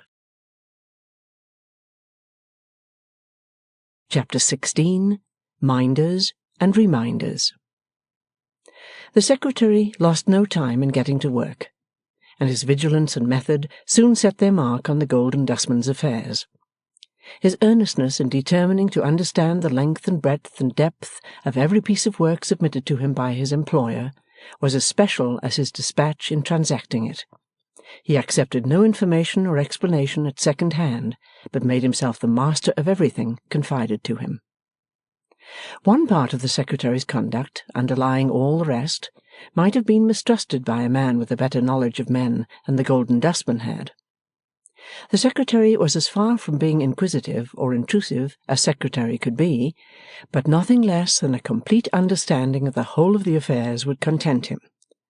It soon became apparent, from the knowledge with which he set out, that he must have been to the office where the Harmon will was registered, and must have read the will. He anticipated Mr Boffin's consideration whether he should be advised with on this or that topic by showing that he already knew of it and understood it. He did this with no attempt at concealment, seeming to be satisfied that it was part of his duty to have prepared himself at all attainable points for its utmost discharge. This might, let it be repeated, have awakened some little vague mistrust in a man more worldly wise than the Golden Dustman. On the other hand, the Secretary was discerning, discreet, and silent, though as zealous as if the affairs had been his own. He showed no love of patronage or the command of money, but distinctly preferred resigning both to Mr Boffin. If in his limited sphere he sought power, it was the power of knowledge, the power derivable from a perfect comprehension of his business. As on the Secretary's face there was a nameless cloud, so on his manner there was a shadow equally indefinable. It was not that he was embarrassed, as on that first night with the Wilfer family. He was habitually unembarrassed now, and yet the something remained. It was not that his manner was bad, as on that occasion. It was now very good, as being modest, gracious, and ready. Yet the something never left it. It has been written of men who have undergone a cruel captivity, or who have passed through a terrible strait, or who in self-preservation have killed a defenceless fellow creature, that the record thereof has never faded from their countenances until they died. Was there any such record here? He established a temporary office for himself in the new house, and all went well under his hand, with one singular exception. He manifestly objected to communicate with Mr Boffin's solicitor. 2 or 3 times, when there was some slight occasion for his doing so, he transferred the task to Mr Boffin, and his evasion of it soon became so curiously apparent that Mr Boffin spoke to him on the subject of his reluctance.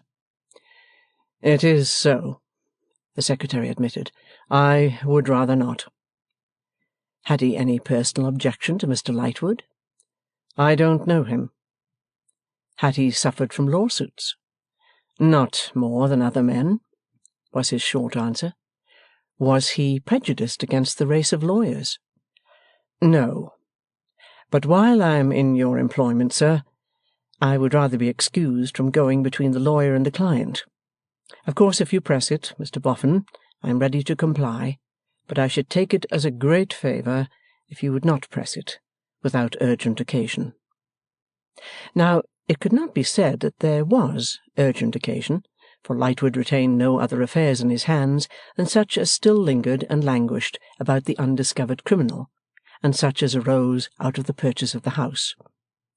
Many other matters that might have travelled to him now stopped short at the Secretary, under whose administration they were far more expeditiously and satisfactorily disposed of than they would have been if they had got into young Blight's domain. This the Golden Dustman quite understood. Even the matter immediately in hand was of very little moment as requiring personal appearance on the Secretary's part, for it amounted to no more than this: the death of Hexam rendering the sweat of the honest man's brow unprofitable, the honest man had shufflingly declined to moisten his brow for nothing, with that severe exertion which is known in legal circles as swearing your way through a stone wall. Consequently, that new light had gone sputtering out. But the airing of the old facts had led some one concerned to suggest that it would be well, before they were reconsigned to their gloomy shelf, now probably for ever, to induce or compel that Mr Julius Handford to reappear and be questioned. And all traces of Mr Julius Handford being lost, Lightwood now referred to his client for authority to seek him through public advertisement. "Does your objection go to writing to Lightwood, Rokesmith?" "Not in the least, sir." "Then perhaps you write him a line, and say he is free to do what he likes. I don't think it promises." "I don't think it promises," said the Secretary. "Still, he may do what he likes." "I will write immediately. Let me thank you for so considerately yielding to my disinclination. It may seem less unreasonable if I avow to you that although I don't know Mr Lightwood, I have a disagreeable association connected with him. It is not his fault.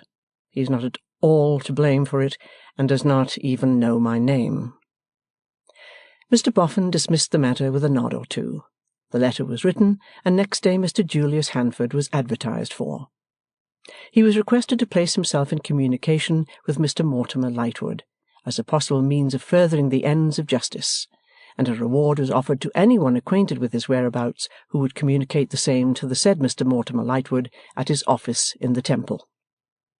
Every day for 6 weeks this advertisement appeared at the head of all the newspapers, and every day for 6 weeks the Secretary, when he saw it, said to himself in the tone in which he had said to his employer, "I don't think it promises." Among his first occupations, the pursuit of that orphan wanted by Mrs Boffin held a conspicuous place. From the earliest moment of his engagement, he showed a particular desire to please her, and, knowing her to have this object at heart, he followed it up with unwearying alacrity and interest. Mr and Mrs Milvey had found their search a difficult one. Either an eligible orphan was of the wrong sex, which almost always happened, or was too old, or too young, or too sickly, or too dirty, or too much accustomed to the streets, or too likely to run away, or it was found impossible to complete the philanthropic transaction without buying the orphan. For the instant it became known that anybody wanted the orphan, up started some affectionate relative of the orphan who put a price upon the orphan's head. The suddenness of an orphan's rise in the market was not to be paralleled by the maddest records of the Stock Exchange. He would be at 5,000% discount, out at nurse making a mud pie at 9 in the morning, and, being inquired for, would go up to 5,000% premium before noon. The market was rigged in various artful ways. Counterfeit stock got into circulation. Parents boldly represented themselves as dead, and brought their orphans with them. genuine orphan stock was surreptitiously withdrawn from the market, it being announced by emissaries posted for the purpose that Mr. and Mrs. Milvey were coming down the court. Orphan scrip would be instantly concealed and production refused, save on a condition usually stated by the brokers as a gallon of beer. Likewise fluctuations of a wild and South Sea nature were occasioned by orphan holders keeping back and then rushing into the market a dozen together. But the uniform principle at the root of all these various operations was bargain and sale, and that principle could not be recognized by Mr. and Mrs. Milvey.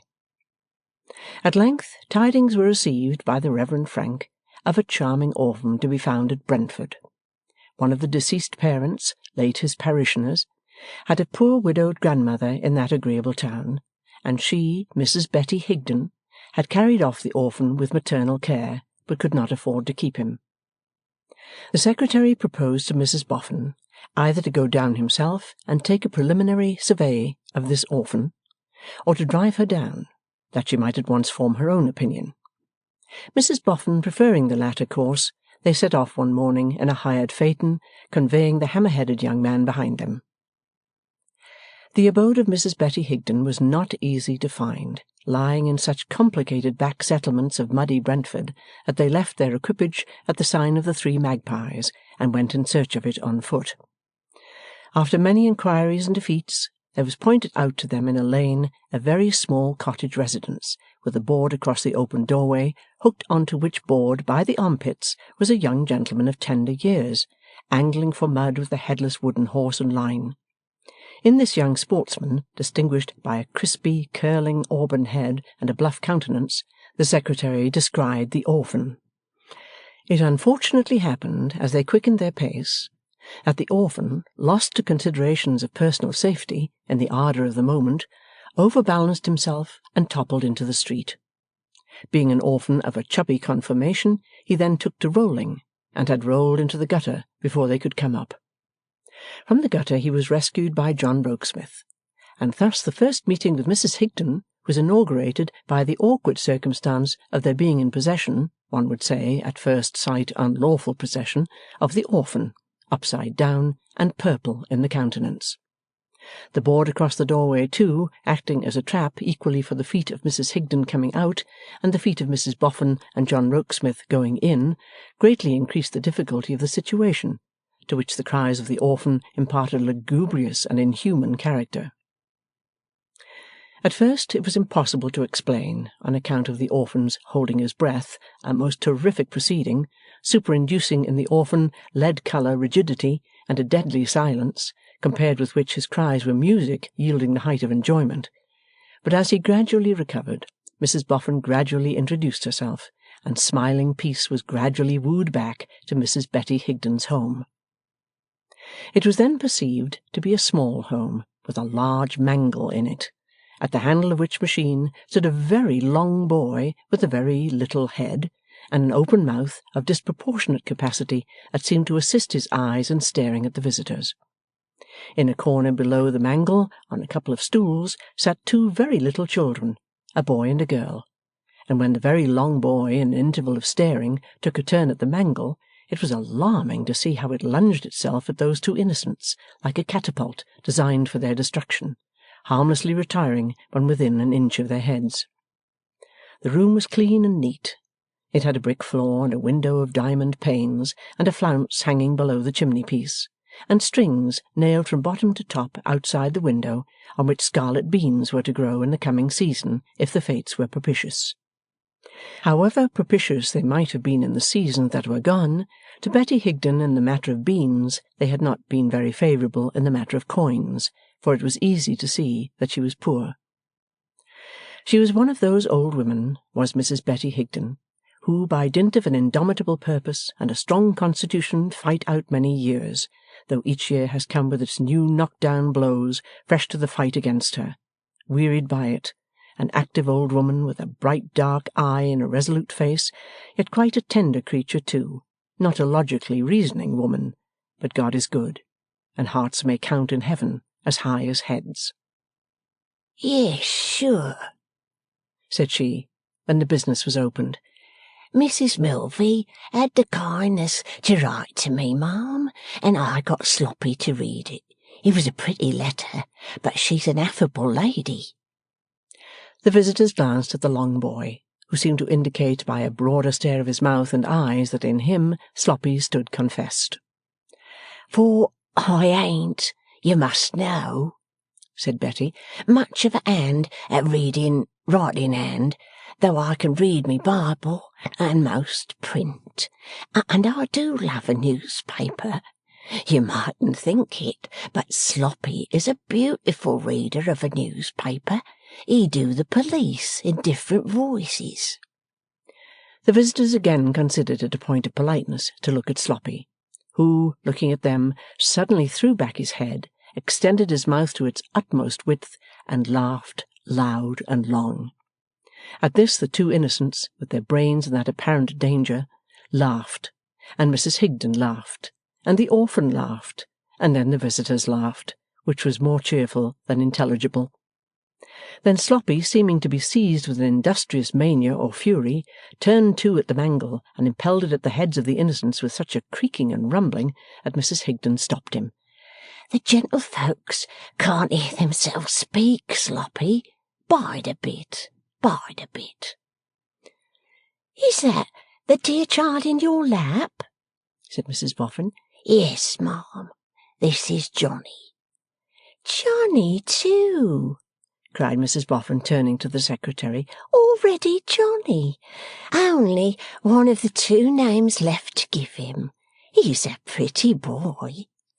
With his chin tucked down in his shy, childish manner, he was looking furtively at Mrs. Boffin out of his blue eyes, and reaching his fat dimpled hand up to the lips of the old woman, who was kissing it by times. Yes, ma'am, he's a pretty boy. He's a dear, darling boy. He's the child of my own last left daughter's daughter. But she's gone the way of all the rest. Those are not his brother and sister, said Mrs. Boffin. Oh, dear, no, ma'am. Those are minders. Minders? The secretary repeated. Left to be minded, sir. I keep a minding school. I can take only 3 on account of the mangle, but I love children, and 4pence a week is 4pence. Come here, Toddles and Poddles. Toddles was the pet name of the boy, Poddles of the girl. At their little unsteady pace, they came across the floor, hand in hand, as if they were traversing an extremely difficult road, intersected by brooks, and, when they had had their heads patted by Mrs. Higden, made lunges at the orphan, dramatically representing an attempt to bear him, crowing, into captivity and slavery.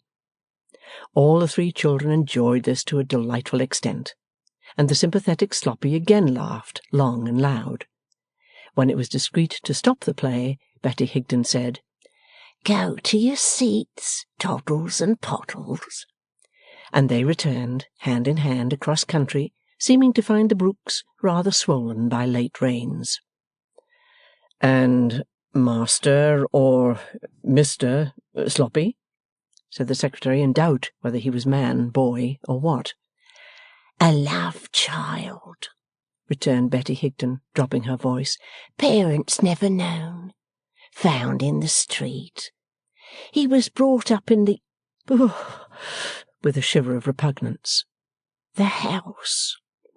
The poorhouse, said the secretary. Mrs. Higden set that resolute old face of hers, and darkly nodded yes. You dislike the mention of it? Dislike the mention of it? Answered the old woman. Kill me sooner than take me there. Throw this pretty child under cart horses' feet and a loaded wagon. Sooner than take him there. Come to us and find us all a-dying, and set a light to us all where we lie, and let us all blaze away with the house into a heap of cinders, sooner than move a corpse of us there. A surprising spirit in this lonely woman, after so many years of hard working and hard living, my lords and gentlemen and honourable boards. What is it that we call it in our grandiose speeches? British independence, rather perverted?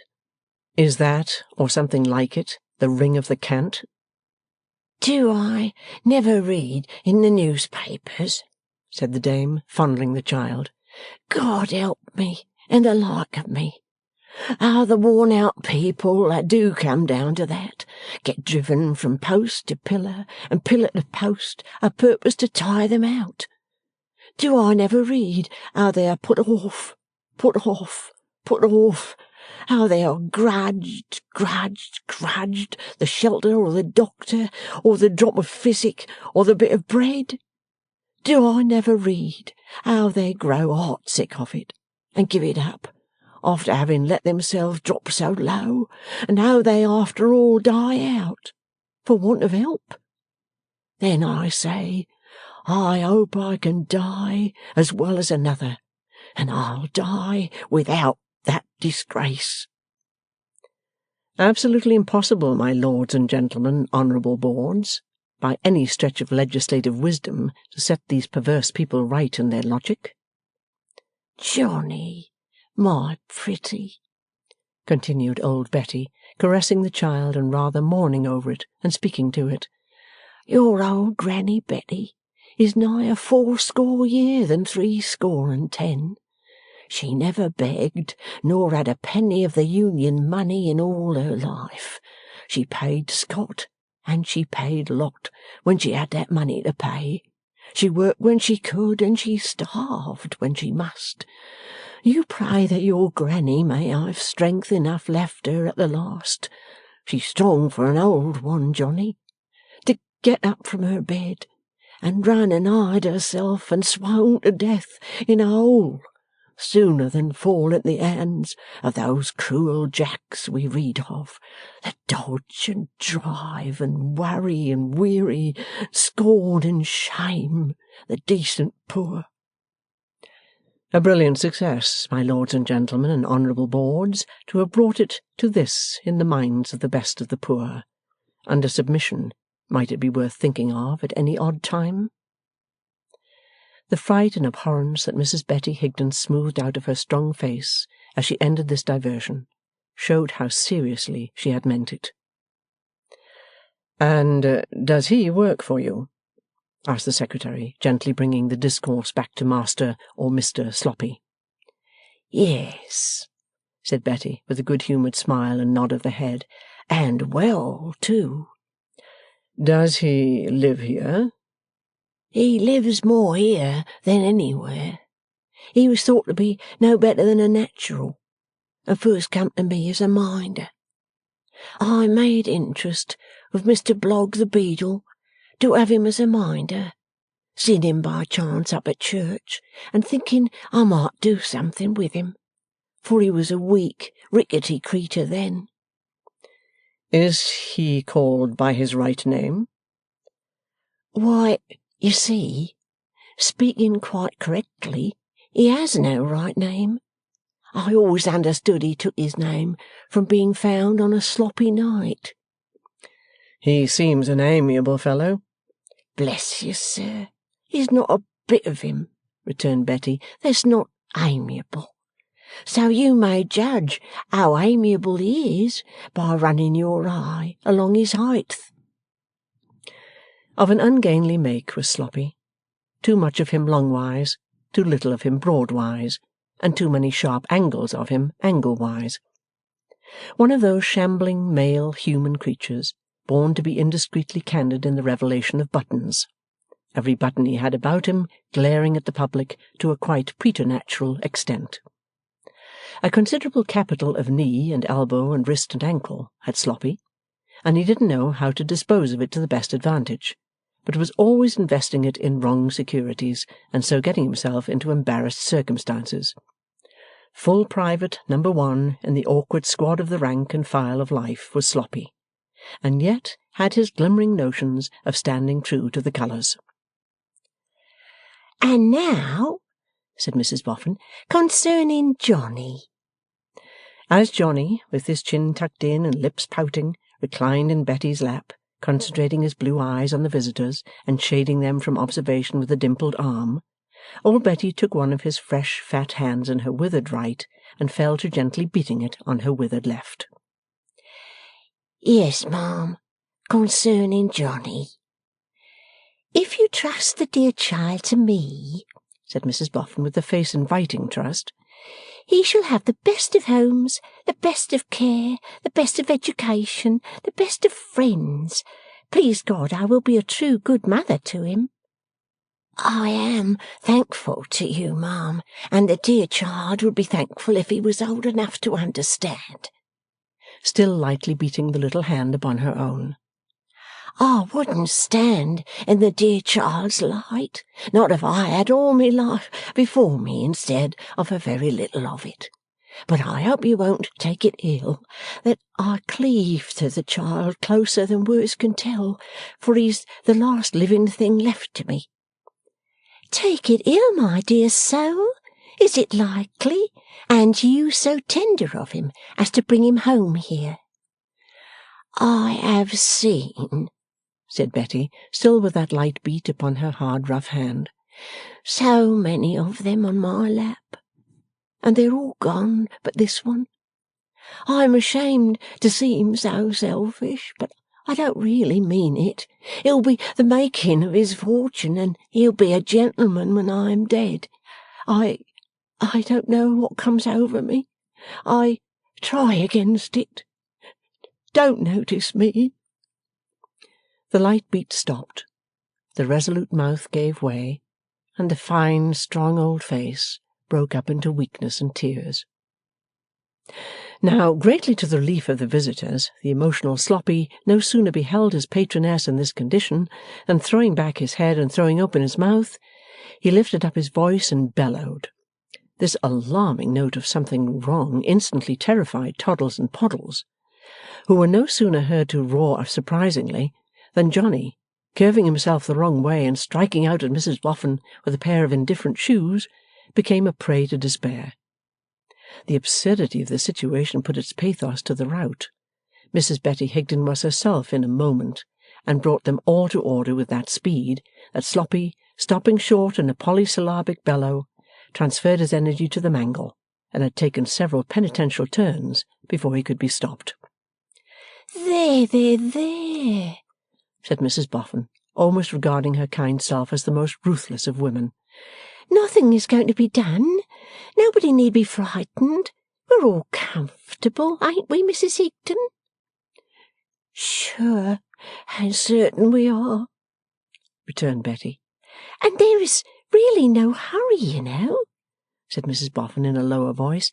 Take time to think of it, my good creature. Don't you fear me no more, ma'am, said Betty. I thought of it for good yesterday. I don't know what come over me just now, but it'll never come again. Well, then, Johnny shall have more time to think of it, returned Mrs Boffin. The pretty child shall have time to get used to it, and you'll get him more used to it if you think well of it, won't you?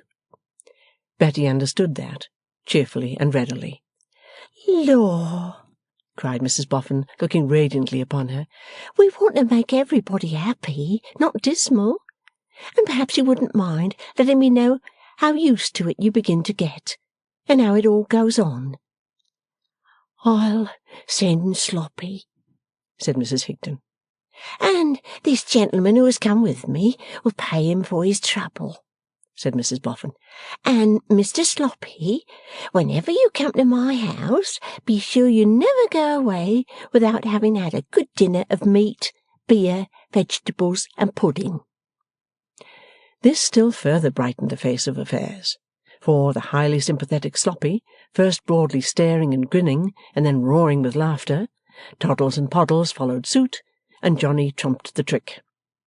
T&P, considering these favourable circumstances for the resumption of that dramatic descent upon Johnny, again came across country hand in hand upon a buccaneering expedition, and this having been fought out in the chimney-corner behind Mrs Higden's chair, with great valour on both sides, those desperate pirates returned hand in hand to their stools across the dry bed of a mountain torrent. You must tell me what I can do for you, Betty, my friend, said Mrs Boffin confidentially. If not today, next time. Thank you all the same, ma'am, but I want nothing for myself. I can work, I'm strong, I can walk 20 mile if I'm put to it. Old Betty was proud, and said it with a sparkle in her bright eyes. Yes, but there are some little comforts that you wouldn't be the worse for, returned Mrs Boffin. Bless ye, I wasn't born a lady any more than you. It seems to me, said Betty, smiling, that you were born a lady, and a true one, or there never was a lady born. But I couldn't take anything from you, my dear. I never did take anything from any one. It ain't that I'm not grateful, but I love to earn it better. Well, well, returned Mrs Boffin, I only spoke of little things, or I wouldn't have taken the liberty. Betty put her visitor's hand to her lips in acknowledgment of the delicate answer. Wonderfully upright her figure was, and wonderfully self-reliant her look, as, standing facing her visitor, she explained herself further.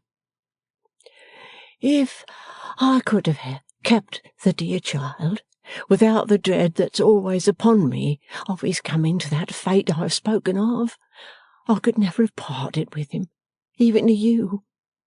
For I love him, I love him, I love him. I love my husband's long dead and gone in him. I love my children dead and gone in him. I love my young and hopeful days dead and gone in him. I couldn't sell that love and look you in your bright kind face. It's a free gift. I am in want of nothing. When my strength fails me, if I can but die out quick and quiet, I shall be quite content.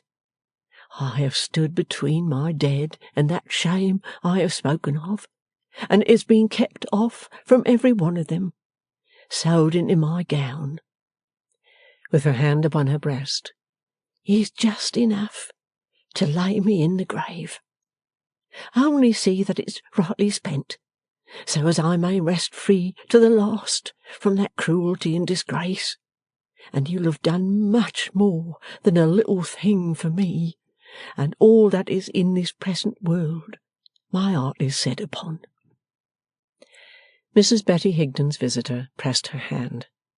There was no more breaking up of the strong old face into weakness. My lords and gentlemen and honourable boards, it really was as composed as our own faces, and almost as dignified. And now Johnny was to be inveigled into occupying a temporary position on Mrs Boffin's lap. It was not until he had been piqued into competition with two diminutive minders by seeing them successively raised to that post and retire from it without injury, that he could be by any means induced to leave Mrs Betty Higden's skirts, towards which he exhibited, even when in Mrs Boffin's embrace, strong yearnings, spiritual and bodily, the former expressed in a very gloomy visage, the latter in extended arms. However, a general description of the toy wonders lurking in Mr Boffin's house so far conciliated this worldly-minded orphan as to induce him to stare at her frowningly, with a fist in his mouth, and even at length to chuckle when a richly caparisoned horse on wheels, with a miraculous gift of cantering to cake-shops, was mentioned. This sound being taken up by the minders, swelled into a rapturous trio which gave general satisfaction.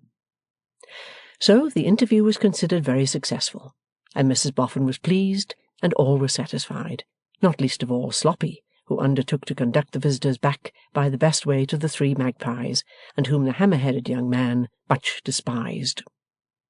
This piece of business thus put in train, the Secretary drove Mrs Boffin back to the Bower, and found employment for himself at the new house until evening. Whether, when evening came, he took away to his lodgings that led through fields, with any design of finding Miss Bella Wilfer in those fields, is not so certain as that she regularly walked there at that hour. And, moreover, it is certain that there she was. No longer in mourning, Miss Bella was dressed in as pretty colours as she could muster. There is no denying that she was as pretty as they, and that she and the colours went very prettily together. She was reading as she walked, and of course it is to be inferred, from her showing no knowledge of Mr Rokesmith's approach, that she did not know he was approaching. "Eh?" said Miss Bella, raising her eyes from her book when he stopped before her. "Oh, it's you." "Only I. A fine evening." "Is it?" said Bella, looking coldly round. "I suppose it is, now you mention it. I've not been thinking of the evening." "So intent upon your book?" "Yes," replied Bella with a drawl of indifference. "A love story, Miss Wilfer?" "Oh dear no, or I shouldn't be reading it. It's more about money than anything else." "And does it say that money is better than anything?" "Upon my word," returned Bella, "I forget what it says. But you can find out for yourself if you like, Mr Rokesmith. I don't want it any more." The secretary took the book. She had fluttered the leaves as if it were a fan, and walked beside her. "I am charged with a message for you, Miss Wilfer." "Impossible, I think," said Bella with another drawl. "From Mrs Boffin. She desired me to assure you of the pleasure she has in finding that she will be ready to receive you in another week or two at furthest." Bella turned her head towards him, with her prettily insolent eyebrows raised and her eyelids drooping, as much as to say, "How did you come by the message, pray?" "I have been waiting for an opportunity of telling you that I am Mr Boffin's secretary." "I am as wise as ever," said Miss Bella loftily, "for I don't know what a secretary is. Not that it signifies." "Not at all?" A covert glance at her face, as he walked beside her, showed him that she had not expected his ready assent to that proposition. "Then are you going to be always there, Mr Rokesmith?" she inquired, as if that would be a drawback. "Always? No. Very much there. Yes." "Dear me," drawled Bella in a tone of mortification. "But my position there as secretary will be very different from yours as guest. You will know little or nothing about me. I shall transact the business, you will transact the pleasure. I shall have my salary to earn, you will have nothing to do but to enjoy and attract." "Attract, sir?" said Bella again, with her eyebrows raised and her eyelids drooping. "I don't understand you." Without replying on this point, Mr Rokesmith went on. "Excuse me. When I first saw you in your black dress—" "There!" was Miss Bella's mental exclamation. "What did I say to them at home? Everybody noticed that ridiculous morning." "When I first saw you in your black dress, I was at a loss to account for that distinction between yourself and your family. I hope it was not impertinent to speculate upon it." "I hope not, I am sure," said Miss Bella haughtily. "But you ought to know best how you speculated upon it." Mr Rokesmith inclined his head in a deprecatory manner and went on. "Since I have been entrusted with Mr Boffin's affairs, I have necessarily come to understand the little mystery. I venture to remark that I feel persuaded that much of your loss may be repaired. I speak, of course, merely of wealth, Miss Wilfer. The loss of a perfect stranger, whose worth or worthlessness I cannot estimate, nor you either, is beside the question. But this excellent gentleman and lady are so full of simplicity, so full of generosity, so inclined towards you, and so desirous to—how shall I express it?—to make amends for their good fortune, that you have only to respond." As he watched her with another covert look, he saw a certain ambitious triumph in her face, which no assumed coldness could conceal. "As we have been brought under one roof by an accidental combination of circumstances which oddly extend itself to the new relations before us, I have taken the liberty of saying these few words. You don't consider them intrusive, I hope?" said the secretary with deference. "Really, Mr Rokesmith, I can't say what I consider them," returned the young lady. "They are perfectly new to me, and may be founded altogether on your own imagination."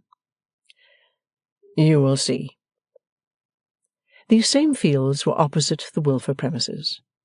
The discreet Mrs Wilfer, now looking out of window and beholding her daughter in conference with her lodger, instantly tied up her head and came out for a casual walk. "I have been telling Miss Wilfer," said John Rokesmith, as the majestic lady came stalking up, "that I have become, by a curious chance, Mr Boffin's secretary, or man of business." "I have not," returned Mrs Wilfer, waving her gloves in her chronic state of dignity and vague ill-usage, "the honour of any intimate acquaintance with Mr Boffin, and it is not for me to congratulate that gentleman on the acquisition he has made." "A poor one enough," said Rokesmith. "Pardon me," returned Mrs Wilfer. "The merits of Mr Boffin may be highly distinguished, may be more distinguished than the countenance of Mrs Boffin would imply, but it were the insanity of humility to deem him worthy of a better assistant." "You are very good. I have also been telling Miss Wilfer that she is expected very shortly at the new residence in town." "Having tacitly consented," said Mrs Wilfer, with a grand shrug of her shoulders and another wave of her gloves, "to my child's acceptance of the proffered attentions of Mrs Boffin, I interpose no objection." Here Miss Bella offered the remonstrance. "Don't talk nonsense, Ma, please." "Peace," said Mrs Wilfer. "No, Ma, I'm not going to be made so absurd. Interposing objections. I say," repeated Mrs Wilfer with a vast access of grandeur, "that I am not going to interpose objections of Mrs Boffin, to whose countenance no disciple of Lavater could possibly for a single moment subscribe," with a shiver, "seeks to illuminate her new residence in town with the attractions of a child of mine. I am content that she should be favoured by the company of a child of mine." "You use the word, ma'am, I have myself used," said Rokesmith with a glance at Bella, "when you speak of Miss Wilfer's attractions there." "Pardon me," returned Mrs Wilfer with dreadful solemnity, "but I had not finished." "Oh, pray excuse me." "I was about to say," pursued Mrs Wilfer, who clearly had not had the faintest idea of saying anything more, "that when I use the term attractions, I do so with the qualification that I do not mean it in any way whatever." The excellent lady delivered this luminous elucidation of her views with an air of greatly obliging her hearers, and greatly distinguishing herself. Whereat Miss Bella laughed a scornful little laugh, and said, "Quite enough about this, I am sure, on all sides. Have the goodness, Mr Rokesmith, to give my love to Mrs Boffin." "Pardon me," cried Mrs Wilfer. "Compliments." "Love," repeated Bella with a little stamp of her foot. "No," said Mrs Wilfer monotonously. "Compliments." "Say Miss Wilfer's love and Mrs Wilfer's compliments," the secretary proposed, as a compromise. "And I shall be very glad to come when she is ready for me. The sooner the better. One last word, Bella," said Mrs Wilfer. "Before descending to the family apartment, I trust that as a child of mine you will ever be sensible that it will be graceful in you, when associating with Mr and Mrs Boffin upon equal terms, to remember that the secretary, Mr Rokesmith, as your father's lodger, has a claim on your good word." The condescension with which Mrs Wilfer delivered this proclamation of patronage was as wonderful as the swiftness with which the lodger had lost caste in the secretary. He smiled as the mother retired downstairs, but his face fell as the daughter followed. So insolent, so trivial, so capricious, so mercenary, so careless, so hard to touch, so hard to turn, he said bitterly, and added as he went upstairs, and yet so pretty, so pretty, and added presently as he walked to and fro in his room, and if she knew. She knew that he was shaking the house by his walking to and fro, and she declared it another of the miseries of being poor that you couldn't get rid of a haunting secretary stumping overhead in the dark, like a ghost. Chapter 17. A Dismal Swamp. And now, in the blooming summer days, behold Mr. and Mrs. Boffin established in the eminently aristocratic family mansion, and behold all manner of crawling, creeping, fluttering, and buzzing creatures attracted by the gold dust of the Golden Dustman. Foremost among those leaving cards at the eminently aristocratic door before it is quite painted are the Veneerings, out of breath, one might imagine, from the impetuosity of their rush to the eminently aristocratic steps. 1 copper-plate Mrs. Veneering, 2 copper-plate Mr. Veneerings, and a connubial copper-plate Mr. and Mrs. Veneering, requesting the honour of Mr. and Mrs. Boffin's company at dinner with the utmost analytical solemnities. The enchanting Lady Tippins leaves a card.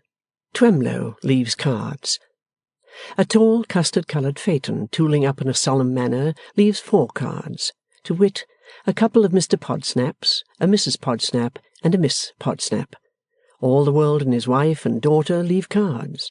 Sometimes the world's wife has so many daughters that her card reads rather like a miscellaneous lot at an auction, comprising Mrs. Tapkins, Miss Tapkins, Miss Frederica Tapkins, Miss Antonina Tapkins, Miss Malvina Tapkins, and Miss Euphemia Tapkins. At the same time, the same lady leaves the card of Mrs. Henry George Alfred Swashel, née Tapkins. Also a card, Mrs. Tapkins at home, Wednesdays, music, Portland Place. Miss Bella Wilfer becomes an inmate, for an indefinite period, of the eminently aristocratic dwelling. Mrs. Boffin bears Miss Bella away to her milliners and dressmakers, and she gets beautifully dressed. The Veneerings find with swift remorse that they have omitted to invite Miss Bella Wilfer. 1 Mrs. Veneering and 1 Mr. and Mrs. Veneering, requesting that additional honour, instantly do penance in white cardboard on the hall table. Mrs. Tapkins likewise discovers her omission, and with promptitude repairs it. For herself, for Miss Tapkins, for Miss Frederica Tapkins, for Miss Antonina Tapkins, for Miss Malvina Tapkins, and for Miss Euphemia Tapkins. Likewise for Mrs. Henry George Alfred Swashel, née Tapkins. Likewise for Mrs. Tapkins at home, Wednesdays, music, Portland Place. Tradesmen's books hunger, and tradesmen's mouths water, for the gold dust of the Golden Dustman. As Mrs. Boffin and Miss Wilfer drive out, or as Mr. Boffin walks out at his jog-trot pace, the fishmonger pulls off his hat with an air of reverence founded on conviction. His men cleanse their fingers on their woollen aprons before presuming to touch their foreheads to Mr. Boffin or lady. The gaping salmon and the golden mullet lying on the slab seem to turn up their eyes sideways, as they would turn up their hands, if they had any, in worshipping admiration. The butcher, though a portly and a prosperous man, doesn't know what to do with himself. So anxious is he to express humility when discovered by the passing Boffins taking the air in a mutton grove. Presents are made to the Boffin servants, and bland strangers with business cards, meeting said servants in the street, offer hypothetical corruption, as, "Supposing I was to be favoured with an order from Mr. Boffin, my dear friend, it would be worth my while to do a certain thing that I hope might not prove wholly disagreeable to your feelings." But no one knows so well as the secretary, who opens and reads the letters, what a set is made at the man marked by a stroke of notoriety. Oh, the varieties of dust for ocular use, offered in exchange for the gold dust of the Golden Dustman. 57 churches to be erected, with half-crowns. 42 parsonage houses to be repaired with shillings. 27 organs to be built with halfpence. 1,200 children to be brought up on postage stamps. Not that a half-a-crown, shilling, halfpenny, or postage stamp would be particularly acceptable from Mr. Boffin, but that it is so obvious he is the man to make up the deficiency. And then the charities, my Christian brother, and mostly in difficulties, yet mostly lavish too in the expensive articles of print and paper. Large, fat, private, double letter sealed with a ducal coronet, Nicodemus Boffin, Esquire, my dear sir, Having consented to preside at the forthcoming annual dinner of the Family Party Fund, and feeling deeply impressed with the immense usefulness of that noble institution and the great importance of its being supported by a list of stewards that shall prove to the public the interest taken in it by popular and distinguished men, I have undertaken to ask you to become a steward on that occasion, soliciting your favourable reply before the 14th instant. I am, my dear sir, your faithful servant, Linseed. P.S. The steward's fee is limited to 3 guineas. Friendly this, on the part of the Duke of Linseed, and thoughtful in the postscript. Only lithographed by the 100, and presenting but a pale individuality of an address to Nicodemus Boffin, Esquire, in quite another hand. It takes 2 noble earls and a viscount combined to inform Nicodemus Boffin, Esquire, in an equally flattering manner, that an estimable lady in the west of England has offered to present a purse containing £20 to the Society for Granting Annuities to Unassuming Members of the Middle Classes, if 20 individuals will previously present purses of £100 each. And those benevolent noblemen very kindly point out that if Nicodemus Boffin, Esquire, should wish to present 2 or more purses, it will not be inconsistent with the design of the estimable lady in the west of England, provided each purse be coupled with the name of some member of his honoured and respected family. These are the corporate beggars, but there are, besides, the individual beggars. And how does the heart of the Secretary fail him when he has to cope with them? And they must be coped with to some extent, because they all enclose documents. They call their scraps documents, but they are, as to papers deserving the name, what minced veal is to a calf, the non-return of which would be their ruin. That is to say, they are utterly ruined now, but they would be more utterly ruined then.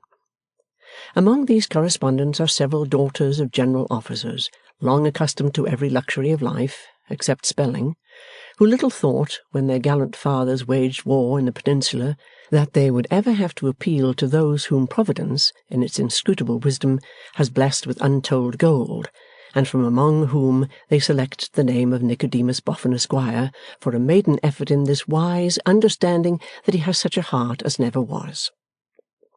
The Secretary learns, too, that confidence between man and wife would seem to obtain but rarely when virtue is in distress.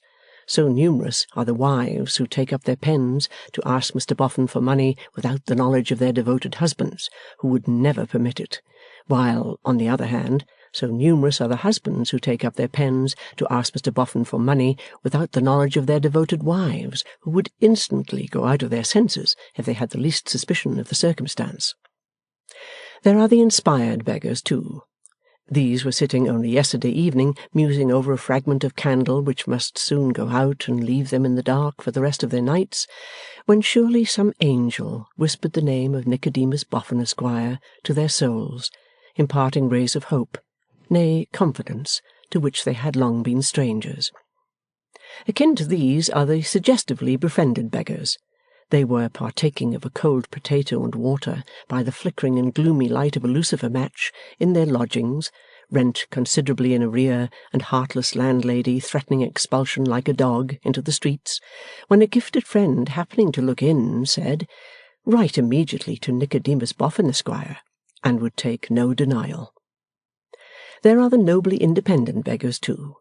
These, in the days of their abundance, ever regarded gold as dross, and have not yet got over that only impediment in the way of their amassing wealth. But they want no dross from Nicodemus Boffin, Esquire. No, Mr. Boffin, the world may term it pride, paltry pride if you will, but they wouldn't take it if you offered it. A loan, sir, for 14 weeks to the day, interest calculated at the rate of 5% per annum, to be bestowed upon any charitable institution you may name, is all they want of you, and if you have the meanness to refuse it, count on being despised by these great spirits. There are the beggars of punctual business habits, too. These will make an end of themselves at 1:45 p.m. on Tuesday, if no post-office order is in the interim received from Nicodemus Boffin, Esquire. Arriving after 1:45 p.m. on Tuesday, it need not be sent, as they will then, having made an exact memorandum of the heartless circumstances, be cold in death.